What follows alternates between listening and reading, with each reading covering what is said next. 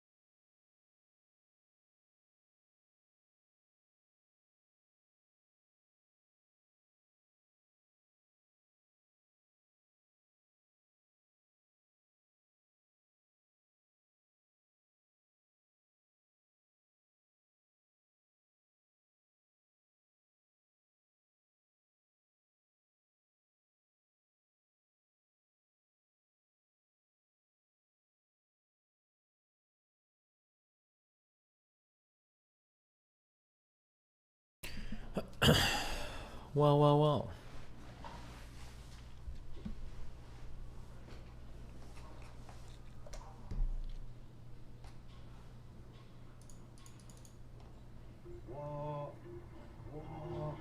Nah, I never knew that.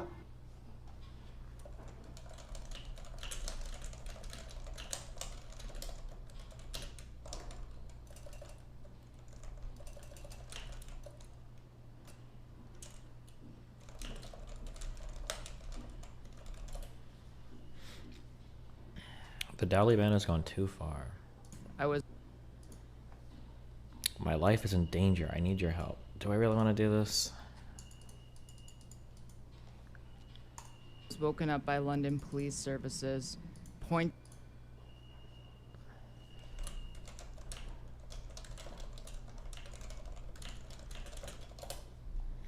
Talk to that Canadian Phil guy again. It's been forever since you had him on. Which one? No FBI.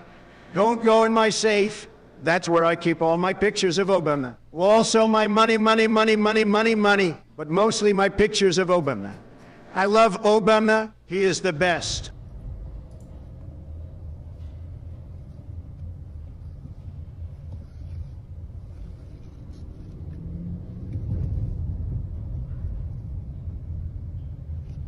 Oh, the Gursky guy. Is this Sevastopol? Oh no, Saki Air Base in Crimea. I don't know where that is.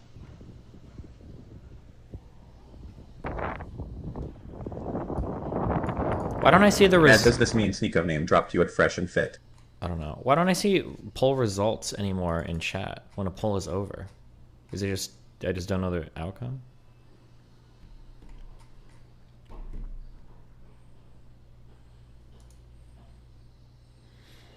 Lauren gives examples of you being a bad fit. Really solid conversations. Do you feel like you found that now with Destiny and everybody? Like, even I don't know if you found it with me because we've had a good time so far, but like you and Destiny have gotten into it sometimes. Like you get heated sometimes. You can literally, I think you can literally see when Steven is being good faith and when he's not. It's like really visible, and probably for me as well. Like there's like points of frustration where I'm like, you were just unwilling. Like we had an AOC debate a while ago where AOC had tweeted that Ted Cruz tried to murder her or get her murdered. And I think that was very hyperbolic. And I was asking Steven, I'm like, do you have any evidence of Ted Cruz trying to get her murdered? And I know in any other situation, if a Republican had tweeted that, if someone else were tweeting the same thing, he'd be like, all right, you need some pretty substantial evidence to make that claim. Otherwise, you're partaking in stochastic terrorism because you're basically... Nothing that I ever do, I hate it. It is such a window into your mind when you accuse me of saying, oh, well, you wouldn't extend this charity to somebody, blah, blah, blah. Firstly, I don't like AOC that much, okay? In the past, I fucking hated her. I've warmed up to her a bit, but she's still on the solid dislike scale for me. She's way too far left. She's way too bombastic. I don't like most of her fucking policy pushes, okay? But I can understand when Ted Cruz is one of the people leading the charge for this, like, recertify the election, backing up all of Trump's rhetoric, blah, blah, blah, for her to be like, bro, it kind of feels like you tried to get me murdered. Is AOC's statement a little hyperbolic? Yeah, probably a little bit. But, like, more okay than not okay. I'm empathetic towards it.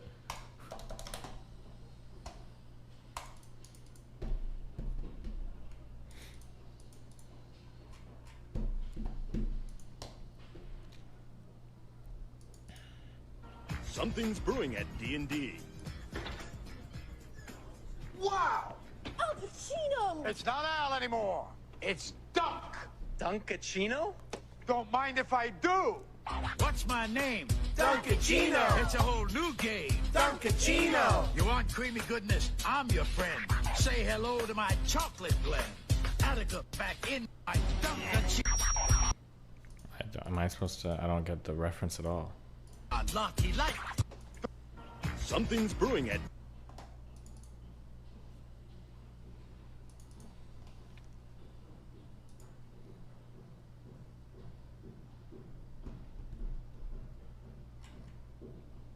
It's Jack and Jill. There is no reference. It's from an Adam Sandler movie.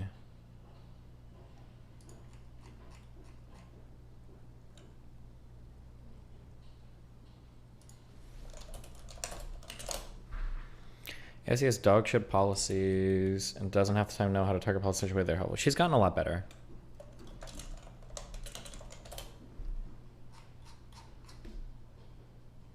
Is Erudite joining you on Fresh and Fit? How, she lives in Canada. The joke is Scorsese directed a commercial and casted Al Pacino. Did he really? Is that true? 7 dwarfs. But let Walt Disney tell you about them himself. Dwarfs' names fit their personalities. This pompous-looking individual is Doc, the self-appointed leader of the group. And this little fellow is Bashful. He's secretly in love with Snow White. And this funny face is Sneezy. He has hay fever. And old Droopy Eyes is called Sleepy. And Happy here with the beaming smile. And old Sourpuss here is Grumpy, the woman hater.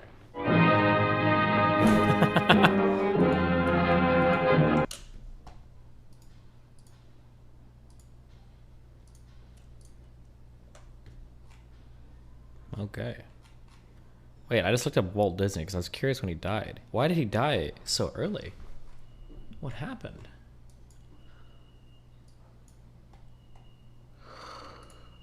Let's see. Oh, heavy smoker. Oh no.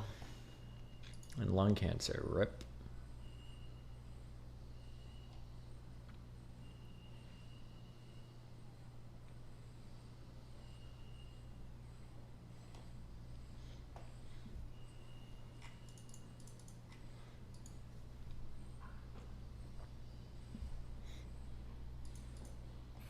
Destiny is always so predictable in his takes. His takes are always counter narrative. So I just laid out why exactly I believe the things that I do believe, and I think it's pretty logically consistent. And your only response is to go, Destiny's...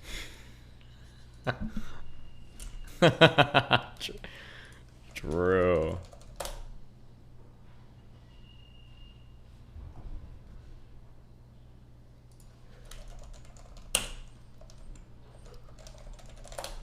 Kindly click and opine. Nice job, dumb fuck. You know the real meme? I was reading a few threads this morning because I was kind of curious what the fuck is going on. This is probably... Fuck, where's esports Batman at? I need you to tell me if I'm wrong about legal shit. If there was indeed a search warrant for Trump's property at Mar-a-Lago from federal agents...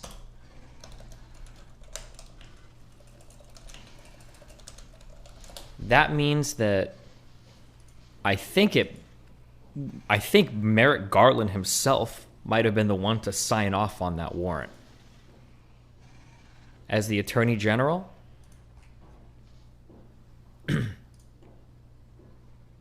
for a federal warrant of like that level,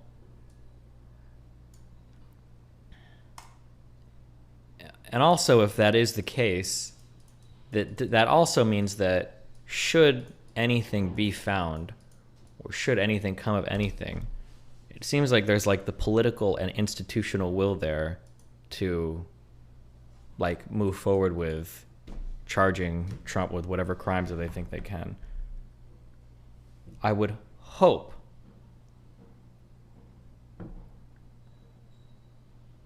I would think, and I would hope,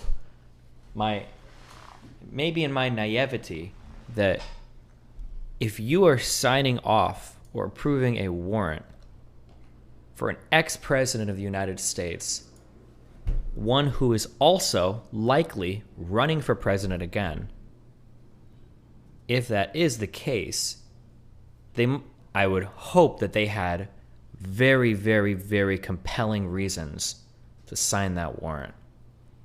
That there was a very strong argument made to whatever federal judge that warrant went to. It's not just going to be some random shoddy bullshit. DOJ must immediately explain the reason for its raid, and it must be more than a search for inconsequential archives. Will be viewed as a political tactic to undermine any future credible investigation and legitimacy of January 6th investigations. I think I agree with this. If it's just that he took some stupid documents from the White House and he wasn't supposed to, and they could have reached out and resolved it, like privately or something, that would be very disappointing, I think. It would be probably not a good thing. But it's insane that they haven't commented on it yet. Well, if it's part of an ongoing investigation, I mean, there's a chance that they won't say anything for a while. But Yo from New Zealand, Faust Nico through the Fuentes collab. Real recognized real and hustling. Y'all my know who that ninja. is? Fuentes? No, who's that? No. He's awake. He's like in tune with everything too, but he gives me a little bit like storming the Capitol vibes. Oh, one of those guys? Yeah, one of those guys. Yeah. One of those dudes. But he's smart. Okay. $10 from Yo from New Zealand, Faust Nico through the Fuentes. Jeez.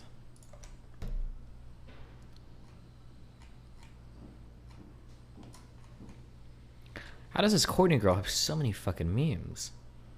Do you think Trump knew it was coming? He already has commercials out on the back of it. I'd have to see what the commercials came out and how quickly they came out.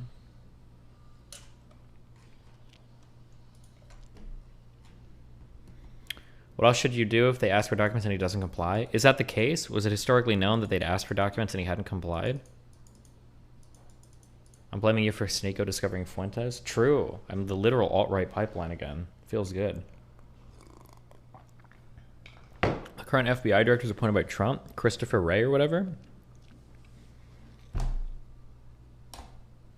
What does it maybe mean in your title? It means I don't know if I'm going on or not. Sneeko messaged me this morning. He asked if I wanted to do a red pill roundtable, but I don't know if they will or not. I've not. The Fresh and Fit guys seem really hard to schedule things with, so I'm not sure.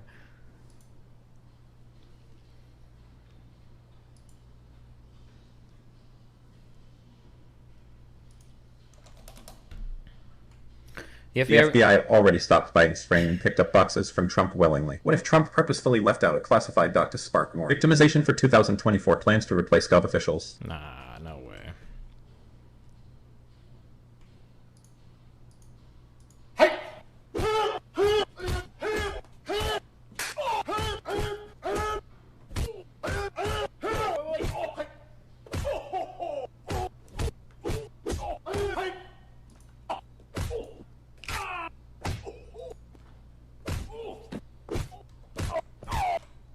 This is like 55 seconds too long.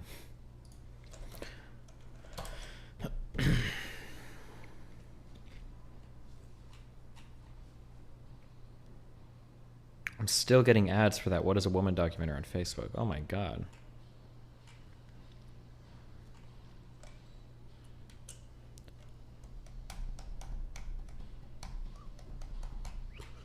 Ah.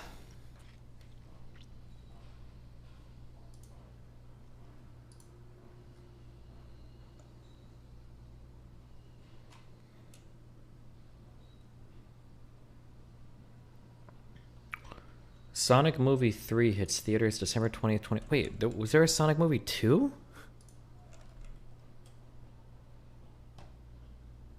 Did I miss something?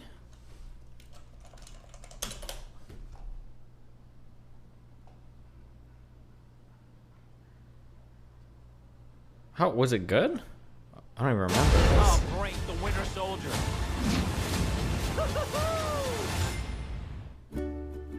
These rings signify the commitment.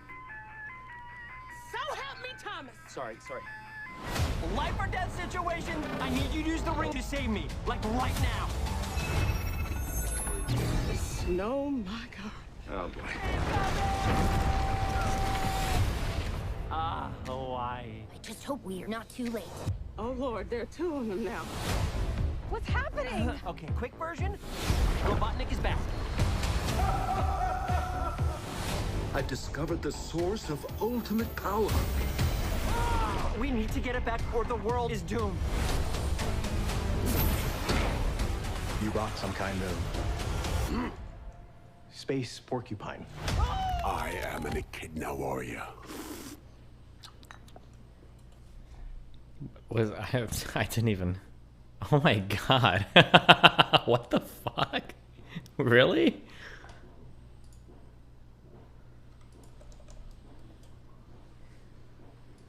How did I not hear anything about this movie?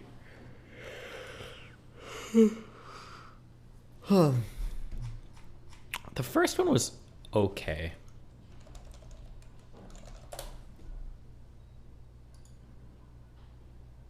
93%, damn. Was it that good? I thought it was okay. I remember watching it. I don't know if it was 93% good.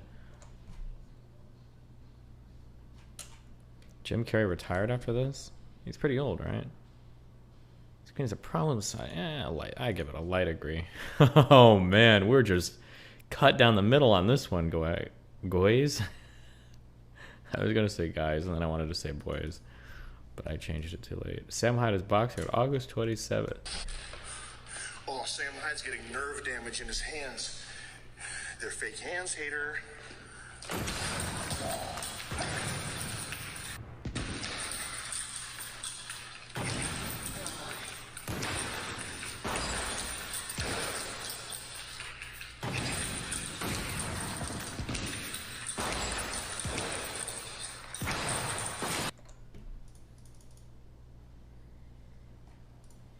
Same thing to support people. We sent it to 20-day Horizon PC model will be priced at $899 versus the original $989 price point. We received your feedback on processing power for this unit.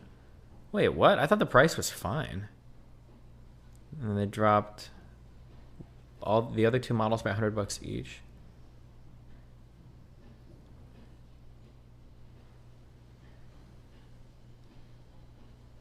Why did people get mad at these?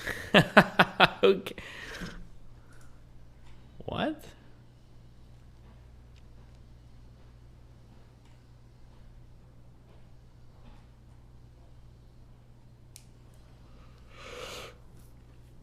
Oh.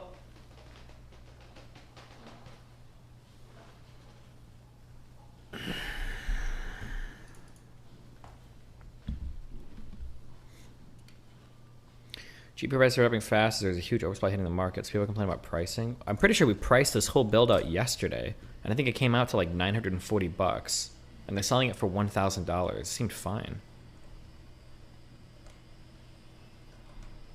You would take out the prosecutor attorney on the Alex Jones case so I could publicly about. Nothing like that. I can tell you that Mr. Jones has made some statements about what's in those text messages, and I'll fact check those really quick for you.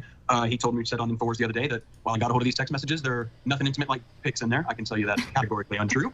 That is something I was exposed to.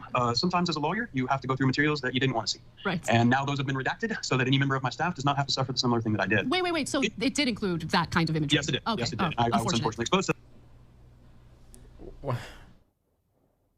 Okay, wait. First, hold on. First question. The case is over now, right? So he's no longer representing him, right? And then, but the second question is, I don't know what the, like, standard operating procedure is for lawyers, but the idea of shit-talking an ex-client seems like really, really bad practice. Why would you do that?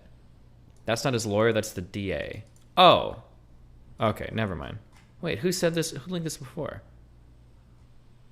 Oh, on the prosecuting attorney. I'm sorry. I thought I read defense attorney for some reason. I don't know why. Okay, never mind. Oh. He can probably talk about whatever the fuck he wants to talk about then. Who cares?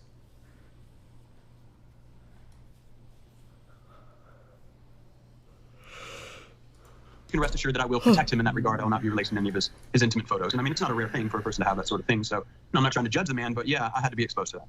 The other interesting thing is that Mr. Jones said that there was an intimate photo of his wife on the phone. That I can also confirm that's true. And I normally wouldn't talk about that in public, but there is a public interest angle into this, is that I'm a little concerned about it because that intimate photo was sent to Roger Stone. And I don't know if that was consensual. And if it wasn't consensual, and Mrs. Wolf Jones should know about that, and there might be something that needs to be done about that. Then again, it could be totally consensual. But when I see that, and I don't see any indication that it was, I'm concerned something might not be on the up and up with that. Okay, that's really weird. I don't know why you're releasing information like that when it's not part of the case, no? That seems kind of strange. I don't know. Certainly laws in certain states about that. I can tell you that there are only a few household names in those lists. Mr. Jones does not have a deep roster of friends within right-wing spheres. And there are a lot of people he wants to talk to who don't seem too interested in talking to him. But I can tell you another thing about all of that is you do see some interesting things. You see Mr. Jones' employees claiming that they have a back channel to Ted Cruz. They have ways to get information directly into Ted Cruz's hands. And whether they're blowing smoke up Mr. Jones, I don't know. But they certainly claim that they do have that back channel. Otherwise, there's some interesting things in those messages. We're going to be reviewing them for newsworthiness. We're going to be working with a nonprofit to be able to do an analysis of that. And anything newsworthy, I can guarantee you we will be releasing to the public. But when it comes to things like personal identifying information... Anything newsworthy, we will be releasing to the public. Why? Is that their job? Where okay, esports Batman, where are you? If you're the prosecuting attorney for the state, what is your goal to like review evidence for cases and then be like the lead attorney that is representing the state as a plaintiff against defendants? That's roughly the point, right? Or that's like your job, right? So like other people gather evidence, or some people might bring you information or whatever, and then you as like the DA, as the district attorney, you're the one that decides, is the state going to move forward on it? Yeah. Is this normal practice? Is this standard practice? Like a DA would talk about like, well, here's some newsworthy stuff that we want to talk about the public with. Is this like, do you think this like happens, or isn't that just the prosecutor for the Sandy Hook people, not a public employee? Well, I thought that he doesn't work for the state. He worked for the Sandy Hook families. Oh, okay. Okay. Back again. Let's take it back. Okay, hold on. Let's keep going back. Fuck. I needed to Google all this before I said anything. Okay. This is just a random lawyer who was hired by the Sandy Hook families to press charges against. Okay. He can say it and do whatever the fuck he wants to do. Okay, never mind. I'm tired. I'm still waking up, okay? I need to stop reading shit.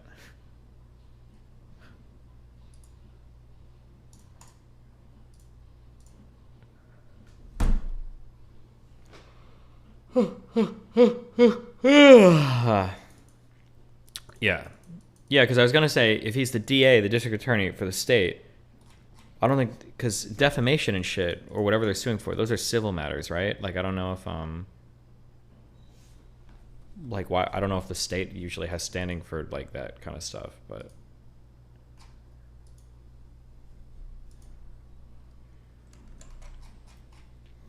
You already get sued for defamation and lost because the news trial. The news trial was for damages, yeah. What did you just put in your pocket?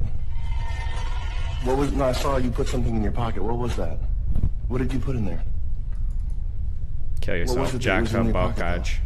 Because it seemed interesting. It seemed like really interesting. What was it? No, you can tell me. You can tell me. Just tell me what's in your pocket.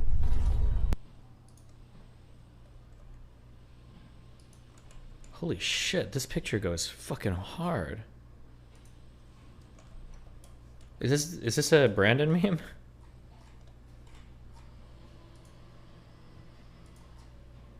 Oh, Mar-a-Lago. Jesus. Jesus Christ. This is metal as fuck.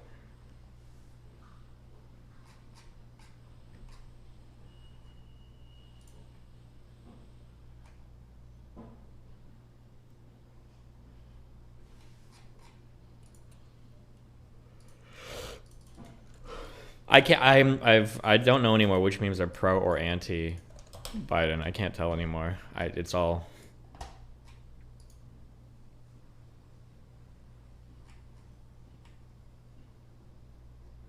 I don't know. I don't know if that's supposed to be an anti-Biden meme, but it's sick as fuck. Every meme is pro-Biden to me.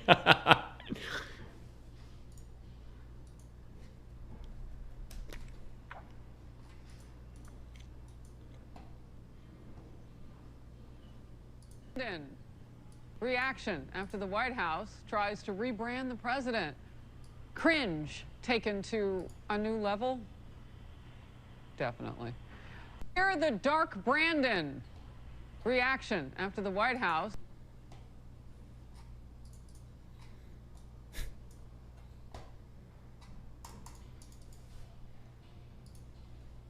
Is this pro or anti-Biden? 10 kills on the board right now, just wiped out in Middletown. 10 kills on the board right now, just wiped out in Middletown. Wait, what? My friend just got down. Why is your insulin post on Twitter causing so much discussion on our destiny? I don't know. It's just like the perfect bait. God, I read an essay. What did I read an essay on? I feel like I need to read more. I am reading more. I feel like every time I read, my brain expands by like 30 sizes. I feel like there's so much good information that's not in YouTube videos. What a stupid thing to say. That's obviously true. Man, I read an essay that did a really good job at explaining a concept about... I don't even know what it was about. But like... There's a name for something where... Let's say somebody shows you a statue of Martin Luther King. And you're like, wow, nice statue. It's Martin Luther King. He was a good man. And then somebody counters to you and they say, Martin Luther King was a criminal. There's something that happens in that interaction where what the person is saying is technically true, but it's incredibly misleading. And the essay went on to describe this phenomenon, and I guess it basically put into better words things I've described in the past, where somebody will say something that's true, but then you'll start arguing against it because the essence of what they're getting at, when you say somebody's a criminal, you don't mean that like they got divorced or they did so. Usually you're trying to bring to mind like a murderer, a rapist, or whatever. And then, so then you end up getting in this, you get in this weird argument. You're trying to argue, well, hold on, no, Martin Luther King is not a criminal. But now you've gotten moved over to a losing argument that you can't win. And then they'll beat you down with the facts of the matter of like, well, yeah, he was a criminal. And you're like, and then at the end of it, you're like, fuck, I lost. But it doesn't feel like I lost because I don't think Martin Luther King is a bad person, which is kind of the essence of what the original statement was. Oh God, I just had an example in my head about this. I don't remember what it was. Fuck. Where somebody makes, anybody have any idea what essay I read? Hey, bro. Chill. Oh, I remember what I was thinking. It's the same thing when X Skills Me did this before. It's the same thing as when people will come on and be like, illegal immigrants are all criminals. And you're like, okay, they're not all criminals.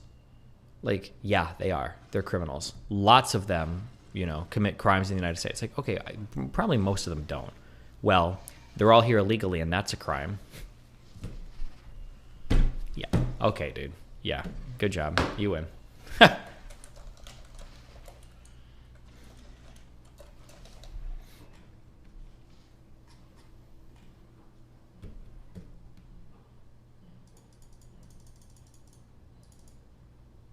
I think it was cool, and sometimes even if something is bad, it is more important than that it's cool than that it's bad, you know?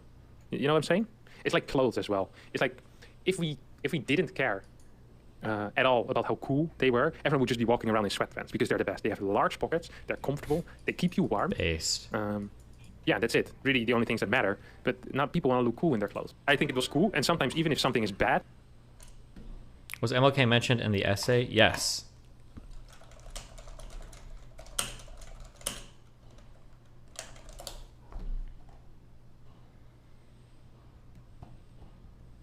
I'm not gonna. Oh, it's this.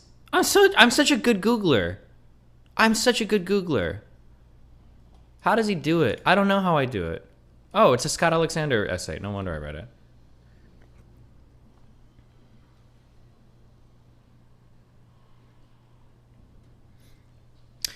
I declare the worst argument in the world to be this. I'm not going to read this whole thing, but X is in a category whose archetypal member gives us a certain emotional reaction. Therefore, we should apply the emotional reaction to X, even though it's not a central category member. Call it the non-central fallacy. It sounds dumb when you put it like that. Who even does that anyway? It sounds dumb only because we were talking soberly of categories and features. As soon as the argument gets framed in terms of words, it becomes so powerful, and somewhere between many and most of the bad arguments in politics, philosophy, and culture takes some form of the non-central fallacy. Before we get to those, let's look at a simpler example. Suppose someone wants to build a statue honoring Martin Luther King Jr. for his nonviolent resistance to racism. An opponent of the statue objects, but Martin Luther King was a criminal. Any historian can confirm that this is correct. A criminal is technically someone who breaks the law, and King knowingly broke a law against peaceful anti-segregation protest, hence his famous letter from a Birmingham jail. But in this case, calling Martin Luther King a criminal is the non-central. The archetypal criminal is a mugger or a bank robber. He's driven only by greed, preys on the innocent, and weakens the fabric of society. Since we don't like these things, calling someone a criminal naturally lowers our opinion of them. The opponent is saying, because you don't like criminals and Martin Luther King is a criminal, you should stop liking Martin Luther King.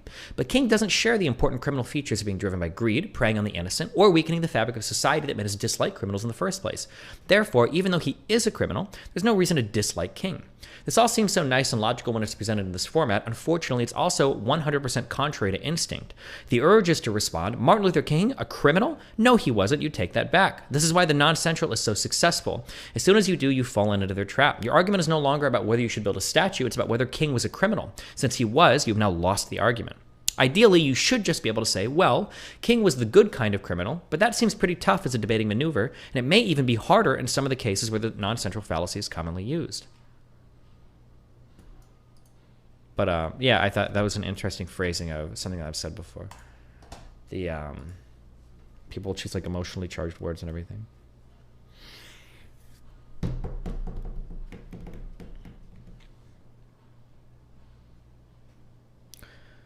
So it's like an optics thing where the term that actually applies but it carries a ton of baggage with it, so you optically lose, but it's also just the way our minds operate. I think people do this all the time, actually. You have a, actually, now that I think about it more, I can think of even more and more examples of this.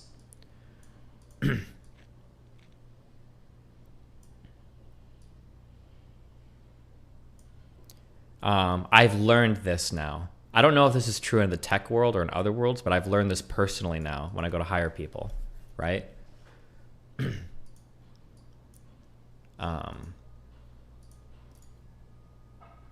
If I ask somebody, I'm going to hire somebody for some work I'm doing, and I'm going to ask somebody, what do you do for work? And they start to say, oh, my prior work includes I'm a political operative that's managed communications and information and integration of different services for a multitude of campaigns that have, worked at varying levels in the United States government, basically. Somebody might say something like that, right? Now, when somebody says something like that, I'm thinking like, okay, damn, you're like a fucking staffer for Bernie Sanders or some shit, right? This is what you're bringing to mind when you say that. You're an important dude, okay? I understand. When in reality, they worked on a very small committee of like 3 people that tried to help a mayor that was running, or a mayoral candidate that lost in a primary in a city of like population 2,000. That's their political experience. But when they utter the other things, they're kind of like bringing this to mind, I think this idea of like, you understand there's a huge category here,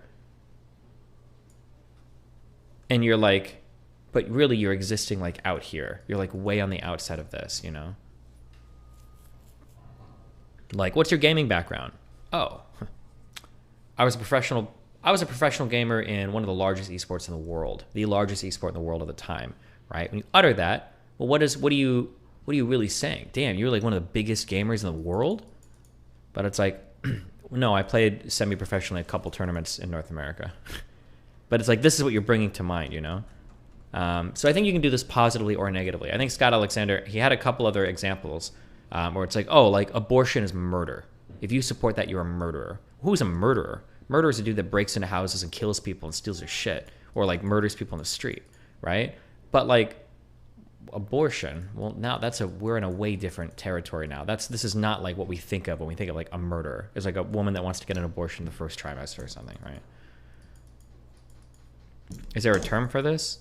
Well, that guy wanted to call it the non-central fallacy. He made it up, but so there's not really a term for it, but yeah, just it's an interesting thing. Easy 905 coming up.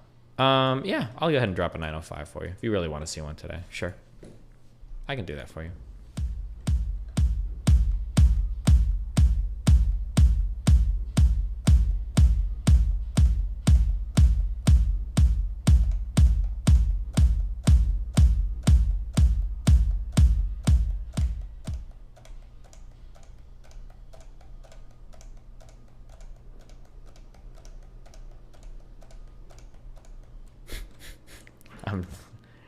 I'm too tired.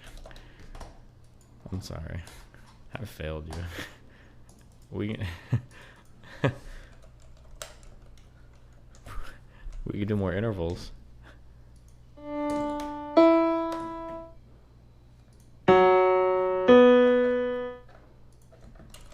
I'm done. What you've done here is you've made me tired.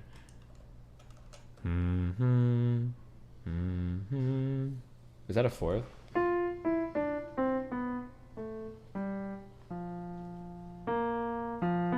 Oh no, it was a tritone.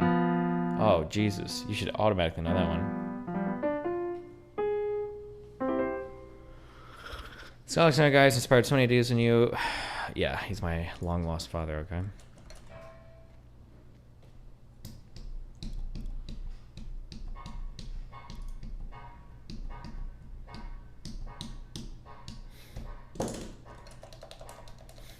Play the first note wrong. It was a P4. What the fuck is P4?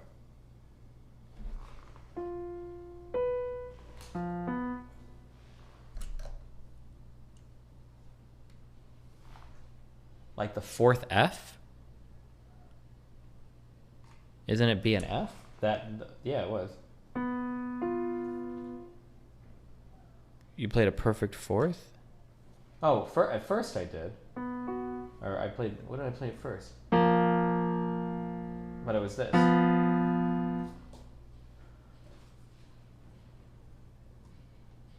Thoughts on this song? I don't care. Don't do it. It was F sharp and B? Wait, what? Damn, dude. Man. We're gonna make me go back? Don't. 4. We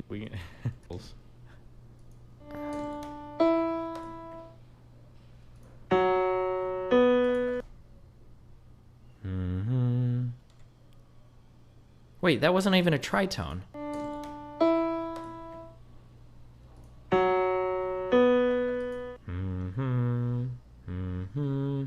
This is a perfect fourth. It was F sharp and B.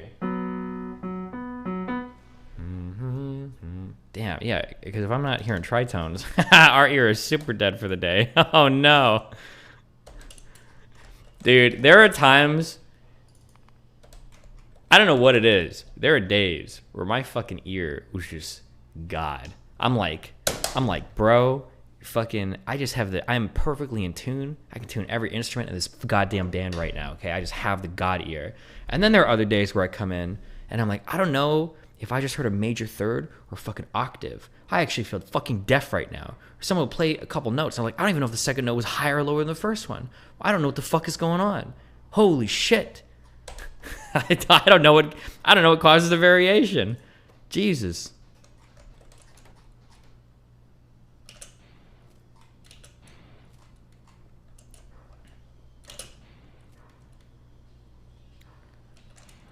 I have a chat with the professor, dude, in an hour, so I can't really do the Sneeko thing. After the professor guy, I'll probably watch the Sneeko thing. The Sneeko Fresh and Fit thing is what we'll do.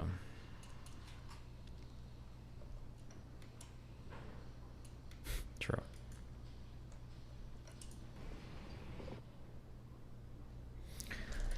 Saki Air Base. Oh, I don't know where this is.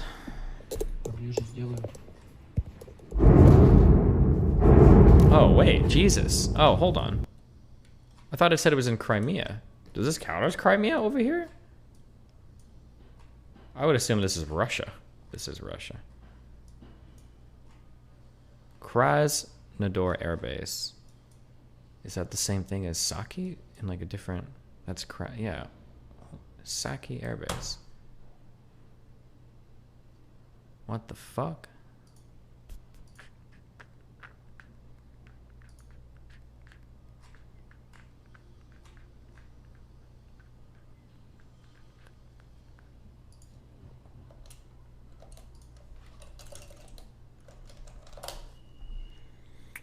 It's here.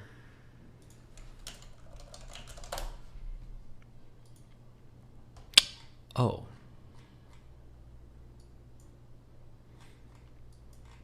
Interesting. What does it mean if there's like explosions down here? Are Ukrainian troops trying to take back Crimea? I don't know what the status is. Where are all the war guys? Why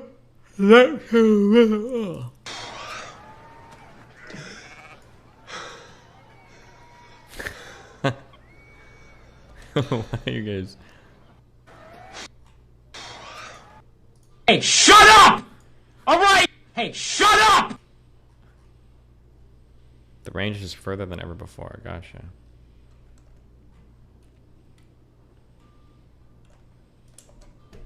Push, push. Let's go.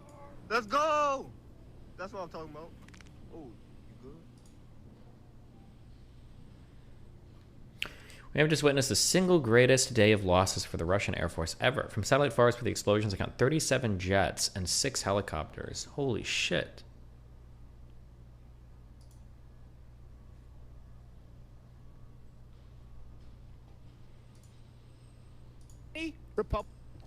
Any Republican right now in office or running for office who does not actively champion the defunding, the dismantling of our intelligence agencies, I will not vote for. Don't care who it is. Are you listening, Ted Cruz? Are you listening, DeSantis? Are you listening, Rubio? Wait, where does Crowder even live? Are you listening, no? Wait, damn, dude. Everybody's ACAB now, I guess. Get rid of all of our intelligence, true. Oh, we've watched this before. Mr. Ponton, I believe you have a filter turned on in the video settings. You might want to take we're trying to. Can you hear me, Judge? I can hear you. I think it's a filter. It is, and I don't know how to remove it. I've got my assistant here. She's trying to, but I'm prepared to go forward with it. I'm here live. I'm not a cat. I can see that. I think if you click the up arrow next to this. Where was the one guy? There, Brenner. Present. The funds are 100% federal funds. We're requesting the appropriation authority to expend those funds in order to meet operational needs. This is part of a broader request that we have made at the legislature and conversation. Is this a bit? Is this even real? I don't even. $71 million, all federal funds, in order to ensure that these services and these payments are continued to be provided and rendered. Do any other members have questions at this time?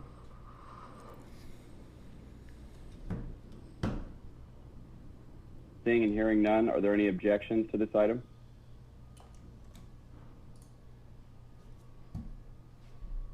Seeing and hearing no objections, the item is approved. And that being the only item held today, we have no further business before the controlling board, and we are adjourned. Hey, NBC News viewers. Hey.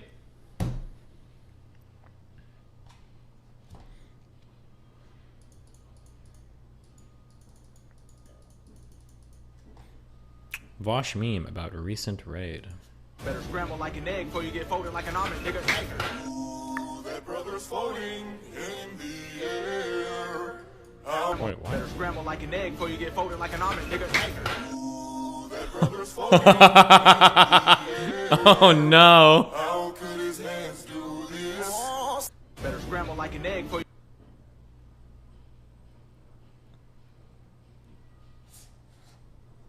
Awkward. Even a little bit. But I'll be honest with you guys, you know.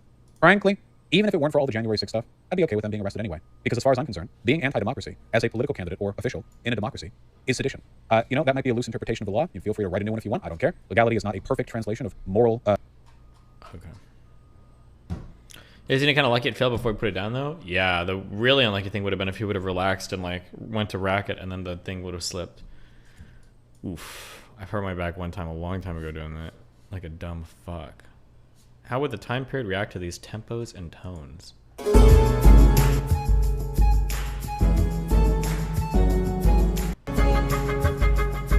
have no fucking idea. Let's go. No, we're not watching people's chests explode. Oh, I remember this. Oof. Well, he's getting there. Then we'll bring this fool in.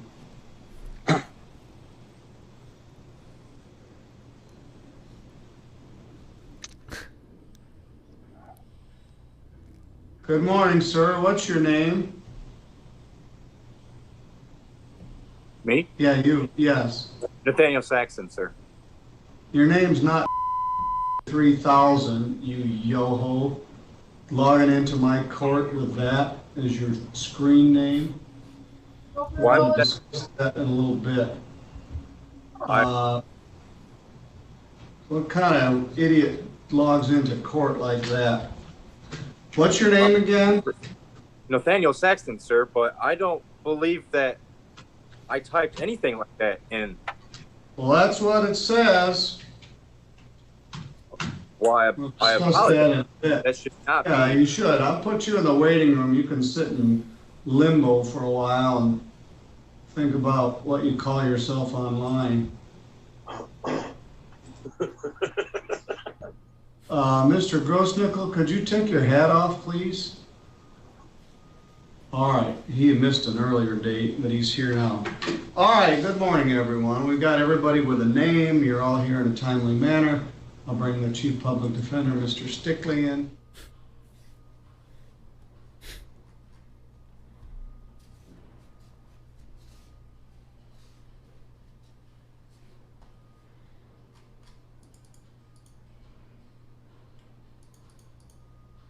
Here's a legal pro tip. If you admit to opposing counsel that he's having a Perry Mason moment while cross-examining you... This is your Perry Mason moment. Well, you're probably screwed. And that is exactly what happened to Alec. Dude, we need to watch this. I've seen a couple really funny clips. You realize that your lawyer sent me all the text messages. Oh, man.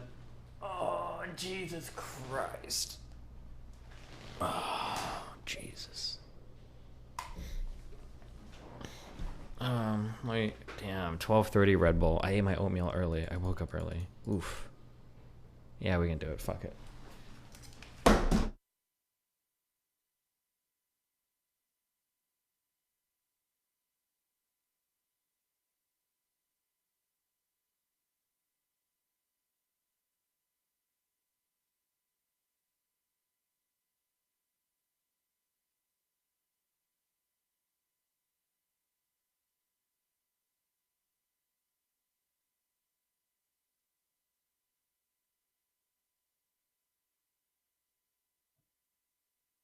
Sorry, hold on.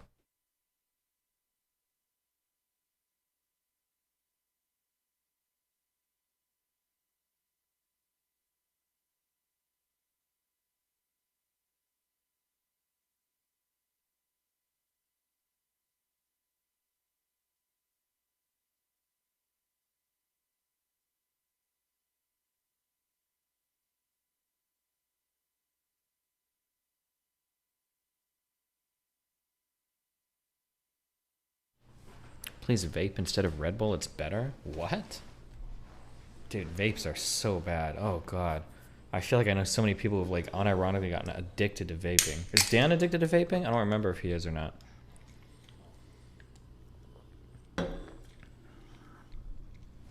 Make a jetpack in Victoria's much faster? Don't worry, chat. He will watch the Alex Jones meme right after watching What is a Woman. Then he will dye his hair blue, might squeeze him some Brittany and laugh convos. Who knows? But he will do it, go beam.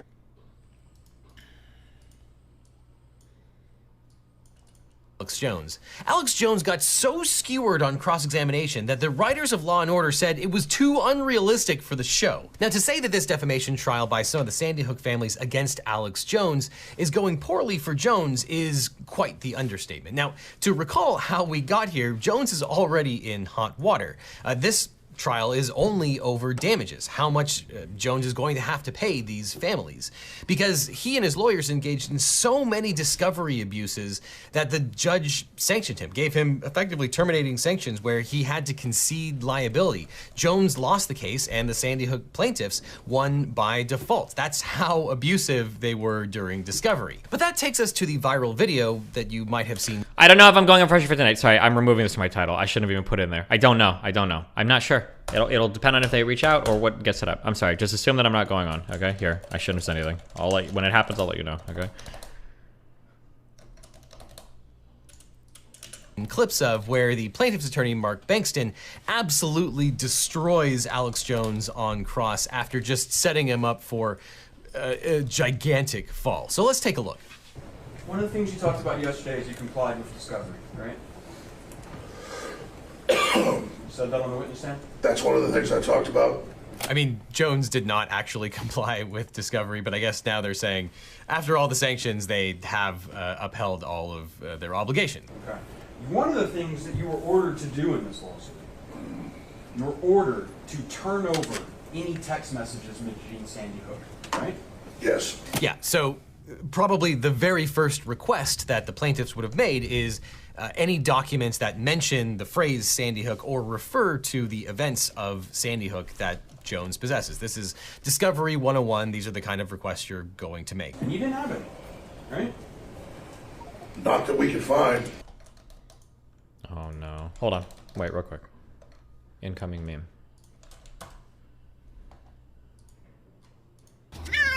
You got this, buddy. No, he's gonna make it. Oh, shit. Okay. Here, Bear. You okay? Where are you? He's mad. Drowning? No. Come on, buddy. Come here. Come here. Come here and let me dry you. Jesus Christ.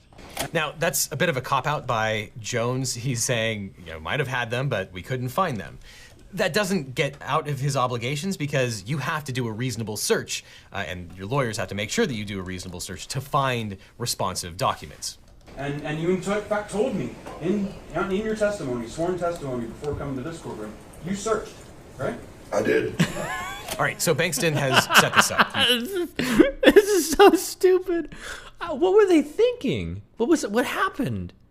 I feel like I need to watch the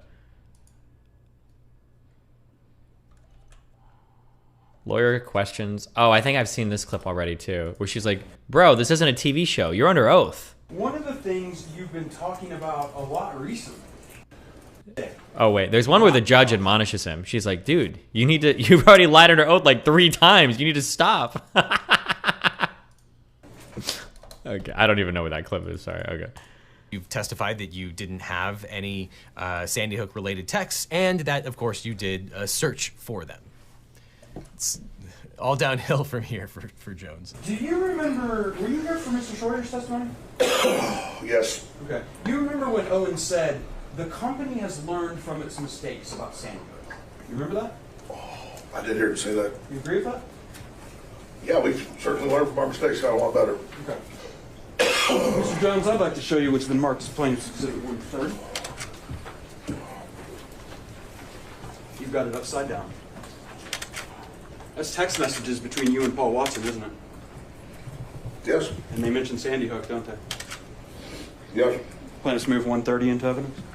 All right, so this is the kind of stuff you never see in movies. It's the meat and potatoes of litigation. It's kind of the boring stuff. You're laying foundation that this document is what it purports to be. This witness has verified it, and then you're moving it into evidence. But so far, seems pretty routine. We're about to find out why that is not the case, and it is a brilliant act of setting everyone up for a fall here. Any objections? The judge asks, any objections? No. Why would there be any objections? This is probably just one of the millions of documents that were turned over. No objections. Plaintiff's 130 is admitted. No objection. So, the opposing counsel doesn't quite understand what this document is at this point, and so he waives any objection he might make to entering this particular document into evidence. Now Jones has been screwed. Let's zoom in on the little article up in the corner, please. I'm going to walk over to this to you so we can kind of point it. I know it's a little hard to read. You might be able to read it a little better on your screen. But this is a zoom of Mr. Watson has sent you a screenshot from Infowars.com, correct? It appears to be. Yeah, and it has an article here, right? Yeah. And it says, staged.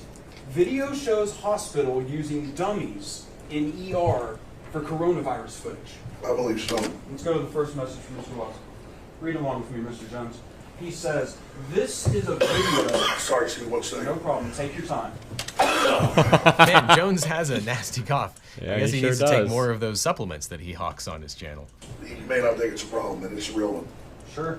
Mr. Watson says, this is a video of a medical student training to intubate. Makes us look ridiculous, suggesting this means COVID is fake. Sandy Hook all over again. I'll read that correctly? Yes. Go to the next message. What'd you tell Mr. Watson? I get it. What has happened is this is something that has taken place after all of the Sandy Hook related communications. One of his employees says that we shouldn't publish this because it makes us look stupid and it's evocative of what happened during the Sandy Hook stuff. And Jones says, I get it. Everything Jones has said up until now is basically a lie. And it also shows that Jones and his attorneys never actually searched for responsive communications. So being caught in that particular lie and falsity is going to be much, much worse than if they had just turned over these documents in the first place. And that is why you comply with discovery. But let's see how the knife gets twisted. Mr. Jones, it's true that this article is right now live on Infowars.com. I can pull it up, right? I've never seen this text message. I guess you guys got Paul's. My phone didn't save them, so that's fine. Your phone didn't save the text message. I told you guys I gave it to the lawyers and said they drained the phone, they didn't find that stuff. I don't know how my phone's. Yeah, and now he's trying to throw his lawyers under the bus. That must not have been on my phone. I searched my phones and I turned stuff over to the lawyers. If you didn't have this, it's because of the lawyers. That's not going to go as planned. You gave it to the lawyers. They were supposed to find it. So that's what testimony is? No, I searched it as well. I don't know whose phone's taken from.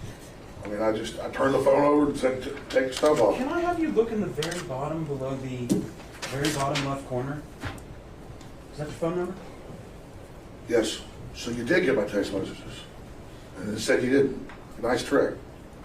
Yes, Mr. Jones. Oh. Indeed. The lawyer can't help himself because he knows what the next question is going to be. Alex Jones is trying to run this really fine line where, yes, he held stuff back. He got sanctioned so badly that he lost the liability phase of the trial. He thinks it's safe to say, well, I couldn't have possibly held it back if you have all of these text messages. But now the final phase of the trap is just about to be sprung. You didn't give this text message to me. You don't know where this came from. Do you know where I got this? No. 12 days ago. Your attorneys messed up and sent me an entire digital copy of your entire cell phone with every text message you've sent for the past 2 years, and when informed, did not take any steps to identify it as privileged or protect it in any way. And as of 2 days ago, it fell free and clear into my possession. And that is how I know you lied to me. Oof. Okay, so here's like a lawyer question. So it sounds like, somebody, Esports Batman, you're the resident lawyer today. It sounds like they got stuff they weren't supposed to get. And it sounds like they did the proper thing of notifying Alex's defense team and saying, hey, like, I think you guys sent us some wrong shit. But then it sounds like Jones's defense team didn't respond to that. and I guess they've got a certain number of days to respond, and then they were like, oh, well, fuck it, I guess we're in the clear to go to run with this? Is that essentially what happened? That's what it sounds like. You said you didn't have text messages about Sandy Hook. Did you know that? I told you the truth. This is your Perry Mason moment. I gave them my phone, and then... Mr. Jones, you need to answer the question. No, Did you know this happened? So normally there's some professional courtesy amongst lawyers where you're not going to just absolutely destroy them and throw them under the bus. Here, the lawyer is throwing Jones and his attorneys under the bus.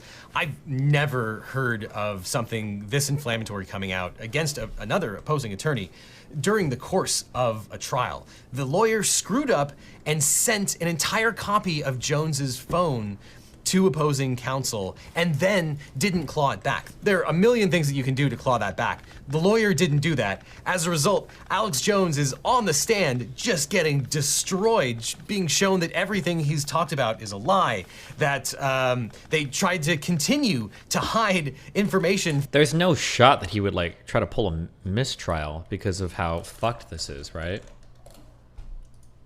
I don't even know if that's like a... From the plaintiffs, and it's only because of this inadvertent disclosure that they finally got the documents that they had been entitled to this entire time. The jury is hearing all of this, and they're finding out how much of a liar and fabulist Alex Jones is, if they didn't know already, but also that there are shenanigans as well. And during the course of trial, not only the witness's credibility, but the lawyer's credibility is everything. And once you lose that credibility, you're probably screwed because the jury will find ways to award people that they believe and punish people who they don't believe. Oh, and by the way, it's of course impossible to prep a witness like Alex Jones to be an effective advocate on the stand. But man, you gotta know just the basics of self-preservation. Don't tell the cross-examining attorney that this is his Perry Mason moment. It kind of signals to the jury that you're getting screwed and you deserve to be screwed. No, I didn't know this happened, but I mean, I told you, I gave him the phone over. And you said in your deposition, you searched your phone. You said you pulled down the text, did the search function for Sandy Hook. And I had several different phones with this number, but I did, yeah. Well, of course, I mean, that's why you got it. There's all kinds of things that can go wrong in discovery, but the absolute easiest thing that you can do as a client or as a lawyer is to do a word search. And when the entire trial revolves around the phrase Sandy Hook, the absolute bare minimum, the necessary thing that you have to do is do a word search for Sandy Hook. And it's very clear that if they had done this absolute minimum fundamental thing, this text would have been found and it would have been turned over to the other side, but they clearly didn't do that. No, Mr. Jones, that's not what happened. My lawyer sent it to you, but I'm hiding it. Okay. Mr. Jones? Mr. Jones, please just answer questions. There's no question. Mr. Bankston also only asks questions. Sure. And a little bit of foreshadowing here. This is really underselling what happened between the two lawyers. That the opposing counsel, the defense attorney, Raynal, sent the full copy of Jones's phone is just the tip of the iceberg. He actually sent way, way more than that to opposing counsel. Effectively, probably the entire case file from the defense to the plaintiffs. Just absolute malpractice. And we're gonna get to that because that is, if you can believe it, even juicier than this cross-examination is indicating. Mr. Jones, in discovery, you were asked, do you have Sandy Hook text messages on your phone? And you said no, correct? I mean, if I was mistaken, but you got the messages right there. You know what perjury is, right? I just want to make sure you know before we go any further. You know what it is. Yes, I do. I mean, I'm not a tech guy. I told you, I gave in my testimony the phone to the lawyers before, whatever, and so you got my phone, but we didn't give it to you. And please remember, if you need to assert the Fifth Amendment, you can. I need to know that you can do that. Ouch. But you testified under oath previously that you personally searched your phone for the phrase Sandy Hook, and there were no messages. You said that under oath. Yes. And you lied when you said it. No, I did not lie.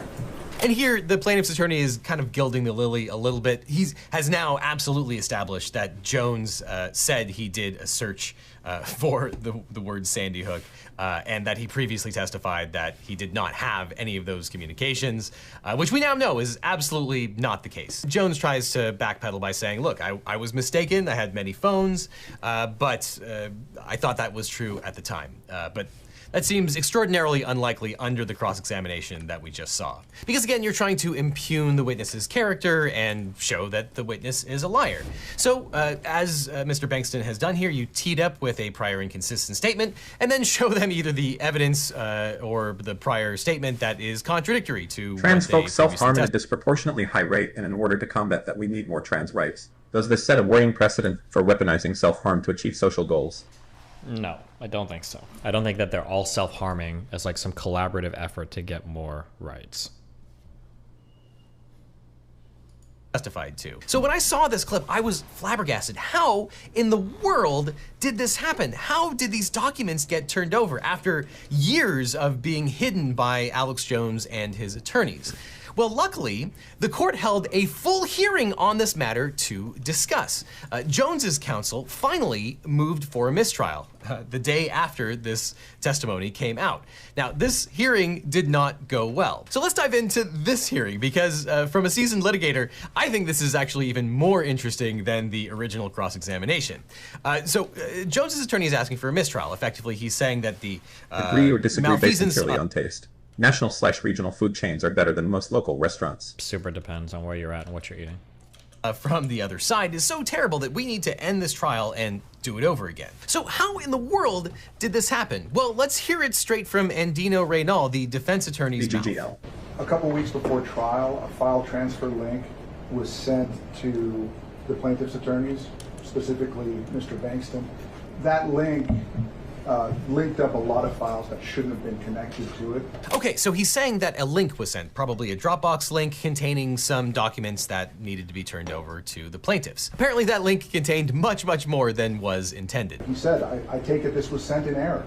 And I responded to him and I said, it has been sent in error. Please disregard the link. I will work on preparing a new one. Okay, so we hear from the defense attorney that the plaintiff's attorney did notify him that the production had been made and it was probably in error. That's super bad news for the defense attorney because if you've been notified and you don't do anything to claw it back, well, then you're probably screwed, which, spoiler, is what happens here. I mean, we have a situation here which is akin to me mistakenly giving him the key to a room, and he opens the door to the room, and instead of finding what he expected to find, he sees other doors. And he recognized that and told me, I don't think you meant to give me this key. And I said, please throw it away. Apparently, at some point thereafter, he said, you know what, I kind of really like to see what's behind those doors.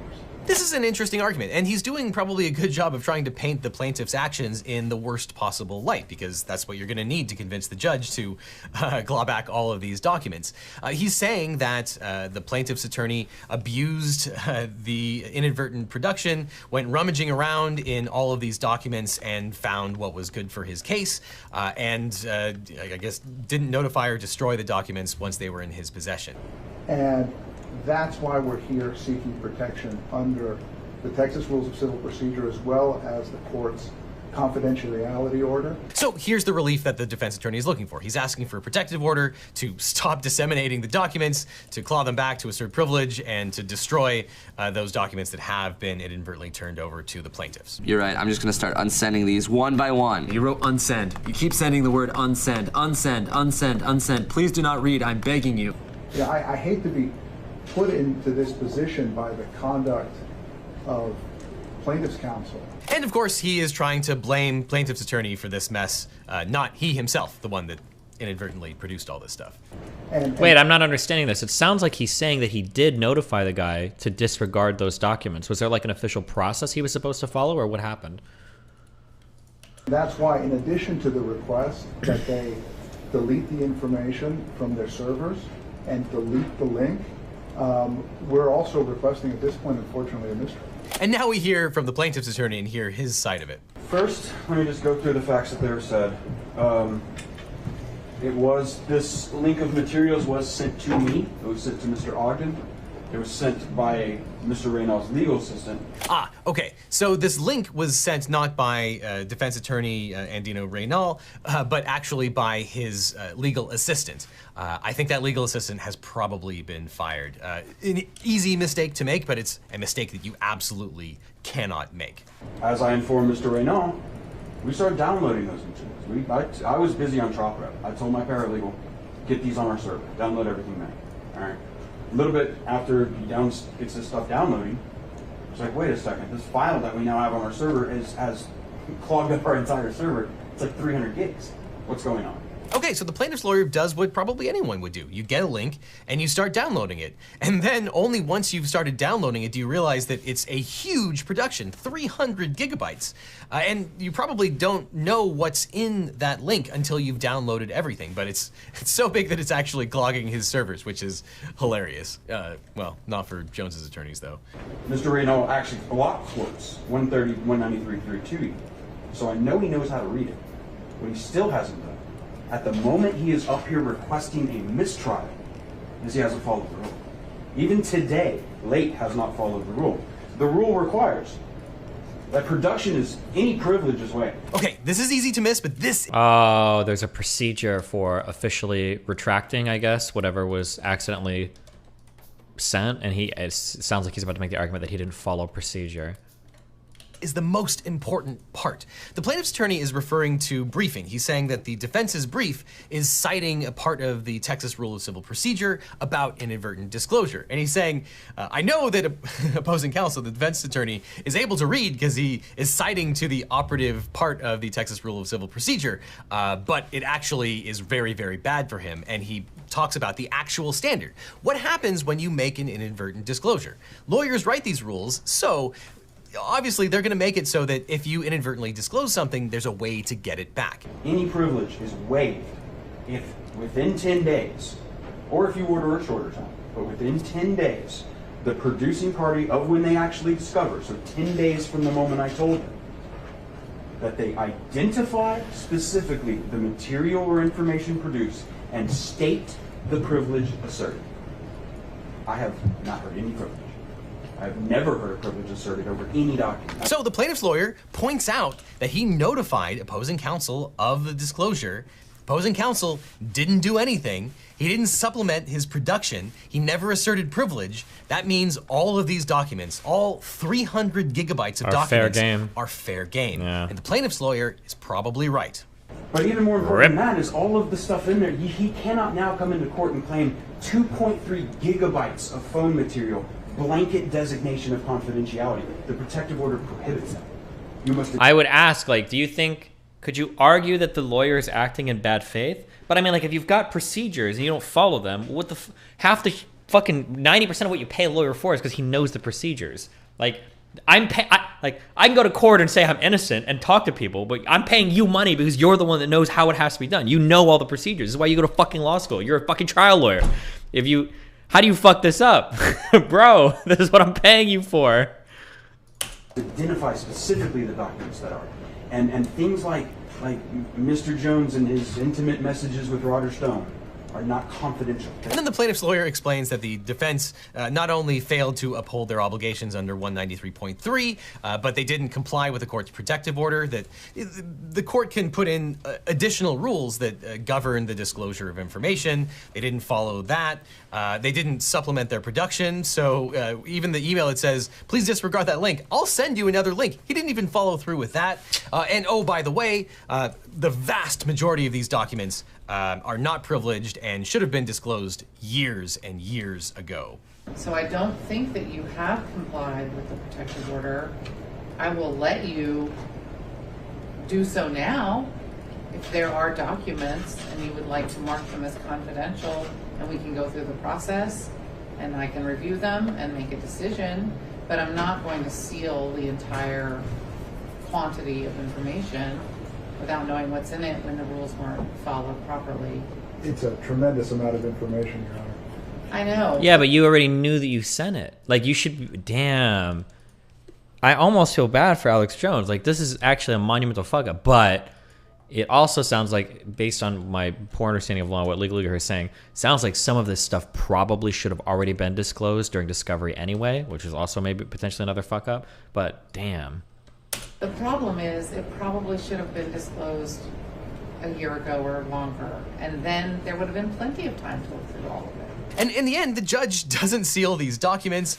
She allows the defense to try to assert privilege. She recognizes that the vast majority of these documents are not privileged and should have been turned over. And then, of course, the defense's prior discovery abuses come back to bite them again, because how in the world are they going to actually assert privilege or review 300 gigabytes worth of files in a couple of days while at trial? But the judge doesn't have any sympathy. She says that this stuff should have been turned over, and the reason that they're in this position is because of their own malfeasance. And the lesson here that clients learn time and time again is don't hold back discovery, don't engage in discovery abuses, or stuff like this is going to happen. Oh, and one more thing. At the end of the trial, the plaintiff's lawyer lets the judge and opposing counsel know that law enforcement is requesting these documents. And not only law enforcement, but in particular, the January 6th committee is very interested in these documents. Jesus and Christ. He's going to turn them over to that committee. So it looks like that is just the beginning of Alex Jones's legal worries. And you'll be able to read all about Alex Jones's future civil and criminal legal issues in today's sponsor, Morning Brew, because that's my favorite way to catch up with pop culture and the news. I've actually been subscribed to Morning Brew for forever. It's one of my absolute favorite newsletters, and I'm thrilled to tell you why. Because Morning Brew, if you didn't already know, is a free daily newsletter delivered Monday through Sunday. It gets you up to speed on business, finance, tech, and the law in just 5 minutes. And it provides a fantastic quick survey of the most important issues while being witty, irreverent, and informative. And did I mention it's completely free? This week, I learned all about Brittany Griner's 9-year sentence in Russia, zombie pigs who were brought back to life. No, that's not about Alex Jones. And Nancy Pelosi landing in Taiwan. It's basically exactly the mix of news that I'm actually interested in. And it's all the stuff that I didn't even know that I wanted to know about. And it's all written in a hilarious style. Morning Brew is one of the few emails that I actually open every single day. So, Legal Eagles, this one is a complete no-brainer. Morning Brew is completely free and it takes less than 15 seconds to subscribe. Just click on the link that's on screen right now or in the description to get Morning Brew for free. And not only will you get a newsletter that you'll actually read, you'll actually help out this channel too. So click on the link below to get Morning Brew right away. And after you sign up, you should click on this playlist over here to watch more Legal Eagle, or I'll see you in court.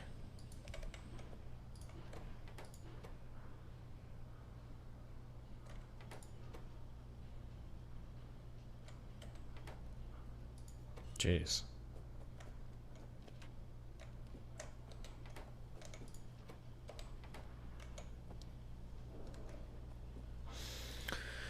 Well, what if this was the assistant's plan from the beginning? Is your allegation that government officials are aiding in pedophilia, child trafficking, and the grooming of children, right? You mean like with Jeffrey Epstein? Is your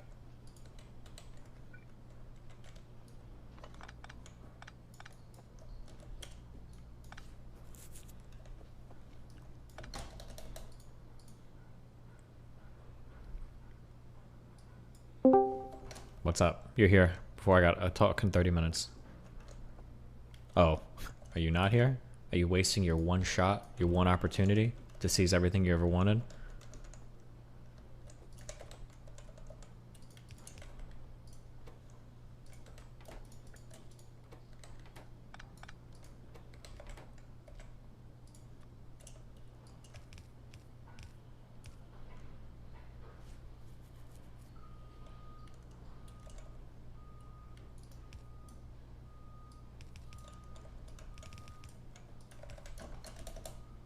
Oh, wait, hello?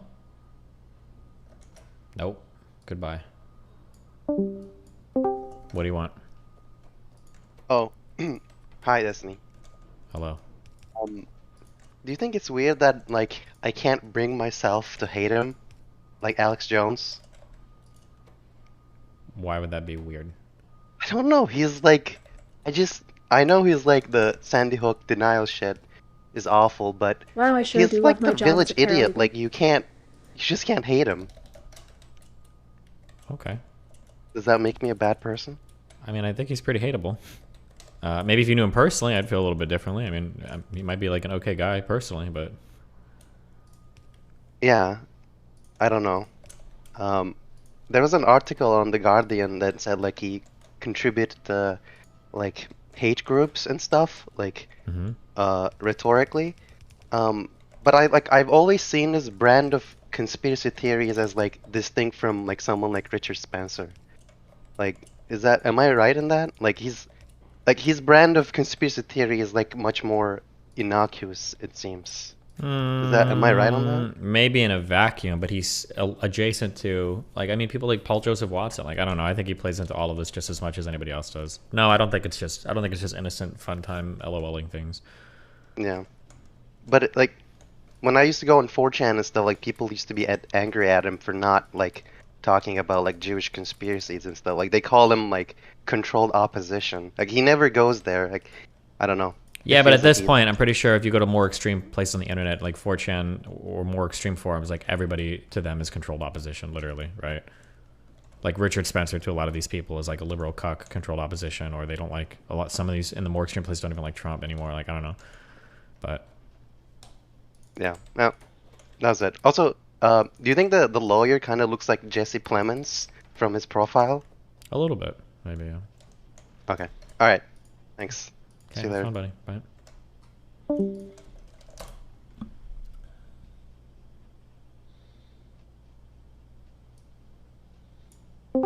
Hello. What do you want?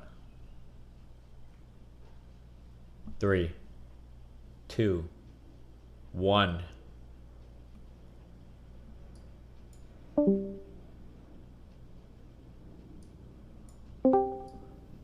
Hello.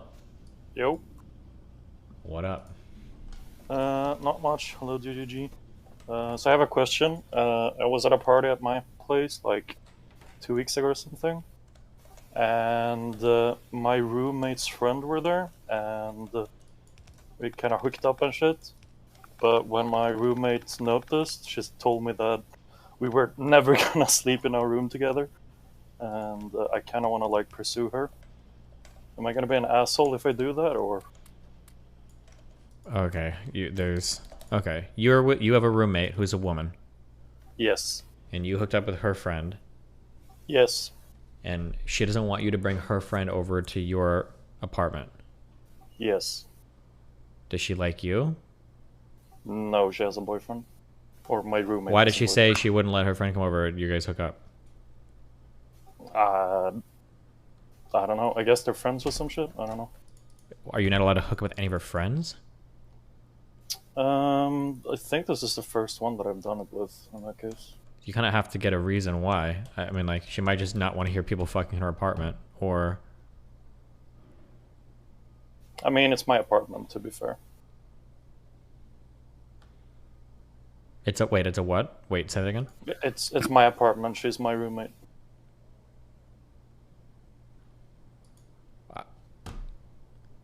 Well, then why is she able to tell you rules? I mean, I just don't want to be an asshole, but I don't know. Like, if I still pursue her after that, she told me that I can't fuck her. Am I still gonna be like a big asshole to her? Wait, hold on. You just don't use any pronouns. If you pursue her, you can't fuck her. Wait, what are we talking about? Who and who? If I pursue the friend, yes. Am I still gonna be an asshole?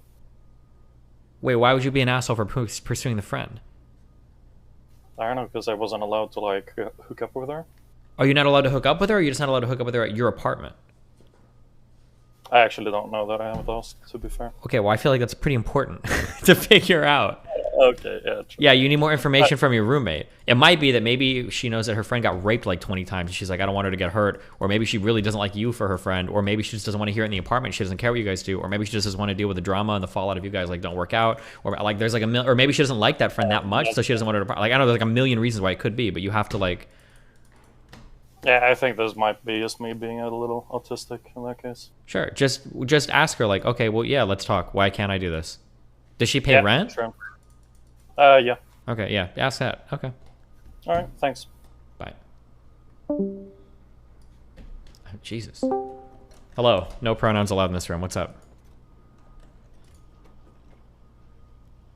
Oh, you're a meme lord, and you're not gonna say anything. You're just gonna sit here and fucking meme. That's what you're doing right now.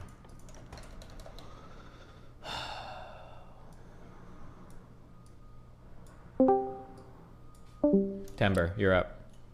Hello? Hello. Can you hear me? Loud and clear.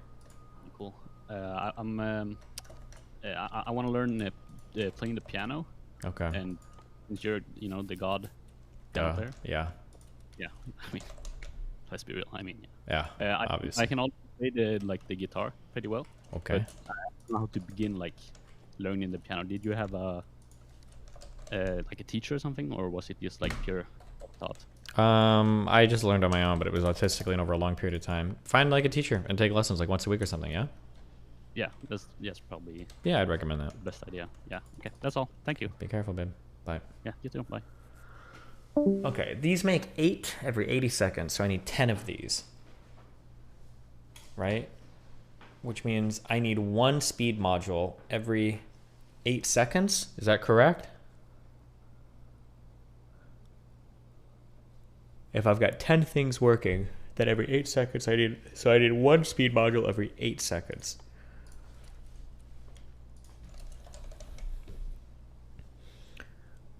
These take 15 seconds to craft, so 2 speed module makers. I need 2 of these things. Okay.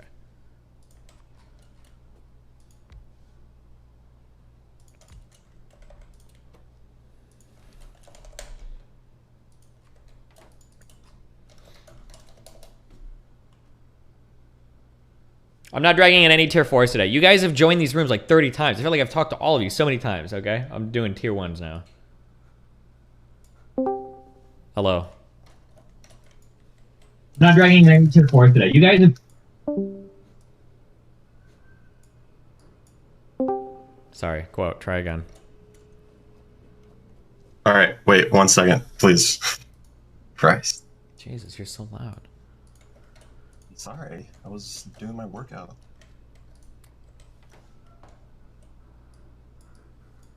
All right.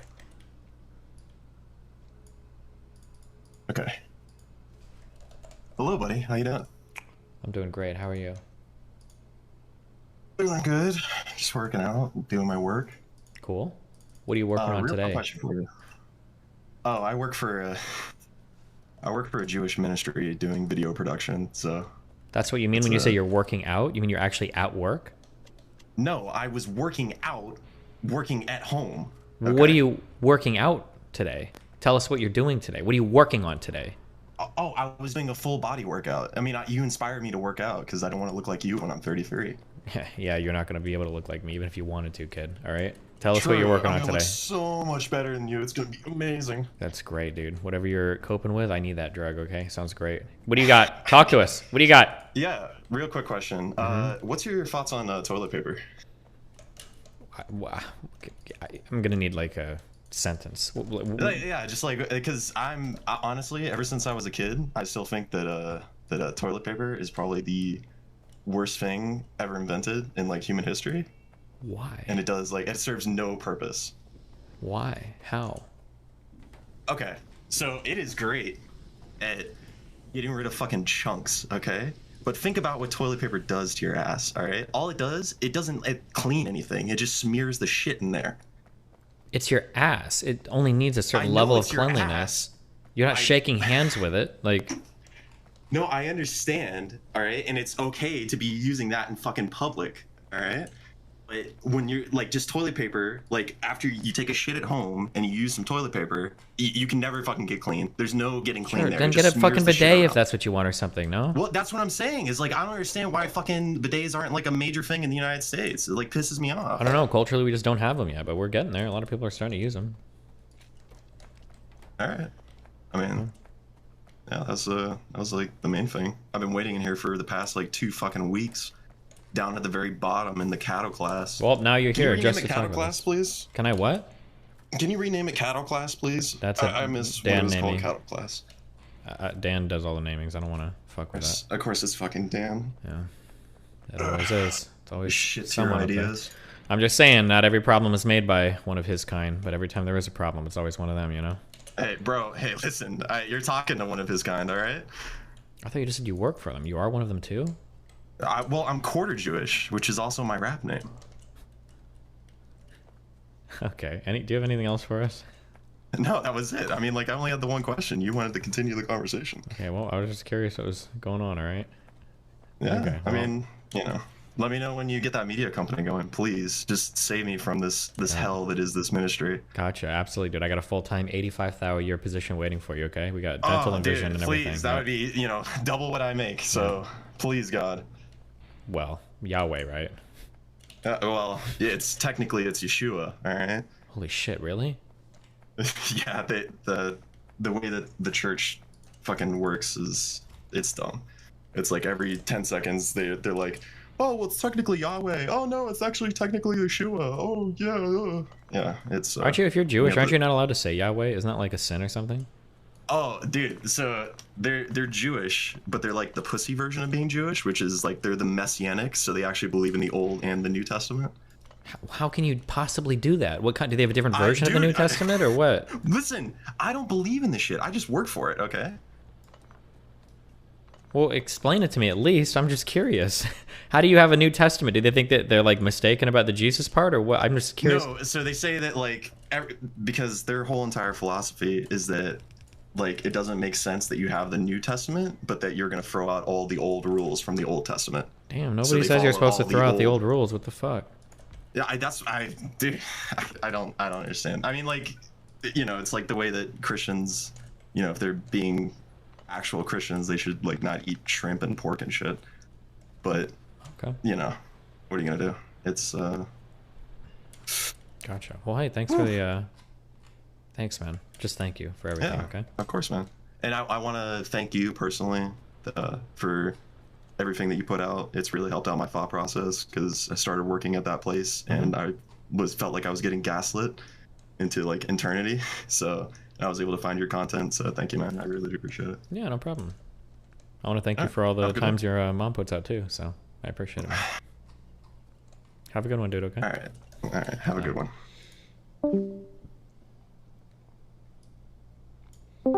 Flowers. Are you the Flowers from a long time ago? I am the Oh, shit. a long time ago. I'm sorry, I have COVID, by the way. What up? What up? I sent you an email a long time ago. I was curious why you hate me and don't respond to it. I get a lot of emails now, and I don't respond to all of them now because there's so many of them. But what was it about? Remind me. The Sapir-Whorf hypothesis. Remind me what that is again. So it's like, basically there's like this tribe in Brazil, and they speak in a way that like they don't have numbers and they can't count. And I'm just kind of curious what your thoughts of it, because I remember a long time ago we talked about, long time ago we talked about aliens and their like ability to read the periodic table. That was kind of like our first conversation on stream a long time ago, and I was kind of wondering if you still kind of feel the same way you do about it. I've kind of changed the way I felt about it and kind of the way I've looked at it, but the Sapir-Whorf hypothesis seems to contradict even my new way of thinking about it and the way that you think about it. So I'm just curious. What is that Sapir-Whorf hypothesis thing? Again? Well, if you read the fucking email I sent you, Dude, I get a lot of emails. I can't read them all anymore. Okay, it's way too much random shit. People send me 37 pages of stuff, and I've got so many things I'm doing. Okay, so just refresh us. Basically, it's just that if you grow up your entire life, at least as a human being, if you grow up your entire life and you're exposed to like a certain way of speaking with other people, eventually your brain is just gonna be like fucked, and you're gonna start thinking that like, oh, I don't actually know like numbers, or I can't think about things in a certain pattern. You know, there are people like in tribal Australia who you know, think in cardinal directions instead of thinking like left and right. And these people in Brazil, they don't have like, they've been trying to teach them numbers for like a couple years or many decades even, and they don't seem to understand. Gotcha. Okay, some 1984 shit. I got it. Okay, what else? What about it? What do you mean 1984? It's like the book 1984. Have you ever read it? Yeah, I've read it a few times, but what does that have to do with? Like, it's not like brainwashing. I'm not saying they're brainwashing people. I'm saying that when you grow up, your brain's gonna be like, it just like sets in it's a certain way. And it just, well, in 1984, part of the huge themes of that book was that they wanted to control the types of language that was used, because if you only give people certain words, they won't be able to envision certain concepts, right? Okay, that's why they had like the double plus good and all of that. Like they wanted, but the idea was that by controlling the language, you would eventually control the thoughts. So that's what, yeah. Hold on. Never mind. What do you mean? Never mind. I feel like that was a really important part of 1984. Arguably one of the most important parts of the book. Why is everyone in my chat saying that's not, how is that like 1984 at all? No, that is totally, anyone in chat saying The part about surveillance is I'm just confused with what yeah, you meant. I know, I understand. Hold on. Hold on. Now my chat's triggering me. The idea of there being like a surveillance state, I don't even know if that was the most important theme of 1984. I think the most important theme of 1984 was how propaganda works in controlling thoughts. It wasn't like cameras everywhere, okay? Jesus Christ, you guys are triggering the fuck out of me. Language and the utilization of language to control thoughts was a huge part of that story. Sorry. Okay. Actually, 1984 is about how women control the men with their sex, and that we as women are based and men are cringe. Yeah, absolutely. But Okay, no, I'm just curious. Like, so if you if you do end up reading the kind of this like height idea, what do you think of like the idea of like when you grow up and your brain is like trained a certain way? I mean, just as like an anecdotal thing, do you feel like the way that your brain? Yeah, I don't know. That's a really complicated question. I don't know if it's Wittgenstein. I always just say him because everything about language has to do with him. But is he the guy that said that that like thought isn't possible without a language? I haven't explored that idea. Know. That is out of my. Yeah, I haven't explored the idea at all. I know Rem was tweeting about that a while ago, but there are some people that would argue, or I've seen it argue, that like you can't even think without language. That like without like a spoken language that you've learned, you're incapable of even like forming like coherent thoughts. I don't know if that's true or not, but yeah, I'm not. Yeah, because it's just when I think about the periodic table, right? And when I remember our original conversation, I was young and dumb as fuck, and I was saying some really dumb as fuck shit. But I think with the periodic table, it's structured in a really good way, and I think it makes a lot of sense in kind of like a logical, like, oh, think about it this way, and it makes good sense. But I think the problem is that like we're doing that from a frame of mind where it makes sense to us because we have the framework to understand. Basically, what I was saying was that like if we were to ever meet some alien species, it seems to be the case that there is probably some fundamental truths of the universe that we'll be able to communicate with each other, unless there's like a whole other alternative universe that we have no access to, right? So one of those things would be like fundamental mathematical truths that like one line and then another line come together to form like two lines, that there'd be very fundamental like mathematical axioms that we could probably communicate from one to another. Another thing would be the basic composition of like elements in the universe. So if they have the capability of making like interstellar travel, they've probably got something akin to like a periodic table of elements. If they understand like atomic structure or something, if they can like blow fuel up to move across the universe, it's probably the case, right? That's the that was my original argument. I still feel like that's probably the case. Yeah, I think for most part I would agree. I'm not really disagreeing here. It's more of just kind of like what I'm trying to get at is that I think there's a way in which people go through an understanding of the world that they live in, especially the way they're brought up and exposed.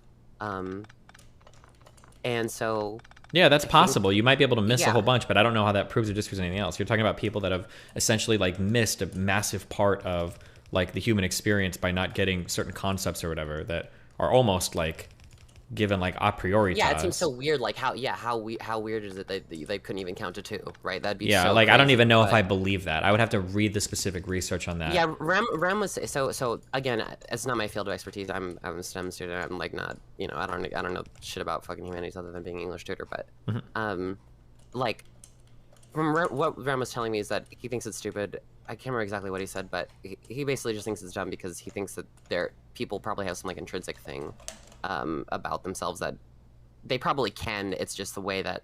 Yeah, that's what I mean. Like when I say a priori, like our ability to understand basic maths or basic mathematical truths or things like identity or non-contradiction or whatever, I think these are things that are almost given to us a priori, and that's like a fundamental part of the human experience. That's what I would think. Yeah.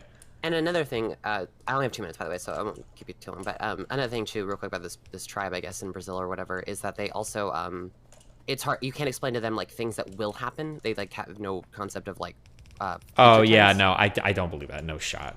These are okay. Baked into the human mind. I don't believe it, but maybe I'll read it in the future, or whatever. Because that's also another important part. But I think that might require language to do that. Because I think one of the there's a lot of pieces of our mind that we take for granted, and one of those is that we can communicate future and past events, things that have happened and things that haven't happened yet. We're able to communicate those experiences to other humans, which I don't know if any other animal can do that.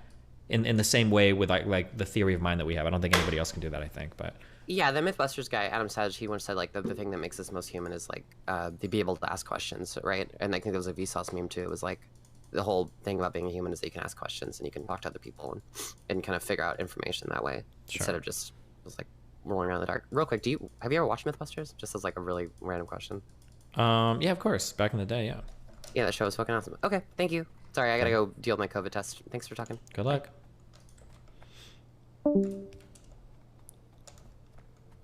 Okay.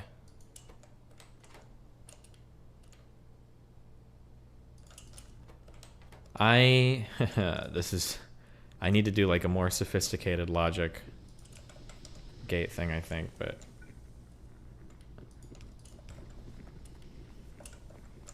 where are your fucking mods? I don't know. You guys give these fucking losers attention. It's part of the reasons why they type so much.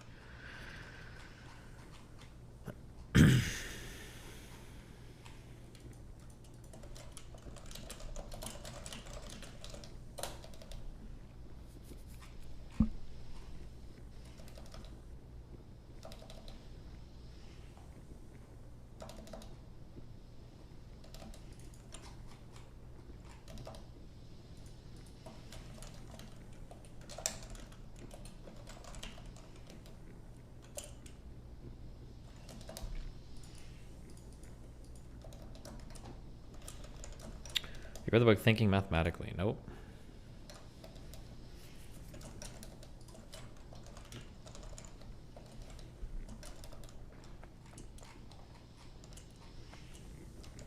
Why is your mom? Got him!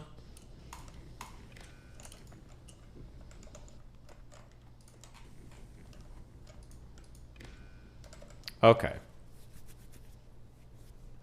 If this thing... Okay, hold on. If this is less than 10,000... No, I only want this working if it's greater than 10,000.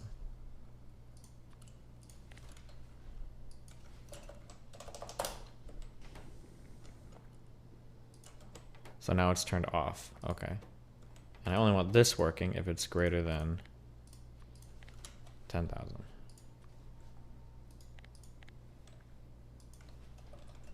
Do you have any particular thoughts about Stoicism? No. But I'm also not a real philosopher. Okay? Ask philosophy people about them. Or about Stoicism, okay? I don't know anything. I'm a dumb fuck. I just play video games. Okay. Now we won't use all of our light oil. Now we can use some of this. Okay. Alright. Jesus.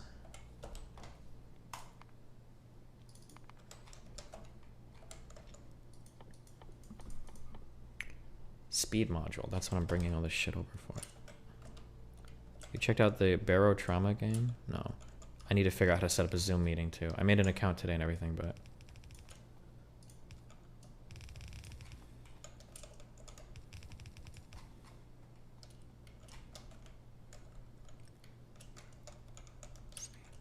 Okay, yeah, Jesus.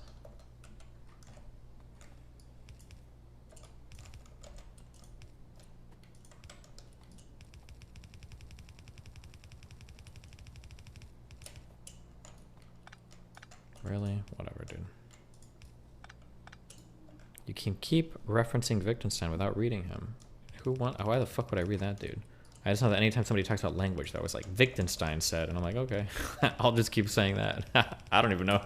Of all the people that reference him, I don't even know how many of these motherfuckers have read him. Fuck it. Fuck it. Fuck it, dude. Fuck it, dude. Ooh, green circuits. Ooh, ooh-wee.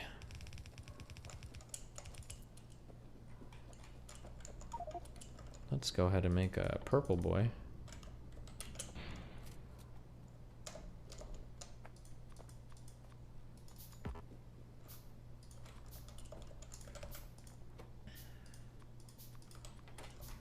Whoa, dog, chill.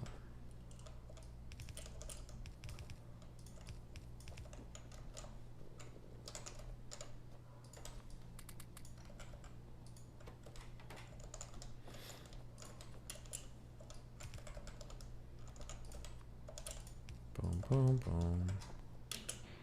Sorry, hold on. I want to get this science on before I talk to the dude so my factory can just AFK fucking make this shit while I'm chatting.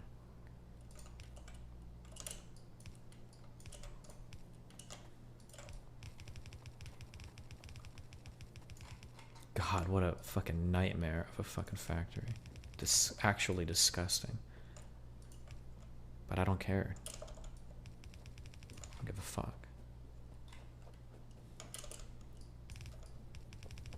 Quick stim before the talk. You know what? I don't feel the need to stim right now. Thank you, though.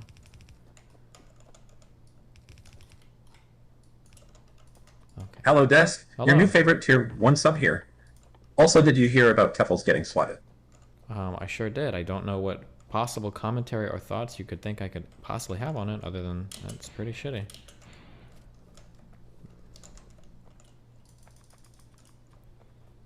Do you have any nihilism? Surely you're not... I don't know, dude. Do you? Does your mom? Got him. God, I just got him so hard. Did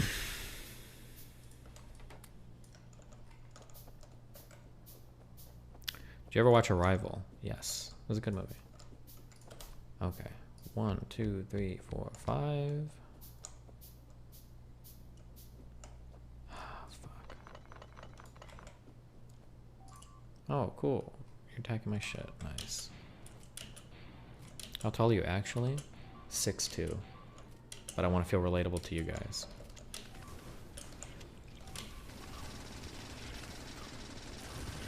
Yeah, just fuck my shit up, fam. Fuck, I'm not gonna get this done before I talk to this dude. Hold on 1 second. Vosh's sub is blaming you for the Keffel shit? Cool.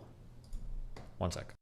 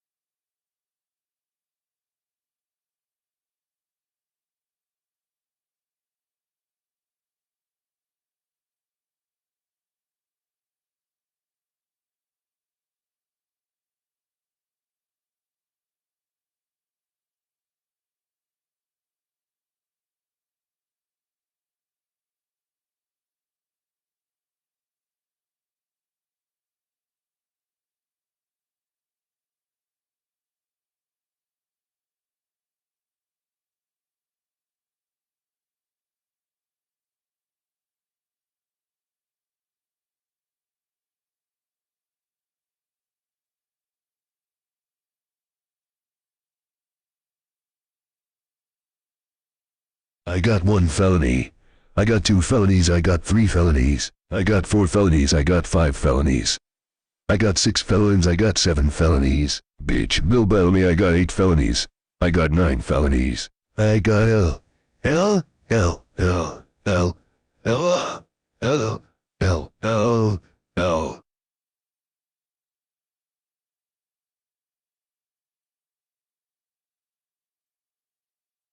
Wow, I sure do love my job as a paralegal. Just stamping and sending. Incriminating texts about Sandy Hook. 123 gigabytes of anti-Semitic memes.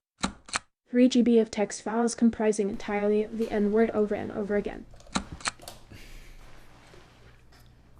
Wow. Okay, Zoom, new meeting, click. Join with computer audio.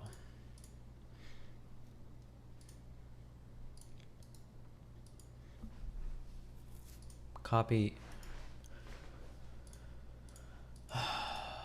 Wait, where is Cake online? Shit, I should have tested this first. Do I just send this copied link and then they should be allowed to join the meeting? Pausing donuts for this. For the last time, Pepe. It is always Pepe. It is never not going to be Pepe. Every single time you ask me, it is Pepe. My answer will never change. Jesus. What the fuck even is a YE?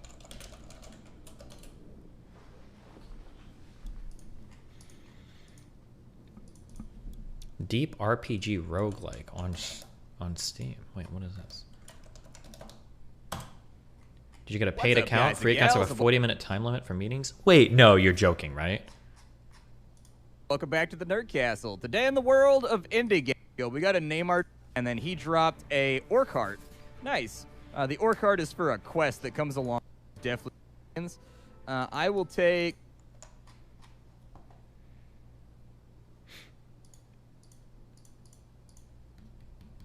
That's only for meetings with more than 2 people. Oh, okay.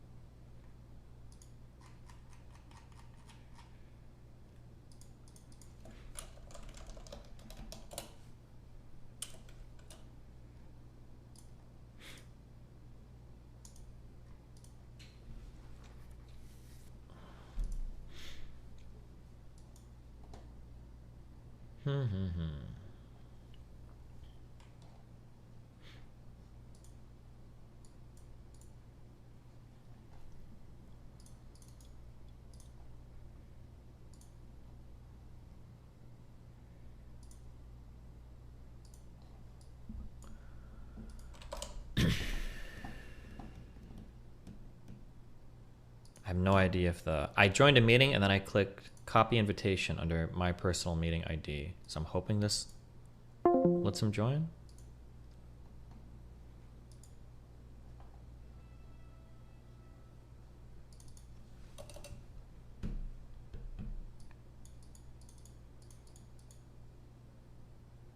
Damn, Capitals is gonna make like $100,000. She raised her dono goal.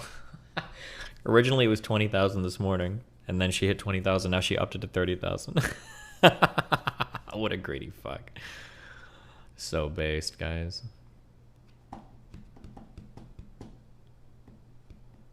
Did you create the meeting with your PID? I don't know. Let me leave meeting. Then let me click start here. Join with computer audio. Start video. In the top left, there should be a little green icon. Yeah. Oh, that's the link I should have sent. Wait, that might have been the link that I sent anyway. Hold on. Yeah, that is the link that was sent. Okay.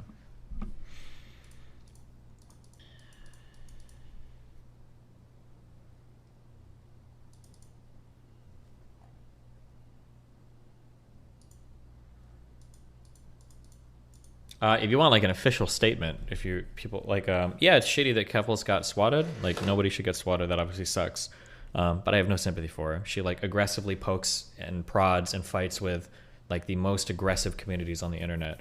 Like, I don't know. And like obviously she treats me as less than human, so I don't have any sympathy for her. I don't care.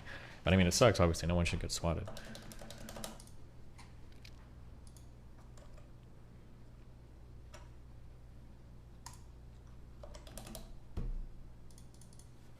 Why the fuck are you spamming shitty memes trying to get followers on Twitter?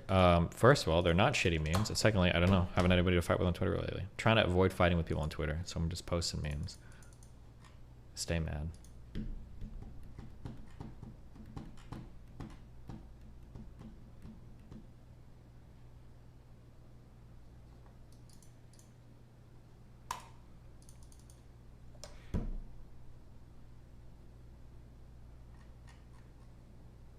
We're on the road to 100K, boys. It's almost there. Where is this guy at?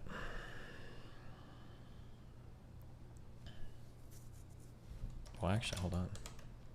Maybe we can...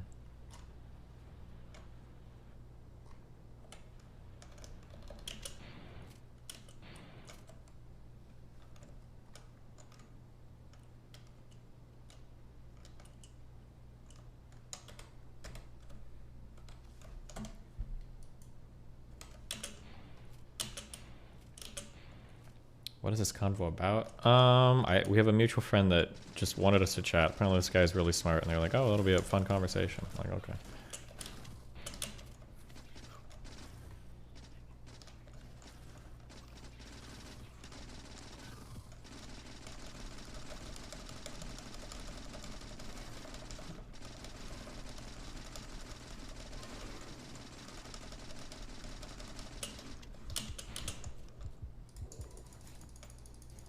We can't see the game? Yeah, because there's nothing to see, okay.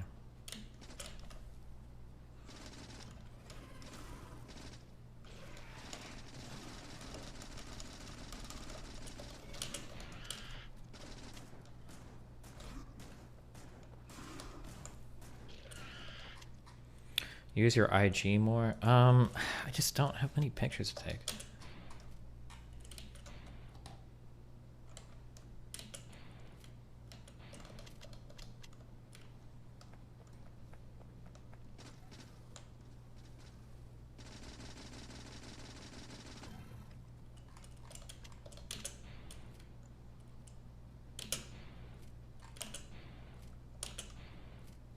Climbed a diamond 4 yet?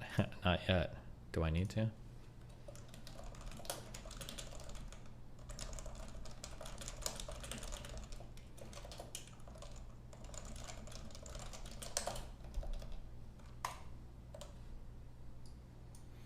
All right, Ron. What are you doing, bud? What's going on?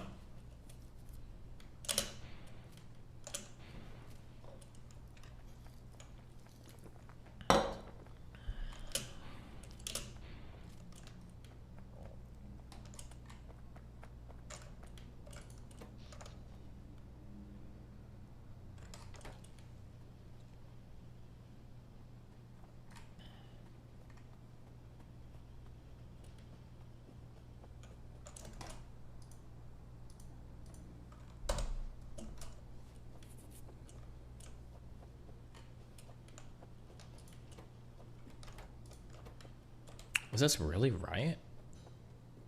Oh, wait, fuck, I needed...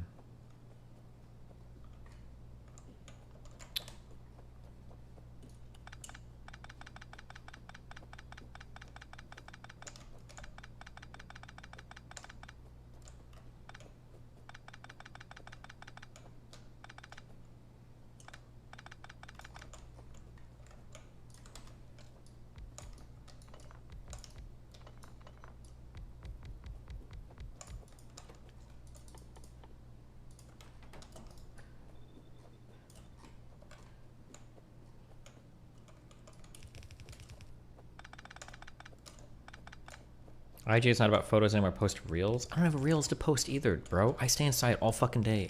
I play video games, okay? I'm a slave to you guys. What am I supposed to fucking post on a reel?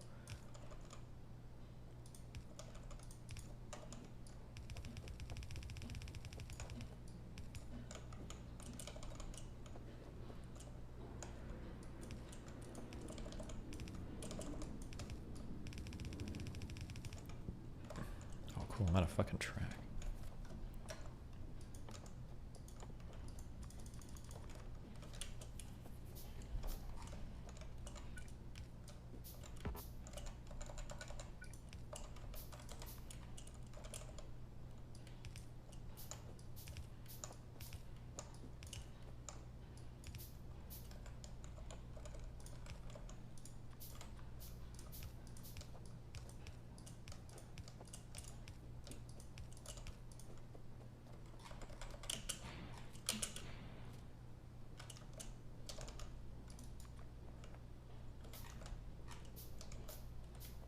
TikTok's been doing good. True. Are we making any money on that yet? TikTok guy? Is he here?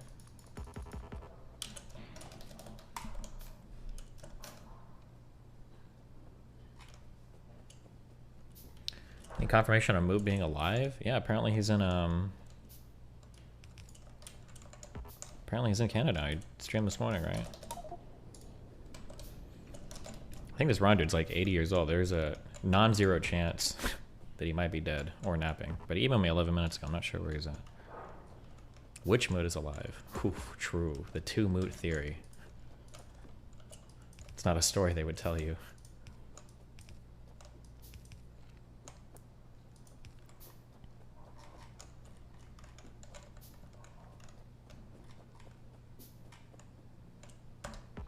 Destiny couldn't be Elden Ring with 10 Vigor. I don't even know where I was traveling to, but I had to go to town, dude. Maybe someday we'll go back to it. It was just that final boss.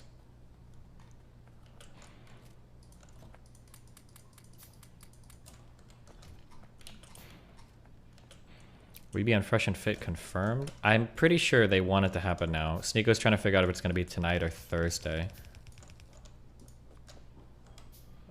The Miriam guy, I think, was the one that suggested it, so we'll see.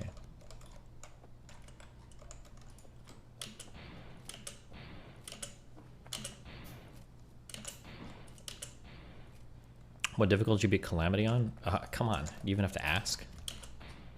They patched the game today, they nerfed Bloodhound Step. I don't think I was ever even using that, right? Your Thursday looks super busy on your schedule. I told them if I did Thursday, it'd probably have to be past 10, but they said they're up late, so I don't know. Do what the fuck I want, okay?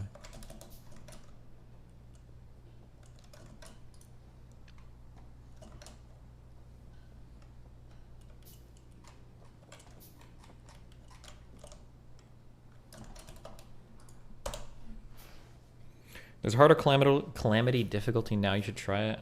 Yeah, maybe. I feel like I need a friend to play with. It feels kind of lonely playing with one person.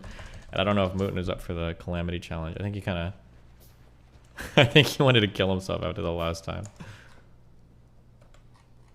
Ardono's off? Yeah. Hold on.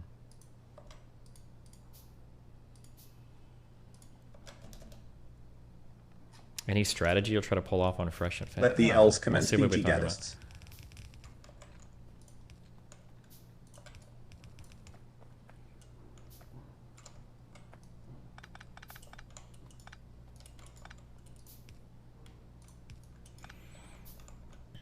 I am a dumb fuck. True.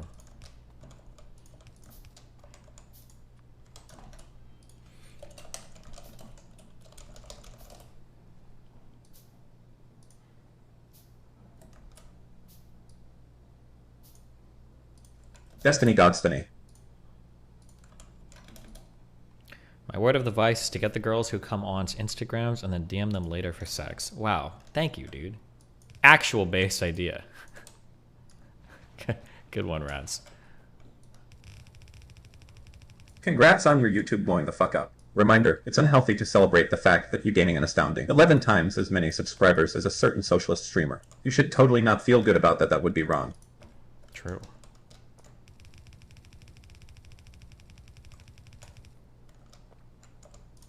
I don't know if you've talked about this yet, but are you going to talk about the What is a Woman documentary? Also, I love you. Yeah, you know what? We should schedule time to watch it, unironically. Fuck, maybe I'll... Would I do it today? I don't know. We should. Or there'll be a TOS episode this week. I think there's going to be 2.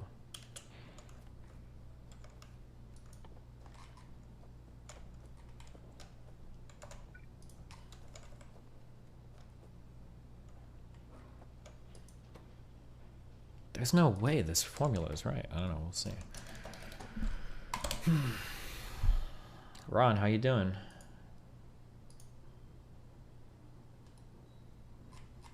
If you don't schedule now, you won't ever. Yeah, true. Oh yeah, true. And no, well, this is a good month. Oh, I rescheduled the T-Jumper thing, but I think I scheduled it for the 1st of next month. I gotta fly over to LA for that. Dude, switching that many time zones is like guarantees you throw away a whole fucking day in traveling. Oh, it's so fucking annoying. But I think I have that scheduled for the 1st. I don't think August can use that for YouTube content anyway. Alex Jones got pushed back. I shouldn't have rescheduled. I had the chance to debate him a week and a half ago, and it got pushed back. And now I think because of his trial, I bet he's not going to do anything. No jumper or T jumper? I don't know what the fuck it's called. Some jumper shit.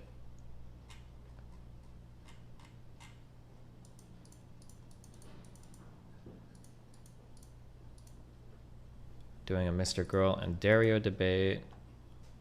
Do you still plan your travel to 15 layover flights? Wait, what? I'll only ever do one layover the most. What the fuck would I do?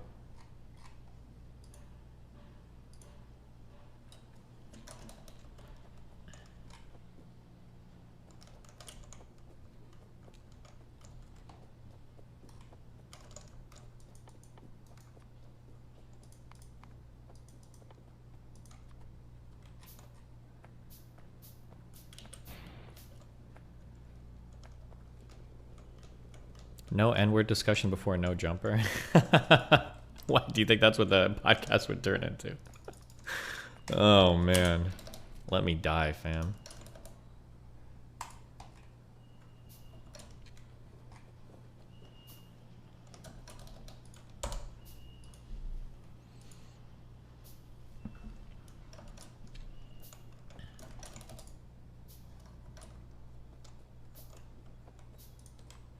What if he joined the wrong, like, Zoom meeting somehow? And he's, like, talking to some random dude. It's possible.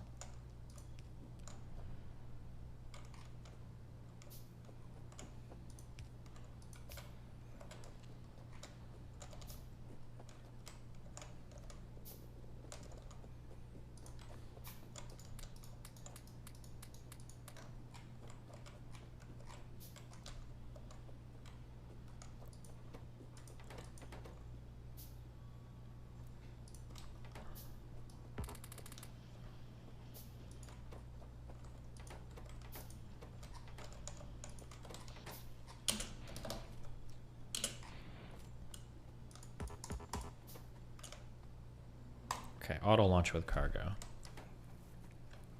He's trying to join the Factorio server? Yeah, true.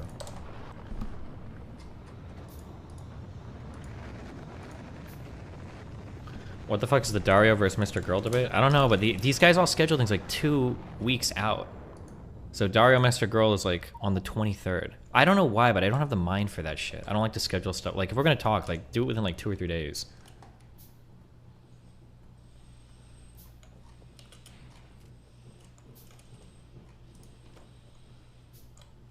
"80-second crafting time." That's degenerate as fuck.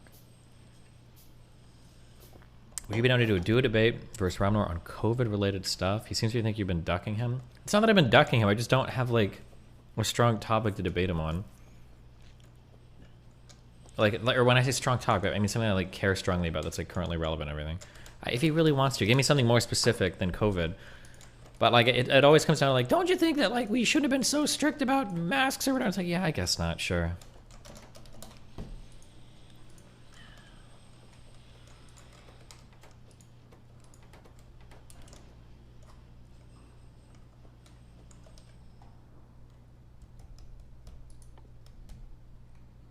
Damn, dog, this didn't unlock shit for me. What the fuck? Life support, holy shit.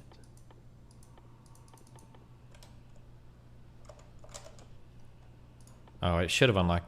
There's gotta be like the next level of science. Yeah, there it is.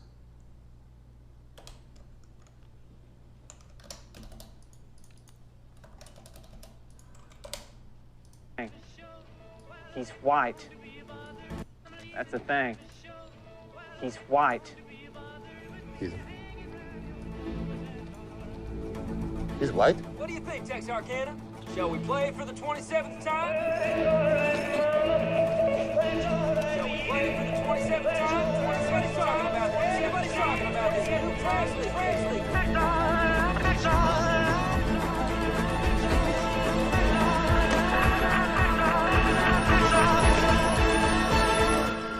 What? Wait, well, I don't understand what the point.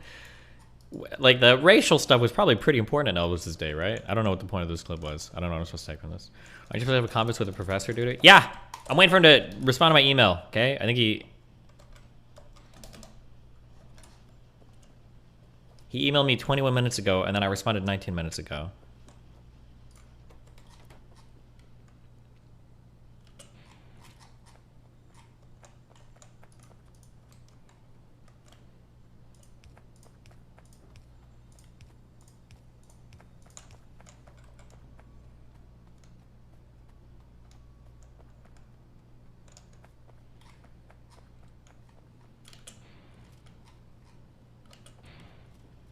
Isn't that a little clingy? Yeah, true, actually.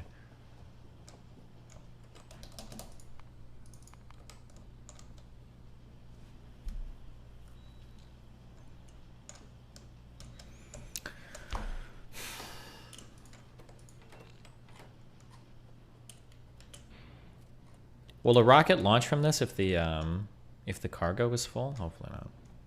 I heard if the professor's more than 20 minutes late, we all get to leave. Yeah, is that how that works?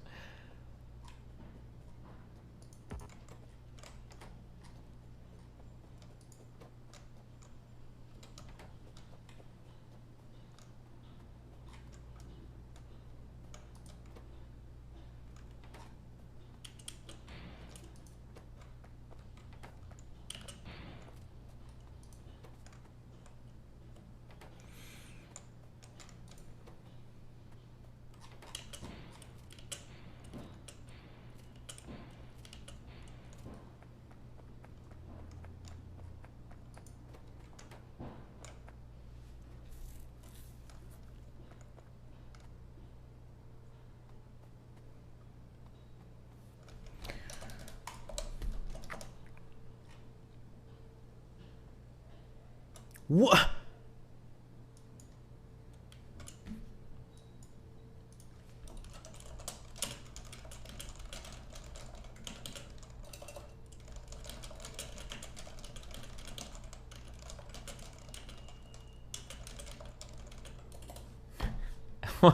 Hold on.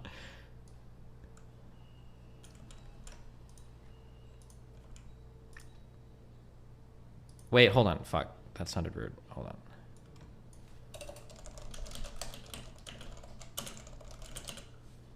He emailed me and he said, Steven, shall we skip today? You seem to be busy and I have another meeting soon. Did he not get my other email? Well, I don't understand. How does he have another meeting soon? Were we supposed to talk for 20 minutes?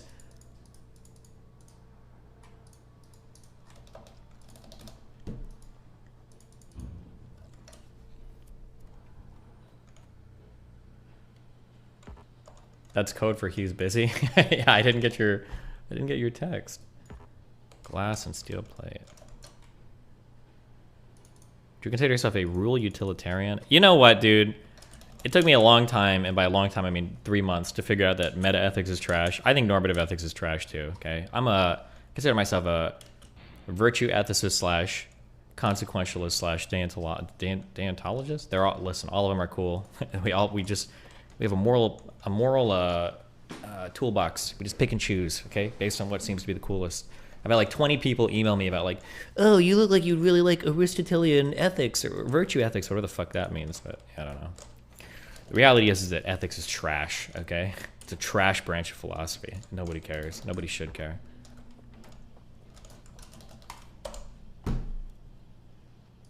Oh my god.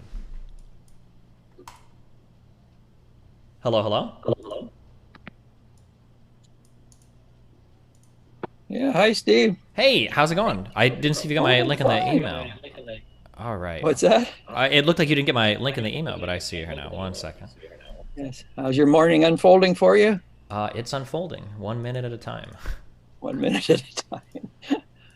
Yeah. When do you start your broadcasts in the morning? Usually around 12 at noon Eastern time, and then it just depends on what's going on in the day. Sometimes it'll be a little earlier, sometimes a little later, and then yeah.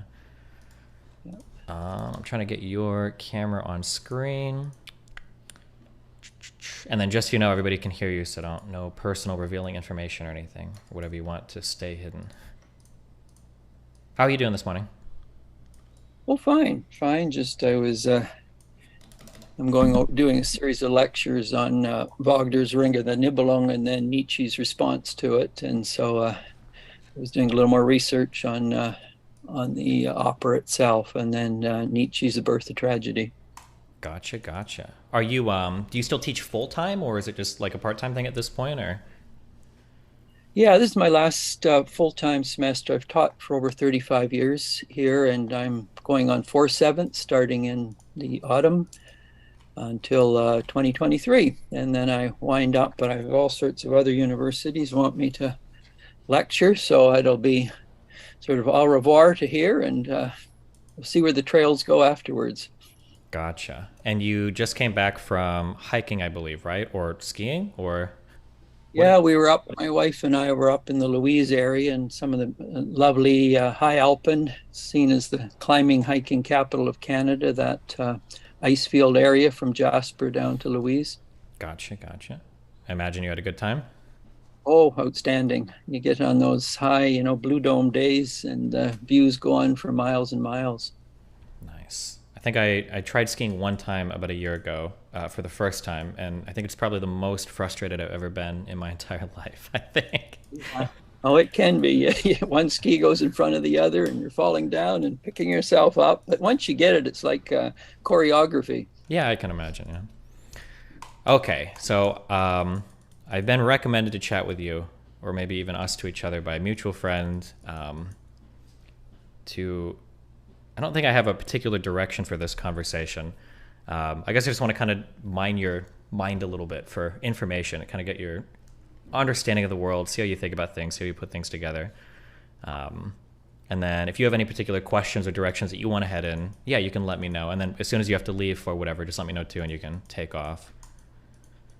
Sure, I'll just follow your lead. The terrain of questions is as big as the human journey itself. So you just tell me the trail you want to walk down, and I'll just walk beside you. Gotcha. Okay. First question. I'm curious. Do you mind saying how old you are? Yeah, almost 72. Okay, almost 72. So I am 33, and I have this phenomenon where basically every time I look back 1 or 2 years, I see that I was very, very, very wrong about something. And there's kind of this journey, this process of every few years you age, you look back, and you kind of think like, oh my God, I can't believe I thought that particular thing. Because you learn, you mature, you get more information, whatever that process is.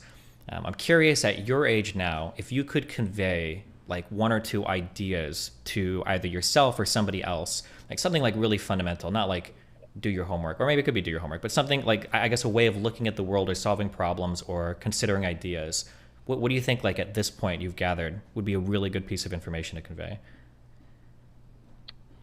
Well, I mean, that's a lovely question. There are so many ways of approaching that, but one I would think as I look back in the journey is be careful of becoming uncritically committed to any cause or any tribe or any clan or any intellectual interpretation, because they're all finite and it's fallible human beings who interpret them. And if people are not careful, they can end up sacrificing friendships, they can end up sacrificing family relationships for the purpose of a cause or an issue, or being politically correct of the right or the left. And at the deepest level, I think friendships and relationships are probably the most golden thing someone can ever have on the journey. So I would say those would be one of the most important things. If a person's interested in the big issues of life, that is, not smaller little issues of consumption and amusements and distractions, but the significant areas of life. And the temptation always is the need for certainty, and a group that embodies that, whether it's religious, political, educational,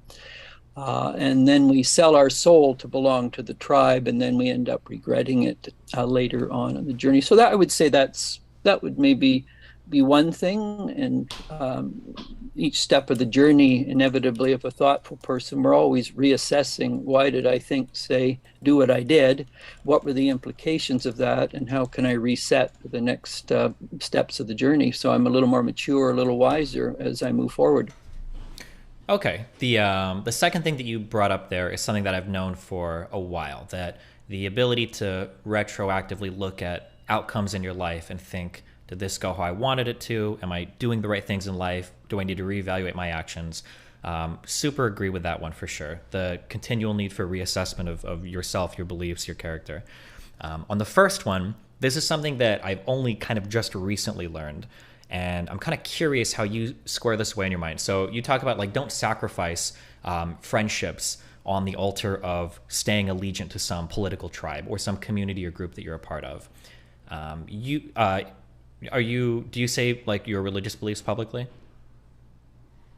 Sure, yes. I come from a Christian background, what you would know in the States as the Episcopal tradition. In Canada, it's the Anglican heritage. Okay. How do you...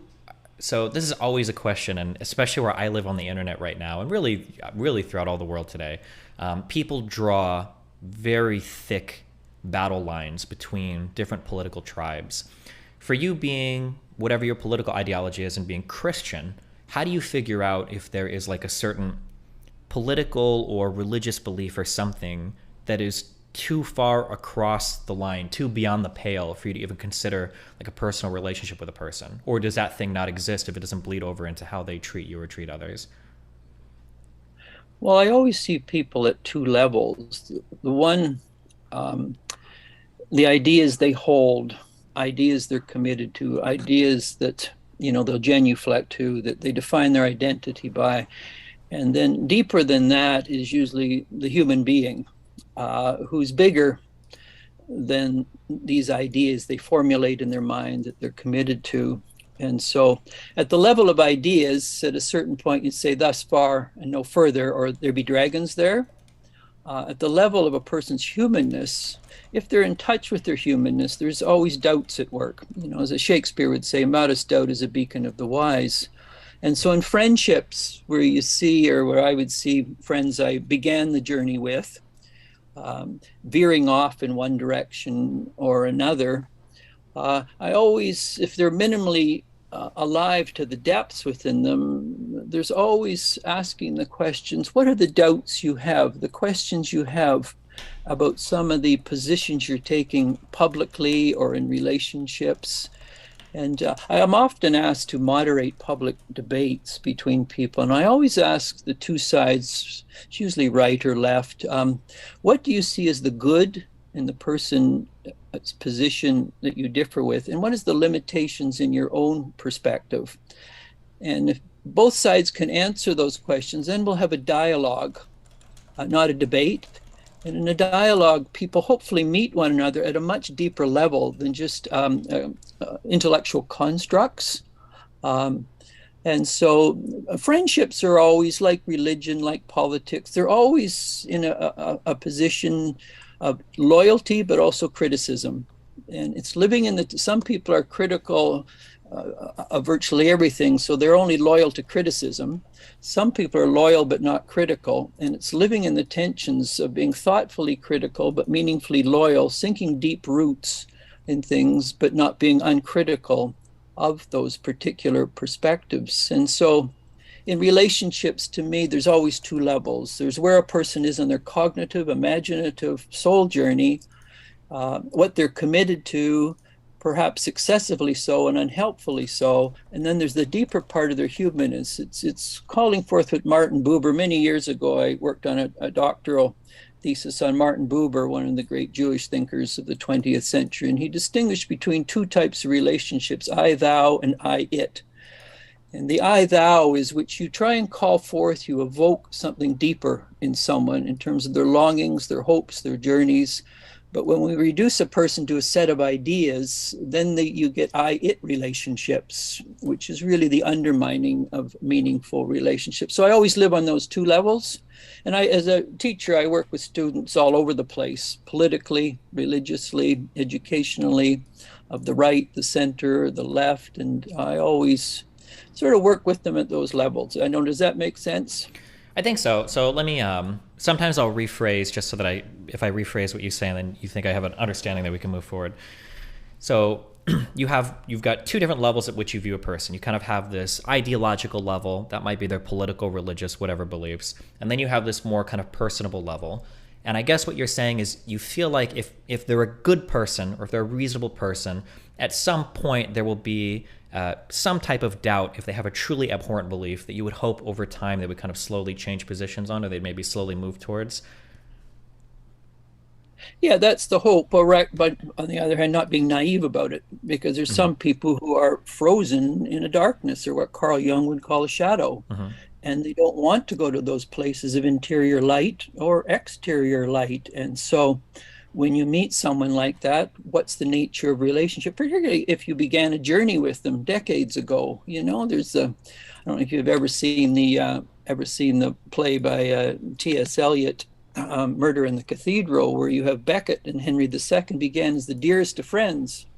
And then step by step in their journey, they take very different political positions. Becket becomes Archbishop of Canterbury, Henry is the king, and their interpretation of what's important and how you run a country and how you run a church diverges. And at a certain point, they have nothing to say to one another. And Henry, in a fit of anger, says, "We'll kill one of his soldiers. You'll kill him." And of course, he didn't mean it, but they took him too literally. And of course, he gets killed in Canterbury Cathedral itself. So, yeah, it's always. So, what do you do with extremists of the right who have so buried and embalmed their humanness for the purpose of an ideology that they brook no discussion or dialogue whatsoever? That raises very legitimate and meaningful questions. So where do you go with that? Absolutely. What point the person doesn't want to talk? They're not dealing with their humanness anymore. They're so ensnared in a prison of ideology that they don't know how to think outside of it. Yeah, so I guess kind of onto in that vein, because this is always a difficult question for friends, strangers, for people that listen to me on the internet. It's something I have to continually reassess or think about. How committed are you, or what do you feel like your personal responsibility is, either to yourself, your friend, or the world, to move people over on certain beliefs? Say you have a friend that is a hardcore communist or Nazi or whatever farthest ends of the political spectrum you want, or somebody that's we'll say either of those two spectrums. You have a friend and you have a personal relationship with them, and they seem to be pretty friendly, like you have a good relationship. It's not just a casual acquaintance. Do you feel like you have some sort of obligation to kind of move them in one direction, or do you hope it just happens naturally over time and that's kind of their journey to go on? Or how do you see yourself as playing a role in that person's life ideologically? Well, I think, you've mentioned two key points there. One is sometimes life itself becomes a corrective. People will go down a certain point and you're all of a sudden at a cliff's edge, and they see the damage it's doing to themselves and to others. The insensitivity, the name calling, the fire hosing of people. And so life itself can be a teacher, but for people who don't want to learn from the rough and sometimes tragic experiences of life, I think the role of a friend and a teacher is to say, if you're going down a path in which there be dragons and there be inhuman end of the path, then I think it's the role of a friend and a teacher to say, let's do a think about this. Let's chart this out and see where this path goes if you follow it. And do you like where this path is going to go? If you do, then let's do a real hard think, because you're going to lose your humanness in the process. And so by mapping out where a political, religious, educational, military, you name it, pathway goes, and say this is the reductio ad absurdum of where this goes, this will save you being burned by experience. If you just look at the nature of this map, the paths, the destinations they go. So yes, I would say it's the role of a friend, it's the role of a teacher, it's the role of anyone who cares, to say, particularly people who are veering off in pathways which are going to hurt themselves, relationships, they'll lead to loneliness, isolation, betrayal of their soul. Just say, let's stop for a moment, let's go for a drink here, maybe down a couple of Guinness, whatever you need, and let's really have a heart-to-heart talk about where this path is going to take you if you're not careful. Gotcha. So that's interesting to me. I would hope that would be the case for most people. I guess the challenges that I could see is that if you're communicating with somebody of a similar age, it seems hard to step into that teacher-mentor role because they're going to feel similarly about you, I would imagine, right? If I had like a very conservative friend and I was trying to convince them that they're headed down some path that's ultimately going to be self-destructive, they'd probably look at me and they'd say, well, you're highly progressive, you're going down a self-destructive path. So it seems like that would be a pretty confusing thing to navigate, I guess, to figure out who's right or wrong on that. But I guess hopefully through conversation or something, you guys can kind of figure that out. But yeah, and you started with the extremes of obviously extreme forms of communism or Nazism, fascism. Those are very extremes. The liberal conservative debate, of course, is not quite as extreme as the implications of those totalitarian, authoritarian regimes, but they're nonetheless painful and they're nonetheless real. And so if someone's moving in a progressive direction, my question would be, what's the appeal, the richness of the progressive, but what may be some of the Achilles heels, the blind spots? To a conservative, I would say, what's the goodness of what you're getting at, but what's also some of the areas where you're like a cyclops, you're one-eyed. And in that way, because liberalism at its best is as much about dealing with issues as critical thinking. And if a person can't critically think about their own position, then they've lost the ability to critically think and they're not liberal anymore. And so it's in one sense, it's not very liberal of a liberal not to critique liberalism, but many liberals don't. And in that sense, they can be as fundamentalists as the fundamentalists on the right. And so this is where a healthy dose of good liberalism, which is about critical thinking, it's a double-edged sword in that sense. Okay, you're leaning in the progressive direction. There's obviously immense goods there. What may be the orthodoxies by which those who don't agree are heretics or heterodox? If you're leaning in the conservative or, in your sense, the Republican side, what would be some of the good in that? But what are some of the serious blind spots in that perspective? So if one can appeal to just the basics of learning to reflect personally on one's own interpretation and commitments, that's very important. Gotcha. I think I pretty broadly agree with all of this. So getting into a little bit more of a specific, I'm curious here. You mentioned that you have a Christian background. I was raised Catholic, and I was up until I was about 16, 17. I went to like a Jesuit high school, all of that. And now I'm kind of, well, no, now I'm definitely an atheist. I'm very much an atheist. One of the concerns that I have when it comes to Christianity or any theological background is I always get worried that it becomes impossible to reconcile disagreements between two parties because of a fundamental difference in like epistemic values, that the way that two different parties arrive at what are true statements might be completely like irreconcilable. So I guess one question I'd have is, let's say that you're communicating with a friend who you feel is going down a wrong path, but you're coming from a religious background and they're not. Do you try to is your goal to secularize your advice to make them understand your like what a point of view would be that would be like good for them, or do you try to get them over on like similar, I guess, theological grounds first? Is that like how would you go about changing the mind of somebody that you have like such a fundamental disagreement with about how you view the world and virtue and ethics and everything? Well, I would ask two questions of the person, whether they're atheist, agnostic, or religious, or none of the above, or all of the above. What do you see as the limitation of your understanding of your commitments? And I would expect that person to ask me the same question. Because I think any honest, authentic religious person is in their journey forever grappling with the important issues of life. It's not like there's this Sinai tablet up there that if you're religious, whether Roman Catholic, Protestant, Orthodox, whatever, the answers are like a mathematical theory that you either accept it or you don't. When we're dealing with the big human issues of aesthetics and politics and economics and religion, we're dealing with a lot of mystery and ambiguity, human uncertainty. So the very questions I would ask of others, I would hope they would ask of me in my journey, because there's a form of religion that can be excessively confessional, dogmatic, and you can find that in politics and education and policing and military. It's part of the human condition of a certain interpretive approach to life. The other is the mystery mind versus the puzzle mind. The mystery mind is one that is open to recognizing none of us have absolute truth in our heads. Or if we're honest, we're trying to make sense of a complex journey. And the great, for you coming from a Catholic background, you've got some of the most sophisticated philosophers in history. In terms of the patristic tradition, some of the great mystics and contemplatives within the Catholic tradition.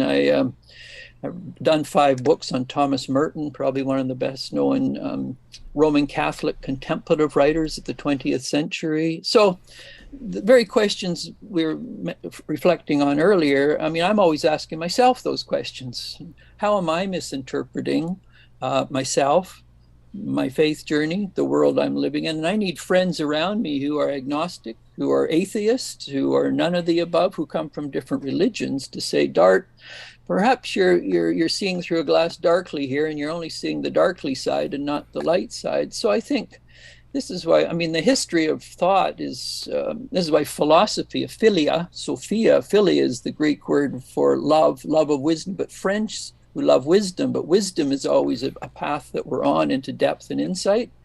So as I said, that's a double-edged sword. So I don't try and necessarily change.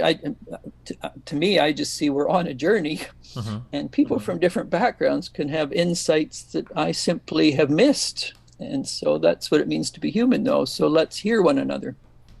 Okay. I think this is largely something I figured out over the past year or two, is to try to treat even a persuasive conversation should be a collaborative experience and not just like a lecture basically to another person. Like you're both kind of exploring ideas and pros and cons together basically. Yeah, similar to the classic Arthurian tradition, the Knights of the Round Table. They all sat around and reflected on what the next decision was to be for Camelot as they moved into the future. So that model of knights round a round table, searching for the good, the true, and the beautiful, but doing it in a collegial, collaborative way. Yes, that's always the wisest. The danger of that is then people get frozen in ideologies, they polarize, they cancel one another out, and that just leads to tragedy. Do you think, do you connect a lot with contemporary politics? Like, do you follow what's going on in the political conversations, or do you just kind of do education and you stay separate from that, or? Oh, no, I'm very involved in larger national politics in Canada. I teach political philosophy. I've done so for 35 years. I was on staff with Amnesty International in the 1980s. So, oh, no, I'm very involved in Canada. As you might know, there's a great debate going on and who's going to be the new leader of the Conservative Party. The Conservative Party, like your Republicans, is divided in all sorts of directions. And the Biden tradition, obviously, is very much being opposed by variations of Republicanism. Oh, no, that's the oxygen I breathe, both not on Canada, but the States and global politics as well, which I taught for many years. Do you think that everybody always says we're in the worst political time period ever? I think since forever, everybody always seems to say that. Do you think that there's anything truly unique about today's political divides between the left and right in most, or at least in the Western world, or do you think it's kind of par for the course? Oh, this is kind of what's always been happening. Obviously, I'm younger, and it feels to me, especially with the internet, that things are accelerating in different directions more than they have before. But I don't know, maybe you feel like you've seen stuff like this before and we're kind of yo-yo, we go away, we come back, or what do you think about that? Yeah, we just recycle perennial themes. I mean, I grew up in the 60s, and the level of antagonism and some of the tragic things that occurred in the 1960s make what's happening today seem like child's play, and of course the French Revolution, the terrible tragedies that occurred there, the clash in the 16th century, the Russian Revolution. I mean, this is fairly, as painful as it is, it's rather benign in terms of some of the real ominous and tragic things that have happened in the past, which doesn't mean in any way we minimize the conflict and the clashes and the polarizations. But anyone who's steeped in history just knows we're perpetually recycling, and some things are a more intense period of time, like French Revolution, Russian Revolution, American Revolution, in which lives are lost in the thousands and the millions. And so what we're going through at the present time in the culture wars at a formal level and then at an informal level, it's painful, it separates, but when looked at from a larger perspective, a mountain peak, you can see the ignorant armies that clash by night, as Matthew Arnold would say in Dover Beach. This has been going on as long as humans have been around. Yeah, that makes sense. So I've heard it said that, like, you know, somebody like me will say this is the most divided time in U.S. history, and then somebody will also point, well, we literally had a civil war, so it seems a bit hyperbolic to say that, which is true.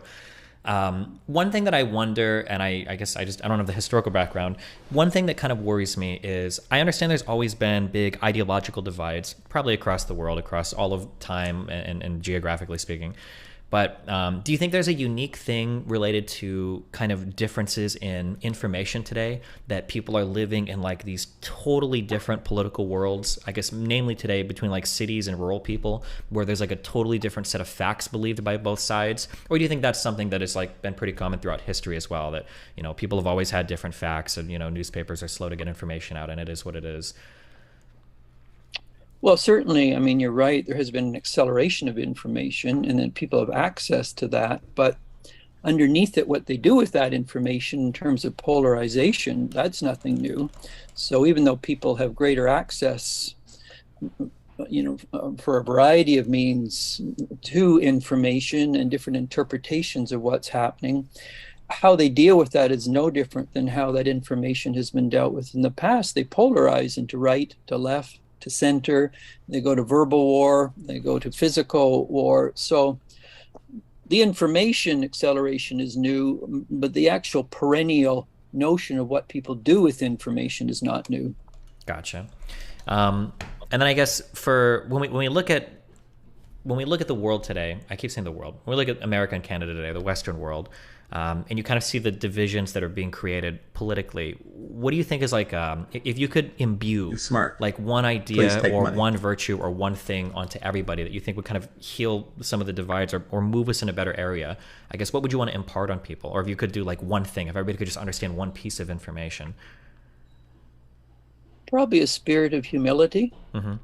Spirit of humility and a spirit of friendship, because humility, underneath the Latin word humilitas, is the notion is that we don't know everything. We can't pack all of reality into our little heads, and we need others. And a person of humility takes the position that, I mean, Gandhi once said, I keep my enemy closest to me, for the simple reason that the perceived enemy may have insights that the person who sees themselves in the right may be missing. And so I would say a spirit of humility, not humility to the point where a person becomes cynical and then paralyzed by their own cynicism. That's unhealthy humility. But humility is a corrective against arrogance, against hubris, against the notion that I'm right, you're wrong, and if you disagree with me, as Luther would say, you must be of the devil. This is very, and so in some way what we're getting today is just a secularized version of the Reformation of the 16th century, and the confrontational types are like a Luther, just secularized Luther. The more ironical types are like the good Catholic Erasmus, you know, who tried to bridge differences, who tried to hear the other perspective. And there was humility in Erasmus, which didn't exist in Luther, and some of the Tridentine Catholics who turned on both Erasmus and Luther. So, but we're just, history recycles. You get the sense of deja vu constantly. And so, but I think a spirit of humility, of friendship, and that's true philosophy. Philosophia is friends. It's philia is the Greek word for friendship, searching for wisdom together, and people from different backgrounds can bring immense insight. So I would say humility and friendship. Okay, that makes sense, because the first question I asked you was like, what is one piece of wisdom you could impart, and it was don't sacrifice friendships for a political ideology. Do you think that when you look at, so one thing that does seem to be diverting a bit historically is there is like this rise of secularism, I think broadly speaking, along the Western world. What do you think is like the principal failure of Christianity, or whatever religion, I guess, in its inability to kind of capture more modern people? Do you think it's a failure of the churches, or do you think it's some other issue? I'm just curious, like, what your thoughts are on that as a religious person. Well, you want to see what is the good in secularism, because secularism emerged in history as a result of certain substantive failings within the church. both at an intellectual level, at a political level, at an ecclesial level. So secularism, I mean, there's sometimes the danger of people coming from religious backgrounds, they trash secularism. That's quite unhealthy. And I don't know if you've read much of one of our great Canadian political philosophers, Charles Taylor. He's done amazing work on the secular sacred issue and the mother lode of secularism and what it has to offer and what it has given the West. The danger, of course, is that when the secular, an extreme form of secularism dismisses the sacred, then the secular becomes the sacred. And so it's like when you dismiss the meta-narratives, then people begin to live for micro-narratives. And so the micro-narratives become the macro-narratives. And then the people fight about all sorts of smaller issues because they've let go of the big epic stories of history. So I would say, on the one hand, the church is definitely, or Christianity in the West anyway, has certainly has to share a blame for the rise of secularism. It's what has not adequately dealt with, what has reacted to. On the other hand, Christians have played a very significant role in bringing together the best of secularism, whether it's healthcare systems, whether it's hospitals, whether it's education, and so it's, you know, in any of these things, there's a pro-contra, sic et non, and you want to say, what does the religious and the sacred element still have to contribute in terms of people who are asking bigger questions that secularism can't answer, and what has been the fault and failings of the sacred in not dealing with important questions the secular asks. And there's a very healthy dialogue, and it has been going on for hundreds of years, just as between religion and science. You can get scientism and religiosity that butt horns like rams in rutting season. On the other hand, you have very thoughtful religious people and thoughtful scientists. Are in a very mature dialogue, and it's the same with the secular and the sacred. The one danger is the polarization. You know, the sacred is bad, the secular is good, or you reverse it, depending on where a person's come. Same with religion and science, and you want to say that's a dead end. The mature discussion is the dialogue between the secular, the sacred, science, and religion. Okay. So, like, I guess kind of like the friendship thing before, the ideal, you would say, is that these should be collaborative processes, that secularism doesn't exist as its own pillar as a vacuum, but rather in a response to some of the poor steps, I guess, of religious people. And the goal of the religious people shouldn't be the dismissal of the secularism, but rather the incorporation of those criticisms to build, I guess, like a stronger ideology. And then ideally the secularists would do the same as well, kind of like along those lines. Well, these are the great battles of the 19th century that I was mentioning earlier to you in my work on Wagner and, you know, his The Ring of the Nibelung, The Twilight of the Gods, Nietzsche. This is what Darwin's grappling with. This is what, you know, Marx is grappling with, and religion is the opiate. So you have some of these very important thinkers of the 19th century that are asking blisteringly insightful questions that critiques the shallowness of sacred understandings of the sacred.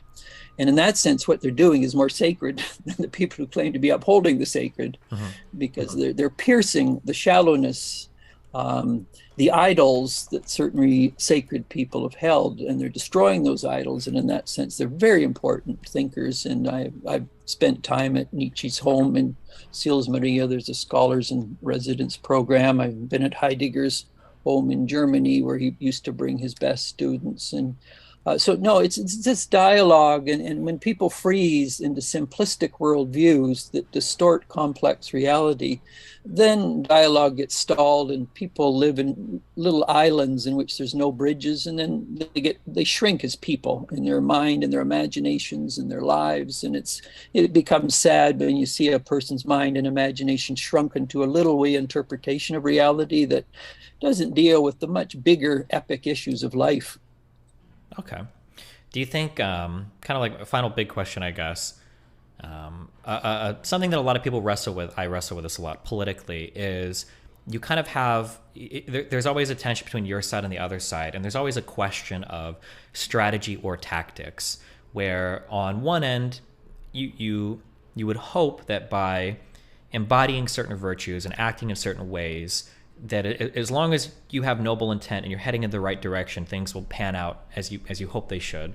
And then on the other hand, people are like, well, you know, if one side plays with underhanded tactics, or if they utilize, you know, some form of vice, or we can say like misinformation or personal attacks or anything like this, that you are kind of ceding a lot of your ground because you're not trying to play the game as they will.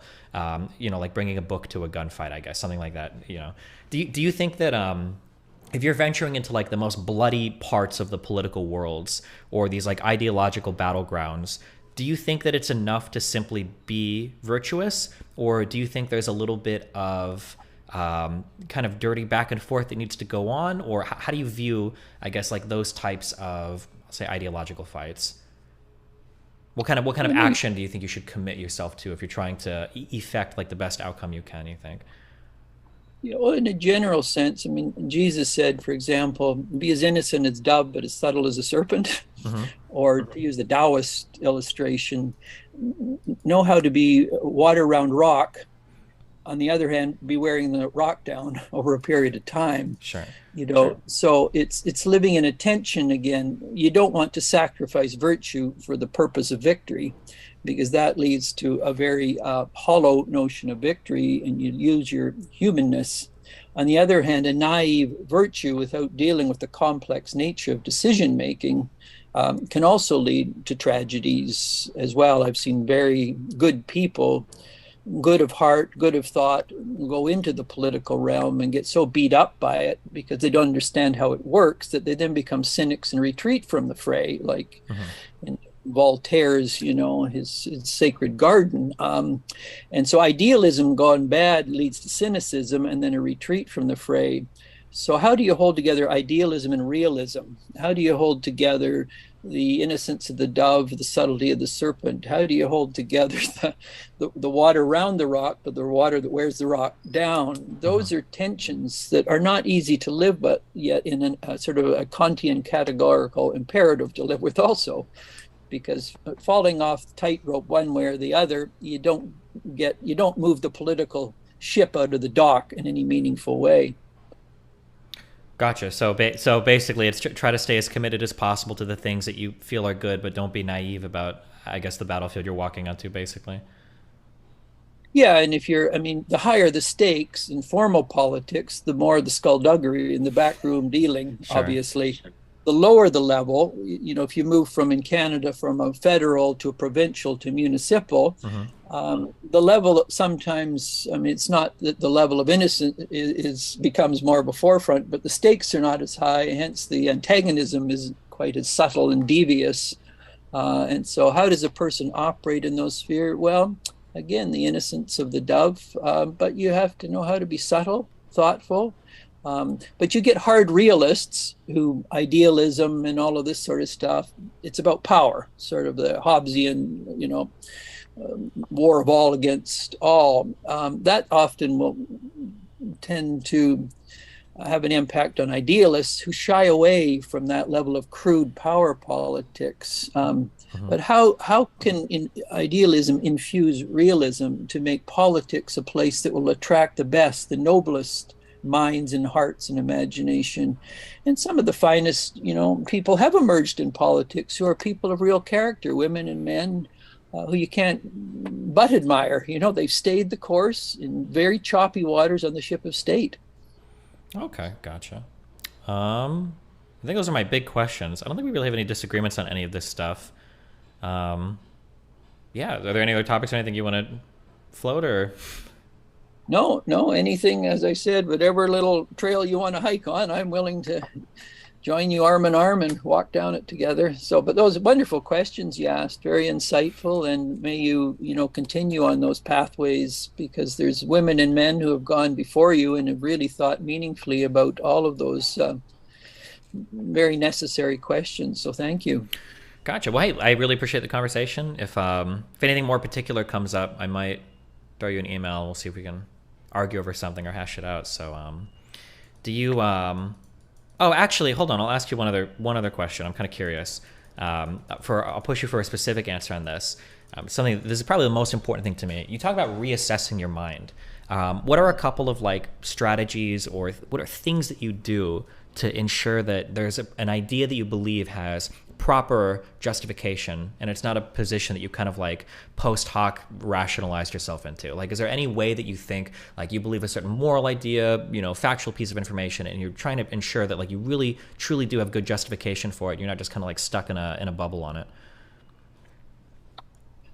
Well, for me, yeah. So, I mean, again, you know, a fine question indeed is, so for me, depending on the issue, I tend to sit down and I mean, I'm fortunate at my stage of the journey, I reflect on, so what did Plato think? What did Aristotle think on this? Augustine, Thomas Aquinas, what did a Luther, what did a Thomas More think? Because they're dealing with, as I said, issues just go round and round. In terms of the big issues, there's secondary and tertiary issues, which are new, but they feed in usually to the core and primary issues of the human condition and journey. So that's one element, is I just, as it were, listen to, as you as a Catholic would know, the communion of the saints, in both classical saints, the, you know, the Greek tragedians and the great Roman writers, and then I bring together friends who say, this is what I'm thinking on this issue. This is the conclusions I've tentatively reached. Can I get your feedback? Where am I off? Or where am I not thinking straight? Or where am I missing something?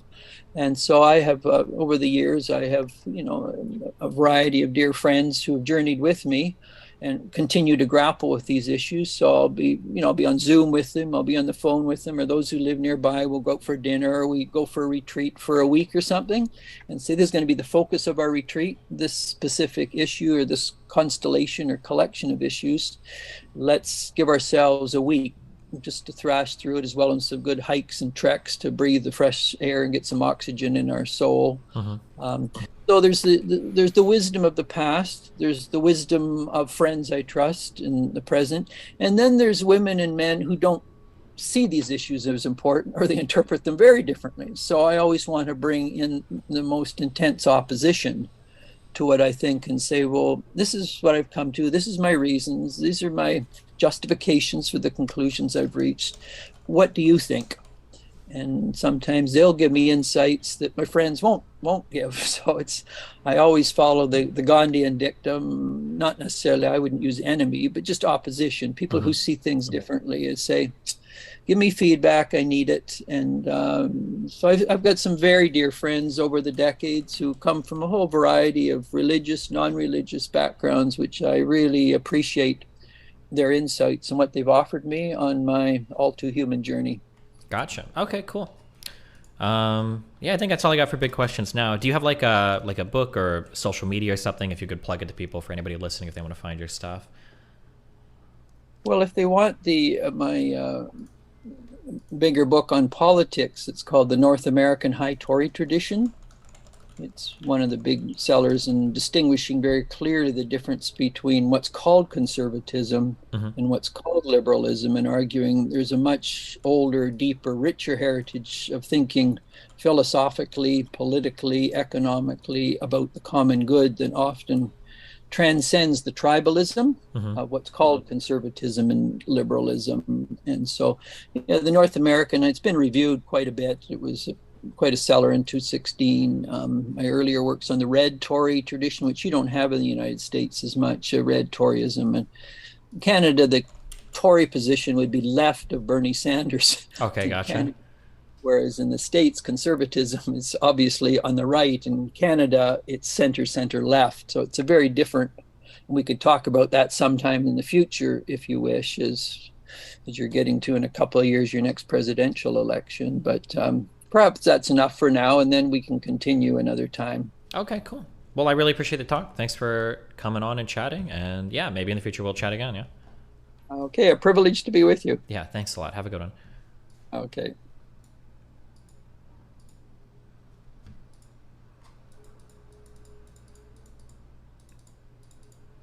Fuck, I always feel like when I talk to like professors, this sounds so arrogant, but I don't give a fuck. Whenever I talk to like professors and people, like educated people about stuff, there's not as much we disagree on, so I don't know what. I feel like I'm looking for conflict too much. I think I agreed with most of what he said about everything. Why didn't you ask about dog words? Good one. Why did he sound like Jordan Peterson? Probably because they're both Canadian.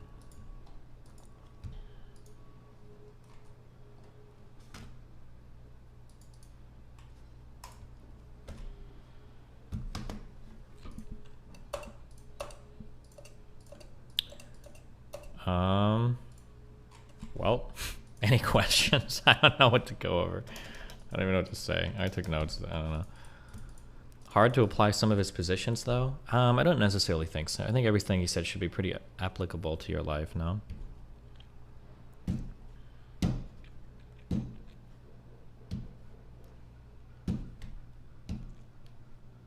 You ended that conversation quite cold when you said it's a pleasure. Oh, I'm sorry. I should have said it's a pleasure, too.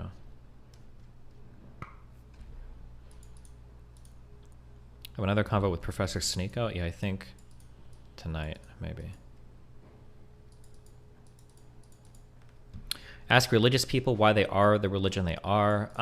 You can get into really hardcore religious debates, but I'm not really as interested in it.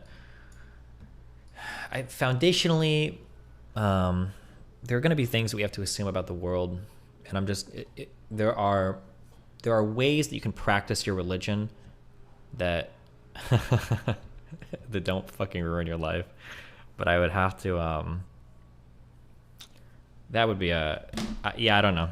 He seems like a pretty decent dude, but it'd be hard to like mine. Like I think there are ways.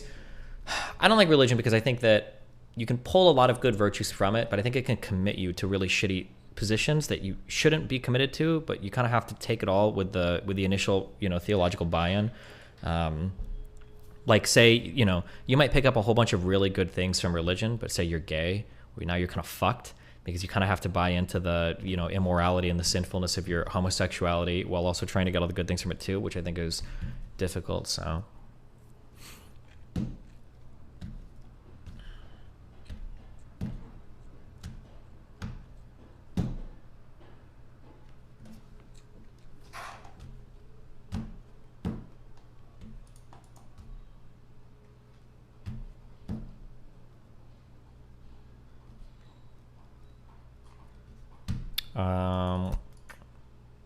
Okay, are we good?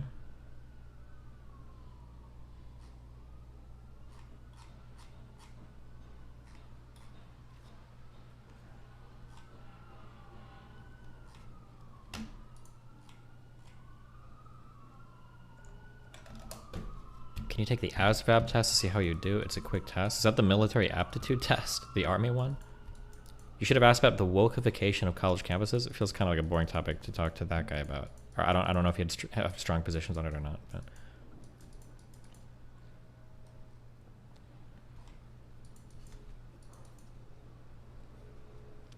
Unironically, what's the problem with cherry picking the Bible and not calling yourself a Christian? Well, if you're cherry picking ideas, how do I? There's like a complicated way. This is bad. You can't cherry pick. I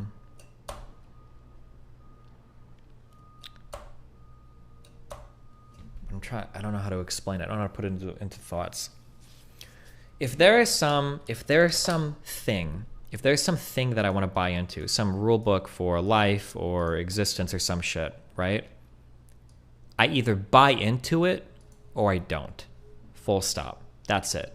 I can't pick and choose parts of it because if I'm able to look at this and I'm able to pick and choose parts that I like say I like this, I like that, but we'll say like I don't like this and I don't like that and I don't like that and I don't like that. The problem is that like whatever framework you're picking from should be the very framework that you're using to evaluate what's good or bad. So how can you pick from a framework that's telling you what's good or bad, but then pick the things you like and don't like? If that's the case, what that means is you actually have some secondary framework that you're using to evaluate what's good or bad, and then you're bullshitting yourself into thinking that you're actually adopting a new one. So if I go into Christianity, we'll say, for instance, and I want to pick and choose some things that I think are good, don't lie, don't kill, don't steal, that's fine. And then I want to get rid of some things that I think are bad. I think you should be able to have sex before marriage. I don't think gay people are evil, right? well, I don't have parts of Christianity, right? I think it's pretty binary whether you buy into the worldview. So rather than having parts of Christianity, what I really have is I have something that I like, and I'm just picking and choosing other things that already coincide with my beliefs. In that case, I haven't really adopted many new, I haven't adopted like a new framework or adopted a new like way of viewing morality or whatever. I'm just kind of like picking and choosing ideas that already adhere to whatever my underlying structure is.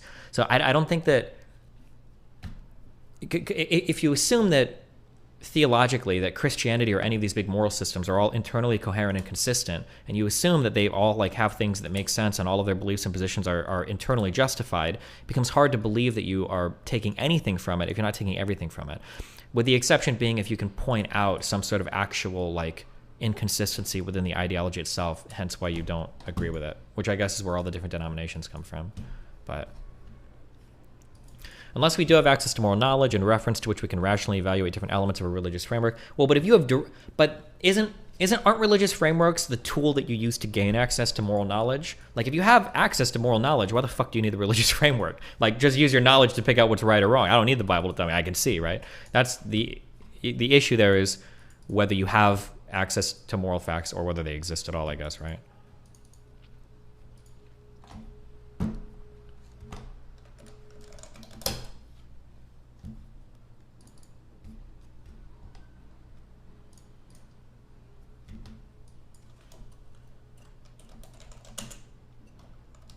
We're probably gonna watch the Sneeko Fresh and Fit thing, and then I think I'm either going on tomorrow or Thursday, or tonight or Thursday. I'm not sure. Hold on, let me check.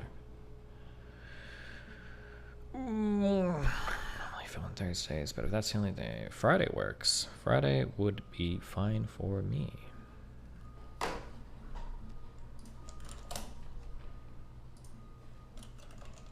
Oh shit, no, it wouldn't be because we're doing Tomes of Square that day. I just need a time. Well, maybe not, fuck it. Most of it is a prescribed guideline of how to live that helps you analyze how to live your life morally. It's not a rigid rulebook because the real world is messy and nuanced. I don't know if I agree with that. I don't think you can't pick and choose. I don't think picking and choosing is good, because the problem is that as soon as you're picking and choosing from another moral system, the act of picking and choosing shows that you don't really have a concern for that moral system. You're using another one by which you're evaluating the positions you're picking and choosing. And at that point, why bother, right? Like just like create your own moral system or do something, you know, like, yeah, don't bullshit yourself into thinking something different. I don't think you can pick and choose. I think picking and choosing is wrong. This would be my principal pushback against things like Christianity, is that like you shouldn't really be picking and choosing. But if you find that your intuitions are pushing you in that direction so hard that you are picking and choosing, then something is like fundamentally incompatible or incongruent with the belief system you're trying to adopt, which I think with Christianity you will run into a lot of those issues because I think it's a dog shit ideology. But I'm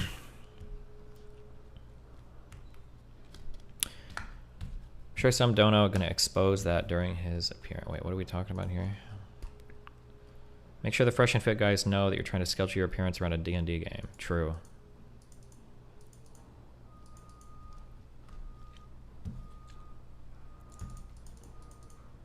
If you think God is valuable, what do you do? I don't know. That's for you to figure out.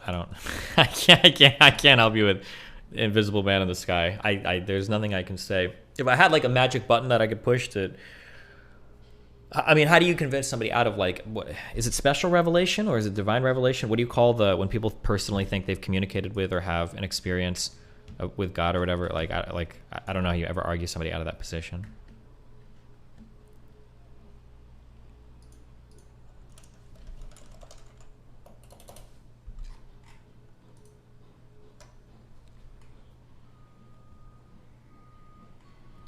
You have a double standard for moral knowledge versus other kinds. You never apply some of these critics to your root epistemology destiny. No, I think you do, actually, for sure. But you also, there is a double standard for moral knowledge because it's a bit different. But when it comes to epistemic things, like if we're talking, like if you were to give me, let's say I were to take a course on prop logic, which I'll never do because I hate college and I hate learning and I hate philosophy. But let's say that I took a course on propositional logic, okay? If I were to tell you like, okay, I like this statement and and I like this statement and this statement. I don't even know what the fuck this is. Holy shit. But like, imagine the absurdity of picking and choosing propositional statements that I believe and don't believe, right? Like that's an absurd proposition. You can't do that. You either believe in logic and causality and all of the necessary axiomatic statements and then the statements that follow, or you don't. That's it. You can't believe in some things and not believe in others, right? But people will do this with moral frameworks. I don't think you can do that. But it's a little bit different because moral frameworks rest on moral facts that are either unknowable or don't exist. So it's a fundamentally different kind of question, I guess. But when people start picking and choosing from religion, I think they just pick and choose. They just pick the things they like already, and then they ignore all the hard stuff. And it's like, well, what the fuck is the point then? This is why I hate, and I will go harder on this, and I will keep railing on non-denominational Christians, okay?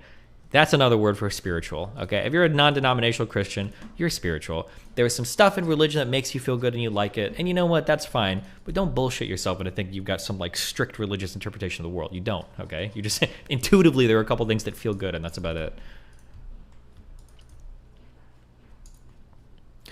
So you can't just adopt the love thy neighbor rule without having another framework to justify that rule. No, you can adopt the rule. You can mine religion or other things for rules that you can adopt, but you can't say that you've adopted the framework, right?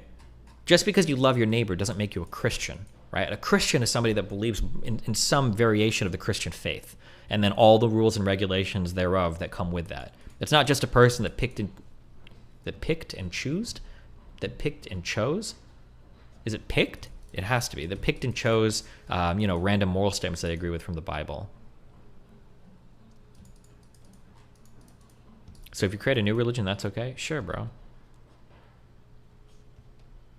What in the fuck is this? Why?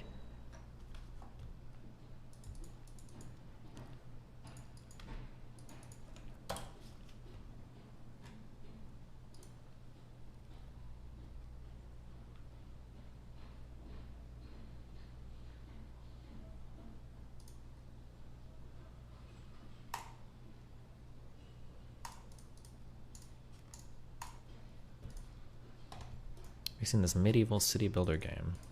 No, I have not. Oh my god, can you smelt iron in this one? Show me the iron smelter.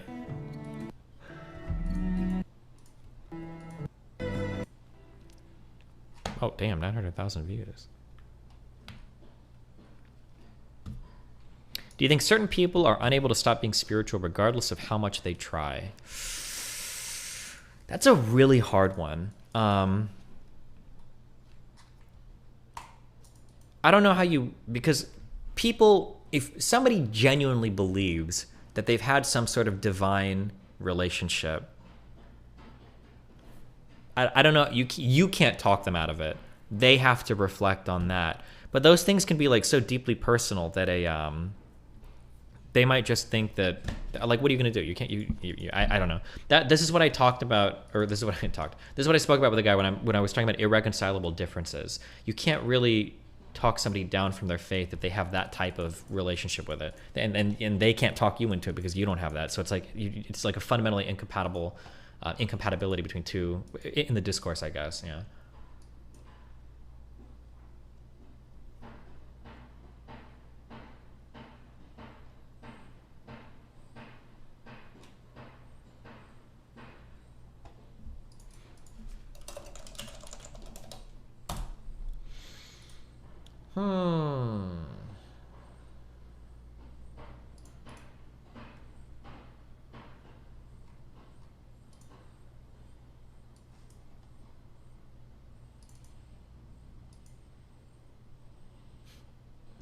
Wait, hold on.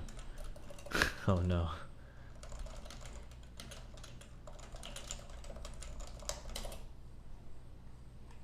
Sorry, I shouldn't have said oh no, never mind. It can't be completely incompatible, otherwise we wouldn't have missionaries. I mean, people will try to convince others of their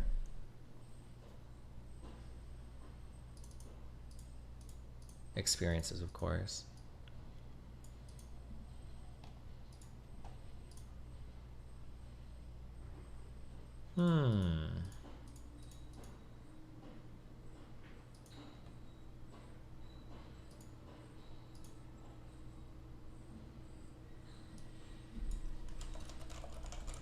What are we doing? I'm gonna watch that Sneeko Fresh and Fit convo.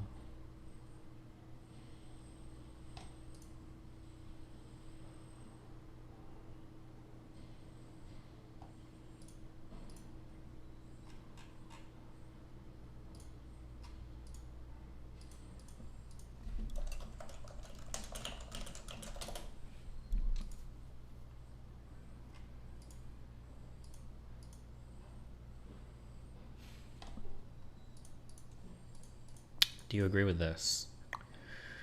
They raided his home justifying classified documents from the White House. One legal expert noted he will be re-elected president in 2024, hands down. It'll prove to be the greatest law enforcement mistake in history. Yeah, I do agree with this. He tweeted something else out earlier as well. If they're raiding his house, it's got to be for some real crazy shit. It can't be like he took documents out of the White House. Even if that did happen, there needs to be like something. There needs to be something big that comes from this. Like, it has to be something big. And I would hope that those political considerations were made before. But I imagine they were, because like I said, I'm pretty sure Garland himself probably had a hand in affirming this affidavit or signing off on the warrant or whatever.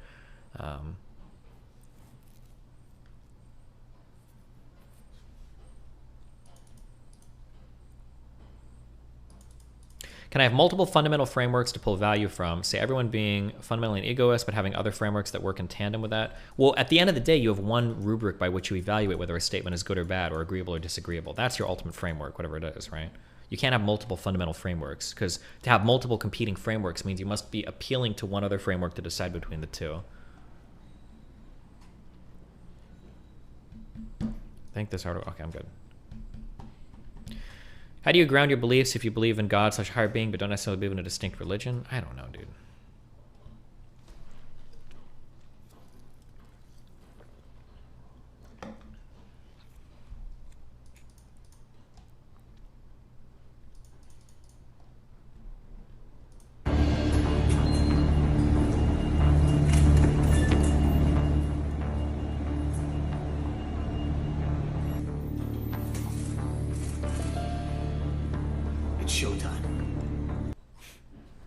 I feel like Garland, Biden judges had to have some convo on some level of the ramifications if this is a tricky or ticky-tack shit or political. Probably had to convince the federal judge of something valid. Yeah, that'd be my guess. But who knows? We'll see, I guess, in the coming days or weeks.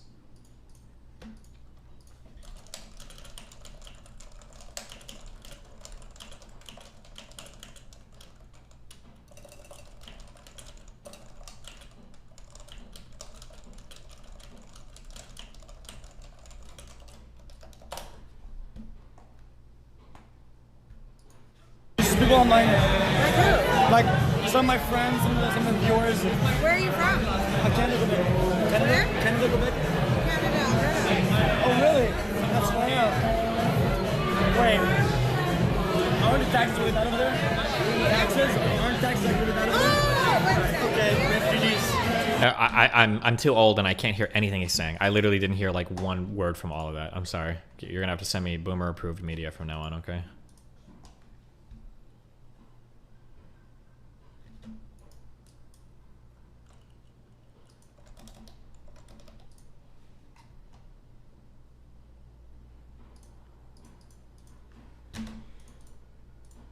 He said something about the taxes aren't as bad there. Okay. You ever had sex with a girl out of pity? Yes, when your mom emails me. I can't say no. I feel so bad for her.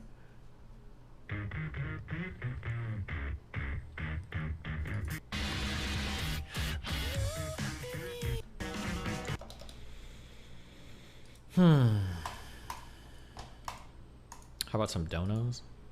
Oh yeah, link me the Fresh and Fit Sneeko thing. Go.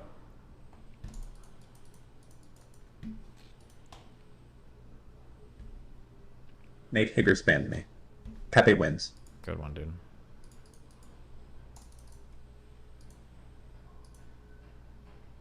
Rate people's setups. Why? Insulin effort post. Some other dude made a huge effort. You like card post too. games. You like fantasy games. You like roguelikes. And you like resource management games. Why have you not? Or would you be open to playing Magic the Gathering? What? Why would you think that? Maybe someday, my dude. There's like 2 huge posts on my subreddit right now. Destiny, you about need insulin. to accept Christ's boot and be saved. This guy has one. This dude wrote one.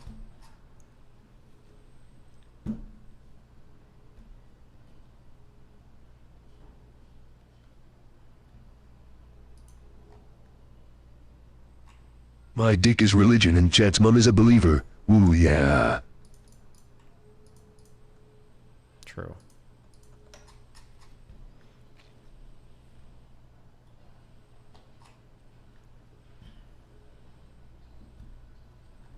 Destiny. The professor said he talks W/people who he disagrees with, so maybe you could ask him if there is someone he disagrees W/who could talk to you. What? Professor said he talks to people who he disagrees with, so maybe you could ask him if there's someone he disagrees with who could talk to Myers-Briggs you. claimed that only a few % of humans are rational. Inge, is that too pessimistic? Scott Adams says everyone is QAnon, meaning everyone is completely irrational. I don't know.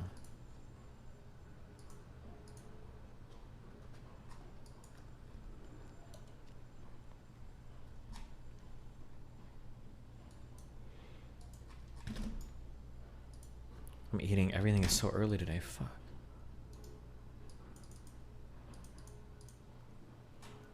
True.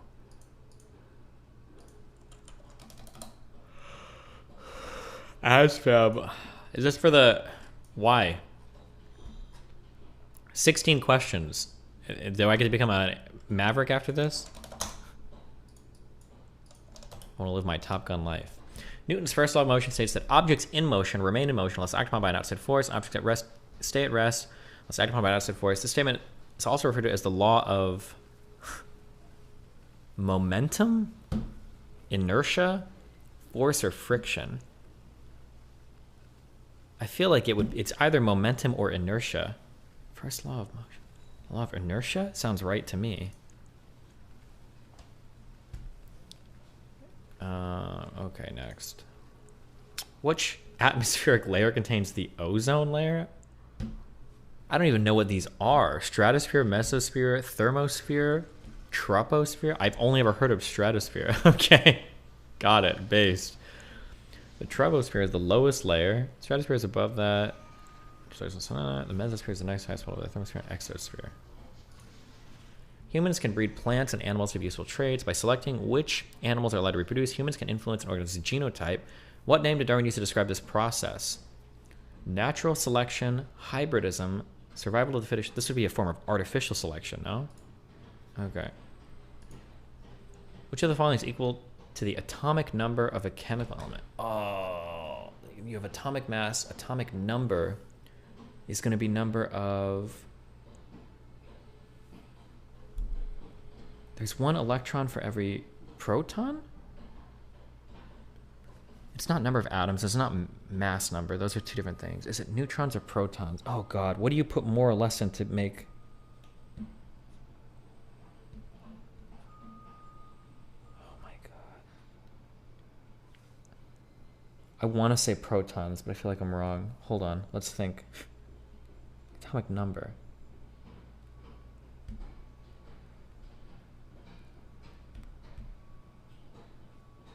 I think I would say protons, but it might be neutron. Oh, God. Yes! Okay.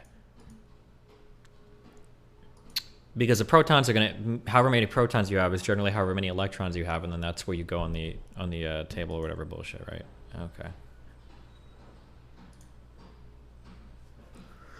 Which type of symbiotic relationship takes place when one member of the association benefits while the other is harmed? That sounds like a parasite.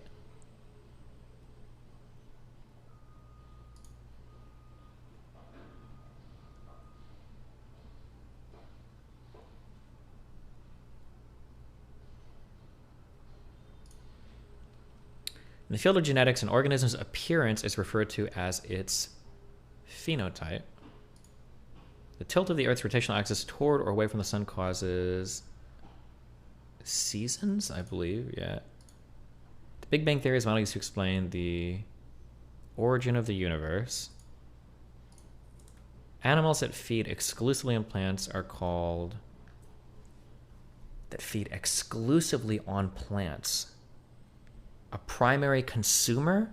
I feel like a secondary consumer probably eats animals, right? Okay. Okay. Which of the following biological classifications is the largest and most inclusive? Animal. I think it's a kingdom is the biggest one. Okay. Kingdom, phylum, class, order, family, genus. The energy of an object resulting solely from motion is kinetic energy, solely from motion. It's not thermal, it should be mechanical. Potential is like at rest and something, I think it's kinetic. Sarah jumped off her rowboat into the lake. As she pushed her body forward, the boat moved backwards. Which of Newton's laws best describes the motion of Sarah and her boat? She jumps off. As she pushes her body forward, the boat... I don't know what the second and third law is. This kind of sounds like the first law. It's an inertia thing, right? Fuck! What's the third law of motion? It states that for every action, there's an equal and opposite... Oh, I thought that was the first law. What's the first law? An object in motion remains in motion elected upon... Oh, no, it's not true. Okay, third... It states that for every action, there's an equal opposite reaction. Oh, whatever. It could have named them. Okay. Maybe Newton should have been more clever. A sudden intense brightening from a small area of the sun's surface is called... It's not sunspot. Those are darker. Solar flare is not a brightening. That's like an ejection of plasma or something. A quasar is a totally different thing. I've never heard of prominence before, but I think it has to be this. Fuck. It's a solar flare? Solar flares usually occur in the vicinity of magnetic inversions. The flare develops in a few minutes, or even seconds, or maybe less. I thought that flares are things that shoot out from the sun. Oh, maybe not. Okay.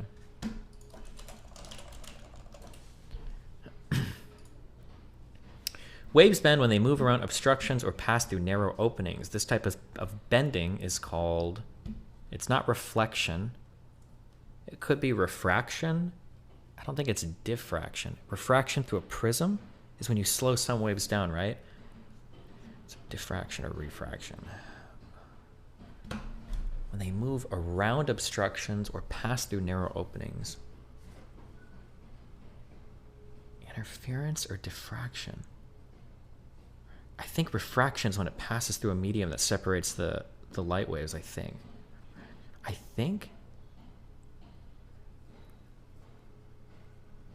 feel like the answer is going to be refraction. I'm going to hate myself. Around obstructions or pass through narrow openings. Interference. Diffraction? Oh, fuck, thank God.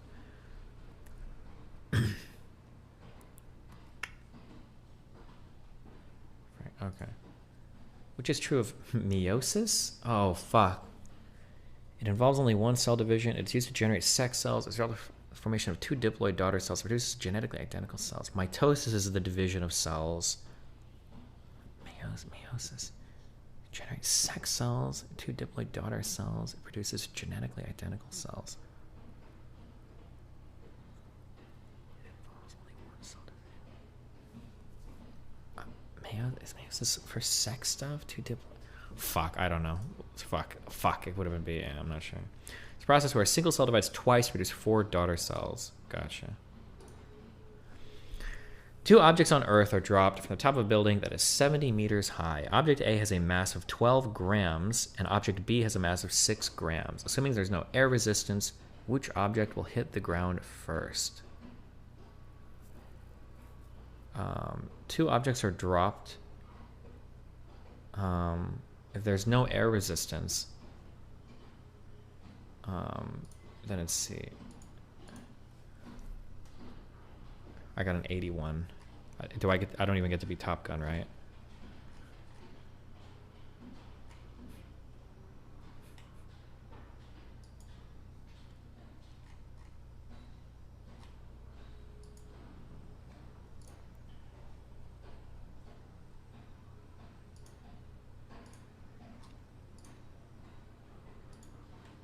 Oh, there's like a whole other thing. Fuck.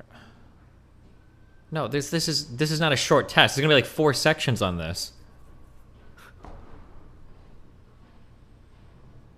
There are 5 blue marbles, 4 red marbles, and 3 yellow marbles in a box. If Jim randomly sees a marble from the box, what's the probability of selecting a red or yellow marble? It's 7 out of 12.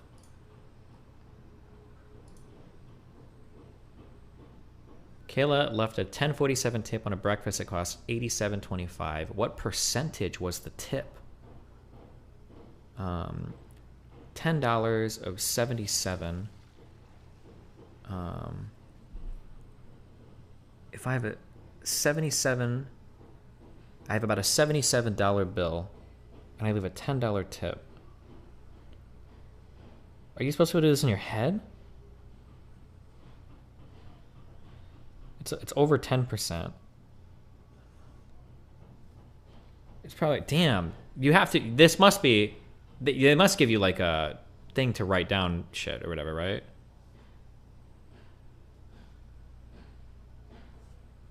You do get paper?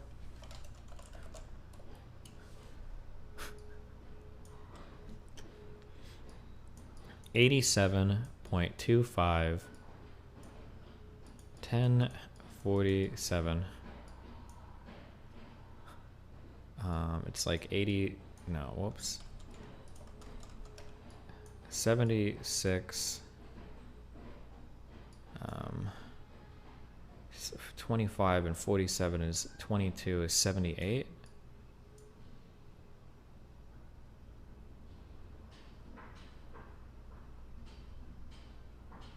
I think that's right. And then our tip is 1047.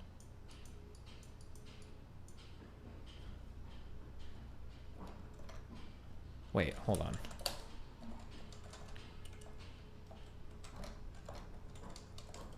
$76, $78. That was right. Hold on.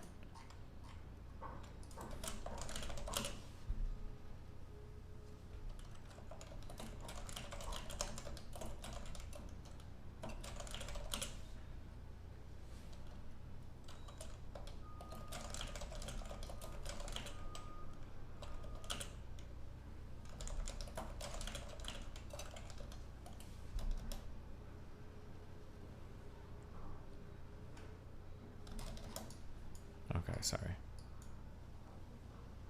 Oh, wait. You're not even supposed to subtract it. Never mind. It's just the tip is 1047. And the breakfast costs 87.25. This is without the tip. Wait, did that band still not go through on that one guy? Hold on. No, we got him.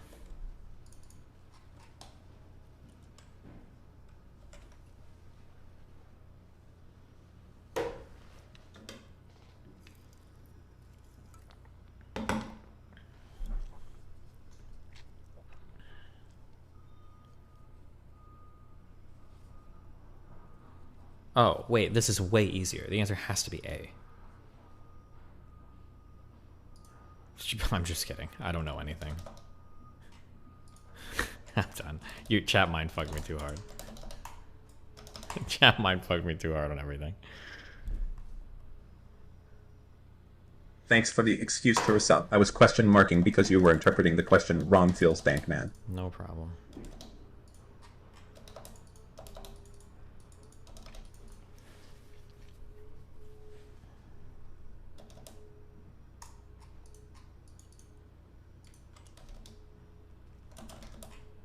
Why do people do this thing where they link videos with timestamps 1 second into the video? What are you doing that makes this happen?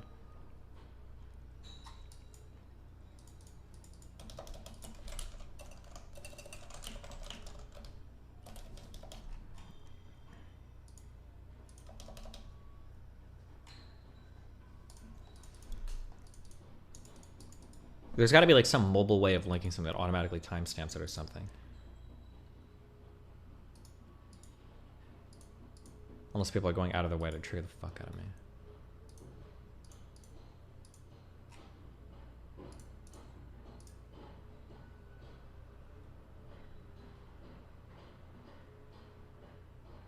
Jesus Christ.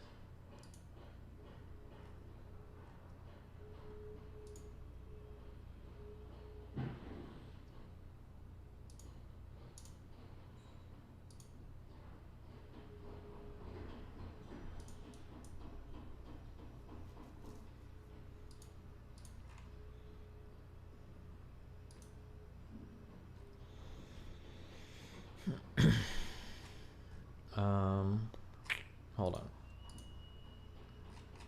Stop linking me Keppel shit. I don't care.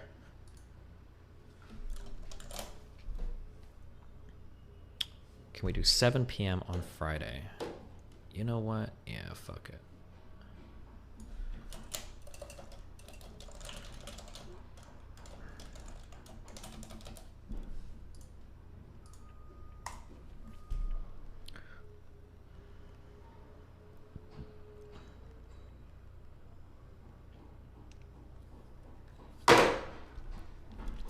25-minute time limit. Yeah, music.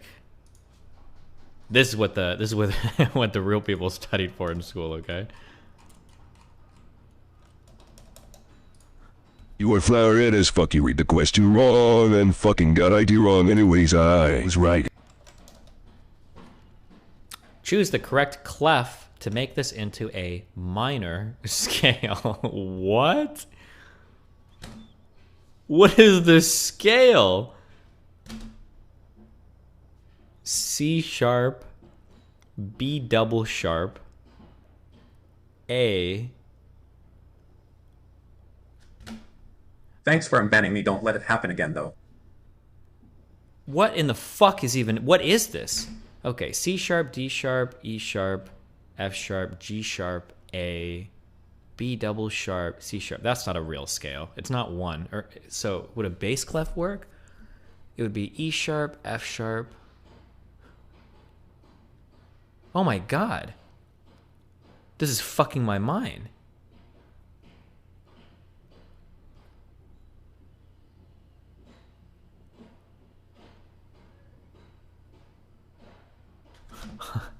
Hold on. It's one of these C clefs. Okay. Have you read any Young? No. Thoughts on Slump S? Nope, don't have any thoughts. Okay, what are the relationships between notes? What is a minor scale? It's like a major scale with a flat 3, and a flat 6, and a flat 7. Not really, a sharp 7.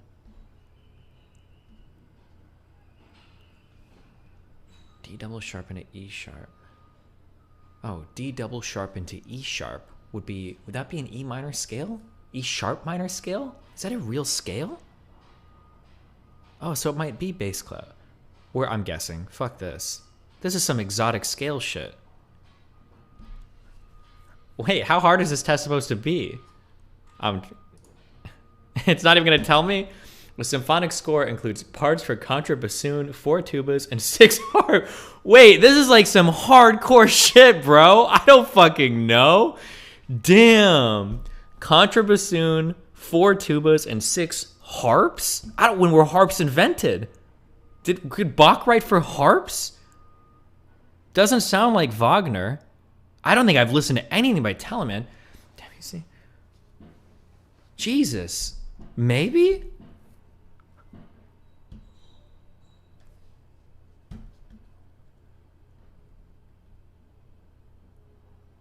Six harps. Who is Telemann? It's for freshman music majors? No shot. Contrabassoon, 4 tubas, and 6 harps. This, okay. Which of the following bars is beamed correctly? I don't remember where the beam changes. This is like the hardest. Jeez, is it around B where the direction changes? Oh, and then this is asking for groupings of notes. Well, what looks like something I would see in music? Okay, so this is like 1E and a 2. Okay, this doesn't look right at all. No shot is that correct. This can't be right. It's got to be C. This looks like music I would see. No shot is any of this weird shit. It's got to be this one. It's in 4/4 time. 1, 2, and yeah. 3 and a 4 and it's got to be this one.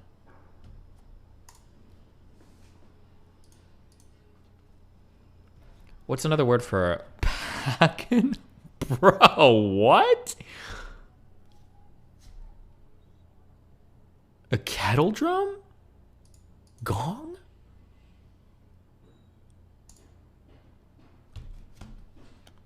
What kind of chord is this? Okay, an E, B, we're in the key of F. C sharp, E, G, B flat. Okay, we have a C sharp, and then an E. C sharp, E, G is a diminished chord, plus a B flat, B. That's got to be a fully diminished 7. It just says diminished 7.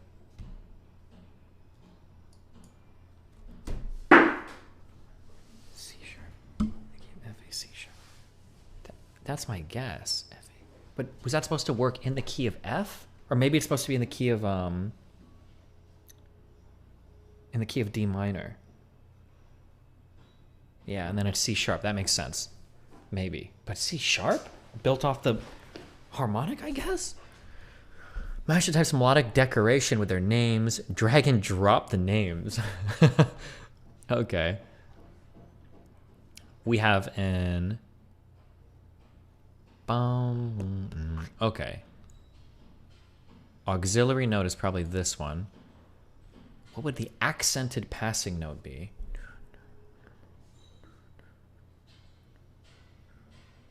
Accented passing note. They're both passing note. I don't think I ever learned they're passing tones. I don't think I've ever learned the difference between types of passing tones.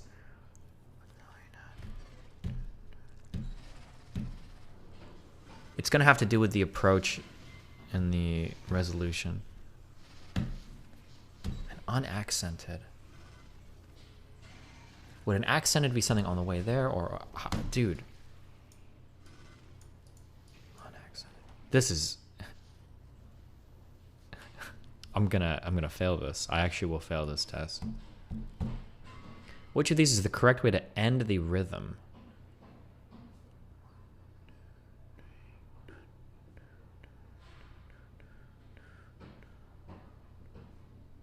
A dotted half note here, or a half note tied to a whole note. I mean, both of these are technically correct. What's like...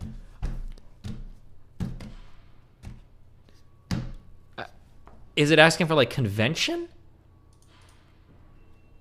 Would you write the dotted half? I think you'd write the dotted half. I don't think, but you could write a half tied to a quarter. I'm gonna go with 4. Click on a note which is not part of the scale of D flat major. D flat, what a Your bad maths cannot stop me. B E A D G flat. B E A D G flat. This should be G flat. Jesus Christ.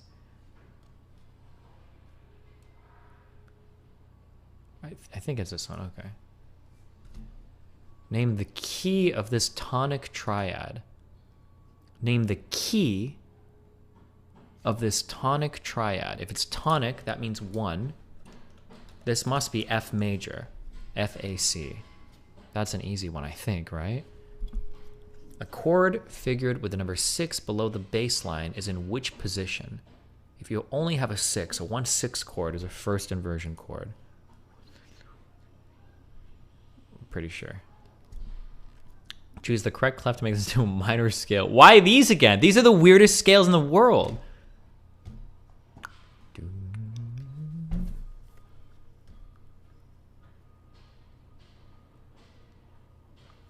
I don't even know. I've never thought of music like this before with no clef.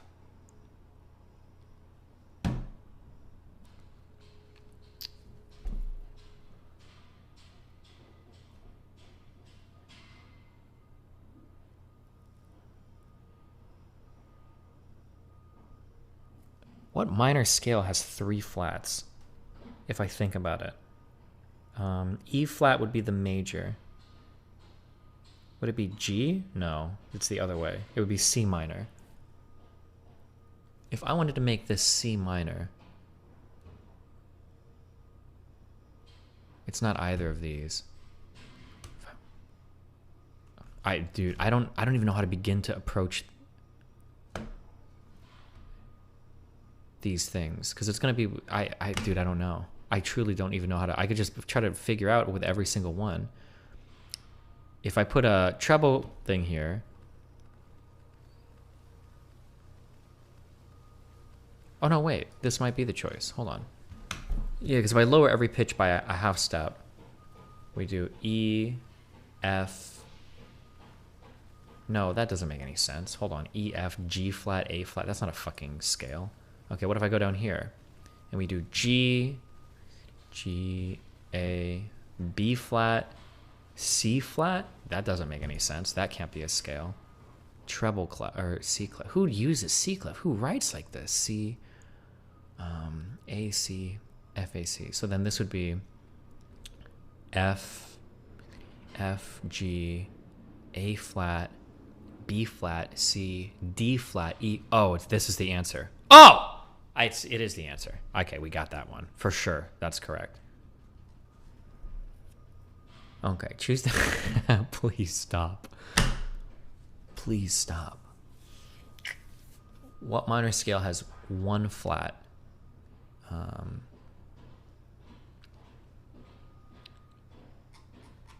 This is like disgusting. Okay, so let's say we did... Oh, wait, I think it's this. Because this would be C, A, B, C, D, E flat, C, D, E flat, F, G, A flat, B. No, I'm sorry. Oh my God.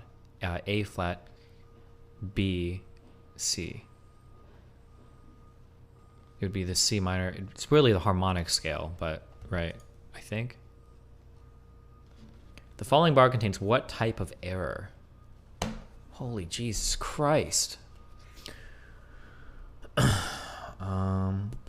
Okay, what do we have? Our tenor voice here. This is a B, that's a D. Can you write like this? Is that possible?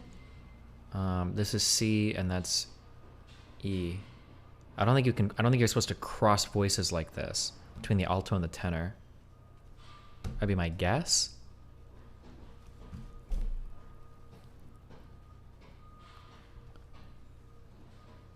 Yeah, that'd be my guess, because it starts off as a B and that's an E up there. Okay.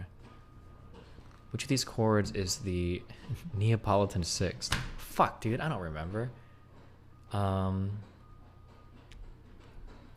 E, G, B.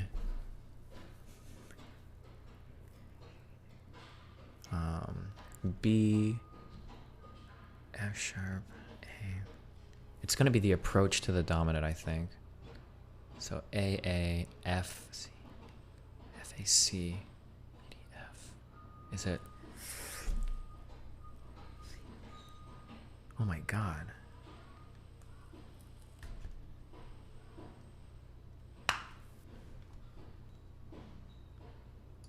We're going B. Good luck. I don't remember which one the Neapolitan sixth is. It's either built off the second degree of the scale or the sixth degree. I don't remember. Name this interval. C sharp to G. Would be a diminished fifth.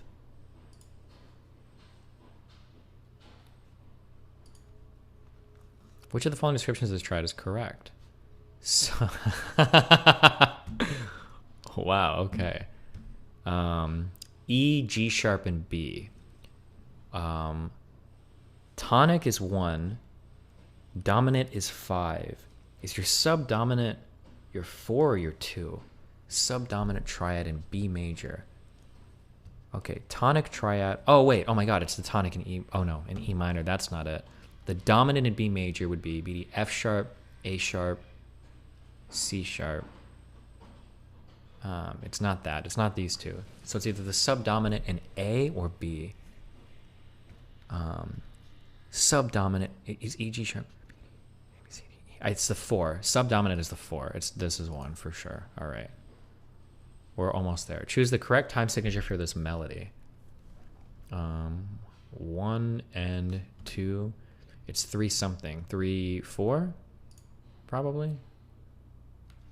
Yeah, I think so. Describe this interval by quality and number. A flat to E flat. A flat, no, I'm sorry. A flat to F is a major 6th. A, C, E, it's a major 6th.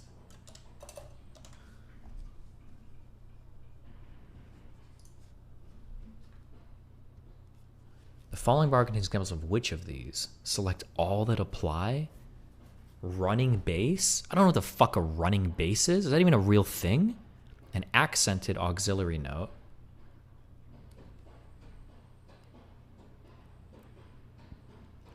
An auxiliary harmony note. There's no suspension. Inverted pedal? I don't think.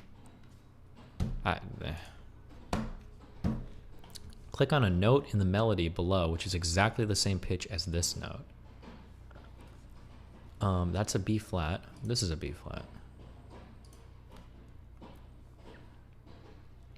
Click on the scale E harmonic minor. It's got to have a D sharp. E. Am I allowed to use my piano? E is related to G. There's 1 sharp plus the D sharp. It should be this one. Click on the note, which is the 4th degree of the scale of F major. Is going to be B flat.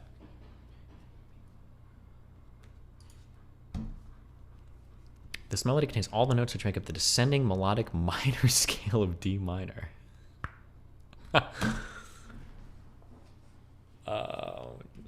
If there's 1 flat,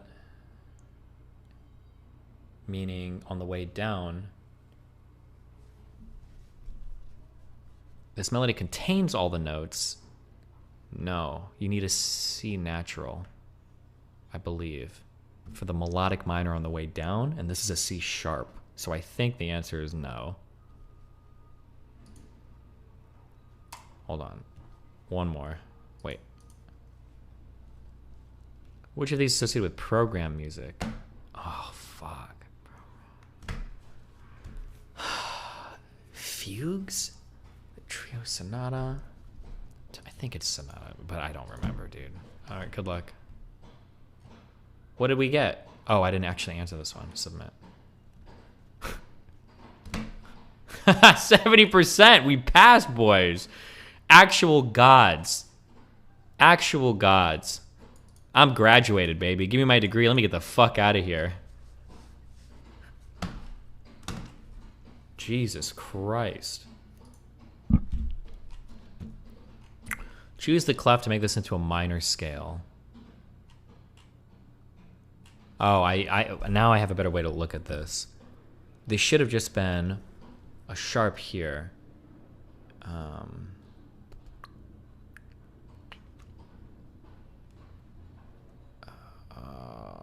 boom, boom, boom, boom. Oh, fuck. Never mind, actually. I don't even know how to begin to solve problems like these. What is the actual answer? It's the C clef one? Who uses these fucking alto clefs? Or C clefs? So cringe. Who was it? Oh, it was Wagner. Who cares? Pauken is another name for a kettle drum. Accented passing note. Unaccented passing note. Auxiliary note. I don't know what any of those are, but okay.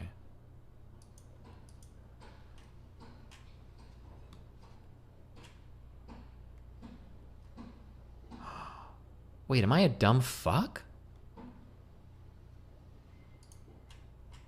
Wait, how is this the answer? Wait, hold on. Is this a full... It's just a half note. That doesn't fill the measure, does it? Or does it not need to because of the quarter note here?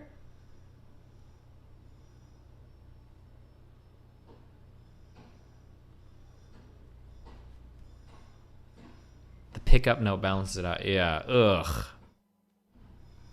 I don't remember that. I don't even know that's true. I don't think I ever even knew that. If you have a pickup note, that means that when you end, because there's not like a repeat here or anything. Right, that's not a repeat, is it? Don't you need the dot dot for it to be a repeat? I don't know if I'm fully convinced this is correct. Wait. No, yeah, you need the dot dot for a repeat. I don't think this is correct. I don't think you would end. I don't think you'd do this. I don't believe that.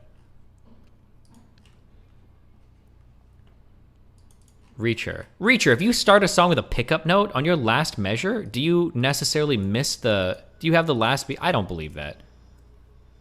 It's just a pickup bar dumb fuck. Yeah, but hold on. Wait, do you understand the confusion? So what is the correct way to end the rhythm? You can't put a whole note. It's 3/4. You can't put a half note because that doesn't fill the measure. So I figured it was either a dotted half note or a half note tied to a quarter note because of convention. But they're saying that the correct answer is just a half note. But that doesn't fill the bar. But because there's a pickup note, you don't have to fill the last bar. You just leave. Like, that sounds... That's so weird to me. But okay.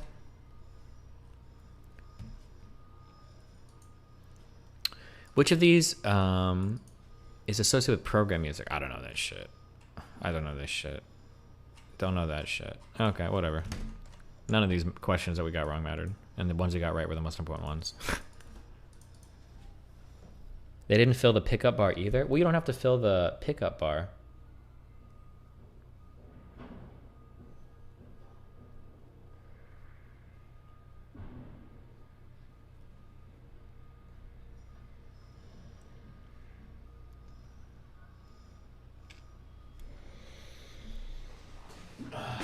Okay, I gotta warm some food up, 1 sec. And then we're gonna do this convo.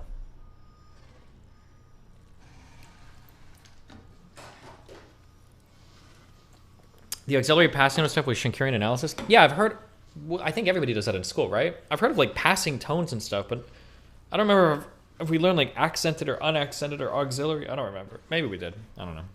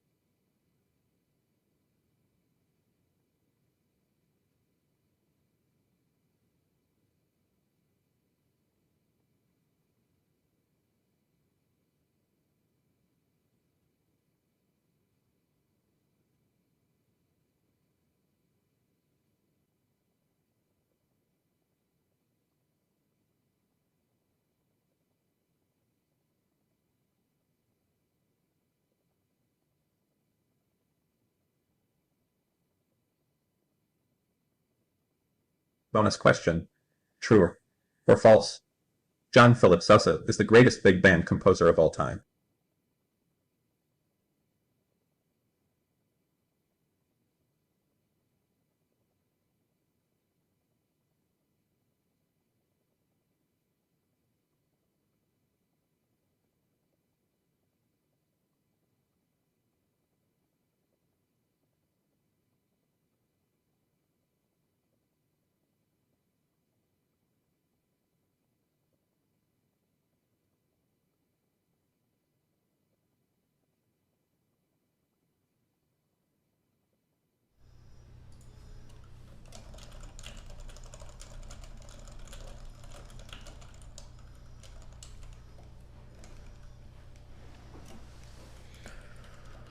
So the passing note makes up the underlying chord or if it's offbeat. Yeah, if you say so, dude.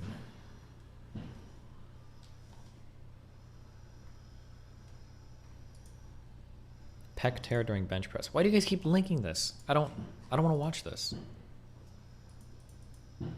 No jumper when? I think we have it scheduled for, I think it might be September 1st. I don't know. I'm waiting for her to get back to me. Rate my factory. So good, dude. I just want you guys to know I almost have wood cutting 100% maxed out. I know you guys are excited for that.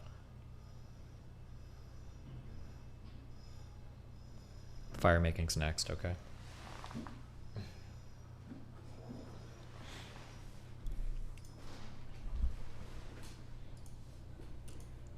Nice job, dude. Mr. Fanatic, what's up, buddy? Let me eat my food real quick. Hold on. Your middle name is Macho, but I'm wondering if you ever cry. Has a Macho Man ever cried? Yo, Des, could you help a brother out and let me crash at your house tonight? Yeah, sure thing, dude. Hey, for macho men to show every emotion available right there, you know, because I've cried 1,000 times, I'm gonna cry some more. But I've soared with the eagles and I've slithered with the snakes and I've been everywhere in between. And I'm gonna tell you something right now. There's one guarantee in life, and that there are no guarantees, yeah. And understand this. Yeah. Nobody likes a quitter. Nobody said life was easy, so if you get knocked down, take the standing 8 count, get back up, and fight again. And you're a macho maniac. Dig it. Wow, cute.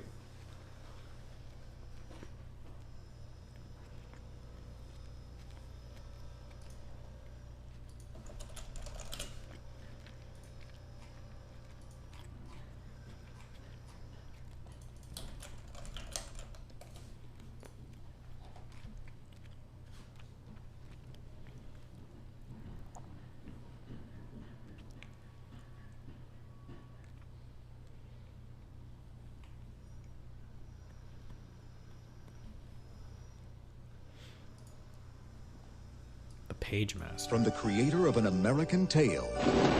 You're in need of adventure. Whatever you imagine. All is possible. 20th Century Fox presents Macaulay Culkin as you've never seen him before. Look at this place. On a fantastic journey into a land of endless wonders where he'll scale the heights of the world's greatest adventures. Moby Dick, LCP Treasure Island. Happy birthday! And bring back the ultimate prize. You've got to fight to make a wish come true. That's it, boy. His own courage. Yes. Macaulay Culkin. You're the greatest. Christopher Lloyd. Triumph here and always. Take your family to a world. Okay.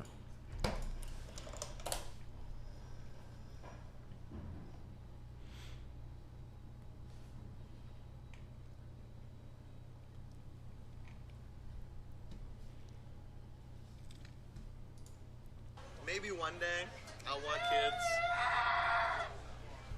Today is not the day. How big is she gonna get? 800 to 900 pounds. And I'm like 100, so. How old This is good. This she is good. is. I think she's gonna be 6 months. Or she Already not? 6? How big is she gonna get?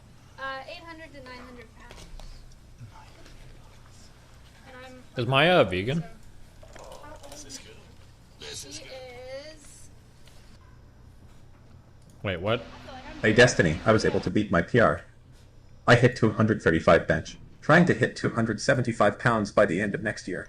Wish me luck. Good luck, buddy. My neighborhood, really? Seriously. Okay.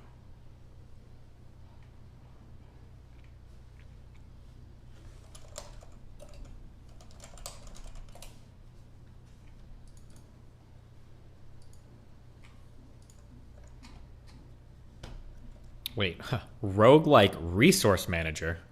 What?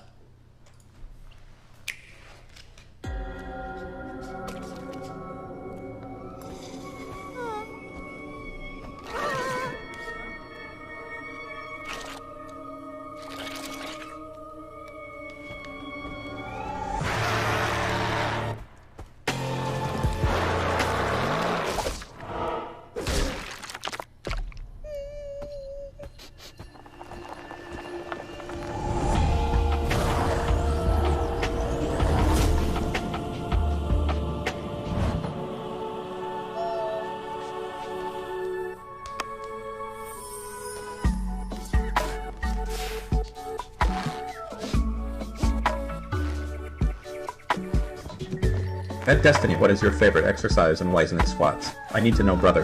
For science. The best exercise is the one that I fuck your mom with. Hello.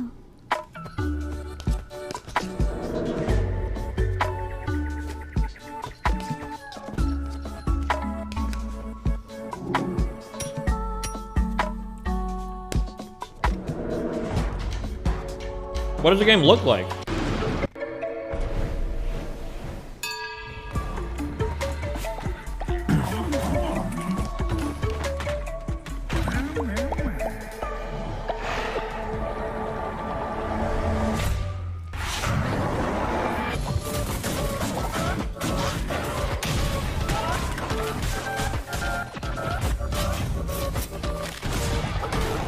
Fuck you, hip thrusts are for thoughts.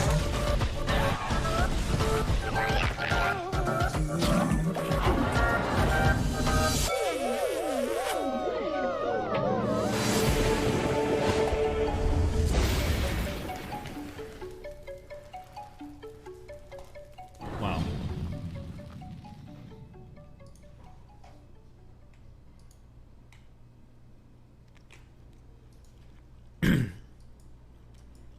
Okay, one more video. I'm almost done eating.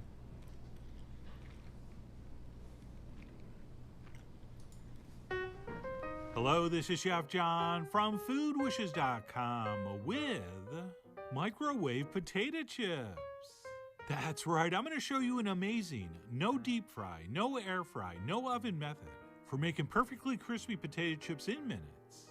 And not only is this method fast and easy, but this produced one of the best tasting potato chips I've ever had. I know it does sound too good to be true, but it is. Although there is one catch. You do have to have a couple very specific items to make this work. And to get started, let's see the first one, which is a sheet of parchment paper, which come like this or in a roll, where you tear off as much as you want. And what we'll do to prep this is fold it in half and make a nice crease, and then we'll fold it in quarters, and then eventually eighths, and we'll basically make as many folds as we can, keeping a nice sharp point, just like we're making a paper airplane. And by the way, when was the last time you did that? And why has it been so long? But anyway, the reason we're doing this is because we want to cut a circle that will fit the plate we're going to use. And the easiest way to do that is to place the point of our parchment. Hold on, I'm sorry. Hamsterhawk says, you are the only streamer boring enough to browse our videos on stream. Literally, the only streamer predators is boring shit. Okay, you're right. Let me finish eating and I'll be back. I'll give you like 2 minutes, okay?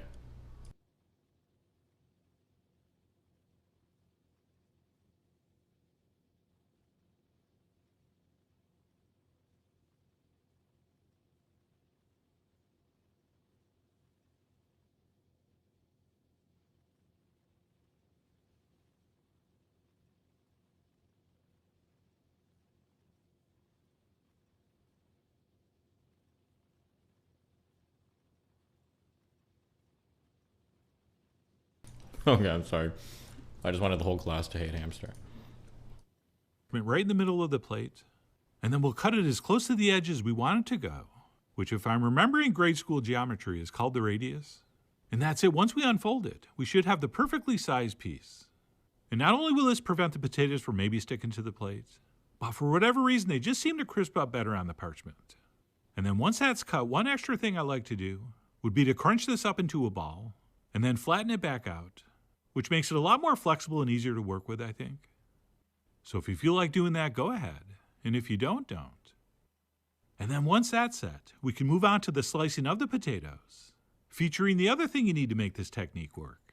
And that would be some kind of adjustable vegetable slicer, or as we call it in the business, a mandolin. And what we'll do is grab a well-washed but unpeeled russet potato, and we'll Destiny, watch this video. What? Fanatic. Democrats do. We love our new home. It's got granite countertops, crown molding. It's just... There's so much hammering in the neighborhood. It's a lot. Of cereal. Oh, come on. Not cool, Thors. Anyone got a light? I'll order pizza. At least Geico makes bundling our home and car insurance easy. It does save us a lot. See Marvel Studios' Thor, Love and Thunder, only... Wait. Copyright audio and video. Wait, on what? What were we just watching? any of the tangibles that we actually asked for. So yes, you can say, well, yeah, we made the first president be a black man. Well, we got a chief of staff be black. All of these things don't actually give us the tangibles. loves The those wealth gap still chords. continues whether or not we put those people in office or not. It doesn't actually address the tangibles that black people are asking for. Give us economic justice. Actually offset all of the previous systemic oppression that is still having impacts today. Do those things. That's what we're asking for. No one cares about the I don't Nancy think Pelosi BTS putting going on to the black, White yellow, House. and red and kneeling and saying we stand in solidarity with the black community. No one wants a freaking street named after them. No one cares about all this symbolic retardation. Give us stuff that actually matters.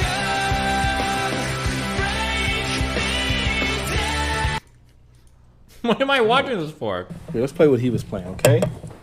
We're gonna play it better than him, though, because I'm actually a better pianist. All right, Uh-oh. you ready? Push to that. Hold on. I'm not a rapper. Ready? So don't rap Let's at hear me. An actual better pianist.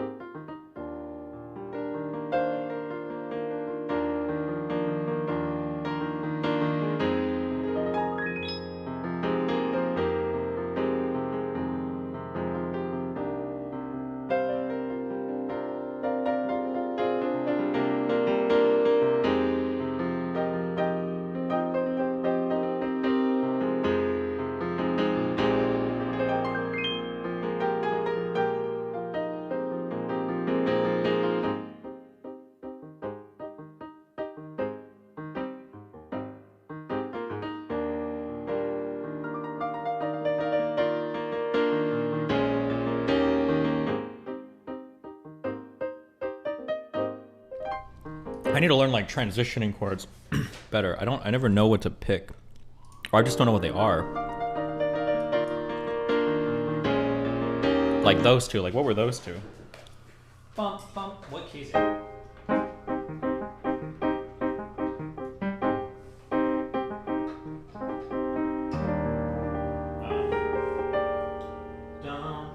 is it?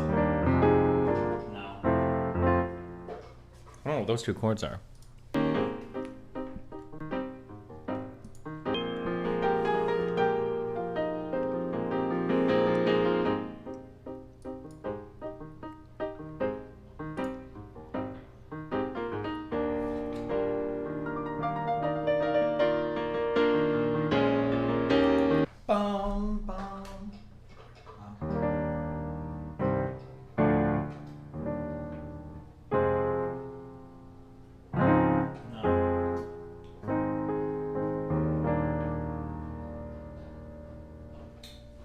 No idea.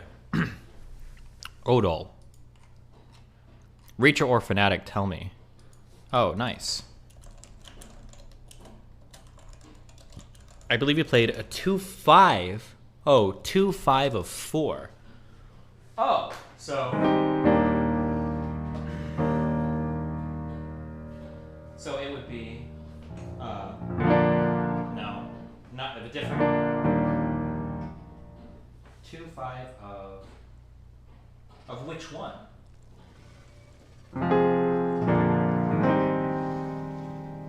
In an inversion? Is it that? Like A 2-5 to the next chord. It's 5-1-4. 5-1-4 in what? What is your one?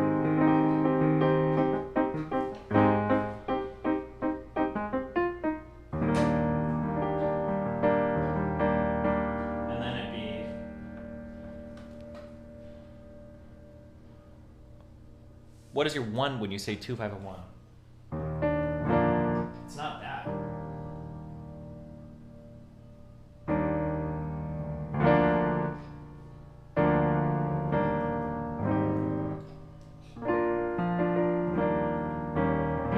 Oh, there's this there.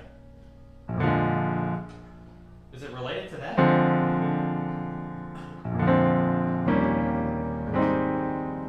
Dude, I don't use enough dominants at all. Fuck. It's E flat dom. Yeah, it's. So. And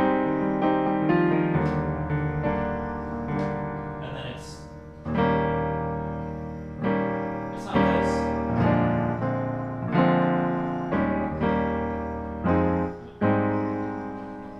this. The 1 is E flat. So 2. So.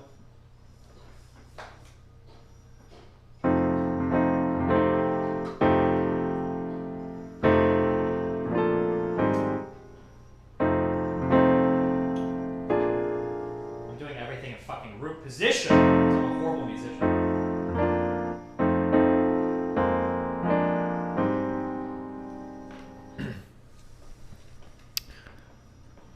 Tell me the chords and I'll make sense of it. Where is? Just tell them to me. Oh, okay. B minor 7, E flat or E dom 7 or E flat dominant 7. It's E flat. Okay, so it's B minor 7.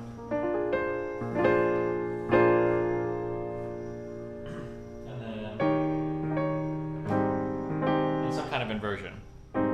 So, okay, so B minor, E flat, A flat.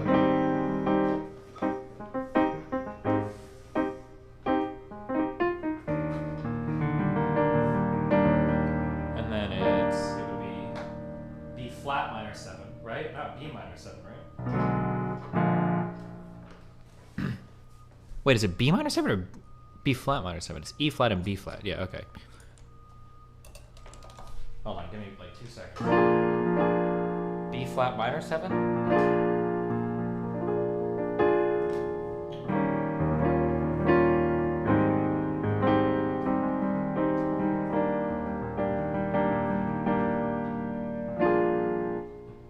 In some kind of inversion, probably.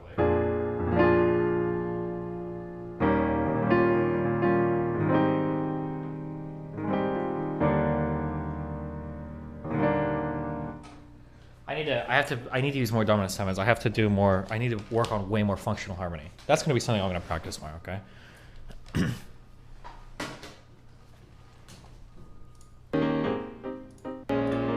I'm guessing, especially because Phonetic plays so much, especially if you do jazzy stuff, you can probably like 2-5-7 anything you want at any point in time. Is probably my guess.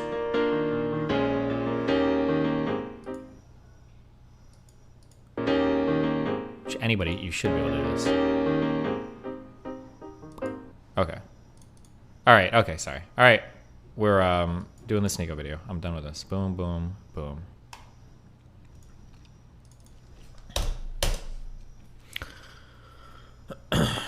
Anyone have the name of the song? It's just like a little, it's not, there's not a real thing.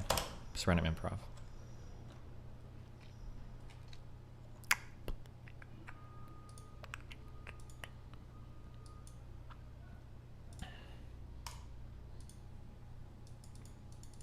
Dude, the Crowder tweets are pretty wild.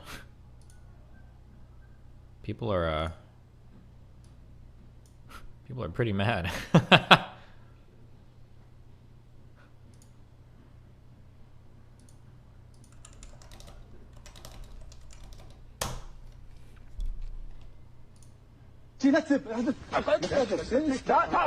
Arabic TV debates.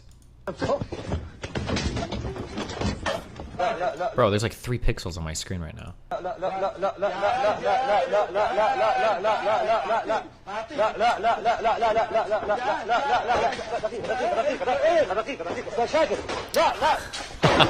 Jesus.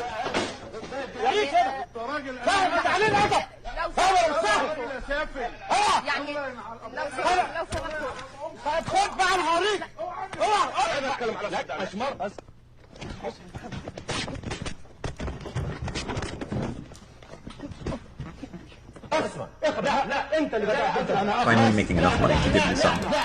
Thanks, buddy. Also make a gym flare for people who'll get shredded. Aesthetic over strength game. Okay, we need to, I have to listen to this. Hold on. No, Sneeko is texting me.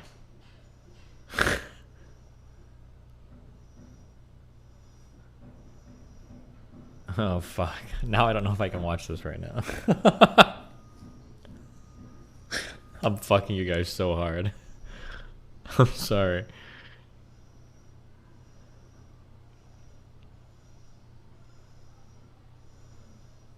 I don't even know what we'll do. I guess we'll figure it out.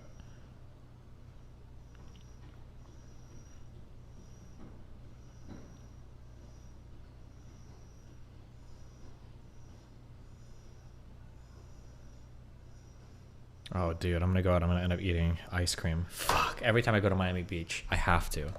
Yeah, I can feel it calling to me. God damn it.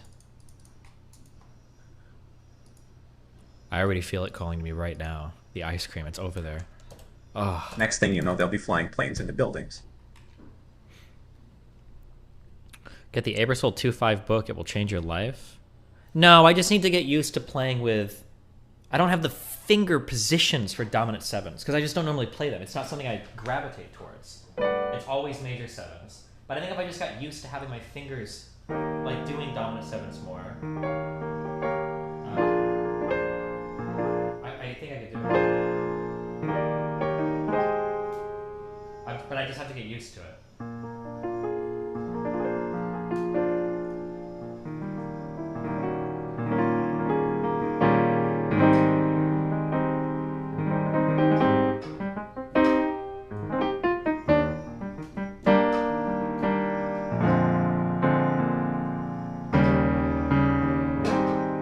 He did a different passing thing though that sounded way better. I don't know what it was though.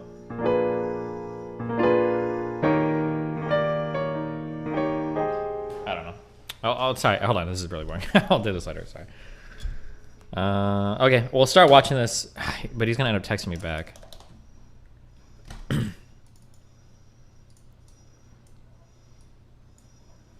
What's your peak ice cream order?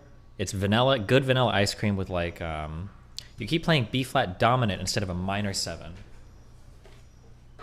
Oh, because the B flat minor works better with the... Oh, you're absolutely right.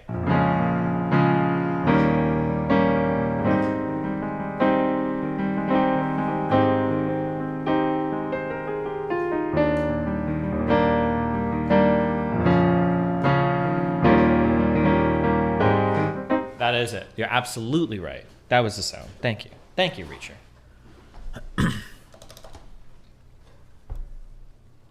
because the third and everything fits way better. Okay.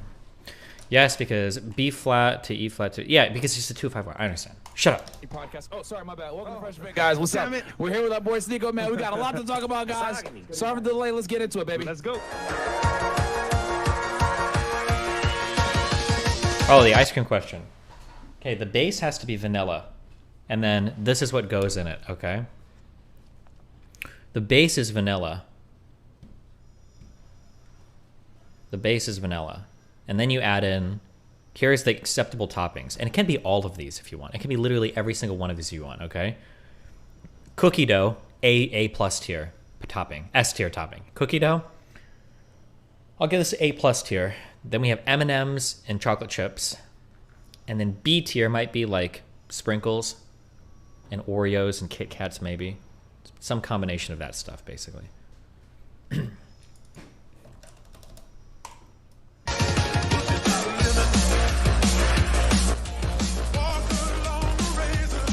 Oh wait, actually, you know what? Hold on.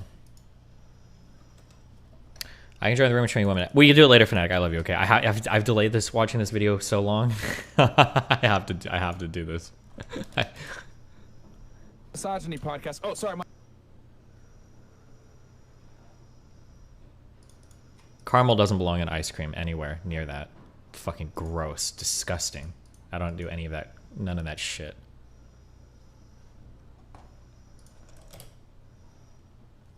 Salted caramel and cookies and cream are the best ice cream flavors. No. No debate. Sorry, but you are wrong.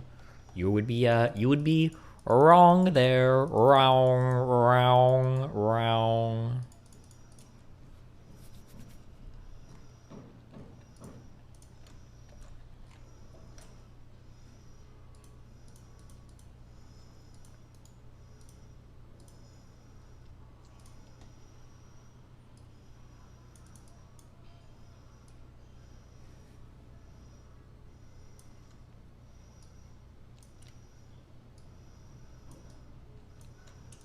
My bad. Welcome to Fresh Fit, guys. What's up? We're here with our boy Sneeko, man. We got a lot to talk about, guys. Sorry for the delay. Let's get into it, baby. Let's go.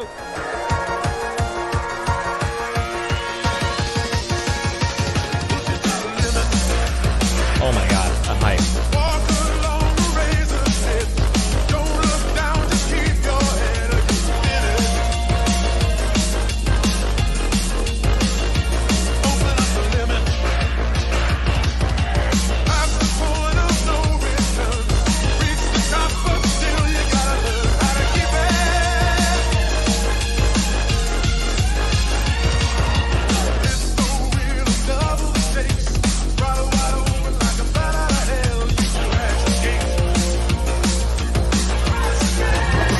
Wait, why is it freezing?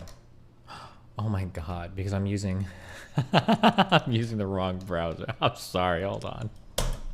Misogyny podcast. Oh, sorry, my bad. Welcome to Fresh Fit, guys. What's up? We're here with our boy Sneeko.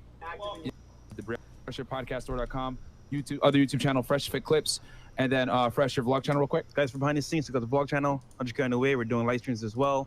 Lifestyle videos. Check it out. And then, guys, check out my other YouTube channel, Feta1811. We're actually late, guys. It's my bad. I'm gonna have to give myself the stupid button because stupid. Yeah, I went ahead and I did an episode for you guys. I just did the FBI shootout reaction from 1986. I'm gonna drop that video for y'all tomorrow. As you guys know, you guys really like these documentary breakdowns, so I've been doing those as well, releasing those on Tuesdays, and then the live stream on Sunday. And I just did the Breonna Taylor officers indicted last night, so go ahead, check that one out. But anyway, without further ado, man, we got Sneeko in the fucking house. Yes, sir. Yeah. Oh, let's unmute your. Hold on. Go ahead. Keep going. Hold on. One more time. I'm saying it's good to be back on the show. I learned a lot from. There we go. There we go. I learned a lot from when I was on here in April, and you see me in the chat. I like to troll. I like to be a part. After I finish streaming, usually I'll come in here some nights like that and like talk to the girls, stuff like that. It's been fun. No. Sorry, guys. I have to be audio engineer for a second. We've been seeing you, bro. Because you were going. What's your name, Lizzo?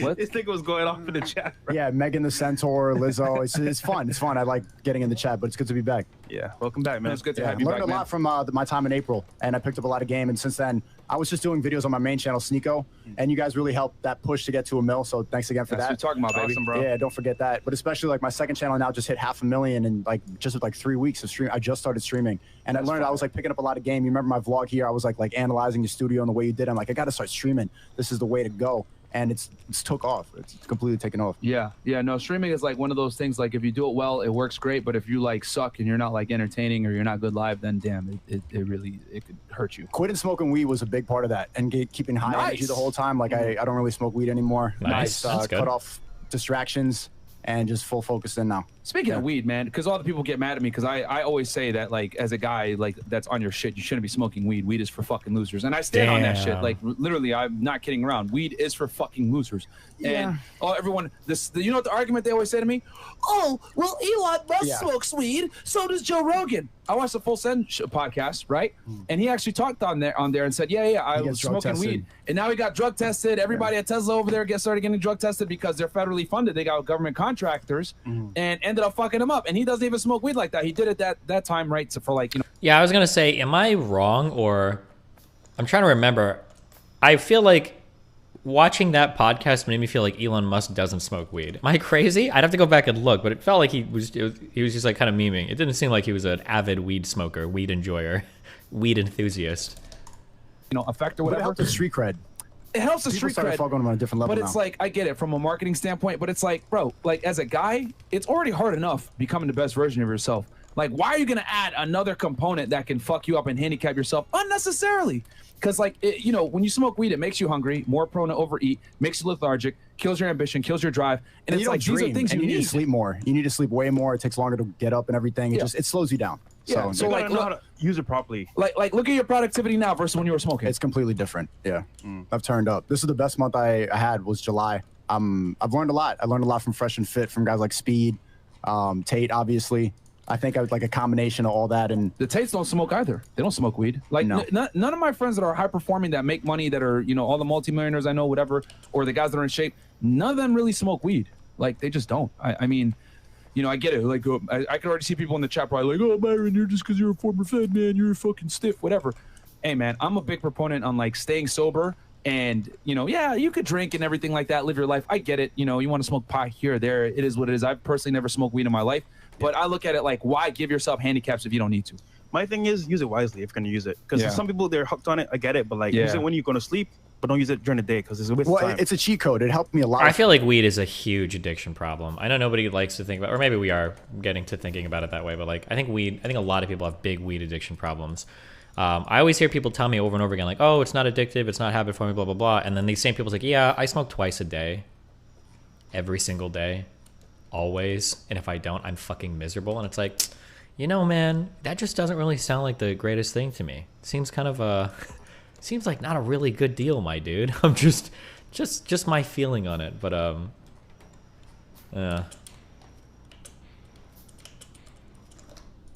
with my main channel, with the creative, like artistic videos that I was doing for like 9 years on my main channel, it helped me like do deep stuff and, you know, be cinematic and write more. But the high energy thing that you need to do for streaming, you can't be smoking weed. You just got to cut that off. Okay, that makes sense.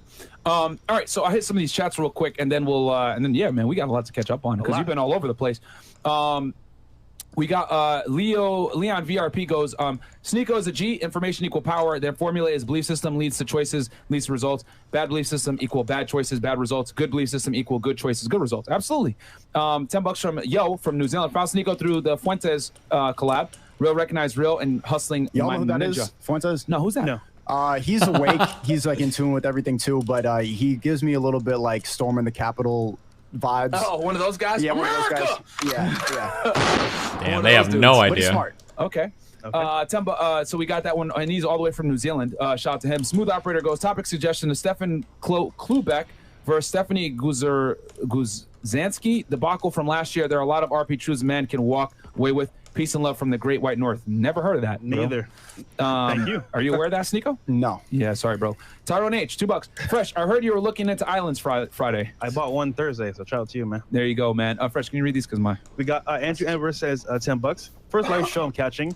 Shout out to my guys. Also, what's the origin of Dom DeMarco? Where'd it come from? Battle rap. Yeah, it comes from Battle Rap, man, because whenever they would spit a crazy bar, it would be from, you know, URL, aka formerly known as Smack TV. If you hear the theory that people predisposed to get addicted to different things, like say a person might do meth every now and then but never feel a drive. I feel like there was one study that came out recently, somebody correct me if I'm wrong, that seemed to reinforce the idea that addiction transcends physiological stuff and actually does have to do with personalities. But I feel like the information I've seen on that has kind of gone back and forth. So I don't know like what the right answer there is, but I feel like I saw something recently that purported that like you basically like also super warning, and if you go out and you ruin your fucking life because of something I told you, then you deserve to have your life ruined, okay?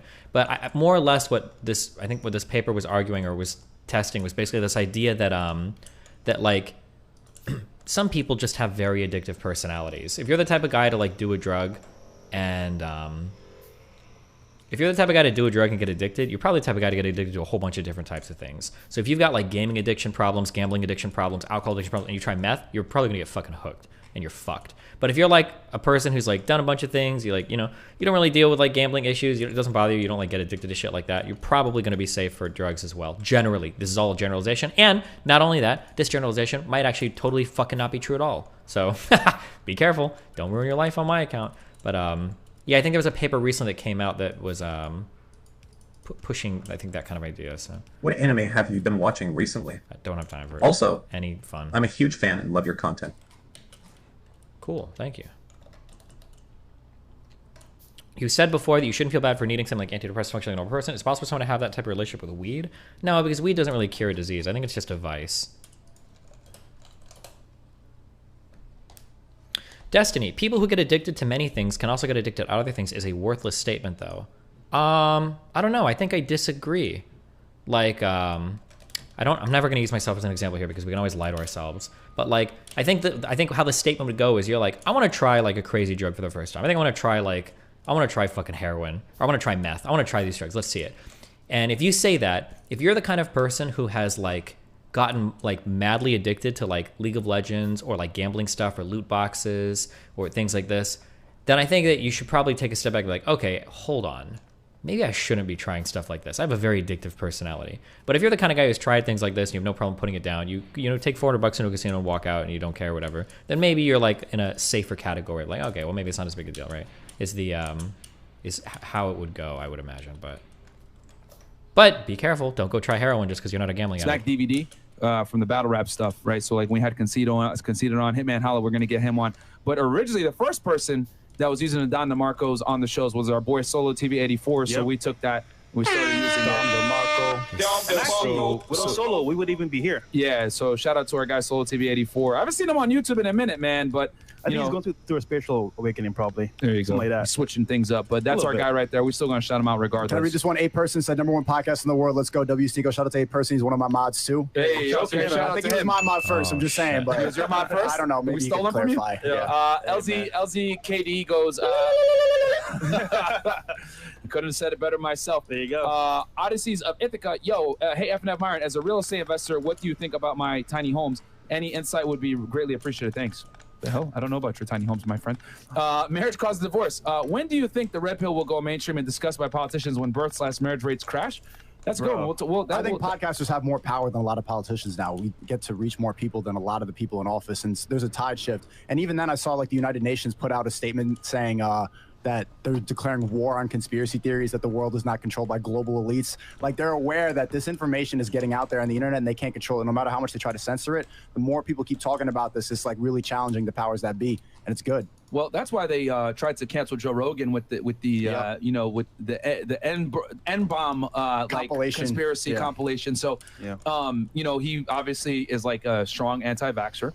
And they were basically like, hey, dude, we're gonna do everything in our power to try to bring them down. And they came with the, obviously, when in doubt, hey, just get a bunch of nigga drops and use that shit on YouTube, and you're gonna get him canceled. And it ended up, which thankfully for me, right, and for everybody else, it didn't end up canceling him. If anything, I think it kind of like united his audience to make them realize like, yo, this is what the left does when they can't win. They're gonna go ahead. Nobody and try actually to thinks he's racist. There's not one person who really thinks that. Yeah, no. But regarding control, they don't want to control what's being out there, because think about it. If everyone is waking up and masses are waking up as well, they're gonna fight back. But if they're asleep, medicated on weed, on drugs, then you know, they'll take whatever. Yeah, I find it interesting how certain podcasts try to say that we were racist, but then again, when Joe Rogan had that situation, they didn't say anything. They were like, "Oh no, bro, it's not racist." I'm calling no names, but this podcast is going to make me kill myself. Then don't watch. Cock open the cock. Yeah, I guess so. Is that the word? Yes. Okay. Michael Meatstroke, #1 podcast world. Thank you. $5 ambience for the soul. Shout out FNF and Sneeko. I have a viral video of you, Sneeko. It hit 4.2 mil. And I Destiny didn't have for the booze. Almost every Like, addict there had the same underlying issues, just different substances. Thank you. Gotcha. Okay. Sorry. Account. Shout out to every clip account on TikTok. They really run it up, and that the first Fresh and Fit podcast, that shit always goes viral every time. It's simple. Which clip is it in particular? I think it's me saying that women are jealous of our power, and just me explaining like the basic ideas of how feminism is stupid, and just breaking it down. I think that was the one. No, I mean the women are 100% jealous of, you know, male authority. That's why they run around saying patriarchy, say stupid shit like that. Bro, they want to be men so bad. They actually want to be us. It's crazy. They do. That's why they become men. Well, when they get money. They want to be men until the check comes. That's true. Then they'll revert to being a lady, and then as soon as that check is paid, then they go back to, okay, nigga, what's going on? You know what I'm saying? Like, we want to date other men, bro. Yeah. Come on, man. Holden Beddini, I quit smoking weed thanks to you guys, and I haven't looked back. In such a short time, I've become laser focused. My mind has become more sharp. My weight has gone down because I stopped snacking. Everything is up. Yes, bro, I'm telling y'all, man. Like, yo, quitting weed is the glitch. Shout out to Sneeko. The stream's been lit. FNF road to 1 million. Thank you, Mo. Shout out, Mo. Yep. Tyrone Jones goes, I be cracking up when Chris saying merch when chicks say I feel like I keep it saying it to myself when I'm talking to chicks, sending love from Australia. Shout out to Australia, man. I feel like merch. Jordan Welch goes, Care to explain that line of argument, or are you just going to mindless gawp at this? What do you want me to stop and explain every single fucking thing he says? Here, go watch somebody else. I'm getting trolled. They haven't even like said anything that I can even respond to yet. Winiko. All right. Shout out Jordan Welch. W Sneeko. Scott Aragon, $100. Thank you so much. Sneeko in the effing house, bro. I've been watching and supporting you since the last time on here. I've seen you go hard with the consistent content, and the knowledge has been very encouraging. Much love to you and the FNF fam. Absolutely. Shout out to Scott. Justin Akin goes, shout out to FNF. I'm starting to learn about investing. What are your thoughts on investing in mutual funds? Just go index funds, bro. Mutual funds, like, you're going to pay someone to go ahead and manage your account for you. They're going to get a percentage of it, and in reality, index funds are going to perform better every single time. There you go. Ambience for the soul. Jeez. Sneeko. True. Watch Idiocracy, bro. Okay. Corey M. Sneeko, can we get a All right, last time. Last time. Oh my God, they're stimming for Hamster. $50. You guys notice how many women's channels started preaching the red pillars since Chaos Pass? They always end up following Rest of Godfather. Yeah, I mean, I have a little bit of a conspiracy theory on that, man. I'll keep it 1,000 with y'all. People probably might not like me saying this, but I don't trust a lot of these female content creators that are out here trying to kind of invade the male space. It always happens, bro. Whether it's video games, conventions, whatever, women always try to invade male spaces, bro. And in this case, when it comes to RP and this type of content, there's women that are trying to flood in there. And quite frankly, I would argue a lot of them aren't equipped to handle and or give advice to guys. That's why I always say female dating coaches don't know what the fuck they're talking about. They don't know what the hell. They can't give you advice. You know what's the worst part? They say the same exact things, but they do it in a nicer, passive way. So like, so you listen and you don't get triggered. You can like, oh yeah, for the general masses. So they're smart. They're grifters. They know what they're doing. So, yeah, it's a bit more. It's a bit more palatable. But honestly, it won't last. Not only that, but it's like, this message wasn't it's not designed to be watered down for like female consumption, because the issue is this, and we could talk about, have a general discussion on this. I'm a firm believer that most women don't live in reality. No, like La La Land. Yeah, they absolutely live in La La Land, and they get the privilege to do so because they're rarely held accountable for their actions. Never. Yeah, if in some cases, if she's hot, never. So when you say the things that we say, it comes off as triggering, misogynistic, tone, all this other bullshit, because women are rarely told the truth ever about their deficiencies, man. No. So it's like, to me, it's like, for men, they have to know the truth, and sometimes you got to tell them straight up. I mean, hell, earlier I was very direct. Smoking weed is for fucking losers.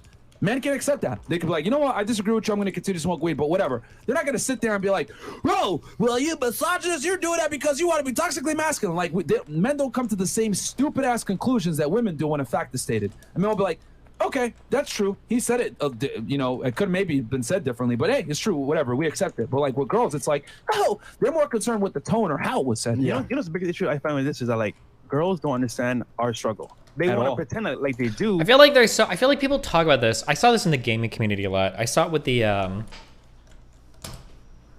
was the Jimmy Kimmel skit, right?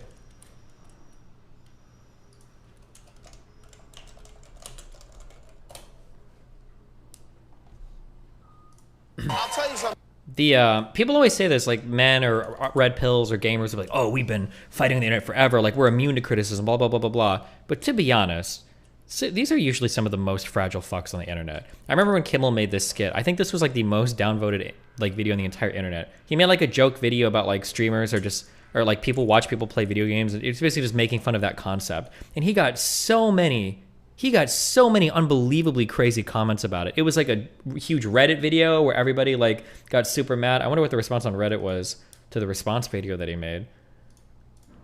And the comments section is absolutely incredible. Well, let's go through some of these. These are real comments from you stupid fat boy. I guess that's me. People love watching people play video games. You're just mad because you will be jobless in 1 year, you stupid bearded gorilla. Okay. It was so out of touch, though. It wasn't out of touch. It was a fine video, and it was decently funny. I thought it was okay as a streamer. It was like it was decently funny. It was whatever. Like, and it's even the funny thing is that like it actually predicted in a really weird roundabout way. It actually kind of predicted some of the future streaming meta. Look at these. Look at how ass-pained these comments are. I love that you handpicked all the stupid comments instead of the well-written and thought-out comments. Very biased of you. Why'd you watch this thing? Because I find it entertaining? It's stupid that you find it entertaining. Whoa, hey, why are you mad at me? Like, people were so fucking mad. Play it on a stream. It was the, YouTube launched a new video network yesterday where you can watch other people play video games. For real, the whole network. It's called the We Should All Be Very Ashamed of Ourselves for Failing as Parents channel. Actually, it's called YouTube, which is funny because that is a video game player who likes to watch other video game players play video. Well, the problem is, where does it end? YouTube is launching an exciting new service, YouTube Gaming. With YouTube Gaming, you can watch other people play the hottest new games. Awesome. Nice shot. But what if you want to watch the people watching the people playing the video games? Well, get ready for YouTube's Watch. Unironically, this is kind of what happened, right? Like, oh my god, I'm reacting to a guy watching a video. Because this is kind of what actually ended up happening with some of the streaming shit. I don't know, it's just like, it's whatever. But damn, dude, the comments were so ass-pained. Can somebody find out how many dislikes on this video? I don't have the extension for it.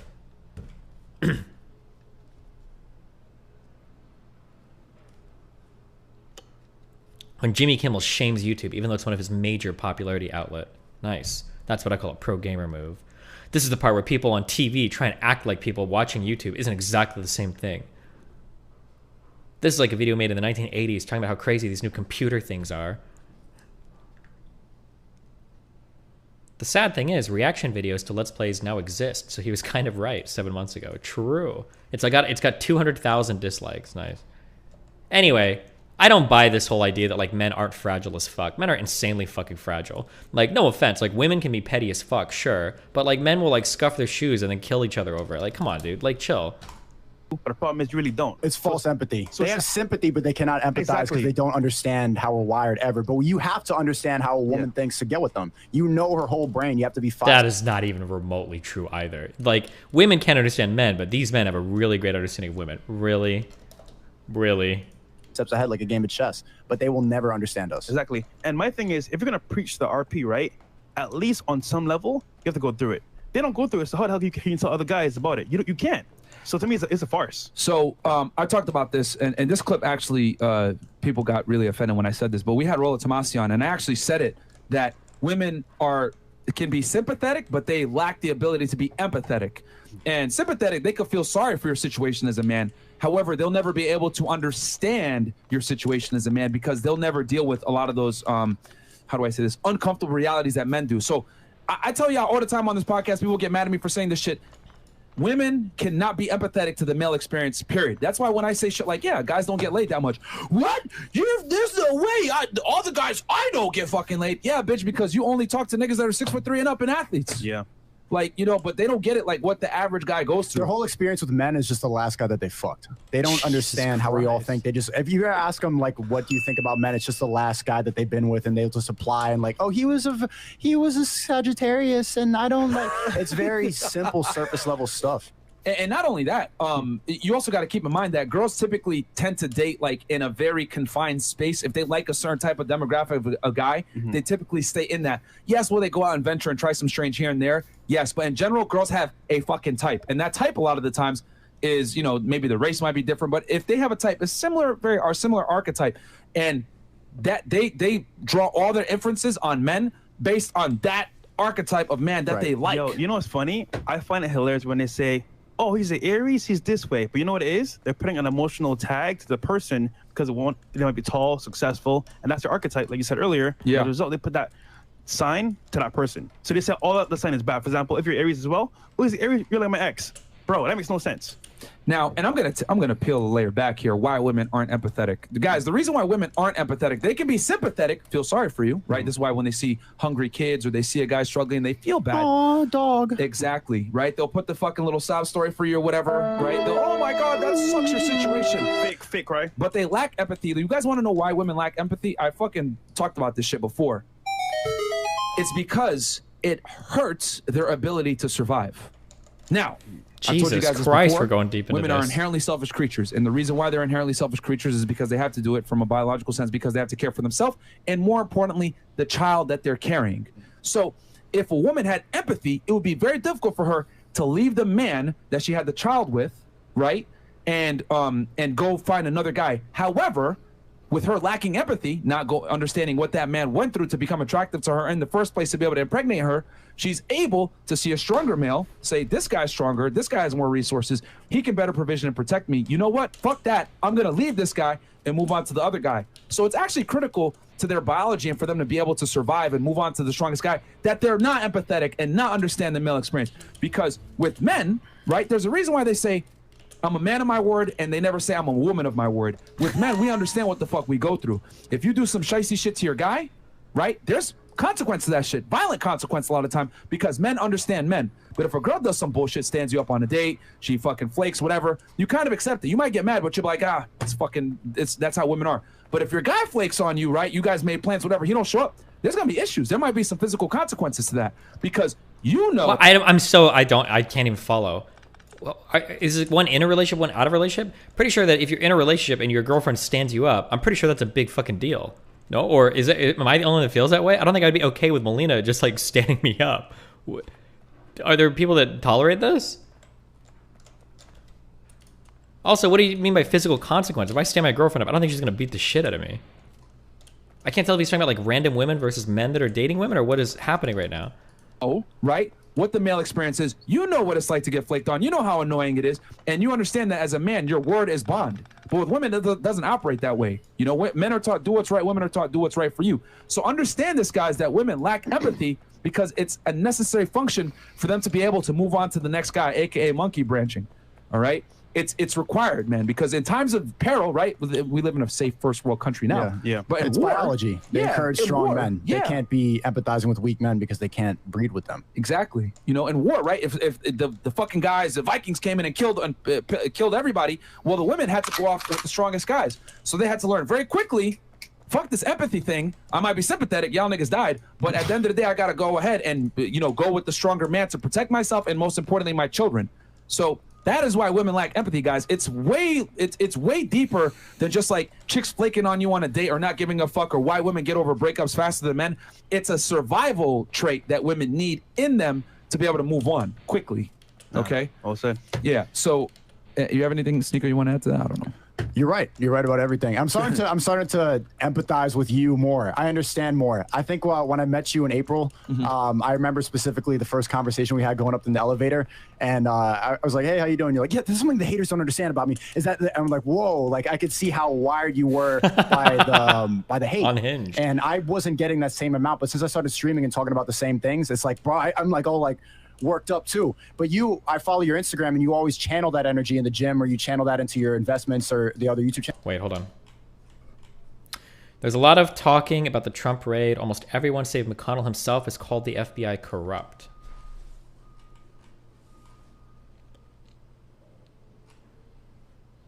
What do you think that means? What's the implication?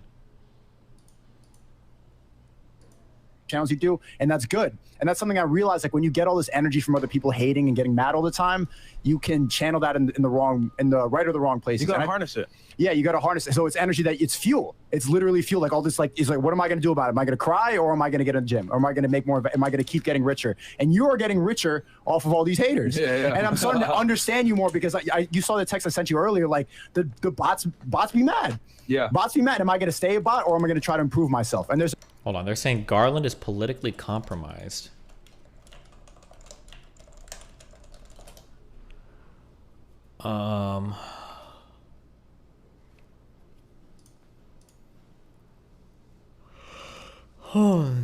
Pence calls for full accounting from Garland after search. Are they really saying politically compromised?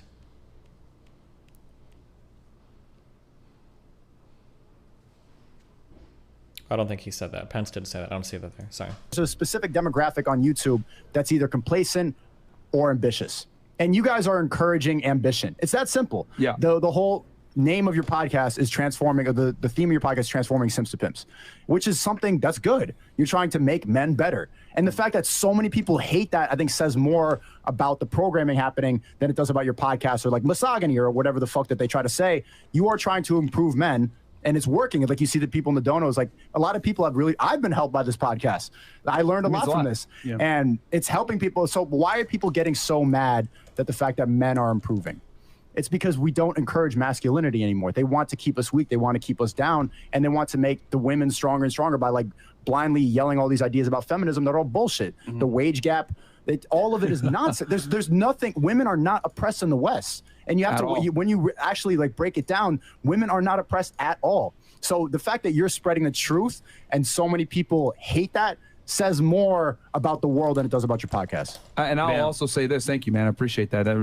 Thank you. I'll say this, like the reason why people hate this type of content so much. And like, I feel like this is just going to be a huge circle jerk fest. This whole podcast is just going to be that. Fuck. I think if I go on, I think it's going to be Friday. Like my thing, as I always tell you guys, like I use hate as fuel, right? So like, you know, sometimes I'll look at some hate comments before I go to the gym, whatever it may be. The reason why they hate it is because there's nothing more dangerous than a man that. Do people really do that? I'm gonna go read through my hater comments and I'm gonna go fucking bench. Sometimes I'll look at some hate comments before I go to the gym, whatever it may be. The reason why they hate it is because there's nothing more dangerous than a man that understands his value. That is, you know, and Rolls talked about this in his book as well. Like, there's nothing more dangerous while simultaneously being attractive to a woman than a man that understands his value and, more importantly, is able to enact and enforce those boundaries on his value.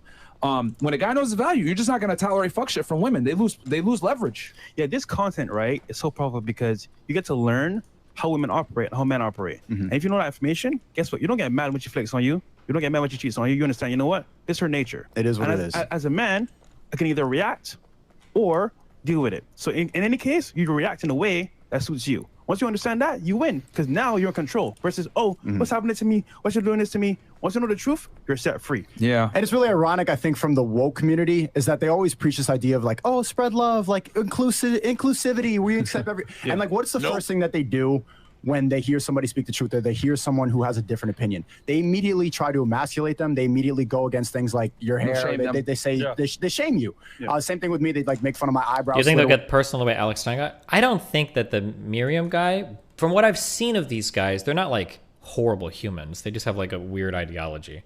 This red pill shit. The Alex Stein guy seems like a piece of shit human.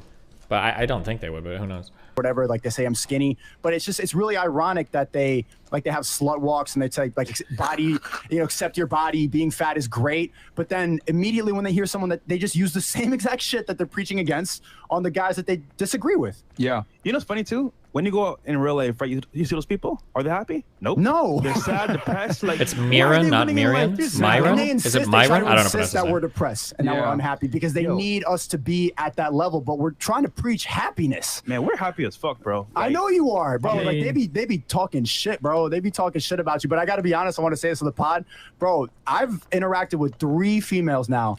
And I'm like, you know, vibing with them and everything. Like, yeah, I went on a couple dates with Fresh Prince. I'm like, fuck, again? Again? 3? Again? And like, it's just like, you know, like, I'm still gonna like, yeah, me is still gonna get my little shit. But I'm like, yo, man, Fresh Prince hit first. Like, god damn. So the people talking shit, it's like, oh, they don't really get pussy. Oh, bro, word on the street is different than what you hear online. Your first putting it out there. Listen, man, me and Reggie linked up. I hit it first. Fuck.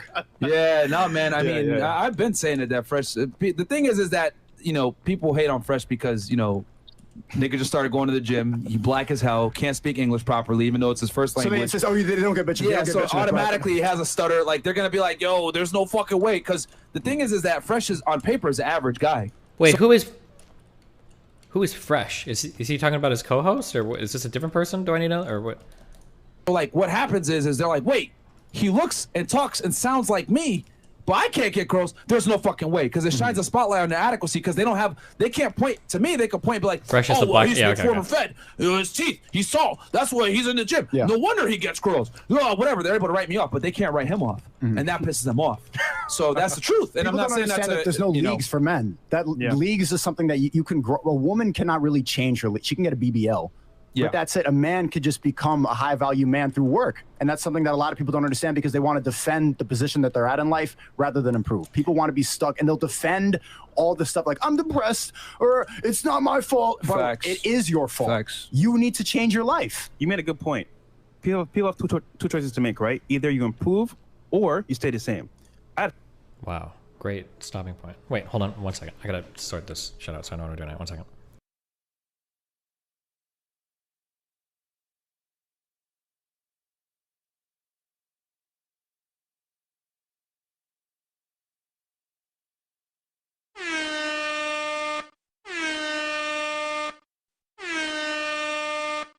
Oops. My bad, Steven. Sorry.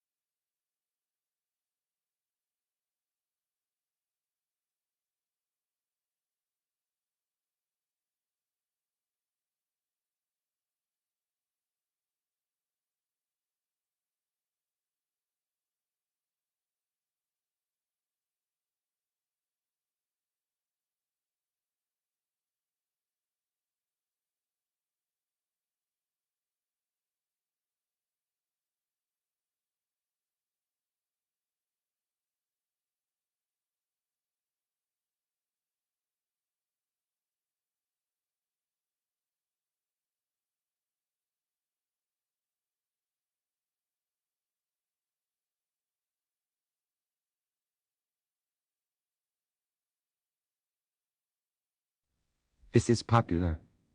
The people love this. The sounds. The statements. A terrible catastrophe. Played by a symphony. What a terrifying work of art. Up. Up. Up. Up. Up. Up. Up. Up. Up. Up.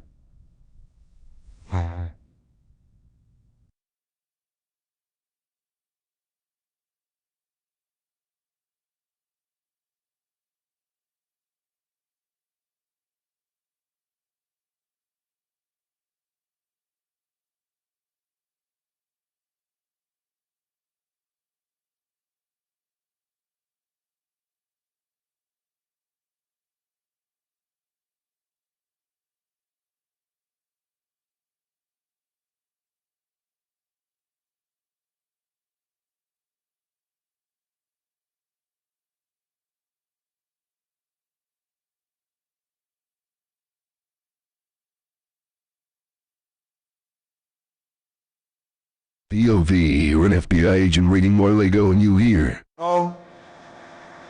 Oh. Oh. Oh. Oh. Oh. Oh. Oh. Oh. Oh. Oh. Oh. Oh. Oh.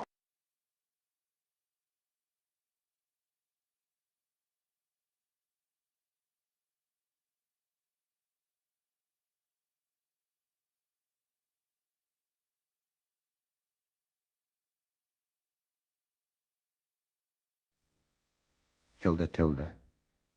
Tilde. Tilde, tilde. Tilde. Tilde, tilde. Tilde. Tilde, tilde. Tilde. Tilde, tilde. Tilde. Tilde, tilde. Tilde. Tilde, tilde.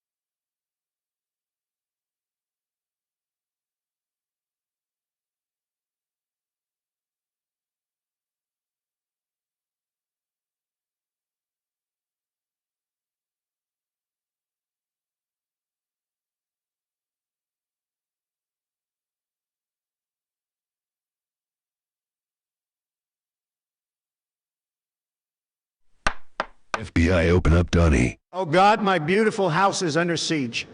Ivanka, here, read the documents. That's it. Stack up, boys. Breaching in 3, 2, 1. Ladies and gentlemen,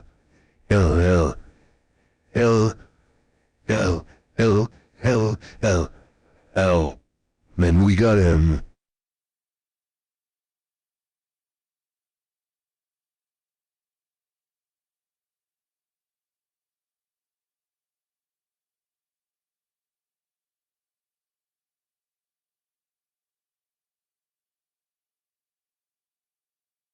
Kill. Slash. Asterisk, asterisk, asterisk.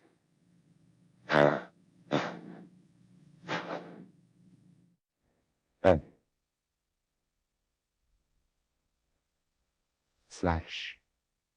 Asterisk, asterisk, asterisk.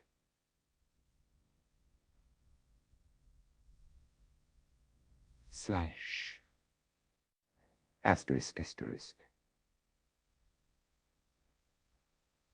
Slash. Asterisk, asterisk, asterisk. Slash.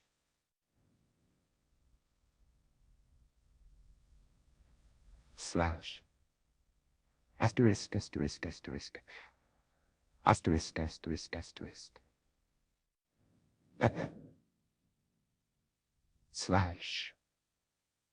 Asterisk, asterisk, asterisk.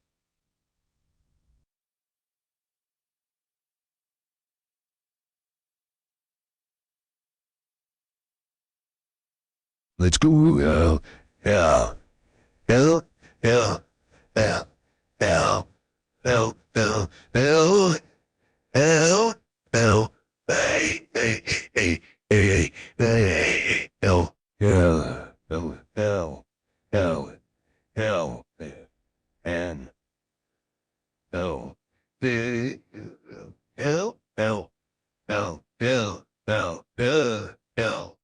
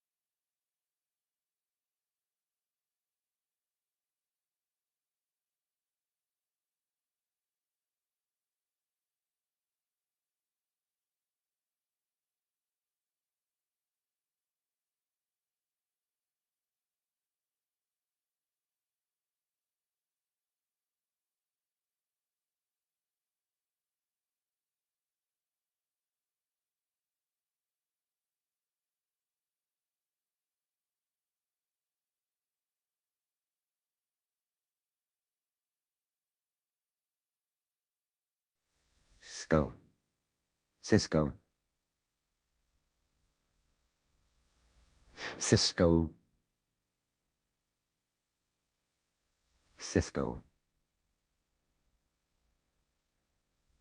Slash backslash. Medicine. Never.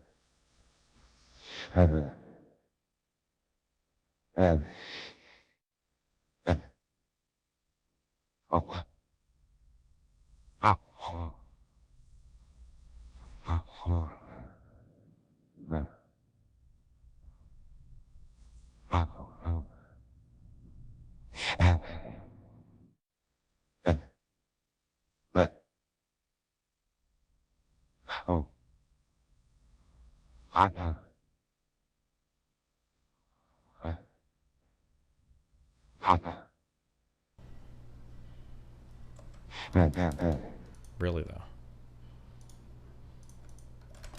I had a choice to make. A, I'm not that tall. I'm not like a. What happens if the fit dude gets really fat and the fresh guy gets really fit? Are they gonna change names, or does the show just kind of die? Who needs to change your life? You made a good point. People have two choices to make, right? Either you improve or you stay the same. I had a choice to make. A, I'm not that tall. I'm not that good looking, so to speak. Facts. You know, I have these like issues with speech. however, right? I understand. You know what? I still want to have a good life. So what do? I have to improve. Quick clip. We've already seen this stuff. She's up. Stop. Okay. So I studied money, how to invest, how to do podcasts per se. And look, you know what? I figured out I need to speak properly because I speak kind of fast. So I'm improving in that sense. I'm in the gym as well. Like, guys, anywhere you are in life, you're going to understand this, right? You're here for a reason. But if you want to improve, guess what? It's all on you. So if you want to make that choice, you can. But if you don't, it's fine. But understand, what you want out of life won't come easy. Only women have the privilege of not self-improving and getting attention from the opposite gender. Yeah. Like that right there, guys. A little bomb drop for y'all right there. Like, women, only they so many bomb have drops. that privilege of being able to stay the same or not self-improving and getting attention. How many 21-year-old bimbos have y'all met that literally have no life experience or are retarded, can't even formulate a sentence, can't speak properly, whatever it may be? Okay, I want to be really clear about this. Is okay. I love that he said this. It's such a good point by him. Okay, that there are a lot of women, they grow up, they're retarded, and they don't do anything. Okay, that's, you know what? That is true to some extent. That is true to some extent. But all of these problems always have two sides, right?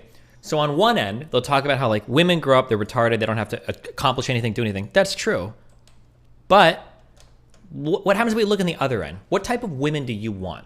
And like they talked about this, or they spoke about this yesterday when the girls were on. When they ask themselves, well, what kind of women do they want? They don't want women that are independent. They don't want women that are working jobs. They don't want women that have masculine features. They want retarded women. That's what they want. That's what they're after. So it's frustrating sometimes that these guys, people like this, will come on and they'll give these red pill truths. Women are basically retarded children. And then on the flip side, you're like, okay, cool. Like, what kind of woman are you after? Well, I really want a woman that's like a retarded child. Well, I mean, that's okay. If you want a woman like that, I think you're entitled to go after whatever you want. That's fine. But if you're shopping for retarded children, you can't be surprised when all you ever find on the racks are retarded children. Like, you are literally creating the type of thing that you are attacking in the next sentence. So you can't have it both ways. Like, if you want to complain that women don't accomplish anything, that's fine. But then you can't say that and then also say, like, we don't value women for their accomplishments because that's masculine, right? You can't have it both ways. Or you can, but at least acknowledge it, right?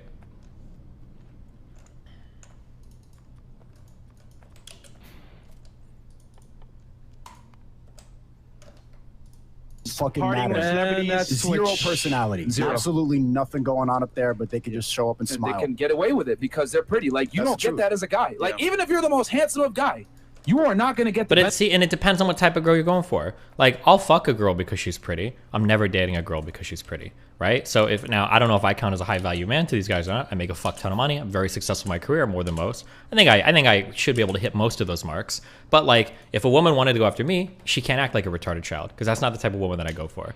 But like, if everybody else is saying like, yeah, we should value women because they're pretty and they're hot and they can take care of kids, well, okay, you're a retarded child factory. Like, how can you be surprised when that's all you're producing? Like, benefit of the doubt. Shit. Yeah. You know what I mean? From a chick, like, you really got to become a somebody.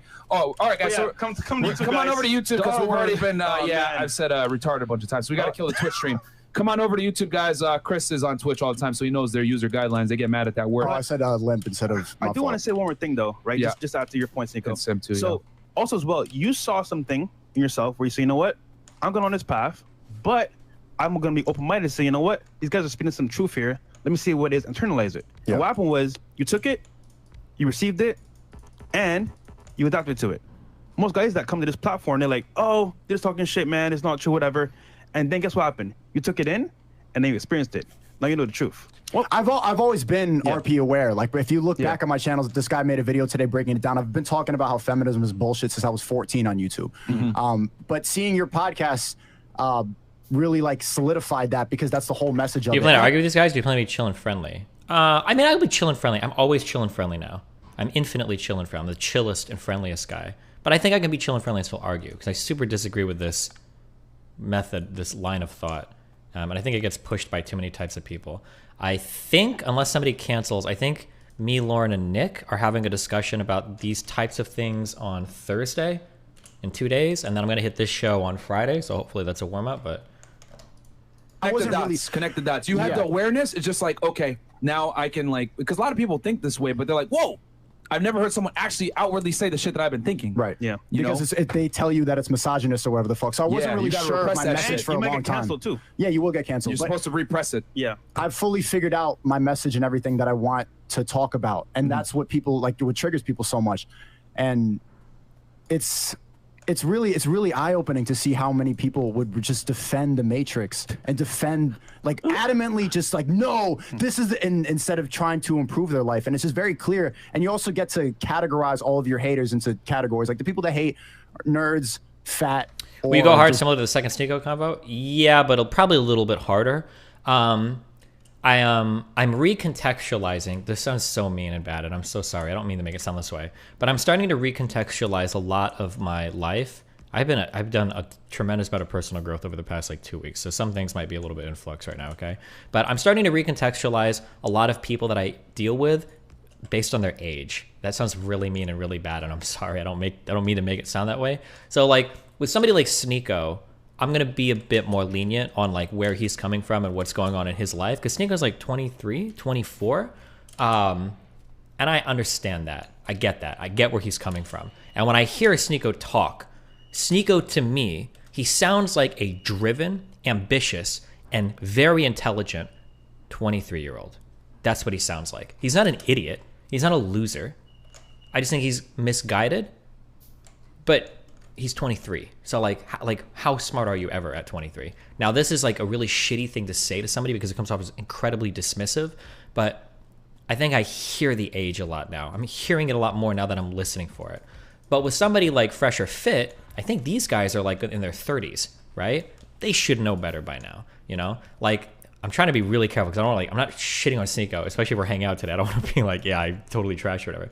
But like it's almost like when I hear Sneeko say things like, yeah, like this is what women want, this is what it's like, bro, you haven't had one real relationship in your entire life. You don't even know what you want from women yet. You absolutely don't. To tell me that at 23 years old, you understand the mind of women when I don't even think you've lived with one before that's not your mom, come on, there's no shot, dude. You can't pop. And I know, and the reason why I'm not going to come down on him super hard for it is because who's going to shit on Sneeko the most for what he believes now? What do you guys think? I think there's one answer to this on who's going to shit on Sneeko the most for what he believes right now.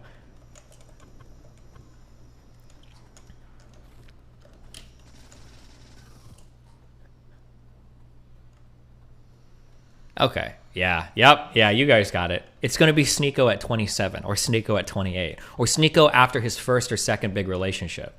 Is when he's going to look back and be like, oh, God, fuck, what the fuck was I thinking? Like, making these statements that were so fucking strong. Like, I'm trying to sit here saying what women want. I don't even know what the fuck I want. I've never dated a woman before. I haven't been in a serious relationship yet. How the fuck do I know what women want? I think that's what's going to happen. Because that's what happened to me a million fucking times. And I've made stronger statements than he has about all sorts of shit. And then I look back and I'm like, fuck me. Like, what the fuck was I thinking? Like, it's stupid.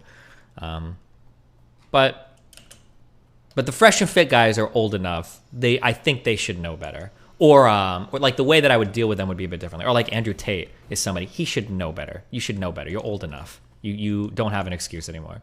But for Sneeko, like I wouldn't treat him as like a finished product. Like he's a dude on a journey. And I think he's a pretty smart dude. I watched some of his old videos and I was pretty surprised. Like some pretty cool shit. Like it's pretty insightful. Like, yeah, I think I hope he's on a good path. It'll just depend on what roads he travels down. Yeah.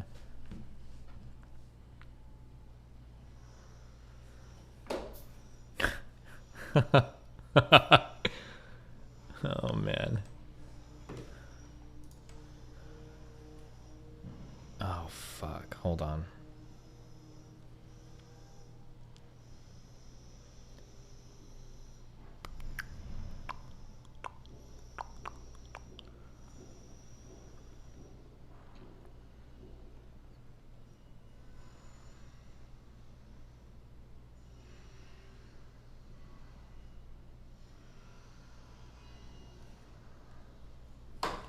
Oh, I'm so sorry. I just need like 1 minute. Hold on.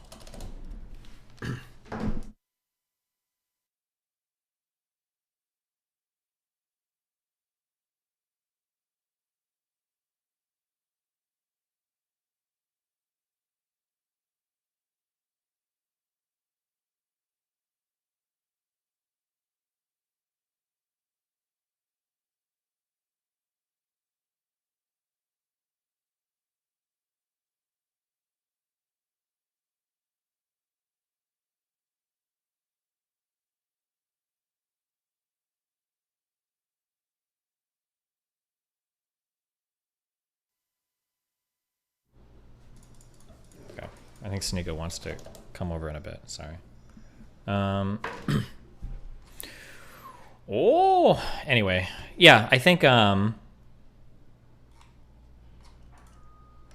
I think he's young. That's where we're at.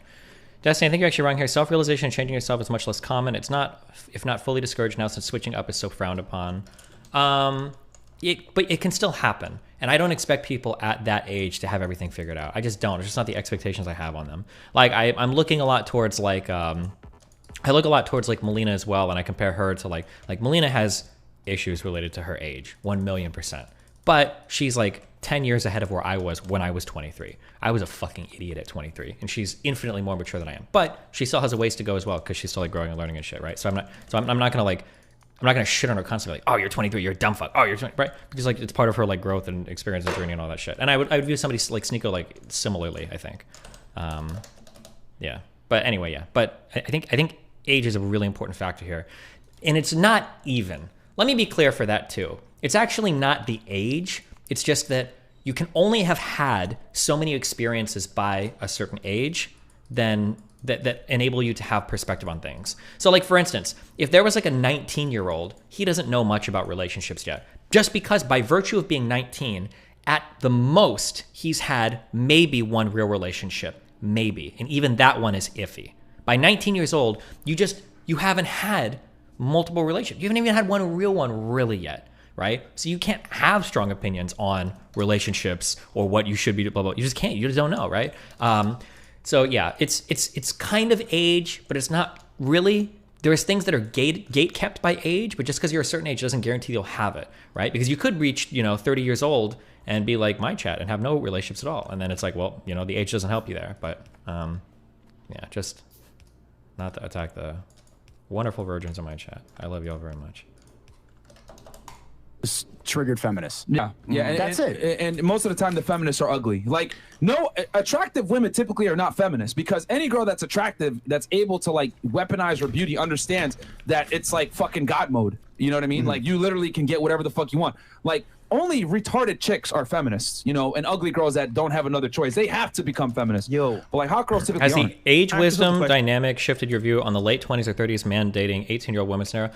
I think dating past 30 is very difficult. I think that so here's something I'll always say for power dynamics of relationships. Relationships with big discrepancies in different ways will have a lot of red flags, right? So like 30-year-old dude dating a 20-year-old dude is automatically going to be like, there are red flags there, like potentials for abuse. Not necessarily abusive, but potential. If you've got older guys or even older girls that are constantly going after like women in their late teens or early 20s, I think that's another red flag, because it feels like you're hunting for a particular type of person. But one thing that I've kind of grown a little bit warmer to, especially after hitting 30, is this is going to sound super void into the nothingness pilled. And I've only gotten more and more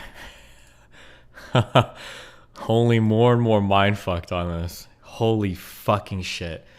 Once you hit 30, you have to find once you hit 30, you got to become a talent scout.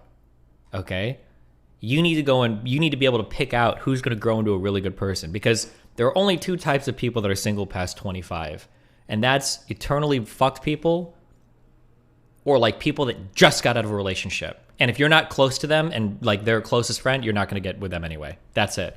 If you find somebody that's single at 30, there's usually a fucking good reason why they're single at 30. Or they just got out of a relationship and they've got 10 friends or people that live right next to them who are going to be dating them in like 2 weeks. Like, every single time. That is an inescapable and unavoidable part of reality. So it almost feels like if you're single at like 27, 28, or 30 or whatever, then you kind of have to look at like, fuck, okay, well, time to pick out, which 20-year-old is going to grow into the best 25-year-old is what it feels like you have to do. But, yeah, Jesus.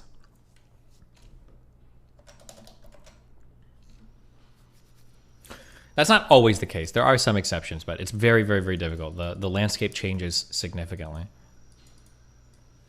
What would women do then? They can't date younger guys. I think they're more single. I think men are typically less happy single than women, so the markets always are skewed towards women. But This also applies to the person in that situation too, right? They're also single at 30. True. And I would say the same thing about myself when I was 30. Like, yeah, like I'm a pretty fucking weird person. I'm not under any illusion that that's not the case, of course. Yeah. Question, right? Yeah. When someone's hating on you, are they happy?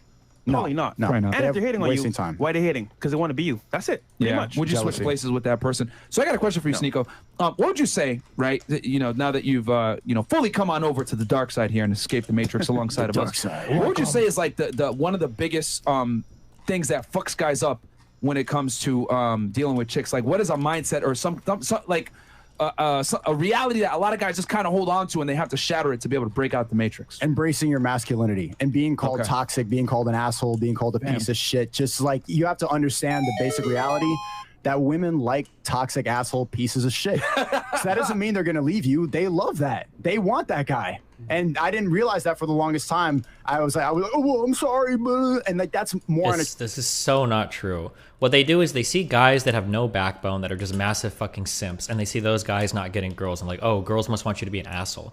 Like, I feel like to not get too weird, like I think I do decently well when it comes to masculinity in terms of like having a good job, having my life stable, being able to take care of my shit. I have never in my life had a woman call me toxic. Never. I've never exhibited toxic characteristics to win over a woman. Like, I might be like a little bit of like a playful bully, or I might be, you know, like I'll give somebody shit for something, but never toxic. Like, that idea that you have to embrace some toxic identity is, I don't think that's true at all. Well, unless maybe there are some girls who just like toxic guys. Maybe in Miami it's different, but attractive. That's a test. Calling you a piece of shit asshole, meh. Like if you're able to, oh no, it's okay, baby, don't worry about it. And I mean, sometimes it's the way it is. I've literally never seen anyone neg like you before. Yeah, it's true, but there's a way that I've explained this a lot. People, I know how to push really, really, really hard in directions that don't matter. That's like, I can do that. Right? Like, say I'm doing a stream with Lauren. Like, I will go, like, hey, you used to be a Nazi, et cetera, et cetera, et cetera. I can push really, really, really hard in that direction. And then it seems like, wow, he's negging hardcore. But I'm never going to make a comment on stream like, oh, like, I think you're a bad mom. Like, even if I did a light joke about that, that would be 50 billion times worse than, like, how many migrants did you kill today? Although I think to a lot of people when they hear comments, they're like, oh my God, killing migrants. That's like that's an insane fucking comment, right? Well, holy shit, how can you say that? Whereas like challenging somebody's like parenting, I'm a parent, right? That's going to be a way more destructive, like not cool hit, right? Or generally calling a woman fat is going to be like a huge, like that's like a go-to. Like making fun of like a woman's appearance or body is generally not going to be a good thing, right? So even though like you might hear me neg, I kind of do, but it's on things that don't matter, right? Like maybe I'll make fun of somebody for being a woman driver. Probably not on a stream because you guys will get sexist unironically. But I'm not going to hit on things that are really, really, really sensitive, generally. From Smashville in YouTube chat. Destiny, you've never gotten a girl who's not an e-girl, Lamau. You don't know how to get women who don't already know you from streams. So I was married and then divorced. And then I had another girl that I had a child with before I was ever a streamer, Smashville. And that was while looking like a hideous acne-ridden fuck who was 5'8" and 105 pounds in high school. So you can believe what the fuck you want about your life, or you can cope or make whatever excuses that you want, but you can find pictures of my ex-wife online in high school. She was a fucking beautiful woman, okay? She was a fucking 8 or 9 out of 10, okay? Huge fucking boobs, cool fucking girl, and Rachel was like really cool back then too, and also looked hot, okay? So fuck you. You can think what you want, but I figured something out, okay, before I was ever a streamer. And also, hey, newsflash, a lot of the streamers that you like, they're not fucking at all either, okay? They don't get any girls because they're in their room all the time. They're fucking weird. Yeah, maybe they fuck a fangirl every now and then, but like, trust me, okay? People in the scene fuck way less than people think they do. It's actually fucking wild, okay? If I want to go to TwitchCon parties and fuck people, I have to stay as far the fuck away from streamers as possible because they're fucking weird. Is it true that a woman will always, often subconsciously, say something incredibly mean to you in the getting to know you phase to test how you will react? Someone told me this. I don't think so. Maybe some people do, but that's like, there might be like some hardcore like shit testing that some women do, which I think women probably do, but men probably do it too. Everybody does it a little bit. But.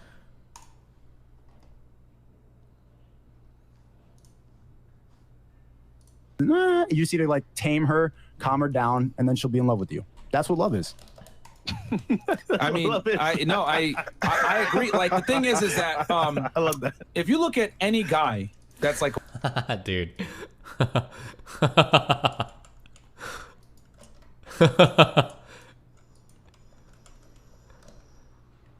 You may not like it, but this is what peak performance looks like, okay? That guy was fucking bitches before you were even in high school. That's the one right there. Look at him go. Absolute peak. What a god. I'm quitting the gym. We're going back to that dude. He had it all figured out. He knew what was going on.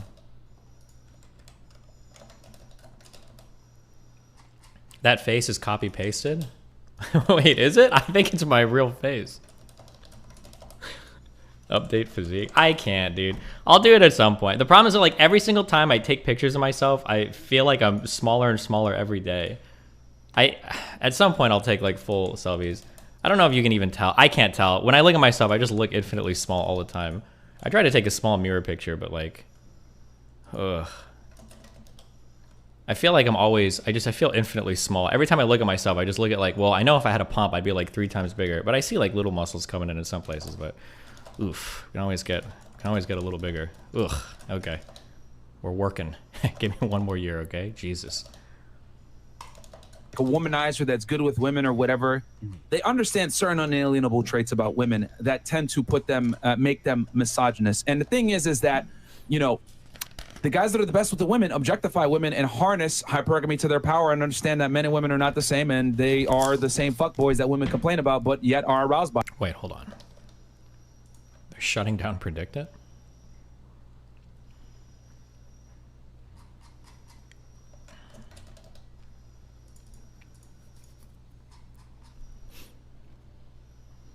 Security of trader fund. Oh, oh no. Is it actually illegal?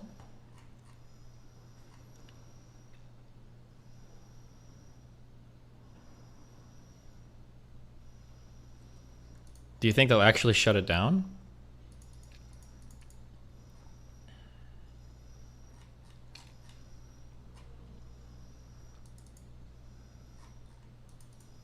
Look at this. Did you see the Kevils thing yet? Yeah, but we're not engaging with that much. We don't care.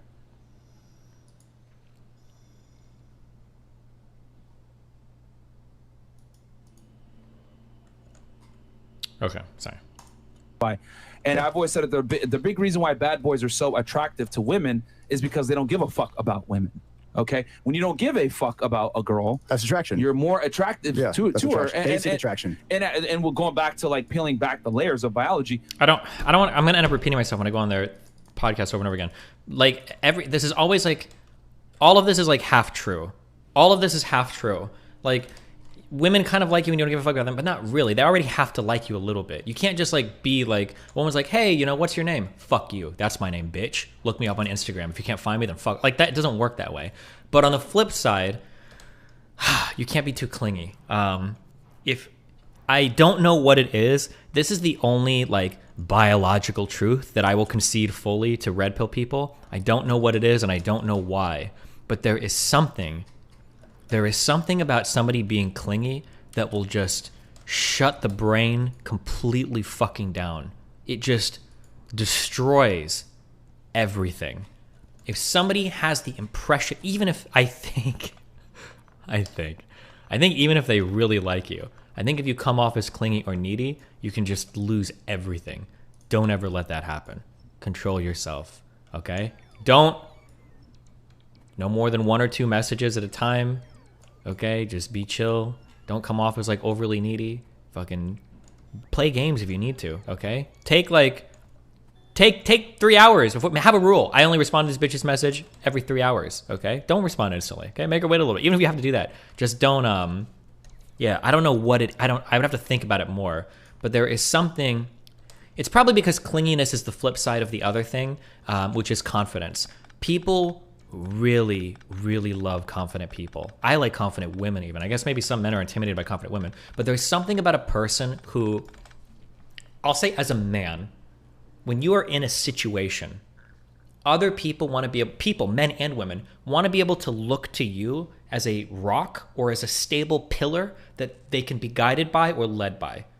Like somebody that will take charge in a situation. This might be financially. It might be if some shit gets fucked up at the airport. It might be telling the server that you don't need any more water. Like anything. Like there will always be people in a group that everybody kind of looks towards to like make decisions and do things. And I think that kind of confidence is probably one of the most attractive traits that you can ever have.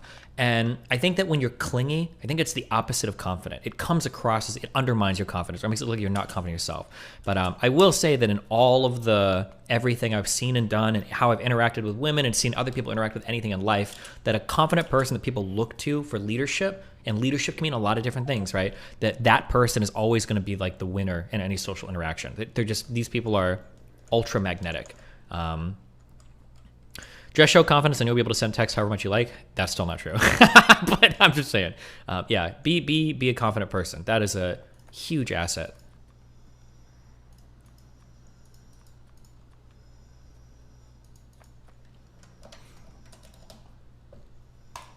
The reason why you're attractive when you don't give a fuck about women is that it shows that women are a disposable commodity to you and you have others. If you're passive when she's already met you, does that hurt you? If she's already met you, then you're fucked anyway. You're not gonna, it's not gonna work. I think that now we're getting into like my quasi bullshit dating advice where I'm not standing as on solid ground. These are just kind of feelings that I have.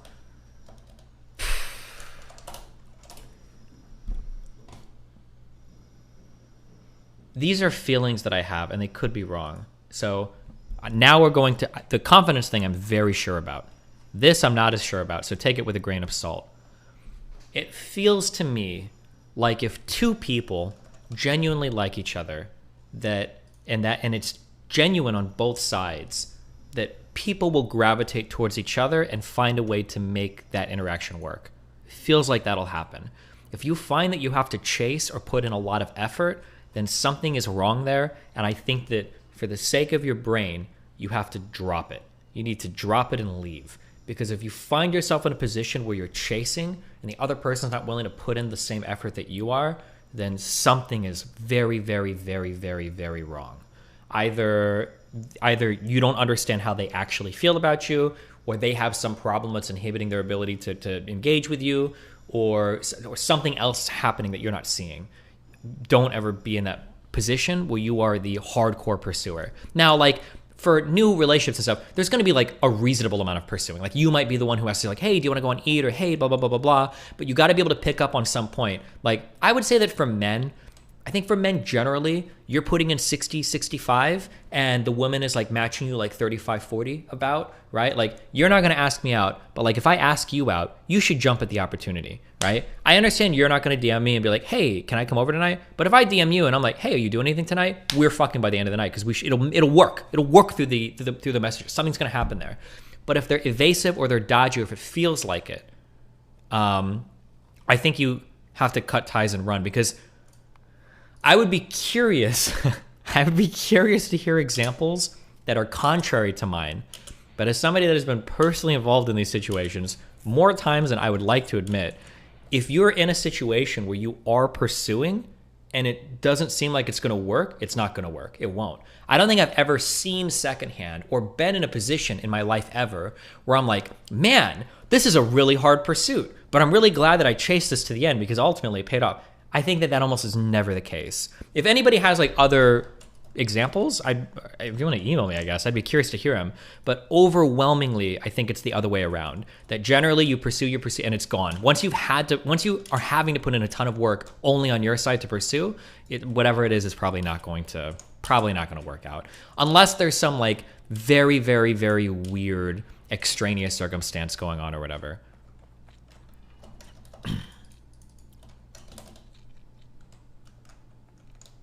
Do you have any book recommendations for leadership? I don't know. Play video games and try to be a leader in a video game. Unironically, it's a really good practice for real life.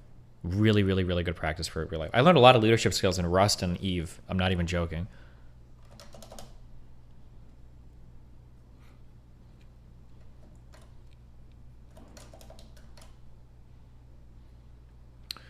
This woman got absolutely ripped apart in the replies for sharing that same sentiment you did.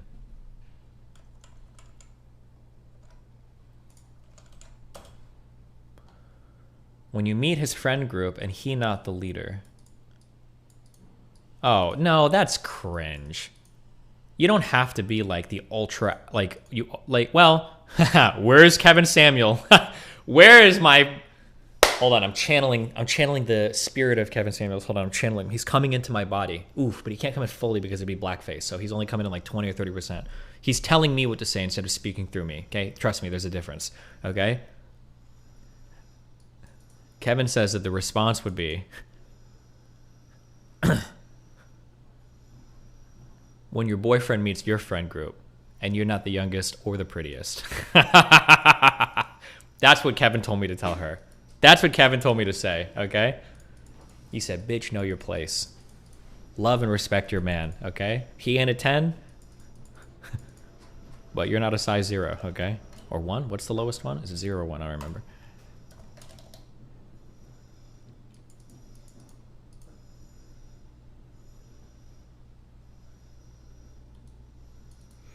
Destiny, you're completely wrong. I pursued this one girl in high school. We were both quite young, so you can argue she changed a lot, but I crushed on her from 10th grade through my 4th year of university. After university, she finally got a restraining order on me. Nice. Based. No, I don't need this. Which then and there makes you more attractive. Like when a girl treats you as expendable, it's like, oh, this is fucked up. This is annoying. But when you as a guy treat a woman as expendable, that's rare. That doesn't happen. Most girls are used to pushing guys off of them. Rarely is a man pushing a woman off of himself. So if you're able to do that, it says a lot about you as a man. It makes you more attractive. I think we need to clarify when we say treating like shit, we mean, for example, being different. So that means, okay, she's flicking on you, cool, whatever. I can replace you, find somebody else. Let's say, for example, you're not getting the reaction that you want, bet. Rather than, oh, why you like this? Why are you doing this to me? Cool. You go do your thing, I'm gonna go do my thing. Being indifferent means, for example, you don't care.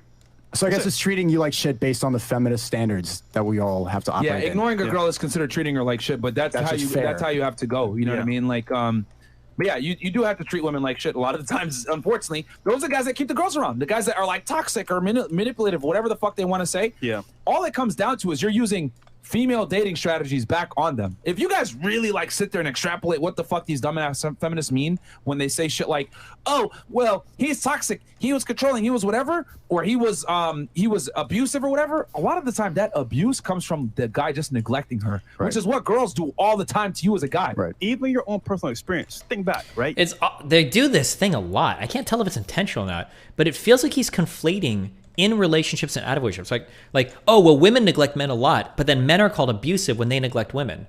Hold on. The only time you'd ever be called abusive for neglecting somebody is if you're in a relationship with them.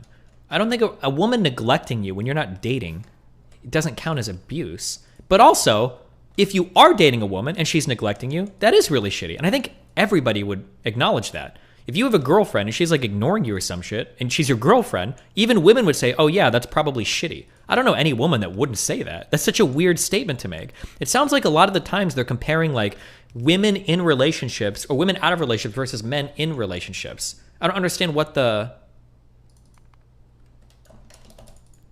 With limited types of exceptions for exceptional people. You dated a girl. You're too nice. You know what, babe? Where you want to go eat? This and that. Was your reaction good for you? No, it wasn't. You're too all or whatever. A lot of the time, that abuse comes from the guy just neglecting her, which is what girls do all the time to you as a guy. Right. Even your own personal experience. Think back, right? You dated a girl. You're too nice. You know what, babe? Where you want to go eat? This and that. Was your reaction good for you? No, it wasn't. Actually, she treated you like shit, but in reverse. So my thing is like, yes, understand that women do react to you treating them like shit. However, how you do it does matter as well. You got to have the leverage. Yeah. Like if there's one person in the relationship that's going to have the leverage, I think the guy always has to have it. And the person that has the leverage is simply the person that cares less and can walk away. And you always have to be that guy. The problem is that too many... This is also like such a gamified way of viewing relationships. I would be like, this might be stuff I keep in mind in the beginning, like in the beginning chase period, kind of when you're kind of feeling things out. But like, other than that, dude, like playing these games constantly in relationships, this sounds exhausting. Like, do people really keep this in mind throughout the entirety of their, like, dating interaction? I don't know, dude. This sounds... Men care too much about their girl, and when you care too much, or she has the leverage where you're more interested in the relationship than she is... It's backwards. Ah, man, it's bad. It's And really bad. we see it here all the time. When girls have leverage in a relationship, bro, they're gonna make your life hell. Bro, last night we were at a club, right? I won't say who it is, but there's a successful guy that was there. My boys were there too as well. And his girl's bad as hell, right? But we know what she does behind the scenes. But yeah, she's there embarrassing him because she's shouting at him, slapping him. I'm like, bro, really? no. But guess what? He makes the money, but is he in control? Hell no. So it's like, bro, you gotta have respect for Oh, she makes yourself. more money than him? No, he makes the money, right? Okay. But she doesn't respect him. Yeah. That's the problem. Yeah. Respect isn't Because she there. has too much leverage. There you go. And this is the importance, guys, we tell you, of like having frame, being attractive as a man. Having money alone is not enough, guys. It's not. A lot of y'all think, oh, I'm just gonna make money, it's gonna solve my problems. they won't. Fuck no. And they were quick to call me and probably you guys materialistic or like money chasers as if it's a bad thing, but it's just about becoming the best version of yourself that you could possibly be. It's not about like chasing the Lambo or having a big car or like a big ass. It's having the capability to get whatever you want, because that's what all men inherently want, is to have as much power as possible. You know what's funny? I'm glad you said that, because when I first came to America, I saw Lamborghini for the first time. I was at Starbucks, selling real estate. Guy pulls up, short guy by the way, black, but a badass blonde. I was like, damn, I want that to be me, even though I'm not that short. But it was like, yo, you know what? How can I get that? Most people see that and get mad. Exactly. Most people are like, whoa, this guy's like, he's just probably, they'll make excuses. I had a choice to make. Either I get mad, or I say, you know what? Bet. Let me figure out how to do it myself. And you know what I did? Hey man, sorry to bother you. What do you do for a living? Oh, I do real estate. I buy and hold. Guess what? Learning. I was studying real estate at that time. I was just doing flips. I was like, you know what? Shit. I want to figure out how to buy and hold. And lo and behold, what are we doing right now? Same Buy thing. and hold, yeah. So like, rather than hate, ask, how do I become like you? That's it. That's the mentality you need to become the best version of yourself. Yeah, that's it, bro. That's just it's a mentality flip that most people don't understand, and most people just get mad about, that they need to change, that the whole system is designed to keep you down. Yeah. The whole system is a lie. And that's what I think goes further into the red pill thing. It's not just about women. I think it's about, and I probably understand what you guys feel like your stance on this. Probably is what I think it is. I don't know if you want to talk about that. The jab. Oh yeah. Go ahead. I mean, I bet you didn't take it. Just like based off the way you guys operate, I could probably like tell you a lot of things that we agree with. Like, you probably think the government is all bullshit. You probably like try to pay as minimal taxes as possible. You probably believe in a lot of conspiracies that people are calling you a tinfoil hat person for, but you just understand that this is the truth of the world, that power corrupts, and that everybody at the top is just trying to get as much money as possible and try to keep us down. Yeah, I mean, you got to play the game smart though. Yeah. But it's a game that most people don't even acknowledge that it's a game. They have too much belief in the system and they don't consider it like a game, but it really is like a video game. So you see the rules that are in front of you. Most people choose to operate in them, but I'm trying to encourage people to get out of that. This is not designed for you. It's designed to keep you down so that the people at the top can get richer and richer and richer. But now, like, what this red pill stuff does is encourage people to fight back against that bullshit. Yeah, I mean, it definitely has you looking, outside the box. I'm a little confused. You said the ideal dating age of men is 30 years old because they're more established, which makes sense. However, you mentioned earlier that you have trouble dating when people become 30. Can you please explain? Well, if you're shopping around in a similar age, it's really difficult. Technically, like, I guess I'm a bit of an outlier because I generally don't want women that are like just young and beautiful. Although I guess Melina is young and beautiful, but she's cool in other ways too. If you're just trying to shop for like a young and pretty girl, then technically, if you wait until you're 30, you're usually in a good position to shop for those types of girls. But that's only if you're in a position to where you're like a successful 30-year-old guy. If you're like 30 with no, I don't want to get like down on my chat. But if you're like 30 years old and you've got like no dating experience, you're not like really successful, you just kind of like coasted to 30, and then you start shopping for girls, like you're basically going to be like a guy that's 20, but you're 30, if that makes sense, which is generally not positive. Because even me, former government employee, guys, as you guys know, I used to work for Homeland as an agent. You're taught, hey, be a good employee, work your 40, 50 hours, whatever it may be, get a paycheck, be good. And when I transitioned over to an entrepreneur, I realized, holy shit, you get way more tax breaks on this side. You're able to mitigate your taxes in a more efficient manner, legally, of course.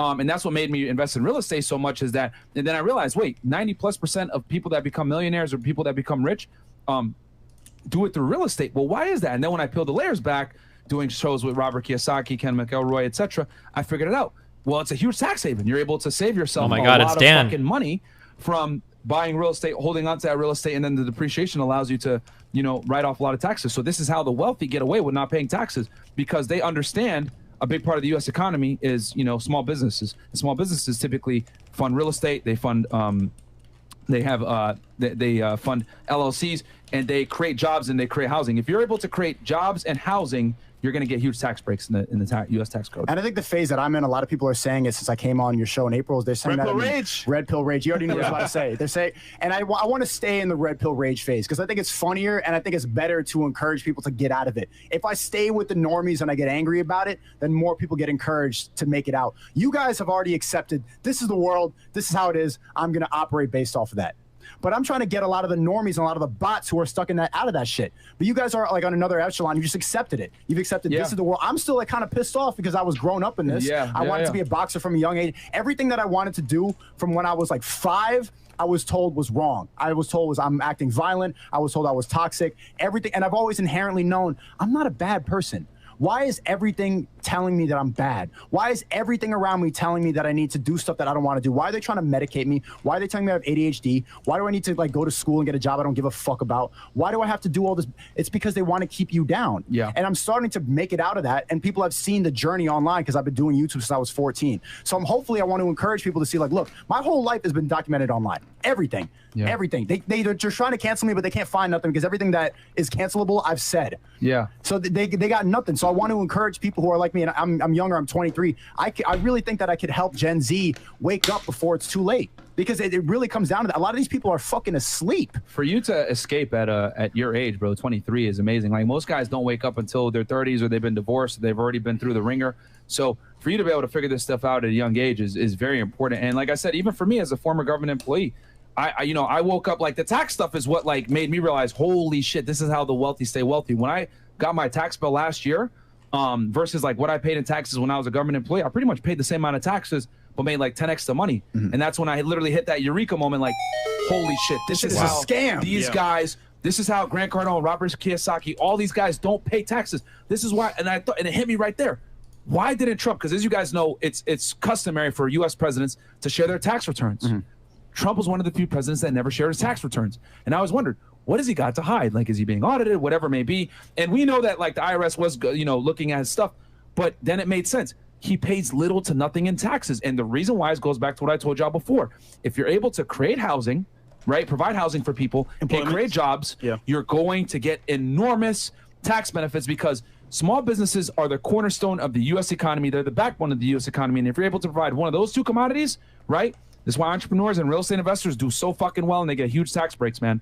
It's the way. And that's when I kind of woke up seeing it. It's hearing is one thing. Seeing it is believing. And the stupidest shit ever is when people get triggered about that. Like, Trump didn't pay taxes, as if that's not the most American shit ever. How did the country start? Everybody dumping tea into the ocean saying, fuck the British. Yeah. I'm out. I don't want to pay no taxes. I'm out. No, hold on. To be clear, the slogan was not no taxation.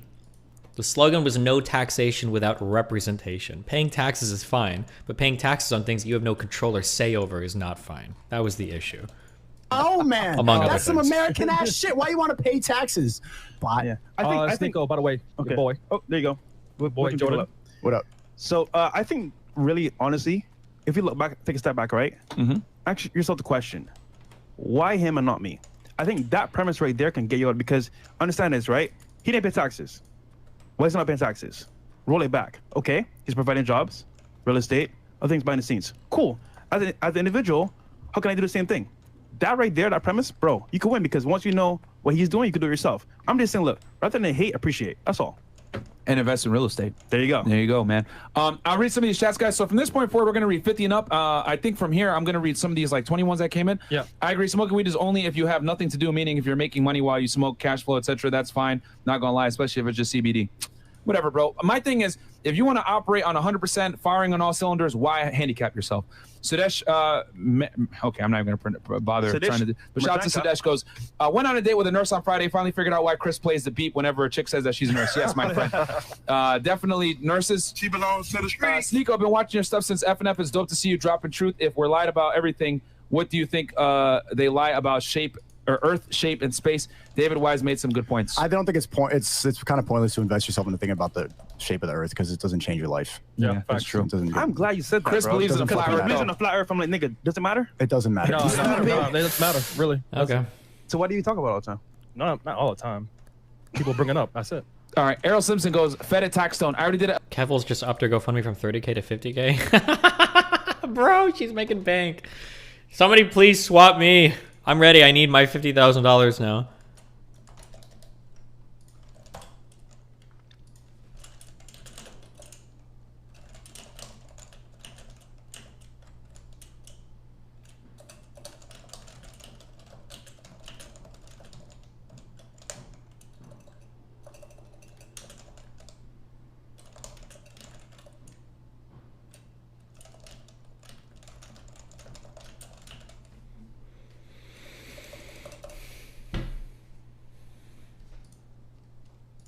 Episode with Taxstone, guys. Go check out the Academics Off the Record podcast. We broke down Taxstone on his Casanova? pod. I did Casanova. Oh, you did? I did. Okay. And you guys can check that one out too. And I predicted that one accurately as well. Moonlapse Vertigo. I use cannabis daily. I have a medical card. No problem with women. Dumped my last girl years ago. Focusing on me. I choose doing real estate. Oh, weed guy. He's here. He's mad. I work 15-hour days. I am not lazy. Thoughts. All right, man. Well, great. You were an exception to the rule, but most guys. We got a weed smoker. He mad. Wait, what is this?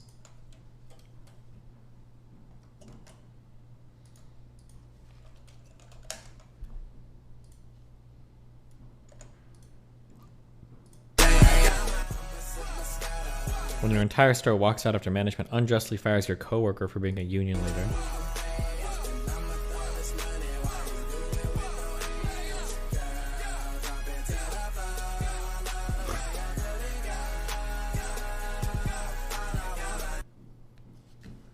Wow. Simply even. Guys that smoke weed daily are fucking losers, bro. You know what I mean?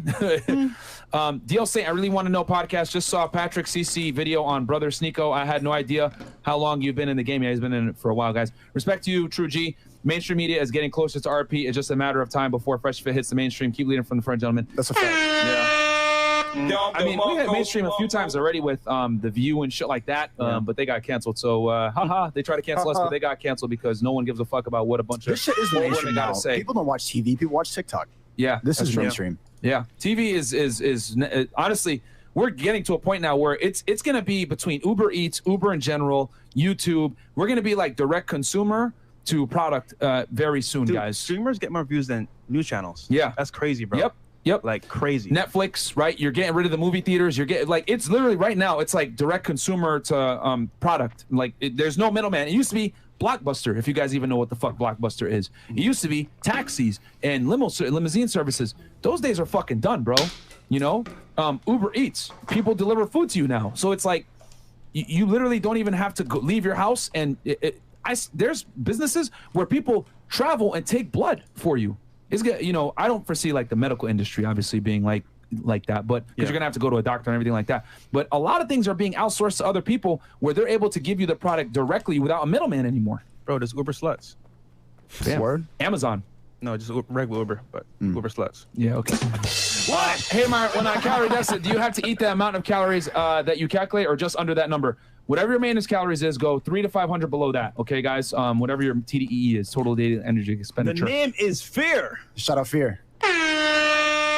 Here's $200 for having Sneeko on the podcast. Yeah, man. I think. Are you gonna stay for the girls too or no? I'm done. Okay, cool. I'm with it.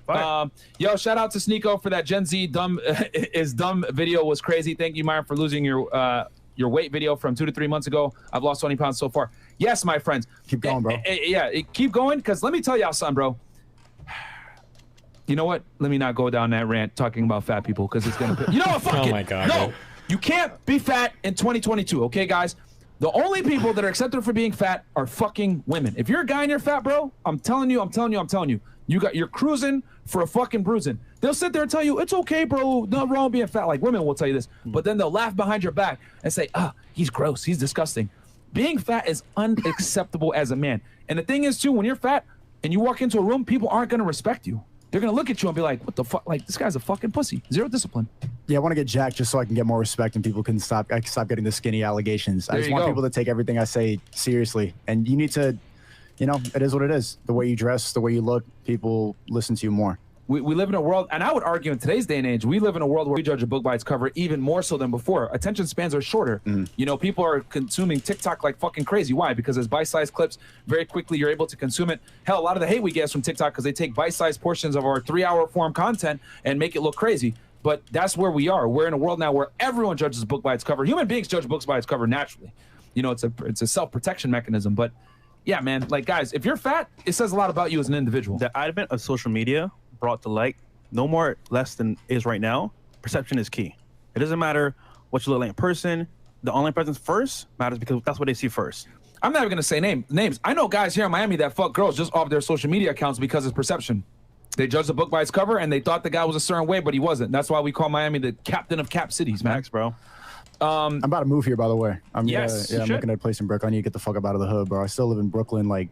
But yeah, it's time to upgrade my life into. Is it going through gentrification though right now? It is, but were you at Bushwick or something? Yeah. Bushwick, Bed-Stuy. Okay, never mind. It's still.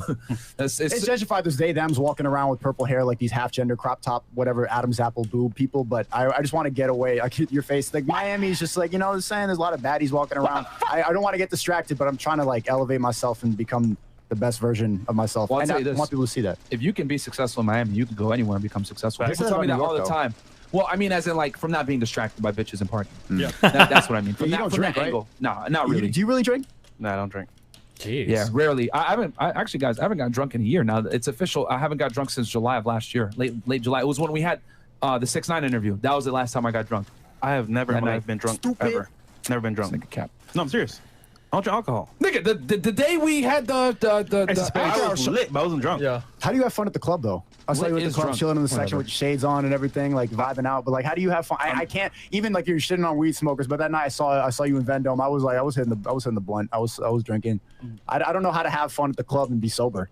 Well, you understand why I'm at the club though. I'm not there to have fun. I'm there to like party. Yeah, networking. I mean, I'm with girls, but like I'm there to network. And for example, that night I met Nav. You know, we linked up, good people. And like, what's coming on the podcast is like. So when I'm going out, bro, it's like with intention. Now, back in the day, like I had more because I was more focused, more energized, but like I kind of lost like that tempo, so to speak, or that momentum. But now I'm back on my shit. I'm outside doing stuff. So it's with a purpose when I go out. All right. Well, lit means drunk, Fresh. I was not drunk, bro.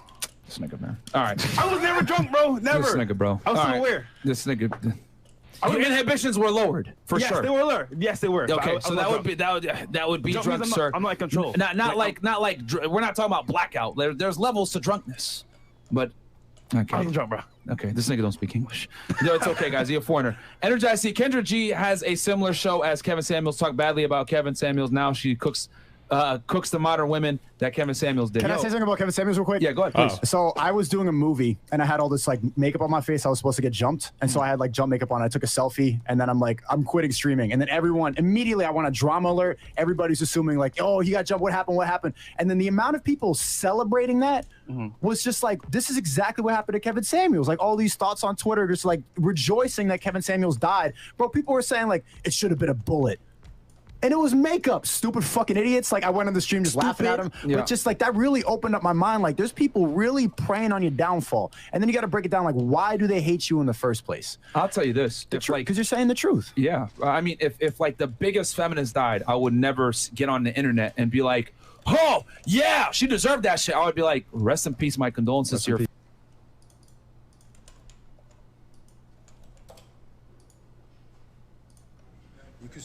I quit. I go in the subway one time. I'm never streaming again. Yo, it's not. You should see the other guy. Jesus. Family, like I would never see. And this is the difference. This is why I say like women invading male spaces like is not good because men rarely go into female spaces. Like I'm not gonna go ahead and join a feminist rally. Most guys aren't gonna do that shit. Yes, there's gonna be some beachy males that do that, some weirdos. Well, for content, that's one thing. But like regular guys are not gonna go in there and do it, you know. But like chicks always invade our shit, and it's like it amazes me how like you're not gonna see anyone in the RP space go over to some like feminist channel, rage, hate in the comments, all this other weird shit, and then like prey on their downfall. Versus for us though, on this side, like yo, man. For everyone that says, oh, these men are toxic misogynists, for every one of us, there's probably like 10 chicks that are legit misandrous that hate women, bro. I'm sorry, hate men. Like girls literally go on the internet and openly say, men are trash, I hate men, blah blah blah, and no one bats an eye to this shit. By the way, even on the podcast, yeah, girls are open, misandrous. I found a podcast from one of these girls that I reacted to. It's complicated. And she had a podcast called "Kill All Men," and the cover of the podcast was her with a bloody knife. And it's like, welcome back to the Kill All Men Cam podcast. Woohoo! Like, imagine if Fresh, if it was called the Kill All Women, you would go to jail. Yeah. I guarantee you she has no father at all. At all. No, she does. She talked about it in the podcast. Guys, like a liberal dad, like, oh, it's okay, my honey boo. That's the problem of being like a woke dad, just encouraging a bunch of bullshit. Wears a dress. That means no dad at all. Yeah, no, I mean, but that's a testament to what I'm saying. Like people don't even know. Like girls will sit there and say dumbass shit like you're a misogynist, whatever, where they can't even define it. But then I'll say, have you ever heard of the term misandry? They don't even know. No. Matter of fact, if you type in misandry like in Microsoft Word, it'll turn red underneath the little red squiggles. Because I'm not even kidding around. Do a test, guys. Type in misandry, and it's gonna probably come up with a red squiggle depending on your version of Word. Versus if you type in misogyny, that shit will autocorrect for you, nigga. Damn. You know, like they'll make sure. Oh no, this is actually the term right here. This is how you spell it. So. We openly use the word misogyny. Like anytime you say something that goes against, that doesn't put women at an advantage, it's automatically met with you're a misogynist. When in reality, no, I'm not misogynistic. I'm realistic, bitch. But that's how it is. I think personally, right, when it comes to women that are doing the same type of content, they hate because either. I will say that, like, I think that the one of the most hateful subs I think I've seen on Reddit. Hold on. The most hateful sub that I've seen on Reddit that's given a free pass. That 2X chromosome subreddit is wild. It should be banned from Reddit. Like that's not even a question. That subreddit is basically like, today I'm just gonna make a post about how all men are rapists, all men are evil, all men are horrible, and it's just like super cool. Like everybody's just like chill with it. That subreddit is wild to me.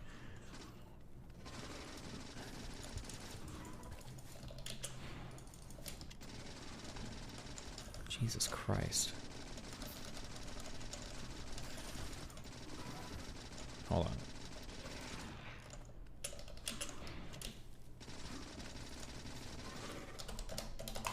Fraction of the audience, and they want attention, or they want to be that person. That's what it really is, man. Yeah, like dudes like us, we're not gonna tune in and watch the I Hate Men podcast, but these crazy feminists. For content. Yeah, well, you did it for you to do it, but like what I'm saying is that like regular ass bitches that are not YouTubers, that don't have like a channel where they're gonna like react to the stuff or whatever, watch this shit. will watch this shit.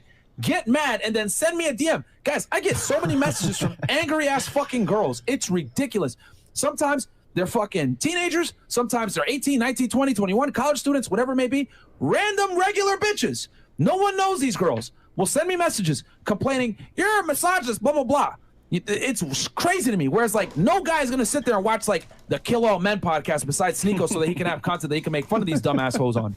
But it amazes me how women will come over, watch our content. Well, they like being emotional and leave messages. This podcast elicits emotion, so they like tuning in. That, if you really break it down, that's what women like to watch. They like to watch like murder documentaries, stuff. They like to sit in that. It's kind of like watching a murder documentary. It's the same thing. Miami. Yeah, they like something that elicits emotion out of them. But like, no, I'm not. Isn't that everybody? I mean, what do you mean? They're not really capable of doing it. They're not even. They couldn't live stream because they would get too. Like all the comments, like people calling bald, dark skin, skinny, that shit would fucking eat at their ego before like the second episode. You know what's funny? Girls will come on this podcast and they're like, is this live? And we're like, yeah. Are those comments real time? Yeah. Oh my God. Like he said that about me? They're like panicking. It's like, bro, like this is regular. Like we're used to this shit. Yep. Like, yeah, and the other thing too, I'll hit me with the sound effect real quick, Chris. Misogyny. Yeah, female podcasts are trash in general. If I'm going to be all the way 1,000 with y'all, they're fucking garbage. I can't name one that's good. Even Call Her Daddy is just funny. It really describes the tone because she's trying to be a man. Call her daddy. She's trying to be us. Break it down that quick. You cannot have a good female podcast that's not indoctrinated by feminist bullshit. Bam. Not only that, but it's like if you really look. Okay, hit Chris one more time. Yep, got you. Misogyny. Yo, so here's the reason why I've come to realize that so many female content creators are fucking garbage when it comes to like making content, longer form content. Because you actually have to be entertaining and captivating for a duration. And women don't have to be funny. You have to be based in reality. This is that's too. So what I've realized, right? This is why female podcasts are trash. Like you have to be able to have a good conversation that keeps people drawn in for long periods of time. This is why women dominate TikTok, but they don't dominate YouTube. Because they can twerk for a couple seconds and do a body shake, but they can't, like, they need to be an object at some point in the 2 hours. 100%. Like, they get mad about objectification, but they objectify themselves. They want to be Twitch is horrible, bro. Was that? Twitch is horrible, man. Oh, yeah. Like, Twitch. Hot tub naked, like, it's just fucking... Like, most of the girls... Because here's the other thing, too. Okay, let's go on this real quick. Most girls suck at fucking video games too. And I'm gonna keep it all the way 1,000 with y'all. They suck. Anything that has to do with dexterity, athleticism, whatever. This is like the bravery podcast, so what do a lot of the top female Twitch streamers do? The they bravest have to stream and takes. show their body, whatever. Like, are there girls that are good? Fantastic. Yes, there are. But most girls suck. They leverage their beauty, right, to go ahead and get guys. So if a girl is making long form content and she's able to get people to listen in or watch her on Twitch specifically, it's a lot of the times it's like they're showing their body off. So when, as a guy, you have to be able to bring value. With a woman, it's negotiable. You don't necessarily have to bring value if you're attractive enough. And then if you are attractive enough, the level of, how do I say this, engaging your audience comes down along with it. This is why women dominate TikTok and they dominate Instagram. I can't tell you, Sneeko, how many times on this show we brought girls on, 1 million+ followers on Instagram, huge on TikTok. Nothing to say. But we bring them on the pod? Nothing. Fucking retarded. Nothing. Retarded. Cannot engage an audience, cannot keep up a conversation. I hate hearing that from everybody. They're like, well, Fresh and Fit just picks a specific demographic of women. Oh, God. Every fucking night, you bring on like 10 different girls, and they all say the same shit. How are you still denying it? Like, well, it's just the girls. Miami's an international city. People come from all over. This is what women are like. And I react to that. It's complicated channel all the time. This is what they're like in Vegas. That's just what they think. And those are tourists. Those women aren't even from there. All over the place. I beg to argue that here in Miami, most people are not even from here. No, everyone here. Like, are you from here? Most people are not. No, they're transplants. No. Especially if they live. And let me say this real quick too, because we've actually been keeping stuff. I would say, I could be wrong on my personal experience, but in my personal experience, that statement is going to very much depend on where you're at. Like if we drive over to Brickell, or if we're in like some of the upper areas of Miami, then yeah, you're getting a lot of people that are like from around the country or sometimes around the world. But there's a lot of poorer parts around Miami that I think people have been here for a while. Like my experience is going to be in Hialeah. I don't think that those, or I guess you could argue that they're Cubans. They're not from here. They've only been here since like the boat lifts or whatever, which was the 80s, I think. Maybe that doesn't count as from here, I guess, but like I don't know. I think you can find a lot of poor neighborhoods where you're not seeing like it's not like international people or whatever that come from all over the world over. But I guess it depends on how many generations someone needs to be here for them to consider them like an international person or not. Stats on this now recently. Shout out to our guy Roman. We've interviewed 1,400 and how many girls, Mo, real quick? 1,400 what? 59. 1,459 girls on the show, okay? Bam, here we go. 1,453. Roman goes. Sheesh. Most of the women that come on the show, Roman, you can put this in the chat as well, are actually not from Miami. A small percentage of them come from Miami. And for all you idiots out there that say, oh, well, Myron, Fresh, you guys just bring on stupid bitches that are OnlyFans models, whatever. A good portion of the women that we bring on actually are college educated, and some of them are even higher educated with master's degree and PhDs. Dentists, doctors. When I was on, there were a bunch of college educated. There was a married woman. There was just a good variety of girls. It wasn't just OnlyFans thoughts. And the other thing too is like, I need these guys to understand that when a girl goes to college or has a higher degree, you not understand that she just digs her heels a little bit deeper and believes in this indoctrinated belief system even fucking more so, you retards. Like, you guys think like feminism or, well, man, these girls are delusional. Educated women are even more delusional, guys. Because the education system is delusional. The education system encourages this feminist nonsense. Thank you. Like, and the other thing too, y'all think like a lot of girls have an overinflated sense of self-worth or whatever? Take a fucking bitch that has a master's degree or a PhD or is a doctor or some shit like that. Yeah. Bro, her standards are gonna go up tenfold where she wants a guy that's on her level at least. And then one thing I've noticed about girls that are college educated, you better be a fucking entrepreneur, or you're also, she's gonna want a guy on her level from an education standpoint. She wants a guy that's better than her. Especially if she has a master's degree or a PhD, she prefers a man that has that same level of education, even if you earn more than her, bro. So, if anything, educated women are even more indoctrinated, even more delusional about where they stand in the sexual marketplace. Those are some of the women that have the strongest, how do I say this, delusion when it comes to thinking, well, I make this money, so I should meet a guy that makes this much money. And they really think their career matters. So when you want to talk about these women that are, you know, perpetually single, career women, strong, independent, whatever, the educated women are 10 toes down on that shit, even more so. Have you guys ever talked about how there's a certain level of privilege being people of color to talk about this. I think before, white people were talking about it, but it's really quick. They labeled Trump supporters alt-right, racist. I think there's a certain level of privilege when it comes to free speech nowadays because white dudes have just been shut the fuck up. That like you can openly talk about this, and then people get confused with me. They just call me an incel or just whatever nonsense. Even though like I've had girls in my videos like for years, there's incel, but they don't. Their insults are so dry because I'm not a white male. Yeah. Do you guys think that you would be able to talk about this stuff as much if you were white? I'm gonna be honest with you. No, right? Hell no. Who would be canceled from day one? Yeah, bro. and I've said it before. People get mad. Now at me they're and call, based. Oh, Myron, True. you're Uncle Tom. If anything, we oppress white men like at a ridiculous level now. The more woke you go, you need a common enemy. So this is what the woke and the left and all these fucking weird liberals do. They need a common enemy to attack so that they can all unite to push their weird left propaganda. That common enemy, guys, is the White heterosexual people. white male. True. Yeah. That's what it is. Like White guys have no freedom of speech. It sucks. Yo, it's funny. One of the biggest creators on YouTube, well, for our space, I won't say their name, told us that same thing. He's like, bro, you guys are fucking awesome, but I can't say what you say because I'm white. Yep. That's a fact. He's crazy. That's a fact. It's crazy. Yeah. If you say anything critical about women, black people, Hispanics, Asians, whatever, and you're Caucasian, You're outta here. and a dude, bruh, canceled automatically. That's why, I respect Steven Crowder because he says shit that people always be like, oh, you're a bigot, you're a racist, blah, blah, blah. No, what he said is fact. It's just that you don't like who it's coming from and it hurts your feelings. So, and this comes back to like the pussy mindset that we have typically here in the West in general, where, you got to be politically correct and, oh, well, you're not a race, you can't speak about it, whatever. Why the fuck does someone have to be a certain race or a certain demographic of person to be able to speak about an issue? Well, that's crazy to me. Wait, is Tabor snapping for Doc? Hold on.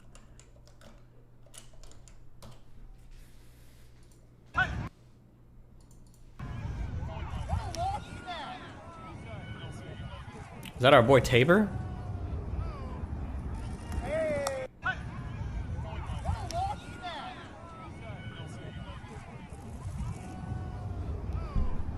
Do you think Tabor's gonna tell us why the Doc got banned? We've become so woke, so left, that there's actual privilege in not being white. It's like white privilege has almost been removed from free speech. Like that's how fucking left it's become. It's wild to me, man. And my thing is like if I say if I say something like, well, black men disproportionately kill other black men, it's not necessarily the police violence that everyone tries to say it is, right? If I say it, they're gonna get mad. But if a white dude said it, they're gonna get even more fucking mad. But it doesn't matter if it's a fact or not. If they're more concerned with who says it versus what is said. Before you know it, look for the White Panther Party. The what? The White Panther Party, remember? Black Panthers. Oh god. Yeah. Like, oh, you know what? Hold on. Let's, because again, I love to use logic, right? Like I take feminist logic and I twist it and it sounds retarded all the time, right? So let's have fun with this, right?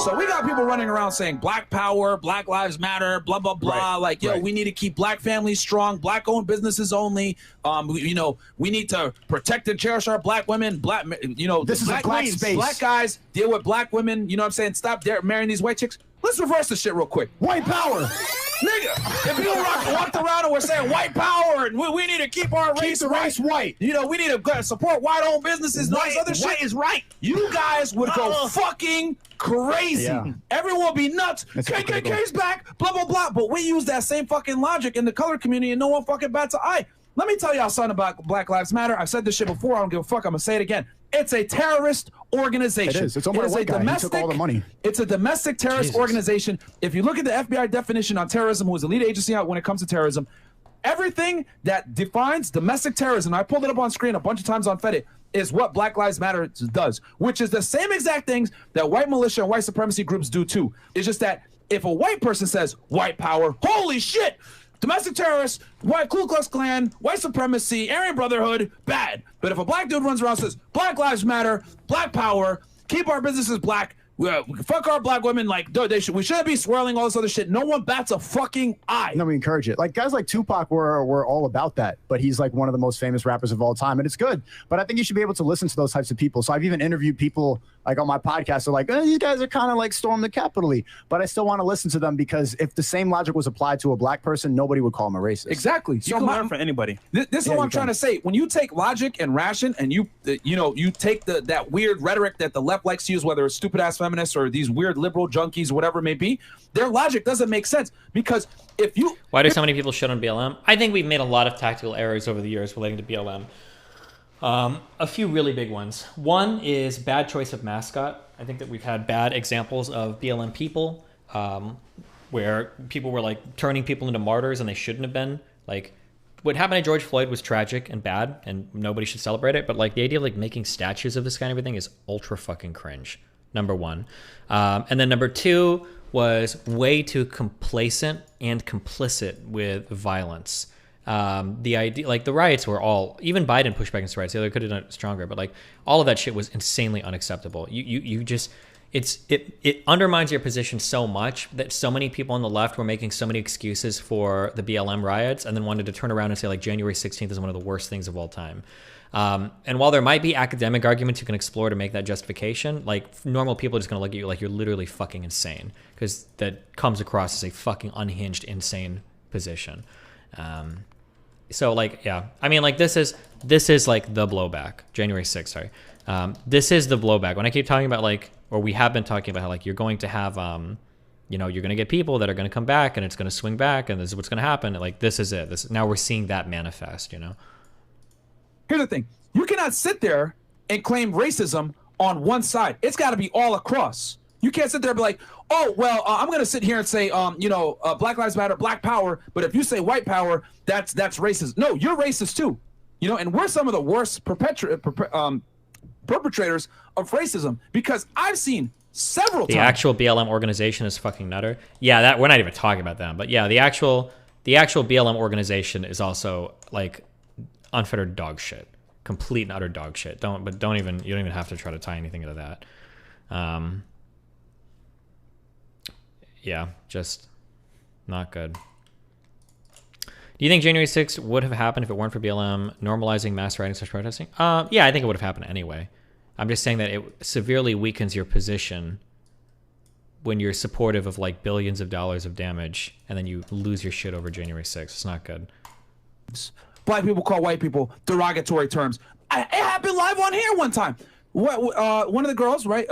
That chick, you know who I'm talking about. The girl that got in the fight with Tommy, right? She went ahead and called a girl on the fucking show a cracker openly, right there, just like that. No one batted an eye. Yeah. But if she had went around and said, "Well, you're a black girl," they would have went crazy. Porter potty. Yeah, you know what I'm saying. So I look at it like, yo, if you got. Oh, anybody have my black piece of shit clip? Anybody know what I'm talking about?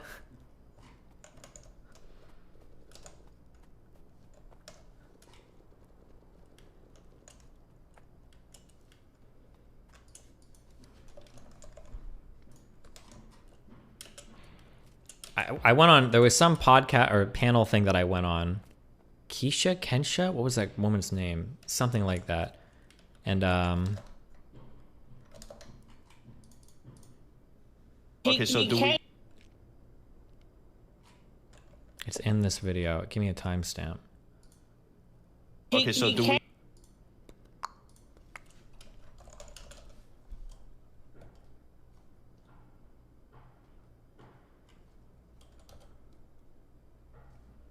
Yeah, it was this. Hold on.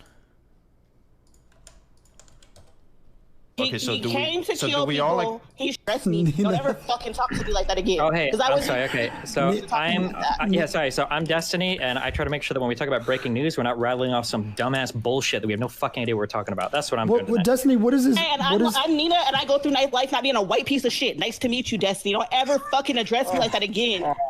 Like I said. Imagine in your introduction, the most important part of your identity is the fucking race you are. Holy shit! How fucking sad is your life?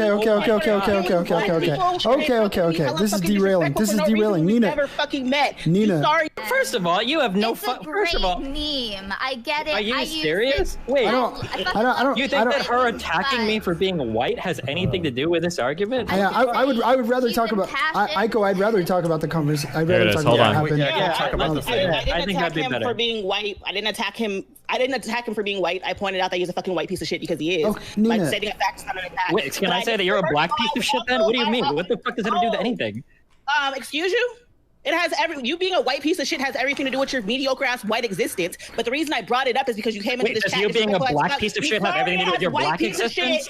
You sorry ass black piece of shit. I don't understand what this has to do with anything. Or are you gonna mute me? Wait, it's racist. Sorry ass white piece of shit. You came on here talking over me, insulting me, calling me an idiot, calling me ignorant, calling my what I was saying ignorant. And then try to claim the victim and say I attacked you. You bitch ass white boy. I didn't attack you. If you want to see an attack, I can show you an attack. You bitch ass white boy. I don't need to see an attack. I already watched like 4 people. Can we just talk about the conversation? Like, what is this? Listen, I hope that you bring the same energy to the voting booth in a few. Jesus Christ.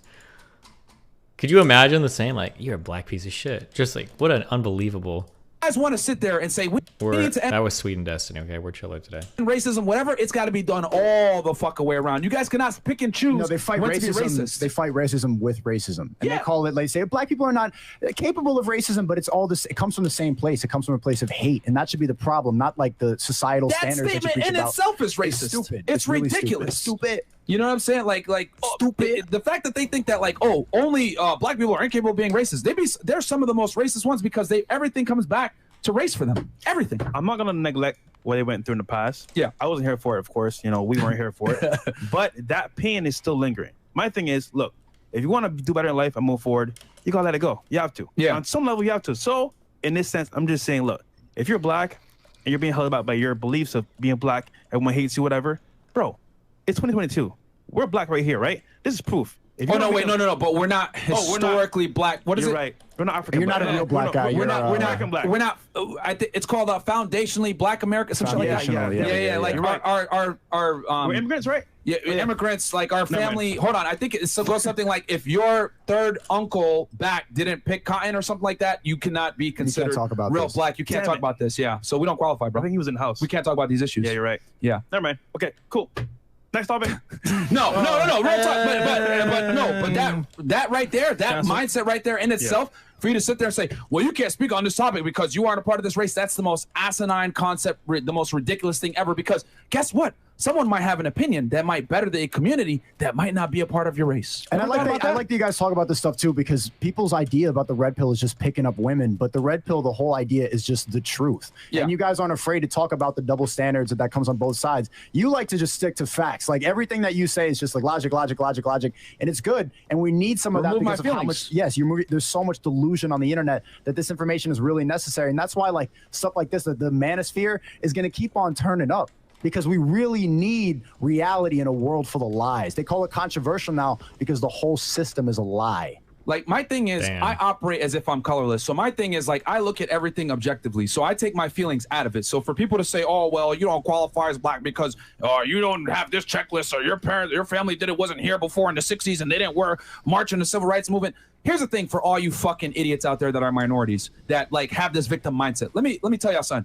I'm not ignoring the fact that African-American people went through some terrible atrocities in the United States between slavery, the civil rights movement, being oppressed, etc. I'm not saying that stuff didn't happen. I am acknowledging it. However, it's either you adapt and overcome, or you be a fucking crybaby and complain about your situation and why you're not where you want to be because the man holding you down or whatever the fuck it may be. But the victim mentality gives you a sense of power. If you don't have to take responsibility for the reason that you're a failure in life, then you can just live in that forever. You can keep blaming that this is a system, this is okay, then just don't get rich. But we don't want to operate like that, and you shouldn't operate like that.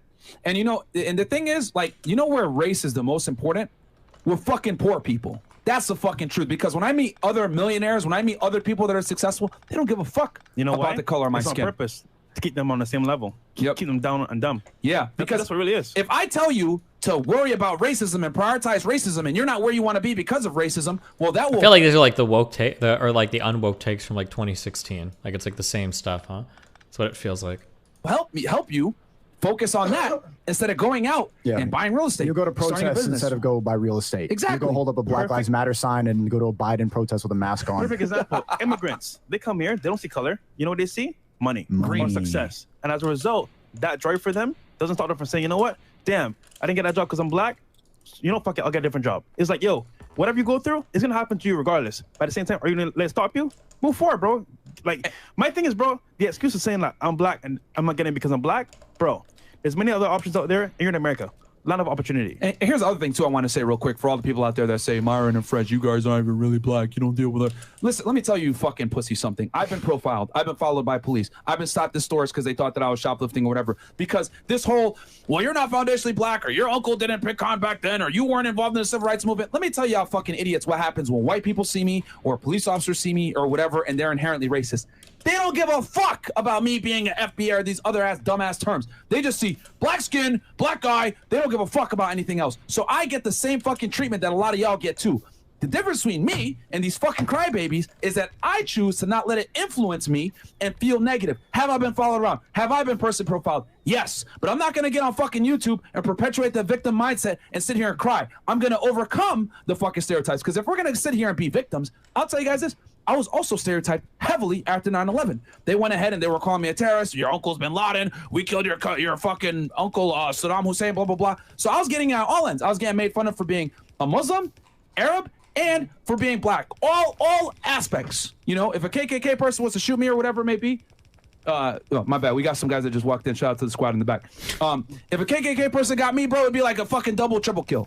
You know what I mean? So I can sit here and take the victim fucking mindset too, because I check off a bunch of different boxes to be discriminated against. But I don't. I tell y'all that if I could do it, you can fucking do it too as a first-generation immigrant. Because I'm telling you guys, the oppressors, the people that treat us badly, they don't give a fuck where you're from. They just see the color of your skin, and they don't care to find out the rest. So we're all dealing with the same shit too. Are you going to cry about it, or are you going to adapt? There you go. And there's people crying in the chat right now. It is what it is, bro. Yeah. You're watching this. It feels like the it's like Vosh rants, like Godstiny, Vosh, yeah, Godstiny. That's like what it all. That's what it all feels like.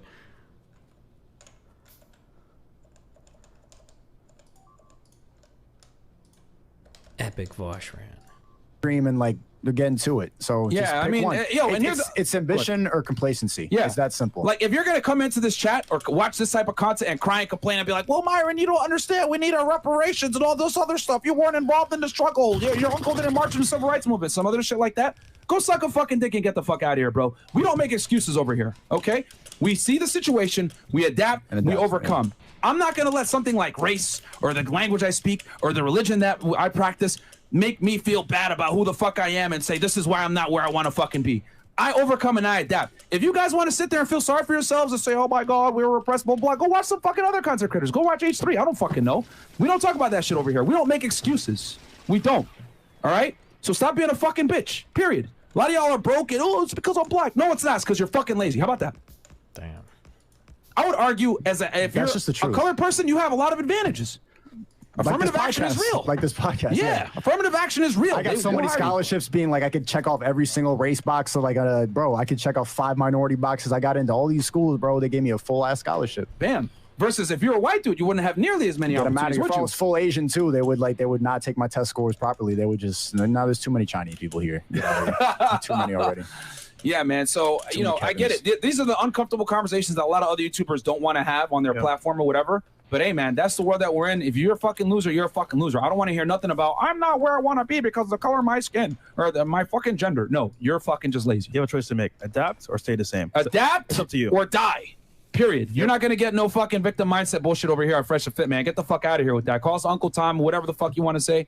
I don't even observe these dumbass terms. You're not foundationally black. Get the fuck out of here, bro. So that's some pussy ass shit. Okay. You got some chats here? Okay, $20. I hate my job. Use this the next time these girls try to use astrology. Astrology is supposed to be used to identify your strengths and what you can improve on. These girls use astrology as an excuse and not to improve on anything backwards. That's facts. Shout out to Sneeko. Yeah, you get the point. You hate on us for clapping cheeks. We actually clap cheeks. We are not the same. Carry on. That's for us, BBC.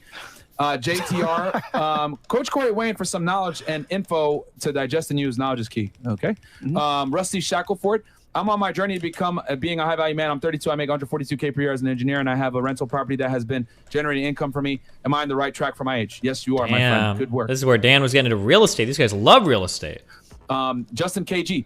Great chat with Nick Fuentes and Sneeko. Can't wait to have you on Cozy TV. Don't be afraid of hard truths, bro. IQ doesn't determine value. Your spirit does. God bless. I'm thinking like my next project, now that I just dropped my course, The Creativity Kit, is my next project is to make a live streaming platform for people. Because like I'm inevitably going to get banned. They just gave me a copyright strike on my channel for nudity. And I wasn't even nude. Like I have, the first one was Coco misinformation.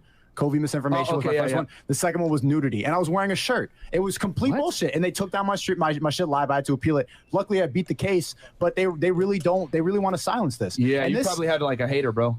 That's the way they get I know, but it's crazy that they, like a channel of my size, they don't even fucking evaluate it. Just boom, and I couldn't post. Oh yeah, it's part of the process, bro. It's part of the process. It's probably happening. You've had a couple. No, we've had it. Yeah, we've had that shit too. Obviously, they want to censor the truth. There's a reason that nudity gets it out the fastest. Yeah. There's a reason that stuff like this gets censored, and the feminists like nah, the complacent stuff gets encouraged. The hot tub streamers are pushed, but you can't even say the S word on Twitch because they don't want you to improve. Simp is the word, guys. Simp is the word. They don't want you to improve. They want to keep you down, and that should be enough. The fact that like my shit gets censored, my shit's gonna get deleted, your shit's gotten deleted before. That should be enough, in my opinion, to wake the people the fuck up. Like, why is my stream getting taken down live when I say that 11.9 was actually not what you thought it was?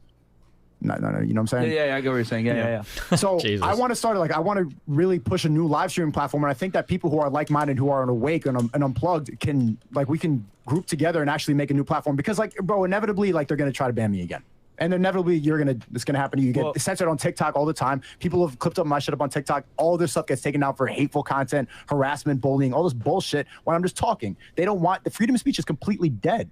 Well, to be fair, we're on borrowed time because we're not gonna be here forever. Yeah. So you're right, having your own platform helps. Yeah. Yeah, but yeah, definitely. Yeah, it's not freedom of speech, man.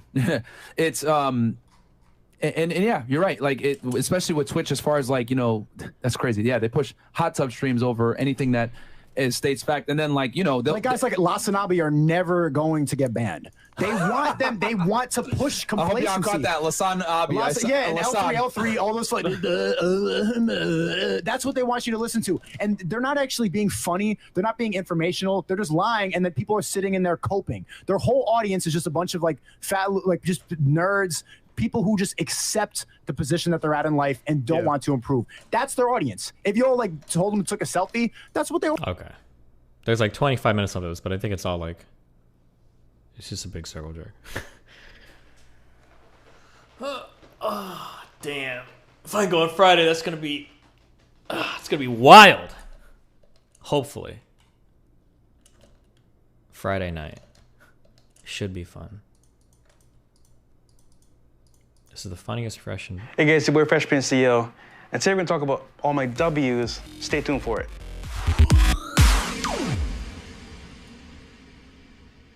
All right, guys. So you heard my L's: marrying a single mom, getting left out in the cold, basically in the car, never came downstairs.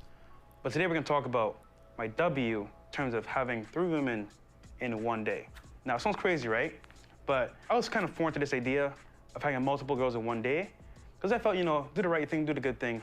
Have one girl I'm talking to, and that's it. But I met this guy at a pool party. He's an NBA player. I won't say his name for some reasons, but, you know, he's a pretty top-tier guy, high-value guy, right? I'm at the bar ordering drinks for my friends, and he says, yo, bro, what's a good spot to go party at tonight?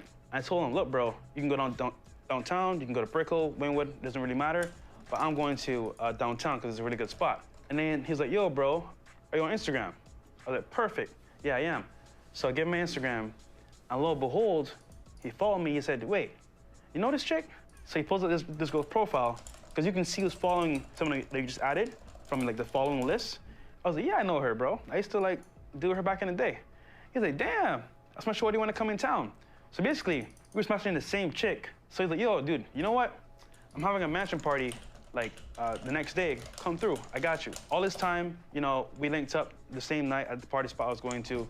We connected, and funny enough, we dated the same girls, like a bunch of them. It's crazy, you know. Like I was saying, me and Myron, a lot of these girls share the same high-value men, and run the same circles, right? I'm at his magic party, right? There's like 40 girls and like 5 guys. In my head, I'm like, yo, real talk, this is crazy. Like, I've never been at a party with this much girls compared to guys. So I'm like, yo, how's this gonna work? He says to me, yo, come through, bro. So he's like, yo, pick 3 that you want, and I got you. I was like, 3 that I want? Is this like a buffet? Shoot, I'll take it. So I was like, yo, like her. He goes talks to them, calls them over, and I kid you not, I got a bedroom for you over here, do your thing. I'm like, what the heck? Is it that easy? So what happened was, like, I talked to them real quick, they were mad cool, and legit, guys, I gotta have a threesome with them, but I was like, yo, this is crazy. Like, I had no idea what was going on. I was like, yo, this is too much for me. But what happened was...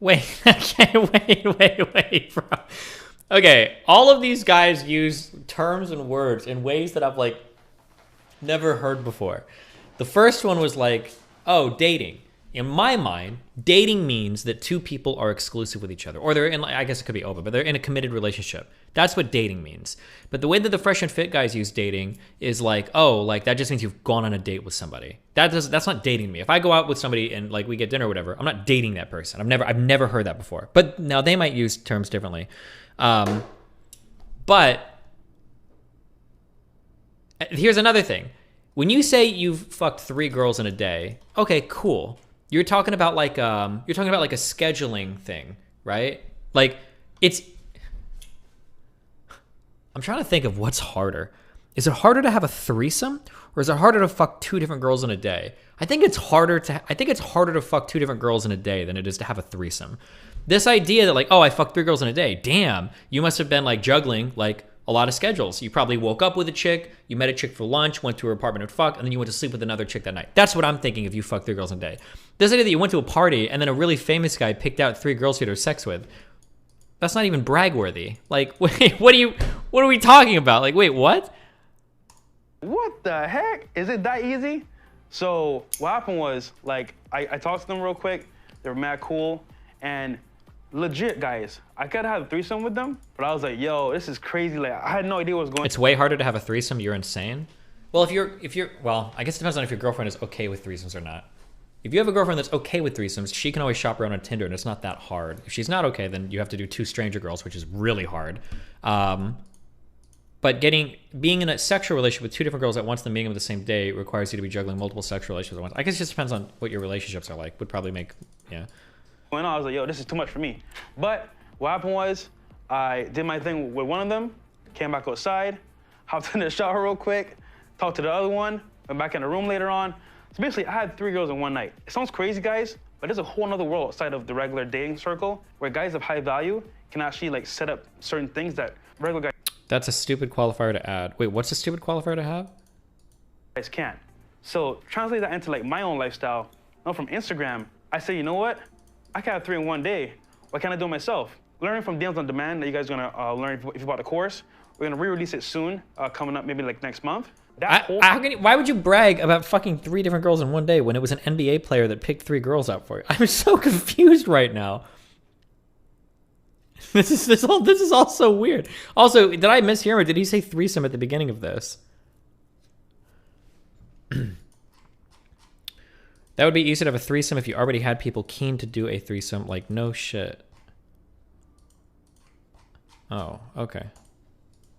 Whole setup there can be done for yourself through Instagram or dating apps. Because, for example, all it is a numbers game. So it's all about scale.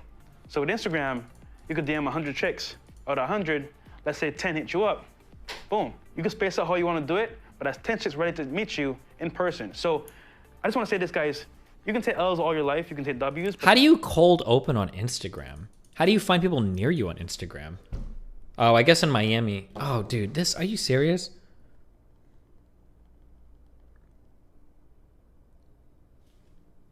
Okay.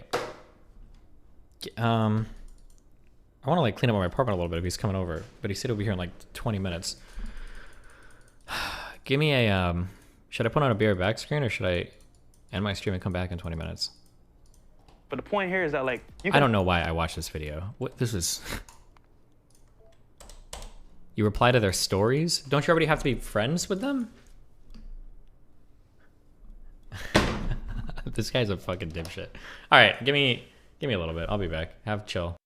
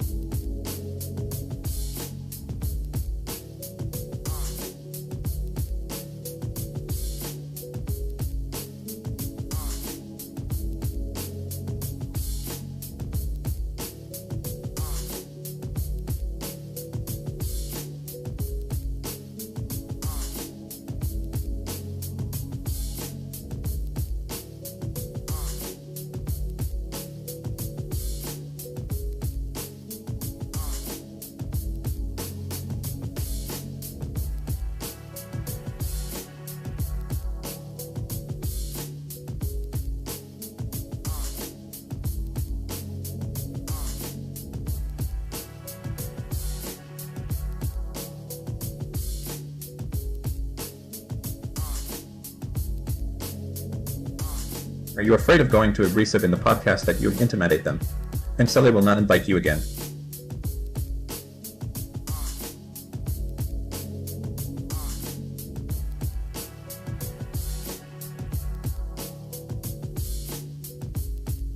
What convinces you that your kind of thinking is just another method of sheep mentality and a bad habit of spreading reasonable doubt to the contrary?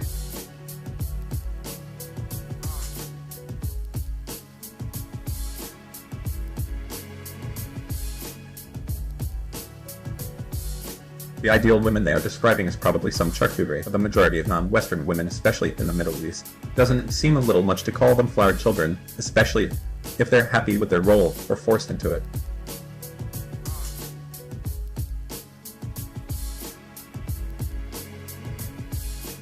Got COVID this week after dodging it for 2 years now. Feels fed, man.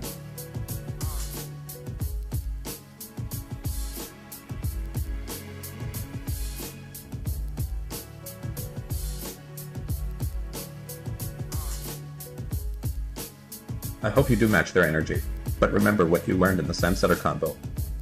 If they go hard back.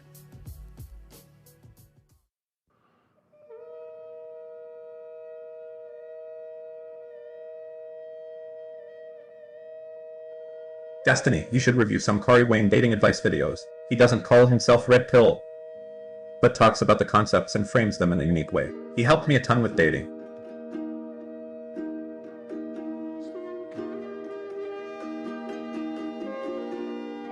What does it say about Sneeko that him and Mac Fuentes agree on a lot of stuff?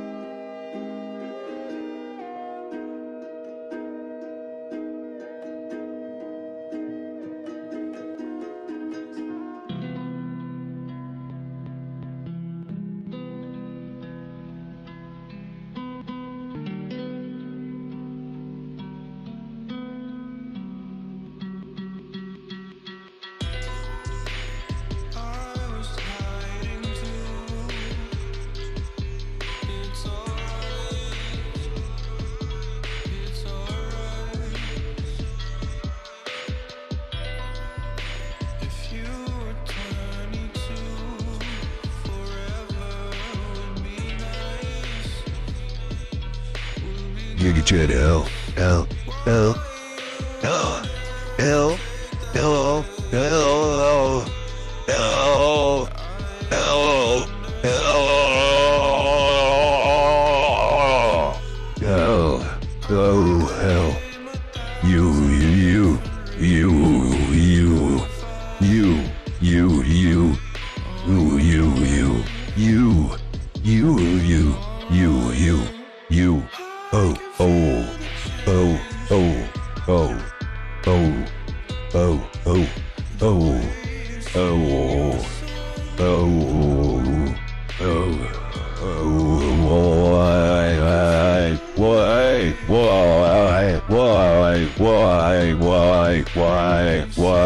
why?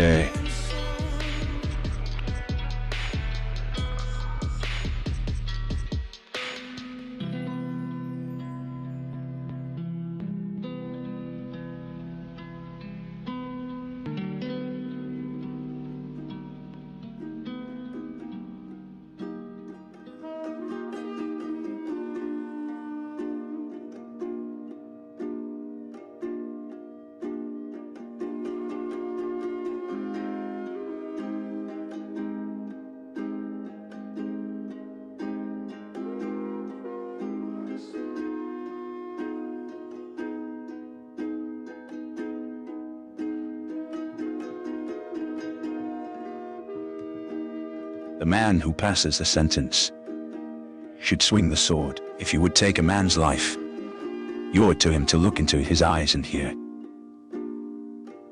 his final words. And if you cannot bear to do that, then perhaps the man does not deserve to die.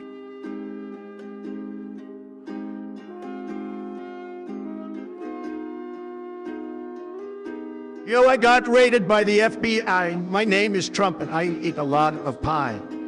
1, 2, 3, you're out of luck. Don't forget that I am a Euro cut.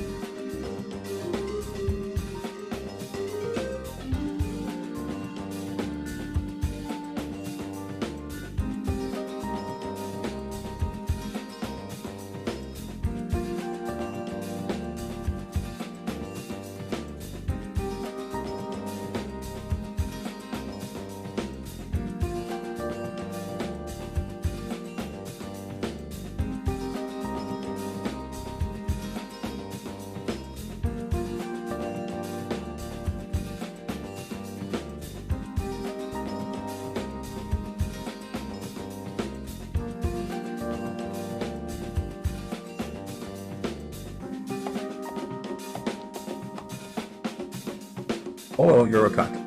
Oh, you're a cock. Oh, you're a cock. Oh, you're a cock. Oh, you're a cock. Oh, you're a cock. Oh, you're a cock. Oh, you're a cock. Oh, you're a cock. Oh, you're a cock. Oh, you're a cock. Oh, you're a cock. Oh, you're a cock. Oh, you're a cock. Oh, you're a cock. Oh, you're a cock. Oh, you're a cock. Oh, you're a cock. Oh.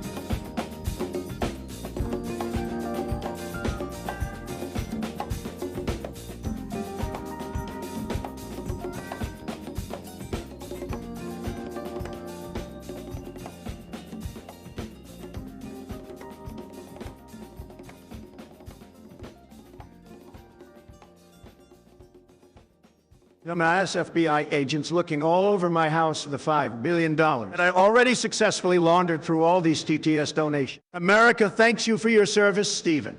I will now flush this donation down the toilet. Whoopsie.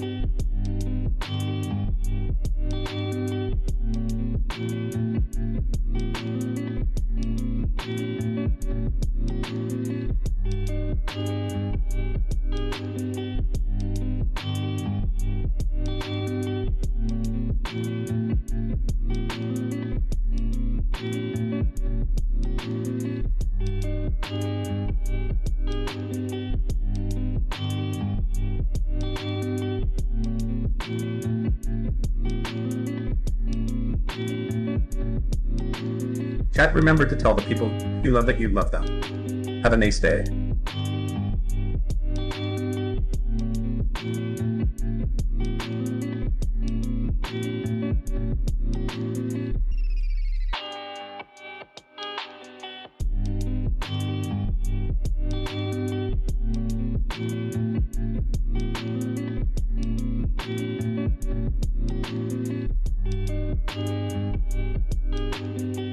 Same 5L. Bell, bell, bell, bell, bell, bell, bell, bell, bell, bell, bell. Yeah. Bell,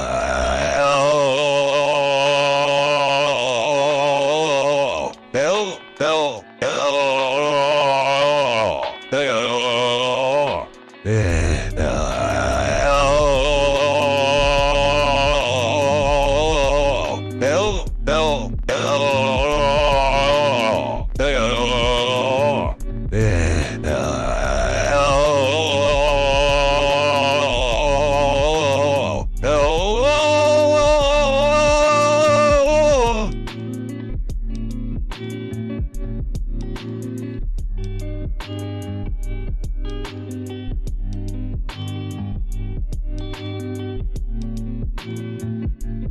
Ask the girl out, because in 500 years you will be dead and everyone will have forgotten you. I love you. Have a nice night.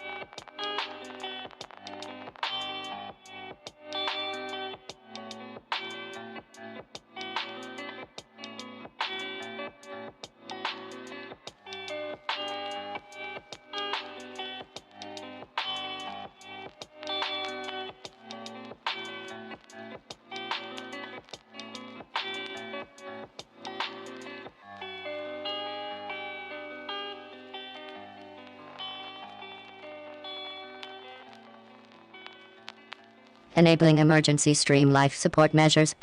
Calculating donation. Deploying high-quality mathematically optimized donation.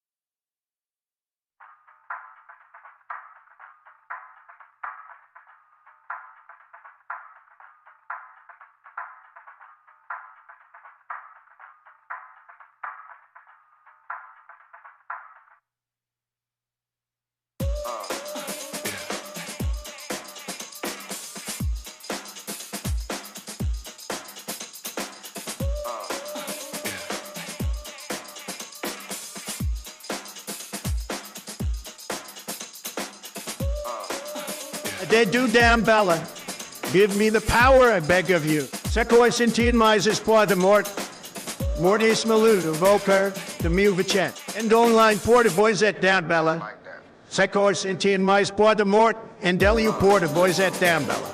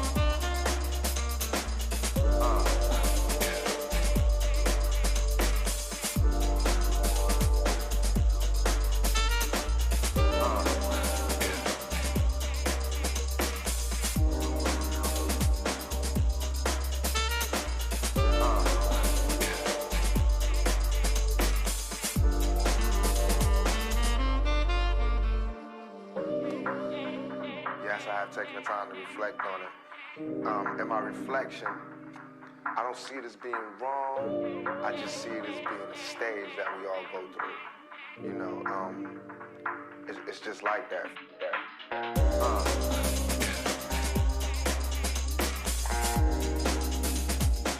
Taking the time to reflect on it.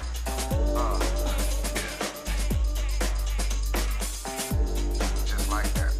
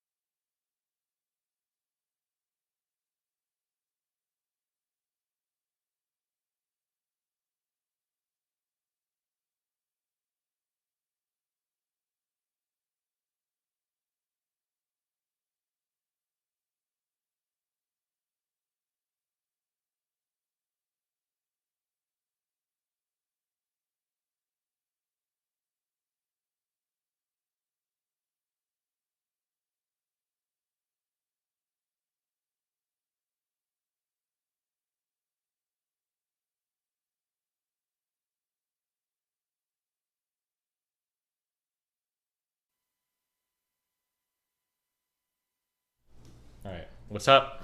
What's up, chat? How you doing? I'm doing good. I'm excited for our debate coming up. On Friday? Yeah. Yeah. What did you finish watching the Fresh and Fit? We watched like an hour and 10 minutes, I think. You saw the girls walk off my question? No, fuck. What was your question? I asked, what would you rate yourself on a scale of 1 to 10? They all said 10. And then next question, who's more likely to self-improve, men or women? They all said women. I'm like, how are you going to improve past 10? You're 10. They walked off. Nice. You can't improve past 10. It was funny. Was this on the girl segment or whatever? Yeah, you're watching the interview. Yeah, we watched the interview first. I watched some of the girl section last night, but yeah. What did the chat think? They don't like me. I mean, your chat gets very like they got a lot of psychoanalyzers. Yeah, I mean that's what we do on the internet. We psychoanalyze everybody, right? You don't have to. You could just like laugh or watch or just be like, yeah, you know, serious shit. We're talking about real shit out here. Why can't it just be entertainment? You don't sell it as entertainment. You don't think so? No, you sell it as like life improvement and shit, right? Yeah, I guess I'm trying to adapt more, but I would say overall, like, I'm based in comedy. Like, my dream as a kid was always to be a comedian. And I think just the funniest shit is the truth. Yeah, exactly. That's like, sometimes people will say this thing where they'll be like, it's not like truth, it's just comedy. You're not supposed to take it seriously. Yeah. But like, all good comedy has, like, elements of truth to it. Otherwise, it wouldn't be funny. Who are your favorite comedians? George Carlin? Kind of. Carlin's earlier stuff was funny. His later stuff was just kind of dark. Yeah, like it was like social commentary towards the end. Yeah, I'll probably like every mainstream comedian. I loved all the early Dave Chappelle stuff, obviously. He's gotten a bit darker as well, kind of like Carlin. I like, obviously, a lot of the Louis C.K. stuff. I used to listen to a lot of Chris Rock. It was really funny. Didn't like Dane Cook very much. He was funny, but like, you know, pretty frat boy. Yeah, a little bit, yeah. Type humor. Mm-hmm. I wish I knew about you sooner. I wish I found out about you sooner. I found out about you through Ryan Long, because you were on the Boys Cast like probably a week before I was on, and he said that this guy's like a big debater. And then I was looking at your channel, and like, can you name drop some people that you did debates with? I was like, what the fuck? You're all these politicians. Did you debate AOC? No. Oh, okay. All right, I was telling people that. All right. No. Okay. The most famous person I probably talked to is like Tulsi Gabbard, I think. Oh, Tulsi. Yeah. That wasn't even really a debate. She's single? I have no idea. Where? Probably. She's up in New York though. You're about to leave her, so. Fuck! Damn. What you want to move from New York down to Miami? Yeah, moving here. Why? It's too liberal, and the monkey stuff is it's just in the state of emergency right now. I don't want to get locked down again. I don't want to get the core again. I'd rather be living life free. The same reason you're here. You're probably not from here, from the Midwest. They're probably somewhere. Yeah, I'm from fucking Nebraska. I lived in LA and then I came over here. Yeah. But I usually follow my wife wherever she wants to go. So. You let her decide everything? Well, because I stay inside and I play games all day and I do like politics and shit. It doesn't make a difference. She likes to go out and do stuff. Do go out and do what? Go out to the club. Belong to the streets. Oh, okay. She goes clubbing and you stay home and pay. No, she likes like beaches and tropical weather and shit. Like she's like really big in that. She's from Sweden. So she likes to, when she's in America, she wants like beaches and like sunny weather and stuff all the time.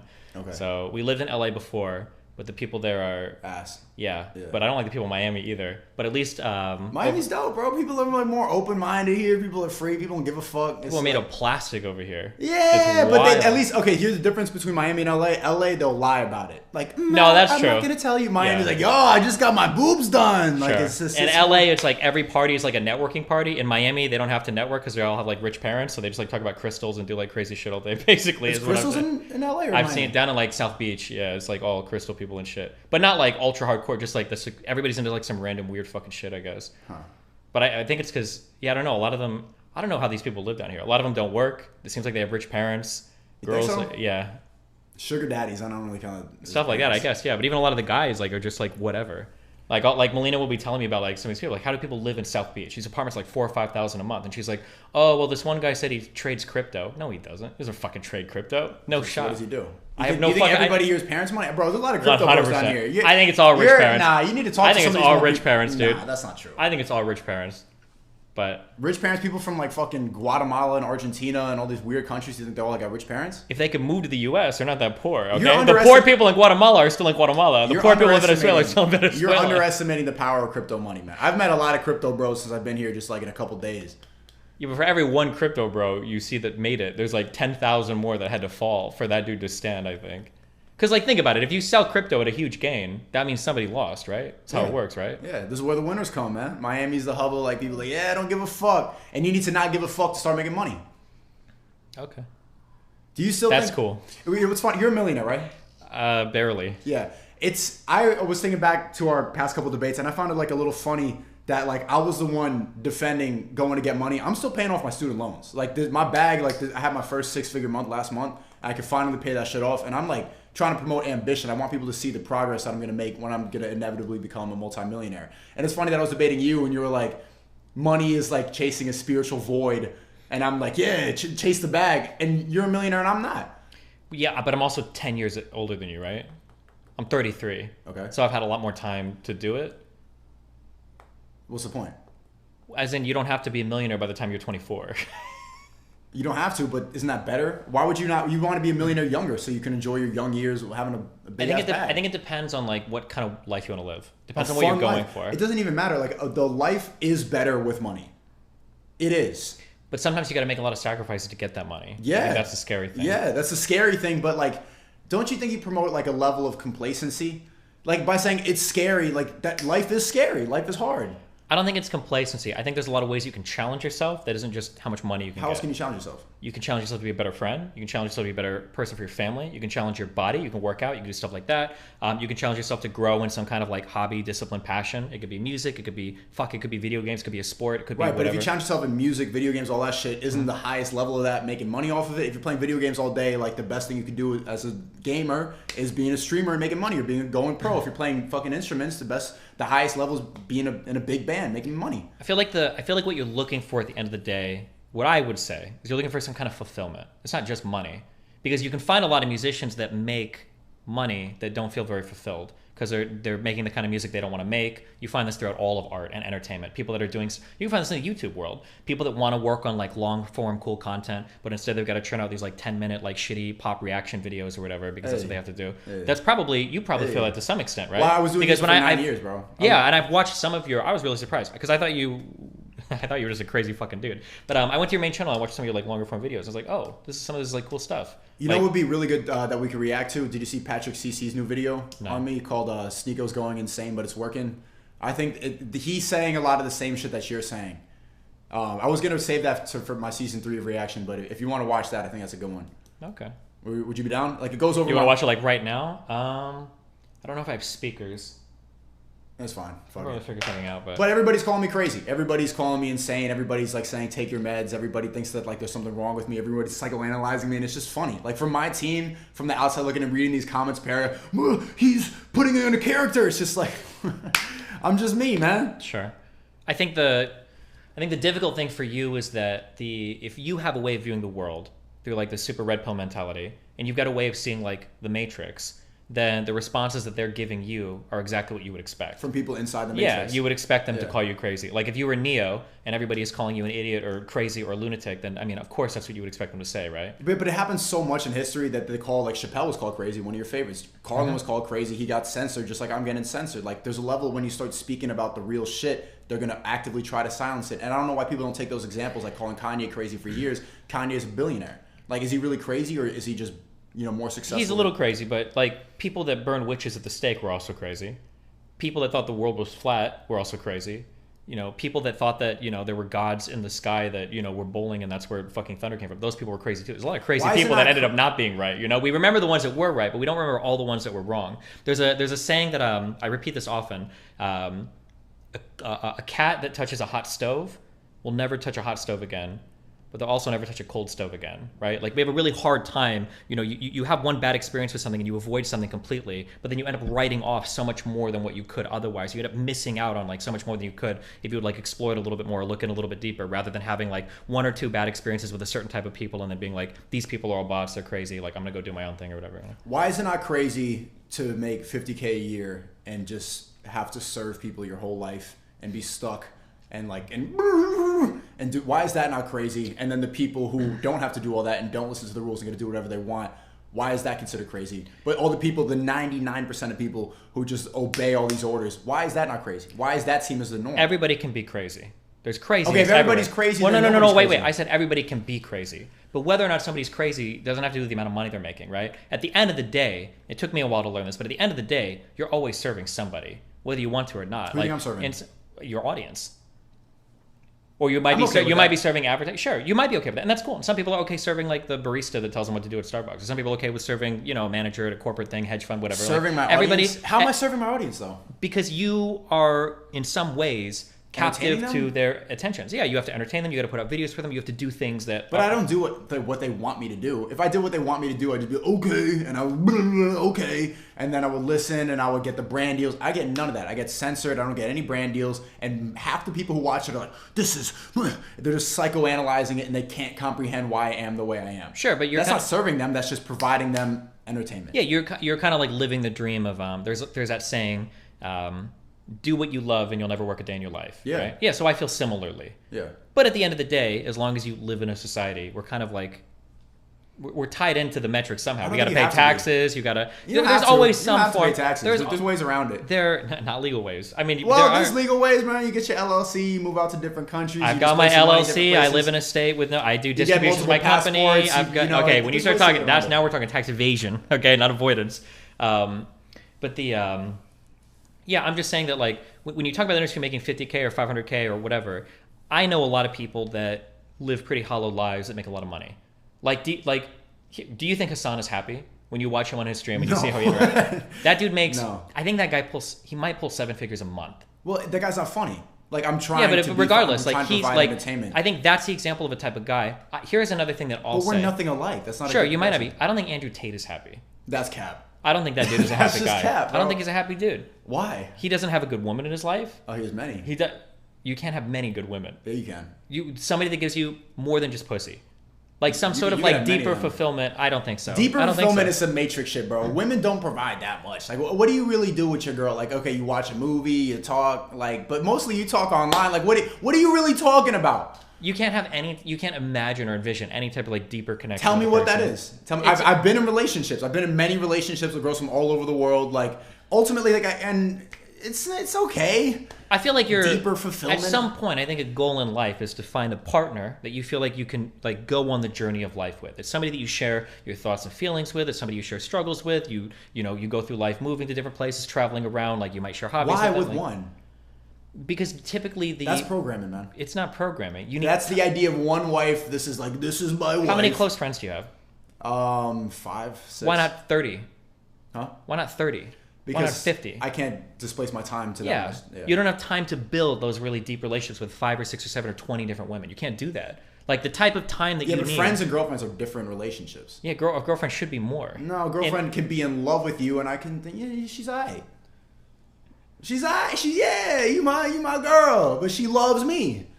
Okay, I mean, if that's your view, I can't change your mind on it. But I think at some point in your life, you're gonna want something a little bit more because those types of relationships are pretty empty. They're not very fulfilling. So where's the fulfillment come for you in your relationships?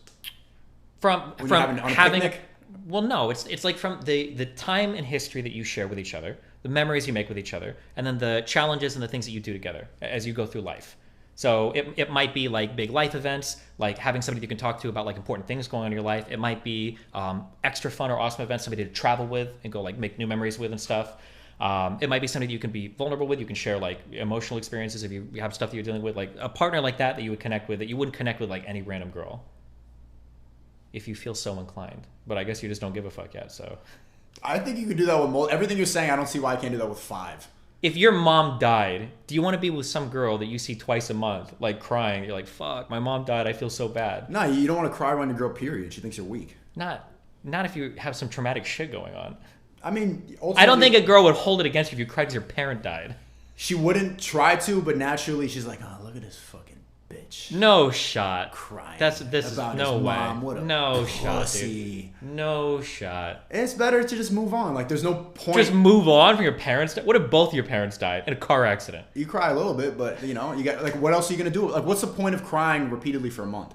You have to cry for a month, but I think you have to take some time to process your emotions. You can't just like bury it and keep moving forward, right? You have to deal with things. Otherwise, Isn't that the most progressive thing to do? Is just bury it and push forward? No, because eventually you're going to hit a wall and crash, and your whole life is going to fall apart, or you're going to die of fucking cocaine before that or some shit. Maybe. At least you go out on top. You know what I'm saying? You want to go out on top when you're 28 years old? There's a lot of musicians and shit that do it. I mean, you're going to be like Juice WRLD or fucking any. I mean, you could. I mean, there's. Oh, rest in peace. But I mean, he was fucking 21, Juice WRLD. You don't want to be that guy. So you're saying he suppresses emotions too much? I don't know if he did or not. I'm just saying that it's probably better. You can live a better life. Like at 25, you'll be happier if you deal with your shit than if you just like ignore everything and keep. Yeah, there's a way to deal with your shit that's not crying to your bitch. If you just crying to your girl, I'm sad, she's just gonna look at you like, and she's gonna want to find a guy who's not crying. Who's not gonna cry when his mom dies? Who's not crying right now. Not when the mom dies, she's gonna want to be with a guy who's not crying because that's what girls want. Girls want a confident, strong man. They don't want to be around a guy who's crying. You don't think you can be confident and strong but be upset when like especially horrible things happen? Crying is the opposite of confidence. That's absolutely not true. That's not true? Absolutely not. Okay, what does confidence look like? Confidence is being able to cry and still having confidence in yourself. No, but the situation of crying, that's the most vulnerable and weak. It is vulnerable, but it takes a lot of strength to be vulnerable. You have to have a high level of trust in somebody, one, to be vulnerable, and I think you have to have a high level of confidence to be able to go to a vulnerable place and then come back. I'm not saying you're trying to do a bitch for your entire life. Your mom dies and all of a sudden, like every other day, you know, you're visiting her gravesite or some shit. But I think it takes a lot to be able to explore those emotions, feel bad about them, process them, and then move on. Like, yeah, my mom died. It sucks. But ultimately, isn't it better to not cry around your girl than to cry around your girl?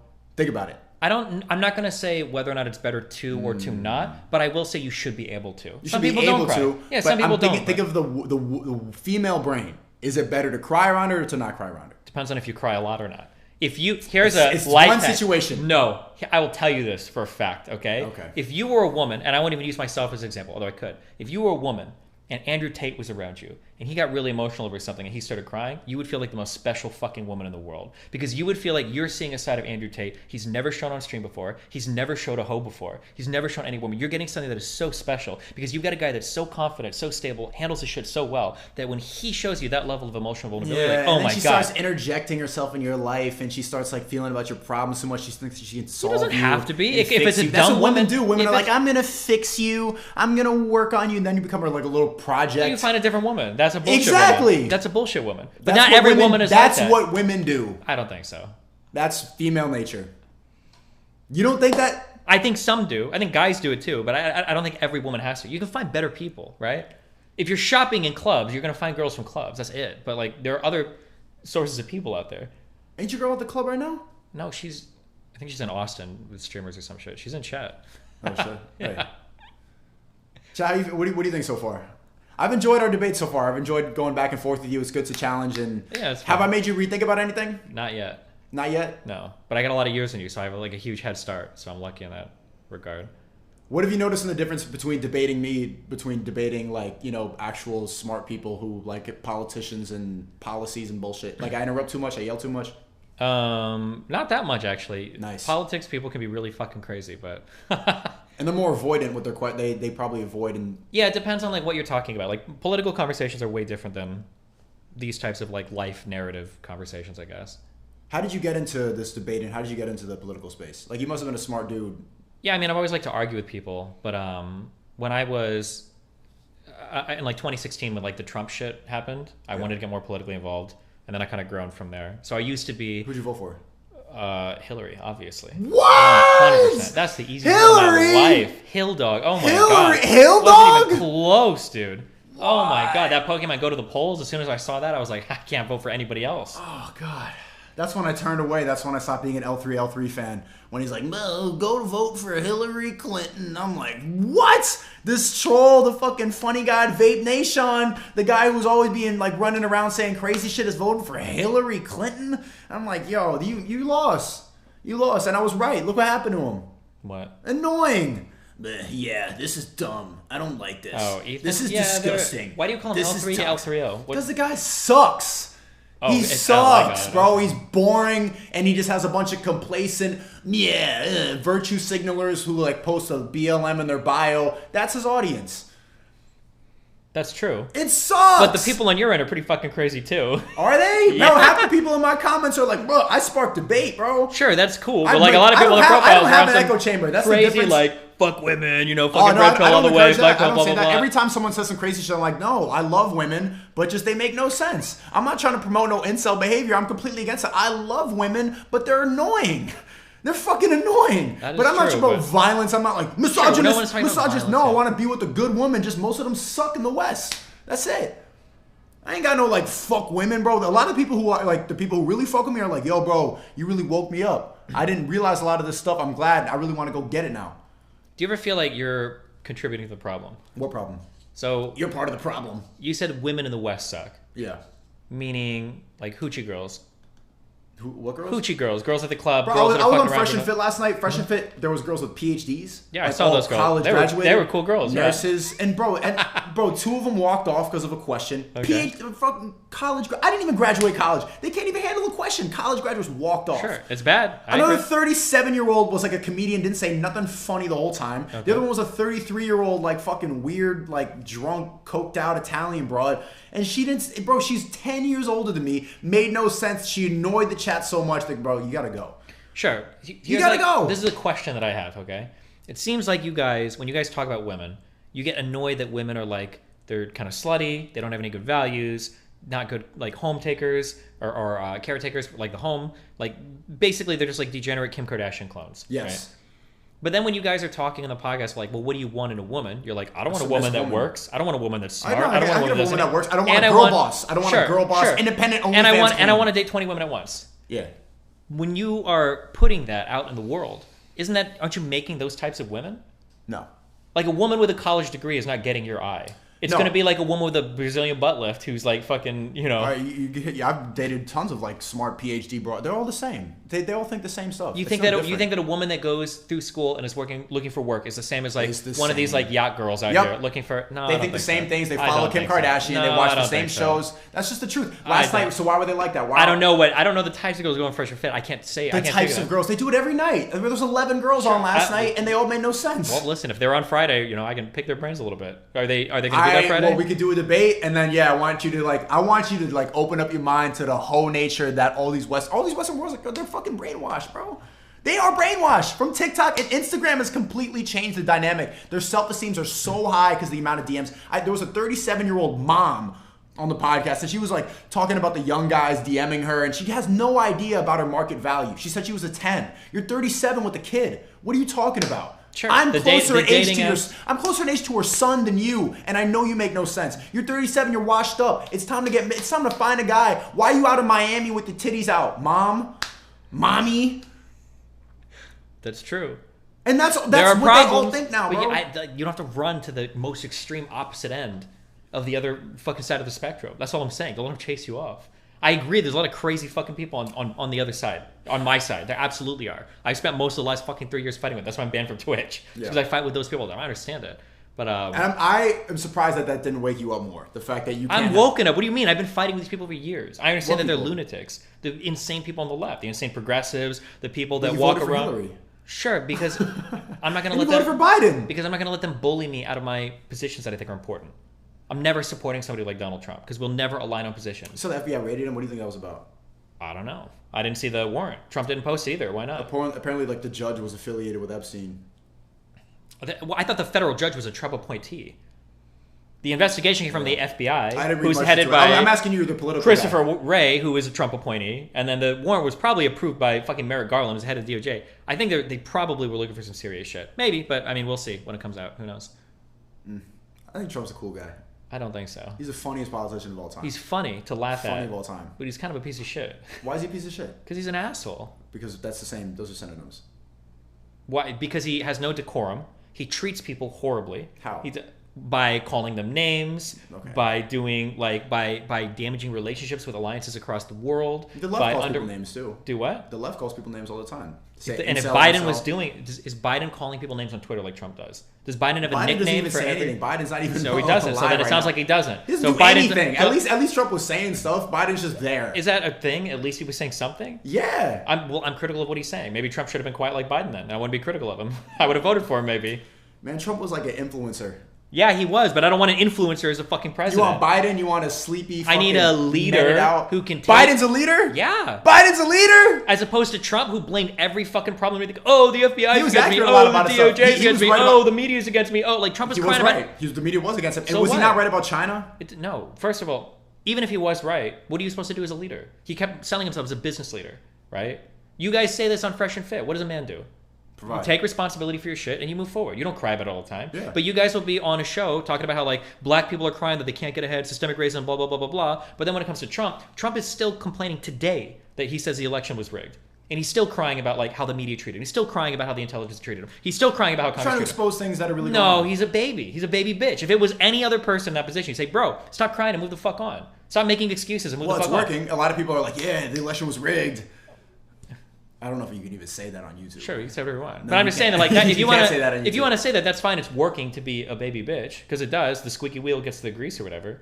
But I mean, like, he sounds like a baby. When I listened to his speech, he gave a speech like 2 days ago, and he's crying still. Wrong. The election is broken. They stole it. They rigged it. Bro, move the fuck on. You're not gonna overturn the election from fucking. Well, it's working. It's helping people rally behind his message. Like, sure. It's creating an enemy. It's creating a common enemy. That's fine. It's gang mentality. But then the BLM shit is working too. We had people rioting all over the country. That's not an excuse for it to work, though, right?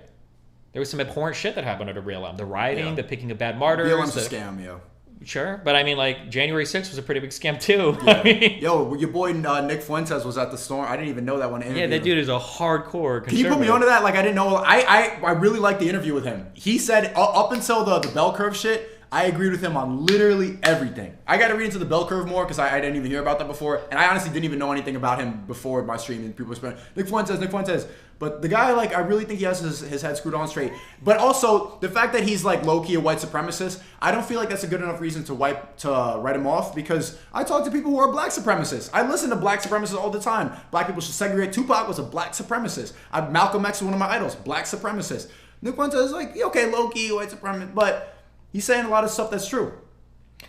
I don't think you should write him off because he's a white supremacist. I think that's fair. I think that's a dumb argument. I can't believe you said that. That was crazy. What? I'm surprised you had that opinion. I thought you were going to be like, cancel him. Well, I interact with him. Oh, okay. So, I mean, like, yeah. People are like, I can't believe you platformed the white supremacist. Bro, we can talk. No, that was me in 2018. I would have said that too. But I'm more like... You're more center now? No. You're going to be red pilled by 35. I'm not centered at all. I'm still very far left. I'm never going to be red pilled. You're far left, but you said that fucking Kyle Rittenhouse was innocent? Because he was. That ain't far left. That's not far left. That's a fact. That's just a fact. All your fucking libs in here will not agree with that. They want Kyle Rittenhouse to rot in prison. The reason why I defended Kyle Rittenhouse because I look at it from a far left position. If there was a black guy whose business was being burned down by a bunch of white supremacists, look at the Tulsa race riots. Those people should have been able to defend themselves. Look at the Koreans that defended themselves during the race riots in LA in the 90s. Like, yeah, I think that minorities should be able to defend themselves. Look at the Black Panthers marching in California and shit with guns and shit, defending their communities. Yeah. That's how I look at it. So I think even as a leftist, I think I can say it's really important that especially minorities have the right to defend themselves with firearms. In this case, it was a white dude. It was Rittenhouse. But tomorrow it could be like Arbery, it could be that guy being chased down by 3 fucking crazy dudes in a truck. Okay. That guy should have a gun to defend himself too. So I don't think it's a conservative position to defend Rittenhouse like defending himself. 99% of libs want Kyle Rittenhouse to rot in jail. Sure, because they're bots. Okay, bots. Yo, you're gonna be red pilled in like 3 years. 99% of libs are bots. 99% of conservatives are bots too, though. You think so? They'll see the same shit on the other end, and they'll see the exact same fucking shit. Yeah, but it's based on more morality. I think liberalism is based not on even. a lot of Whereas, nonsense. where are all of the moral conservatives Christians are way more religious. Look at than who the they left. chose as their hero. Donald Trump is like the most immoral character ever. This guy's paying porn stars hundreds of thousands of dollars while he fucks them while he's married. That's morality. That's dope. That's at that age, bro. Wild, dude. I want to be laying pipe like that. That's wild. How can you say that's morality? Because he treats people like shit. He throws everybody under the bus around him. He's done it to how many people in his cabinet? He's bad at picking talent. Look at how many people around him has been arrested. Like, he undermines as a leader. He doesn't lead the country. He's a divider. Like, this guy has every mark of being an immoral person. Yeah, who's a better president? Who's a better president? Trump or Biden? 1 for Trump, 2 for Biden. 1 for Trump. You can do a poll. Yeah. But I mean, my audience is hardcore left, so yeah. I mean, yeah, well, yeah. They're very far left. What are you gonna do? And you call my shit an echo chamber? Like, look at your audience. You call my shit an echo chamber, bro? But the first debate we had, they voted 70%. You won. Okay. And then like 60. The second one they said 60%. I won. And they're like, oh, but your fans are no. My fans are like on my ass all the time. If I had a bowl of Lucky Charms and a bowl of like dog shit, and I polled my audience on which was better, and 98% of them said Lucky Charms. That doesn't mean I have an echo chamber. Okay, Trump is an exceptionally having fucked a up dude. 93% Biden audience says a lot. Trump is exceptionally fucking stupid. The guy didn't say a single smart thing for 4 years in fucking office. Not a single thing. Wrong. The guy thinks invisible jets are actually invisible. Wrong. He does. He actually does. Yeah. But I miss him. How's YouTube? YouTube's going good. I'm on a break right now. Season 2 came to an end. It was really great. I grew a lot, like 350,000 subs in like 3 weeks. I'm like really, I'm on right now. I'm taking a break right now because I don't want to just be like, you probably stream all day, every day. And I don't want to be that type of streamer. I want to like live life too and tell people to go outside. So I'm going to I stream for a month and then stream a month, like to take like a couple weeks off. Like I streamed all of May and then all of June I would travel to Europe with my ex. one of my girls, and they get all these different countries traveling, like sharing an experience, doing all that bullshit. And then went ham in July. August, I'm like, I'm about to level up again, and then go even. Do you still want to do long form content, or are you just gonna only focus on like streaming and shit? Streaming is long form content. What are you talking about? Do you want to do like prepared? Oh, like main channel stuff? Yeah, I do. But just like right now, it's not. I'm really like, I feel like I'm on a roll with the stream and stuff like that. And I don't want to like lose that momentum. Mm-hmm. But I also, you know what the thing is? You don't smoke weed, right? You don't look like a weed smoker. I mean, I will, but... You will. Yeah, like that, the weed actually fueled a lot of my main channel videos. Like a lot of the drugs and like just zoning in. I used to pop a lot of Adderall to learn how to edit. Mm-hmm. And it's not the type of time that I'm on right now. Have you seen any of my main channel videos? I've watched the one that you had on your, whatever is like the intro video or whatever, but... Gotcha. So not a big desire. You don't do weed anymore, do you? Or do you? Nah, I quit. I mean, I've been smoking when I was here a little bit, but wow. You know, I'm not smoking in the mornings. You didn't tell Fresh and Fit, did you? No, I did. I said that on the shit. I'm not a liar, bro. I'm the most, like, I try to promote authenticity, bro. I'm an open ass book, bro. Mm-hmm. I don't really hold anything back. I grew up on YouTube, so it's like there's no point. Everything that's out there, they try to cancel me, they ain't got shit. Everything that they try to cancel me for is some shit that I said. Sure. I think it's bad to cancel. Fuck. Sorry. My mind just got fucked. Hold on. I think it's bad to take a position of being absolutely no drugs. I think that's just as stupid as being somebody that's addicted to drugs. I think that... I drink coffee. I smoked a cigar. No, I'm not talking about psychoactive caffeine. Okay, I'm talking about real shit. I think that drugs can help you explore different states of mind. They're cheat code. Yeah. But it's not good to rely on the cheat codes. No, it's not. That's what I'm saying. That like there are experiences you can get doing like LSD, mushrooms. LSD changed my life. Sure, yeah. But you don't take psychedelics, right? Yeah, I do. Yeah. But yeah, you don't have to get addicted to them. But when I hear people say things like you should never do anything ever, it's like you haven't even tried it, bro. What do you mean? Even weed can be like a fun experience, but when you're at a place where you're doing it every single day, that's really, really, really bad. Why are they spamming meth? You take meth? Accidentally one time. Wait, how? You tried to take Molly? Yeah, I was in Amsterdam, and it was another streamer, and I'm like, this guy is a smart dude. Like, he's not gonna fuck me. I thought he was. I know he's not gonna like intentionally fuck me over, but me and Malina, my wife, we were my wife, yeah, my wife. We were in Amsterdam, and we did what we thought was MDMA, and it was a different kind of high. It lasted like 12 hours. Yeah, well, no, it lasted like 24 hours. Damn. And about 12 to 14 hours in, I'm like, oof, I'm still really high. This shouldn't be. And then I texted the dude, and I'm like, hey, what is this? Just checking, like, I'm still high. And he's like, oh, dude, if you've got like really good Molly, you might be high for like 16 hours. And I'm like, oh god, This guy's a fucking idiot. Yeah, and I'm like, oh shit. And then I lost it. I was like, I don't know what the fuck is going on. I don't know what I put in my body. What streamer was I can't say it, but whatever it was 200 milligrams of he sent me a picture of the crystal. It was a big ass fucking crystal, and I was like, damn, dude. I don't know what it was, but it was a fun ass fucking time. I will say that. You probably were fucking you the whole time, right? What? Fucking? Yeah. On meth or MDMA? I don't get erection at all. I have a negative dick.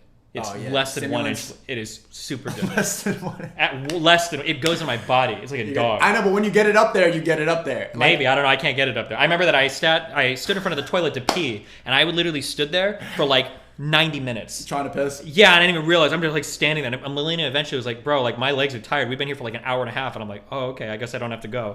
Like, Jesus Christ. What did you do the whole time? Talked a lot. Yeah. But we were super talkative, super confident. Like everything was like, I'm good at controlling that because on MDMA, you'll like clench a lot and bite you. But I don't do that as much. But you don't take drugs on the regular? Not super regularly, no. Just dabble? Yeah, a little bit. You got shrooms? You want to do some DMT? Let's get weird on this pod, right? Let's get weird on the stream. I think I've got 300 milligram types of LSD or 300 micrograms. That's a big one for me, though. LSD's been like LSD changed my life, but LSD kind of has been mid for me recently. I have a lot of bad LSD trips. Damn. And you keep doing them? Like the last like 3 or 4 are bad. Damn. Yeah. But the ones I have a lot of life changing like stuff that the reason I started uploading on YouTube again after a 2-year hiatus like was because of an LSD trip. The last 2 times I was like, fuck. Fuck, I don't want to be high anymore. What does a bad trip mean to you? Like just feeling bad the whole time, feeling shitty and hating it, and just bad thoughts and everything. But when you say bad thoughts, like what kind of bad thoughts? You know what it is? Bad trips on LSD are not for no reason. It's usually there's something going on, and then LSD, you know how they go. It makes you confront what's actually going on in your head. So if I was like unhappy or like there was stuff that I wasn't really pursuing, that I wasn't, anything I was trying to suppress, you have to confront it on LSD. And it's like right now I'm just trying to chill out. Mm-hmm. And I'd be in New York in my little ass apartment in the hood. Like you want to be in Central Park, at least go outside. I'm just sitting in my fucking chair, like drinking Henny, like just doing nothing. Sucked. But also at the same time in high school, I used to take it a lot and like just sit with my friend and talk. But I think, I don't know, like being by yourself and not being outside makes it mid. Mm-hmm. But it's good. Like, even the bad trips can be a really good learning experience. Have you had a bad trip? Yeah, but different kinds.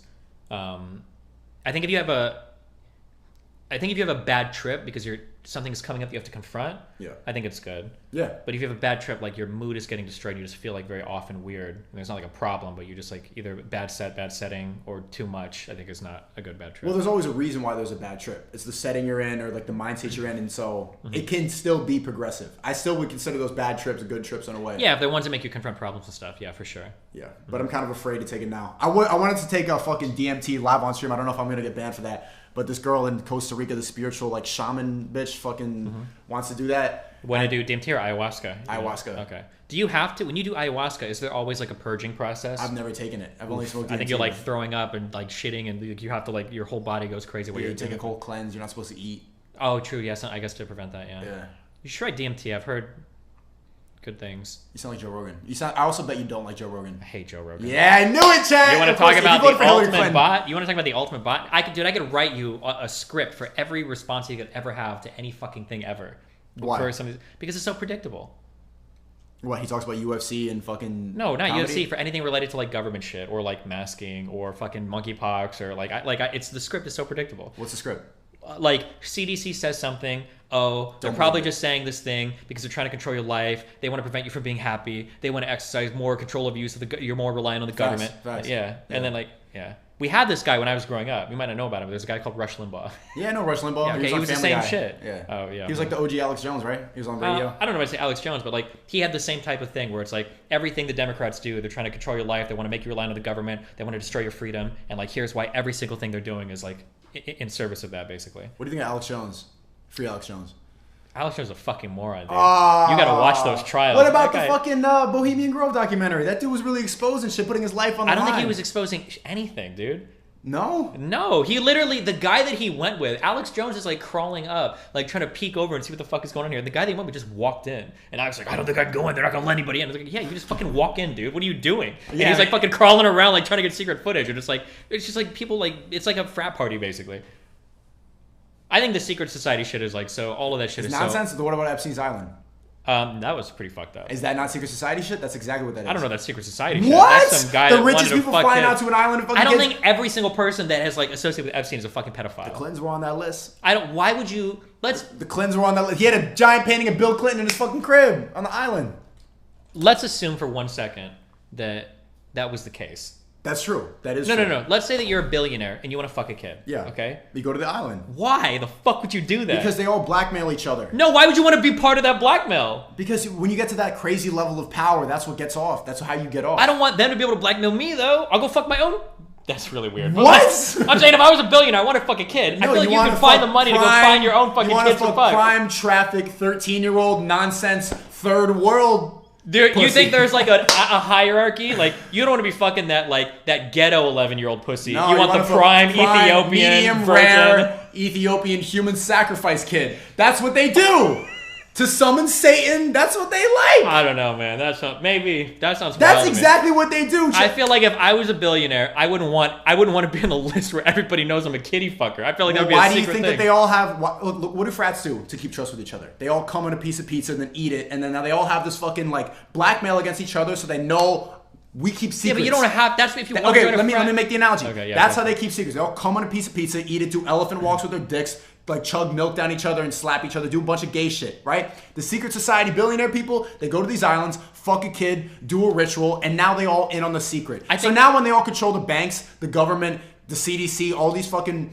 Now they all have dirt on each other so they can't expose each other. They're all on the same program. We fuck kids. I think the difference is when you're joining a frat, you're willing to do all that gay shit because you need to fit in somewhere. You need to fit in somewhere. No. If you went to school and you had a bunch of good friends, you had things you were doing, network, you were really good, you wouldn't do some weird fucking shit to join a frat because you wouldn't fucking need to. So you right? So if you're already a billionaire, you've got it fucking made. You've got more influence than almost any other person in human society. Why the fuck would you sign up for some club where people want to destroy your life? Say you want to become president, you want to become in charge, you want to go from a multimillionaire to a billionaire. How do I get part of this group? I want to fit in with the upper echelon Epstein people. What do? You fuck a kid. It's the same initiation strategy.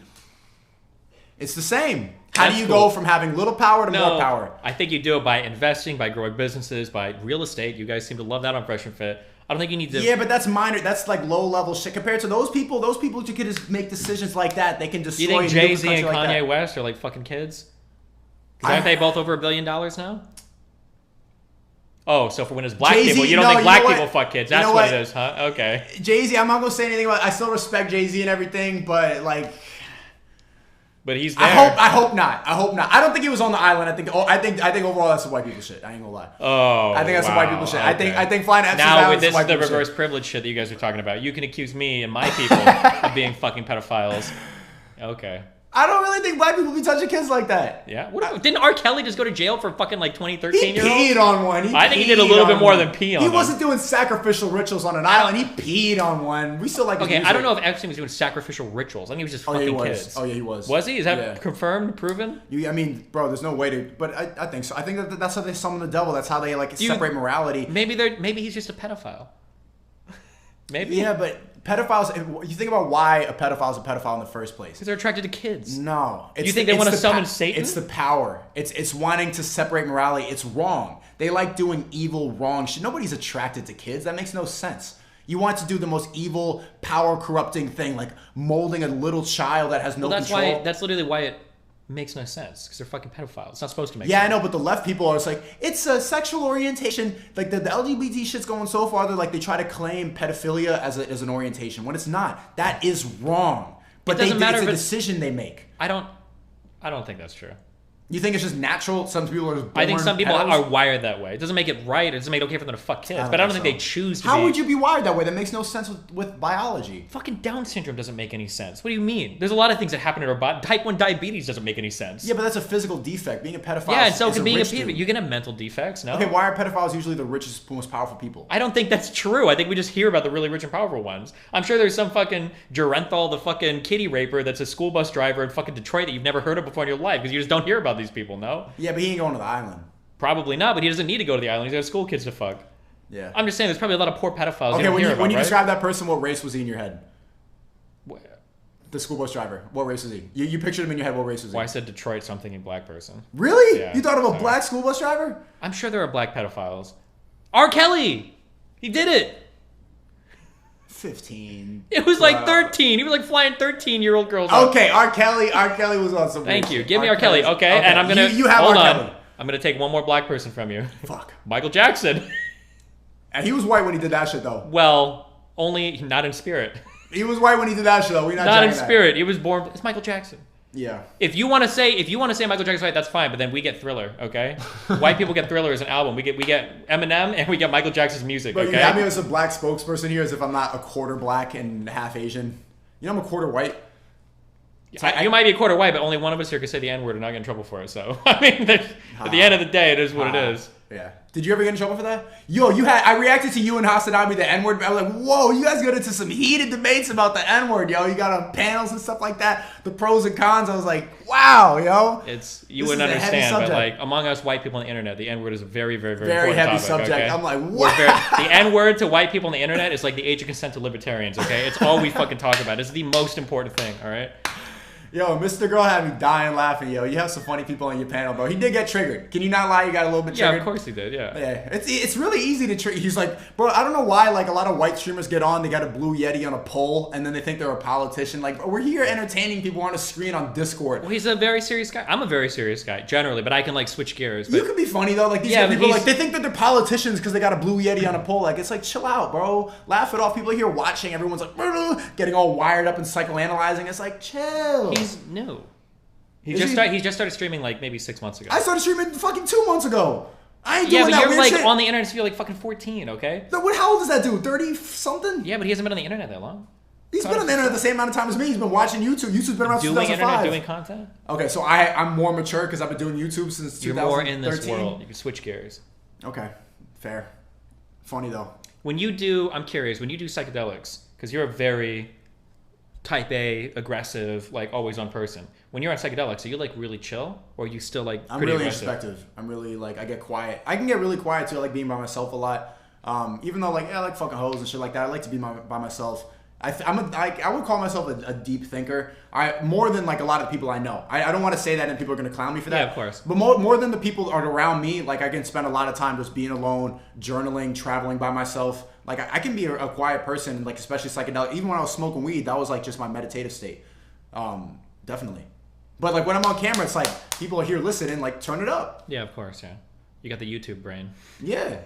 Well, it's not. You think it's a character? I don't think it's a character. I just no, think not a character, but like it's like I'm a streamer, and traditionally in streaming, like there might be times where you're not doing much or saying much or whatever. But for like the YouTube content, there's like a difference. Like if I'm watching like a streamer like playing like a single player game, it's like quiet. All right, I got the sword. Cool.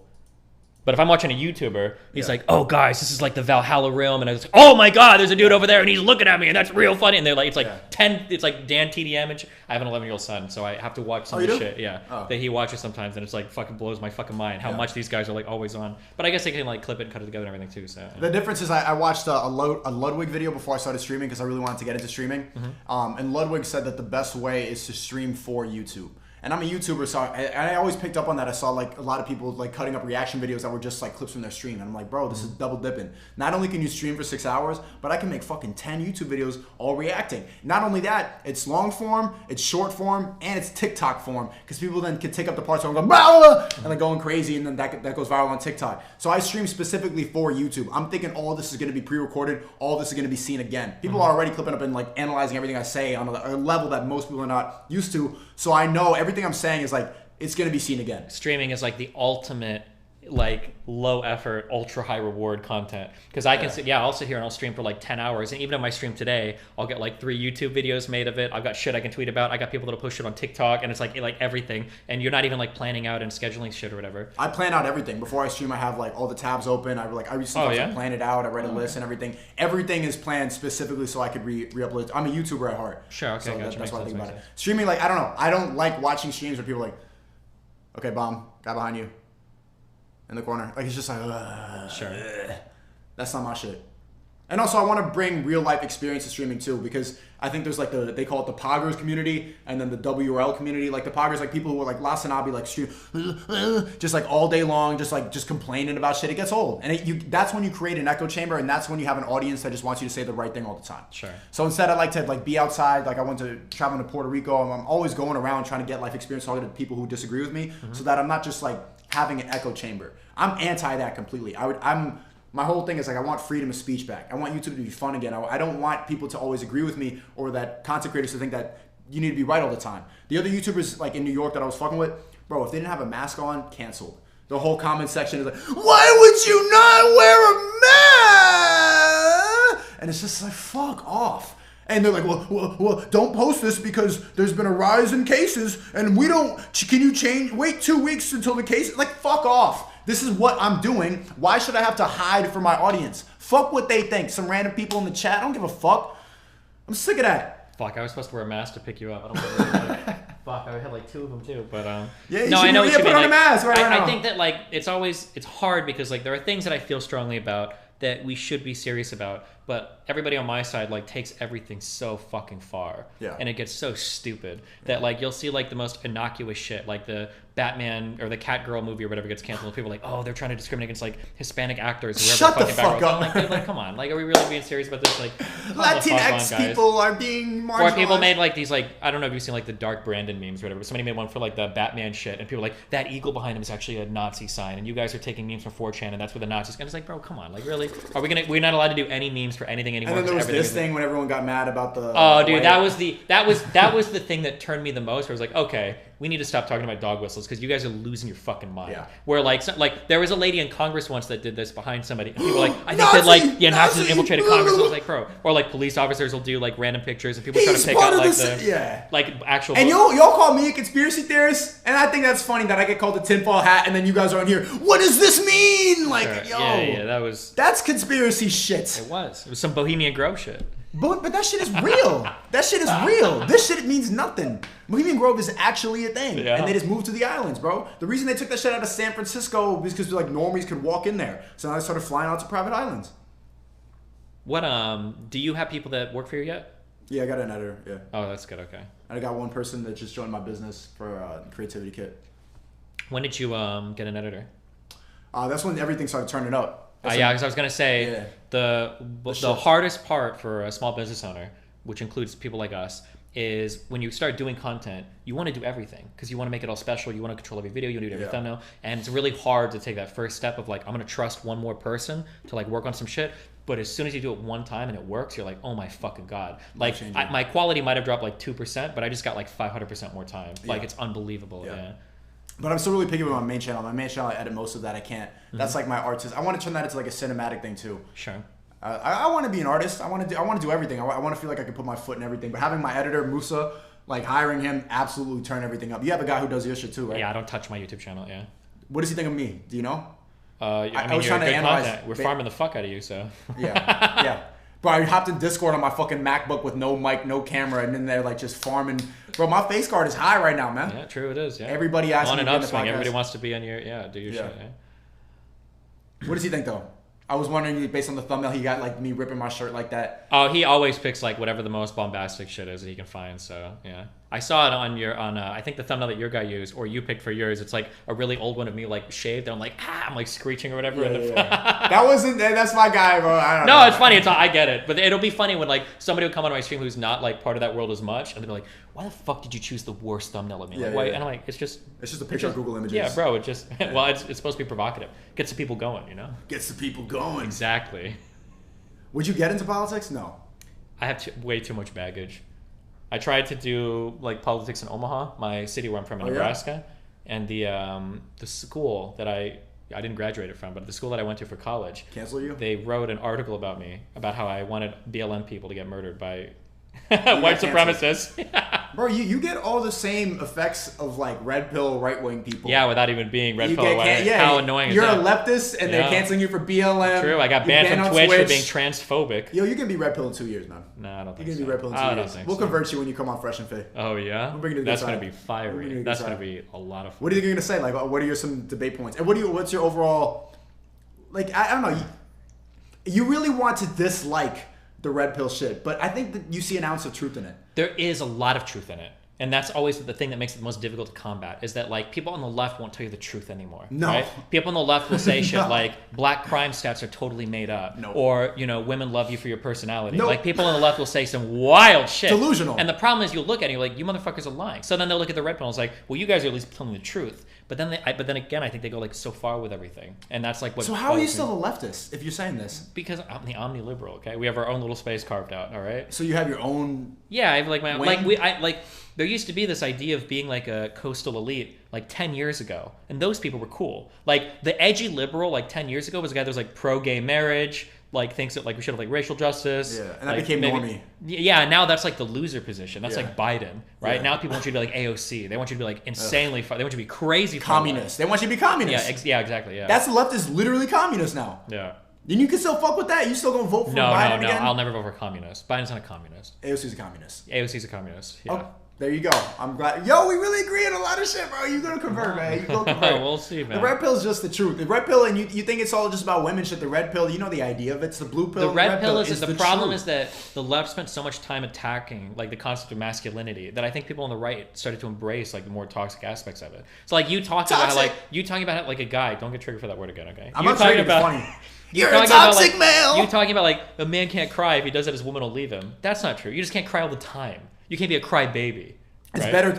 Okay, maybe it's better to not cry around your bitch than to cry. Generally, because they see you as a source of emotional stability. You generally, so you agree with me 100%. But you're more like I'm gonna go middle ground because my audience is gonna get triggered if I say otherwise. It's not about middle ground. It's about there's a time and a place for everything. Like the conversation we had earlier about drugs. If you smoke every single day, you're a fucking loser. But if you're out here on shows being like, you should never do any drugs and I've never tried anything, well, what the fuck do you know then? You don't know anything. I don't think it's a middle ground position. I think it's acknowledging that there's a time and a place in your life for almost everything.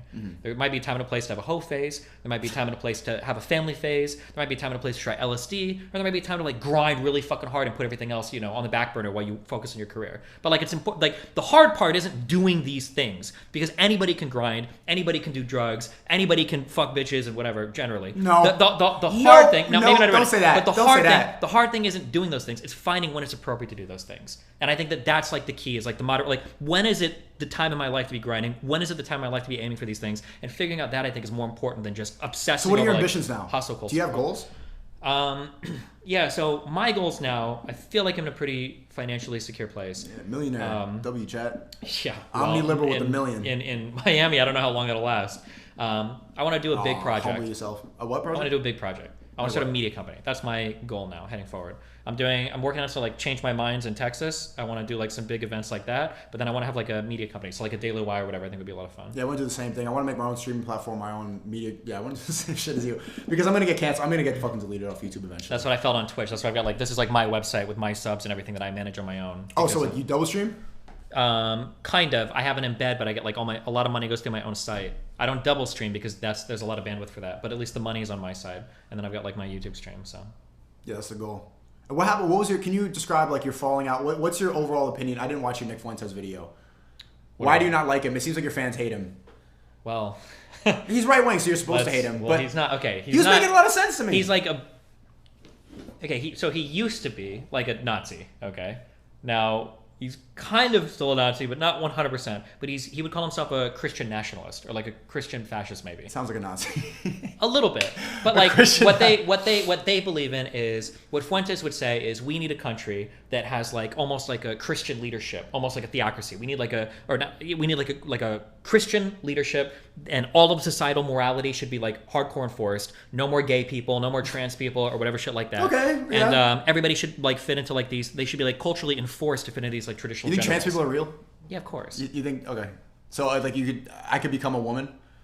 I don't think you could, because I don't think you're a trans person. No, but like based on your idea of trans people, do you think I could become a woman? I could. No. And plus, it's not even about the surgery. It's about how you identify. I don't believe in that shit. That's bullshit. Okay. I think that there are people that. So you need to go through surgery to get it. No. I think there are people that legitimately have brains that are wired a different way. Yeah, for some crazy reason. people. I wouldn't say crazy. Yeah, but I'm crazy. I'm crazy, but like thinking there's I'm in the wrong body is not think crazy. Trans people get a bad rap because you see like these women with blue hair in college and they're like, I'm non-binary. And you're like, that's trans people. But like when you've got trans people, when you've got people that want to kill themselves at 14 because they feel like they don't look right in the mirror, like I think that's worth addressing. There's something going on there. They're just depressed. I think that they're just going through Some of them might be. A lot of them are, and you know what they do now? You have to watch What Is a Woman. They promote the therapists and the teachers right now. They'll be like, this is the solution to your depression. Sure. Take these hormones, 12-year-old child. I'm a gender-affirming therapist. Come here. And then you go like on D-Trans, the subreddit, and they're like, oh, I miss my dick. There might be some people that have those problems. That's a lot of them. But there's a lot of people that are totally unaccounted for in the conservative worldview. There are people that will go through their entire life, they might not even be depressed. You can give them drugs or whatever, but they're like, fuck, like something is wrong with my body. I can't change it. Like something's fucked. And for whatever reason, their brain doesn't match their body. You have to find a way to make that come into alignment. Their brain doesn't match their body. That doesn't sound like insanity to you? It's a problem that you fix. With fucking chopping your dick off? Well, you can't change the brain, can you? How many different times have we tried different types of conversion therapies? How many different times do we have camps? Maybe they we can have find God. They could like, as our world becomes increasingly secular. Why are there no trans people in Africa? I don't know. There probably are trans people in Africa, but they got bigger things to worry about. Yeah, exactly. But there are trans people in Africa. This is a first world white problem. A bunch of like, average white people like, I want to be accepted, so they pick this. But bro, in Asia, in China, there's no fucking trans people. Have you heard of Maslow's hierarchy of needs? No. Okay. Oh yeah, the basic things you need to be happy in like life. You need food, shelter, whatever, blah, blah, blah. Like $70,000 a year. So if I were to ask you, like, how many people in Africa are looking for self-actualization? The answer, first of all, Africa's a huge place, and there's a lot of places that are like north. You can go to Egypt and shit, or south. You go to South Africa. You're gonna find absolutely. You're gonna find trans people in places like Egypt or South Africa. Okay, you absolutely will. Okay, find me one. We'll bring them on. We'll bring them on the stream, or her, or them, if you want to. Okay, but people in the poorest places also aren't looking for like super life fulfillment or whatever. But that doesn't mean that life fulfillment doesn't exist, or you shouldn't. They're all looking for life fulfillment. Everybody is, but they find it through traditional things like family.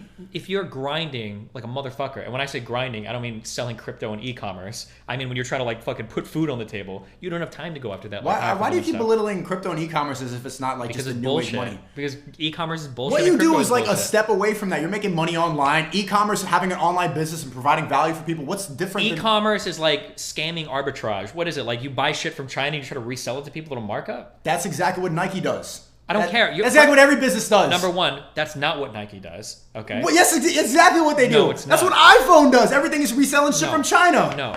Nike designs shoes and Apple designs phones. Where are they made?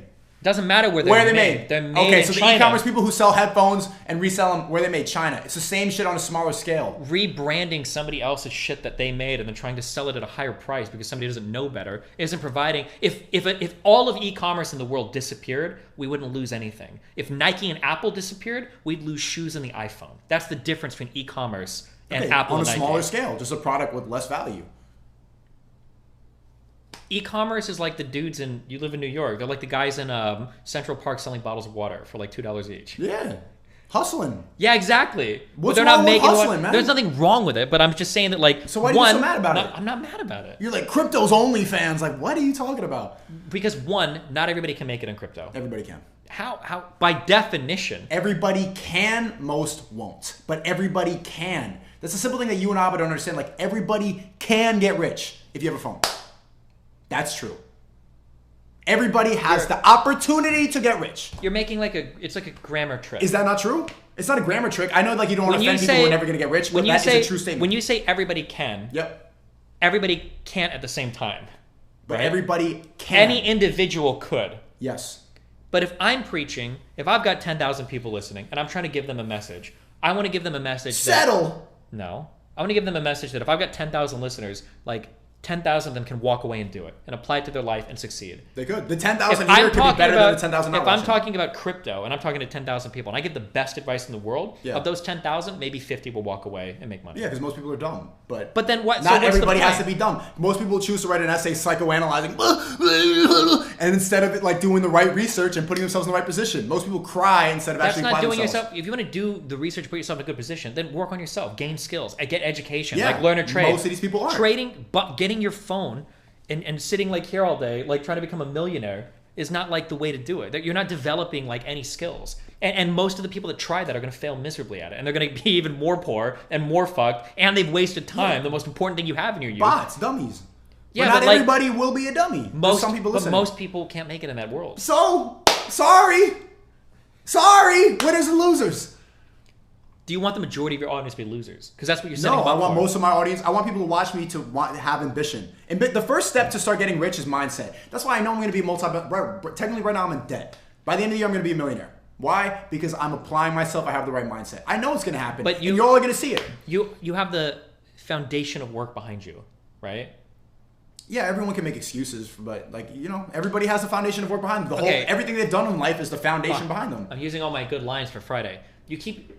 Wealthy people do this, and it's really funny to watch them do this, okay? Yeah. I've been on both sides I ain't of the wealthy. line. No. I'm in student debt. You're wealthy because you got high income. I am in student debt. Income is more important than net worth. Okay? Sure. High income is more valuable than I just had my first 6-figure month. This was like my first good month. I've had like 10K, 15K months for like... Sure. If you've had a 6-figure month, you're in a really good spot. Yeah. Okay? Yeah, because income is more important than than I applied net worth. myself. Our first debate, That's I didn't fine. even have that. But Our I'm first just saying, debate, bro, I was just a broke. I'm just saying, if you have a 6-figure month, that's better than having $1 million net worth, okay? No. If you could trade your income right now for $1 million, if you're smart, you'd leave the million easily. Because you can keep growing your income. And you're going to make money year after year after year. Because I'm applying myself. Exactly, sure. But if I didn't want to apply myself, I didn't want to work, I don't want to, I'm not going to do it. This is OnlyFans for men, then I won't. But I'm not thinking like that. I'm thinking, I want to go get it. So I am going to. Sure, you can. And everybody's going to see it. And that's going to inspire a lot of people. You know how many people are going to watch me go through this? Like every day I'm saying, like, I'm going to be a future millionaire. Everyone's going to see me do it. What are they going to do? Cry? Bro, they're posting, my subreddit is a whole bunch of haters, bro. Like, he's obsessed with becoming a multi-millionaire. Why is that a bad thing?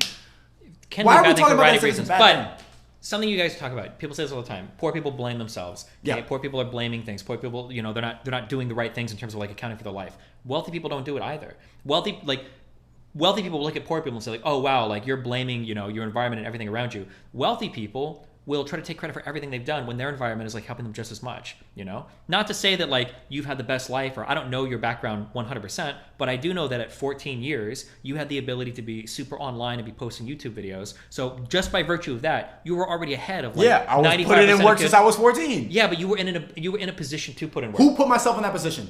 Your family did. Me! No. My family was against my shit the whole time. I bought everything. My laptop, my Elgato thing. My family did not. My mom wanted me to leave videos of me shooting guns. Somebody. Do you think my parents talked to me after I dropped out of school to be a YouTuber? They ain't even talk to me. At 14 years old, you're barely old enough to make any decisions. I didn't even tell them about YouTube for a year. The only person who knew about my YouTube channel was my brother. That shit was me. So who was supporting you? Me! Okay. Supporting? Oh, like giving me food and shit? No, like if you're doing something, if you're doing something at that early of an age, you've got some support somewhere. Me. Okay, you were working on your own. You were paying for your shit. You like everything. Okay, all right. I went home from school. You're actually Zeus. You're God. You did it. You figured it out. What do you think? Do you think I had like, bro? My parents did not fuck with the shit I was talking about. I was talking about feminism when I was like a 14, 15-year-old. How the shit was it's a scam. It's not about talking about feminism. It's about people don't take account of like all the advantages that they have growing up sometimes. And they're quick to compare like other people to. Okay, yeah, I had a good house. I had parents who were together. Sure. And I grew up in the Northeast. Like, that's good. Yeah, those are the advantages. But like, I didn't have any mental support. I had an internet connection, like we all do, and I applied myself. That's good. Most people have at that a really opportunity. early age. I don't know if most people. If you're talking to somebody that's 20 years old, they're already 6 years behind, right? Where you started. So catch up now. You can cry about it. Catch up is hard. It depends. It's hard. It's hard. Yeah, life is hard. You're setting people up for failure. No. That's what you're doing. Yeah, that's what you're doing. You're setting up for people for failure, saying it's hard. Yeah, it's hard. What are you gonna do about it? The goal is to set. You should work. You shouldn't be complacent. Yes. And you should push for more. Yes. But the number one way to fail, if you're giving anybody a new routine, it could be exercise, it could be diet, it could be whatever. The number one way to fail is to give them an unrealistic goal. Like, you're 20, by 21, I want you making 6 figures. Okay, well, I work at Dunkin' Donuts right now making $23,000 a year. Well, that's great. All the people who end up making that money had unrealistic expectations. When I was 14, yeah, but what you don't see is I'm gonna be the best YouTuber ever. Yeah, but what you don't see is how many 14-year-olds have that same thought and don't make it? Well, that's because of the programming. The programming. It's not just the programming. Not everybody can make it. The Matrix tells you no, but I was always like, fuck that shit. Fuck that shit. Not everybody has the personality for YouTube.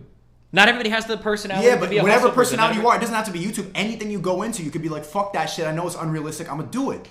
I think that in society, some people are just workers. That's just what it is. Not every single person has the mind or can flip a switch to like be like a business owner. I think that they want to turn you into that so that the island people can keep us down and they go, ha ha ha, while we I don't think they want to turn you into that. I think that if we look at all of human society and all of human history, you never have a society where every single person is an exceptional person. Okay, there's always going to be leaders. There's always going to be people that are just like, I fucking, I make pots, I clean. Yeah, that's just how it works. But doesn't everybody want to be a leader? No. Really? Really. I understand why that's hard for you to think. I didn't think that for a long time. I thought everybody wanted to be a leader. But like, if you some people just want to fall in line. This really? is here's something here. Bro, no, wait. Here's something. Wait, you ever play video games? Yeah. Okay, I play a lot of video games. Started off on Call of Duty. Okay, I can't speak to Call of Duty, but on games that require like big leadership roles, you know what'll happen if you ever play League of Legends, EVE Online, Rust.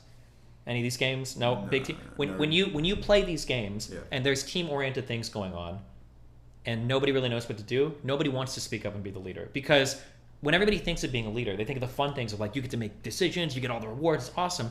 Nobody wants to be the guy that makes the wrong call. That's a really big responsibility. There's a lot of Nobody wants to make the mistake, but everybody wants to make the right decision. Yeah, they want the glory, but they can't handle the responsibility and the consequence of messing up, kind of like Donald Trump. But what I'm saying is that everybody when you look at but they want it, but they won't do it. So if you go and play if you go and play a game like Rust, or if you go and play a game like League, like some of the best skills that you can develop are leadership skills, because most of those casual games are without leaders. People don't want to step up and be the guy making those calls. They just want to sit in the corner and criticize everything. That's what most people want. Sure, but I mean like that, like because it's an easier route because they don't have to take responsibility. People generally don't want to take accountability. Sure. But I'm saying fuck that mentality. Take an L. I've taken mad fucking L's on my YouTube channel, bro. But I think that we need people like that. You can't have a society full of people where everybody wants to be a chief and nobody wants to be an Indian, right? Okay, but why do a bunch of bots walk around with fucking Dallas Cowboys jerseys on? Because they like to watch sports. Right, and whose name do they have on the back of the shirt? The quarterback. The people they look up to. The quarterback. Yeah. So they don't want to be that. What's the number one dream job? Everybody, you ask a 6-year-old. Right now it's fucking YouTubing. Yeah. Number one coveted job in America is YouTuber. But not everybody can be that. But everybody wants that. We're not going to have any viewers if every motherfucker's posting YouTube videos all day. But you're saying, okay, so maybe the disagreement is like some people need to fall in line. There's going to be bots and there's going to be leaders. But we all started off wanting to be a leader. And then people make excuses for why they're not that. And I'm saying, like, stop, like, you're crazy. You're a loser. I think, here's something that I think happens that's unfortunate and kind of cool at the same time. people that make it into this world, I think you don't realize sometimes how exceptional your mind is. It's very far from the norm. And I used to have like the same thing. So something I would say growing up when we talk about like harassment online, what I would always say is that like, I love harassment. It makes me stronger. Bullying is good for you. Yeah, it makes it. Yeah, because when people talk shit about me, self-awareness. I want to do better than that, right? Exactly. That's bullying, like I like bring back bullying. Exactly. You believe in this red pill shit, Destiny. No. You gonna be red pill in 2 years. But here's the difference, right? Yeah. I thrive in those environments. Yeah. But for a lot of people, destroys them. You can cry about it, but no, like, they cry about it. They can cry about it, but that's most people's like human physiology. That's their mind. You can't just like tell people to be different. Maybe when they're one, maybe not if you have a kid, different, you but can do improve. It's not a matter of improving, just the way that people see the world. But think about it. If they see the world. If you want to talk about biology, you want to talk about biology, right? Society doesn't work if it's full of people like you or people like me, right? You need people that are willing to work in a community that feel a lot of pressure to like please other people. Because think about it, if you got a group, so I'll take me for instance. Let's say I have a tribe of like 50 people that are like me, okay? And one day I'm like, I don't want to work today because fuck you guys. I'm gonna go paint or climb a tree, right? I'll do that, and everybody will be like, fuck you, you're a piece of shit. We're gonna hate you. And I'll be like, and I'll say, I don't care. I'm gonna climb a tree. Hate me. Fuck you, right? I'll flip you off. But if you have other societies filled with people that are more compliant, you know, that social pressure, the way that their emotions are reflected from other people, that society functions a lot better because everybody's doing what they need to do to like carry through. So you can't go to a society and say, all of you guys need to be like me. Not need to be, but I'm saying everybody can. I don't know if they can, and I don't even know if they should be. I don't even know if you'd want them to be. They do. They do, because the number one coveted job is YouTuber. Everybody who asks a 6-year-old what they want to be: astronaut, soccer player. I want to be Michael Jordan. That's who everybody looks up to. Kanye West. This is, you either know this or you haven't met people yet. Okay, but everybody wants to. Met people. We'll find out. We're about to find out. Robin, we're about to find out because you either know this is true or not. Okay. Everybody wants to be a big YouTuber until they have their first negative comment section. Yeah. And that first negative experience destroys like 20%. And then it's a choice. And then it's a mental battle. Yeah, sure. I'm saying even of the people that make it that far, they will get their first negative comment section, and I've seen tons of people just quit right there. They're like, I can't handle it. That's why I'm like doing this aggressive, trying to encourage people. So when you get that first negative comment, what are you going to do? Cry about it and then write an essay about why it's problematic and toxic, or are you going to improve past it? Or some people just can't handle it. Yeah, they can. I don't think if you can't handle it, you're just a bitch. Like, okay, it's not a matter of being a bitch. You're a normal human being. That's what normal humans do. They get look mad at other about a YouTube comment. They are reflexive to what other people say about them. Yeah, so was I. It hurt my feelings when I first got my negative comment. And what did I do? I didn't quit. Yeah, I'm going to get better. Maybe you're a little sociopathic. Maybe you're a little weird. See, that's what's great. You call it crazy that I want to improve. You agree with me. You're saying that you like bullying. But for me, so are you crazy? Yeah, a little bit. Yeah, I think anybody that works in this world is a little fucking crazy. Why are you not calling the bots crazy for giving up? It's because I think there's an unrealistic expectation you place on people to be able to deal with like the level of harassment and insane fucking shit. So you're a bot groomer. Come here, bots. It's not bots. You have to meet people where they are. And you've got to understand, you can call them bots if you want. Is that not a correct word? They are like the people that make society work. Society doesn't work if it's full of people like us. Okay, worker bees. Sure, you call them what you want, but worker bee, at the end of the day, the hive doesn't thrive unless they're worker bees to do the work, right? You can't, otherwise everything falls apart. You're right. I guess my problem is that people like become worker bees, they become bots, and instead of just accepting their place in society, they'll just like try to find something wrong with you over and over again. He's insane. He's crazy. He's just an incel. But like, look at this. They try to pickpocket you. They try to bring you down. So like the internet has given a voice for a lot of people who shouldn't have a voice. You should shut the fuck up. Sure. But you have like a non-profile picture with 0 followers, and you type an essay, and it's like you should just fall in line. But why? But look at why they do it. Look at why they do it. It's because people like you are saying that like you're not just like a normal working healthy person. You're a bot. You're a piece of shit. You're weak. Yeah. Is that wrong? Yes, because even Kevin Samuels, I thought some of the best advice that he was giving was when he's talking to women. You've seen his shows and shit, right? Yeah. You get a 36-year-old woman calls in, blah blah blah, right? Yeah. One of the things that he'll say is that listen, you're not a size 0. You're not a fucking 22-year-old like hot chick. You need to love and respect your man that earns 40,000 a year. Yeah, you need to understand what can you get in life, and you need to go after, and you need to respect that. He wouldn't tell women that are 30 calling his show like, oh, like yeah, your man is shit, but you're shit too. He'd say no, you got to support and love your man. Like recognize where you are in life, and you go for that type of guy in life, and then you love and support him, and that's what you guys do. Fall in line and stop yelling. I'm a boss queen, 10 out of 10. That's what we're doing on the podcast. No, but that's not what you're doing. You're saying the exact, but you're doing the exact opposite to everybody else that you talk to. How? Right? By telling them like, oh, you're just a pussy for not doing this. On one end, that's the same thing as saying you're 37 and you should settle. That's the same thing as the women you criticize for not having empathy for men. You say, oh, you don't understand what men are like. You have no empathy for them. I understand what bots are like. I know exactly what bots think because I was a bot. Bro, that's empathy. You weren't a bot. You're making YouTube content at 14. Yeah, I was a bot then. Before you're exceptional at 14 years old. You're making fucking YouTube videos. You're already like way out the norm.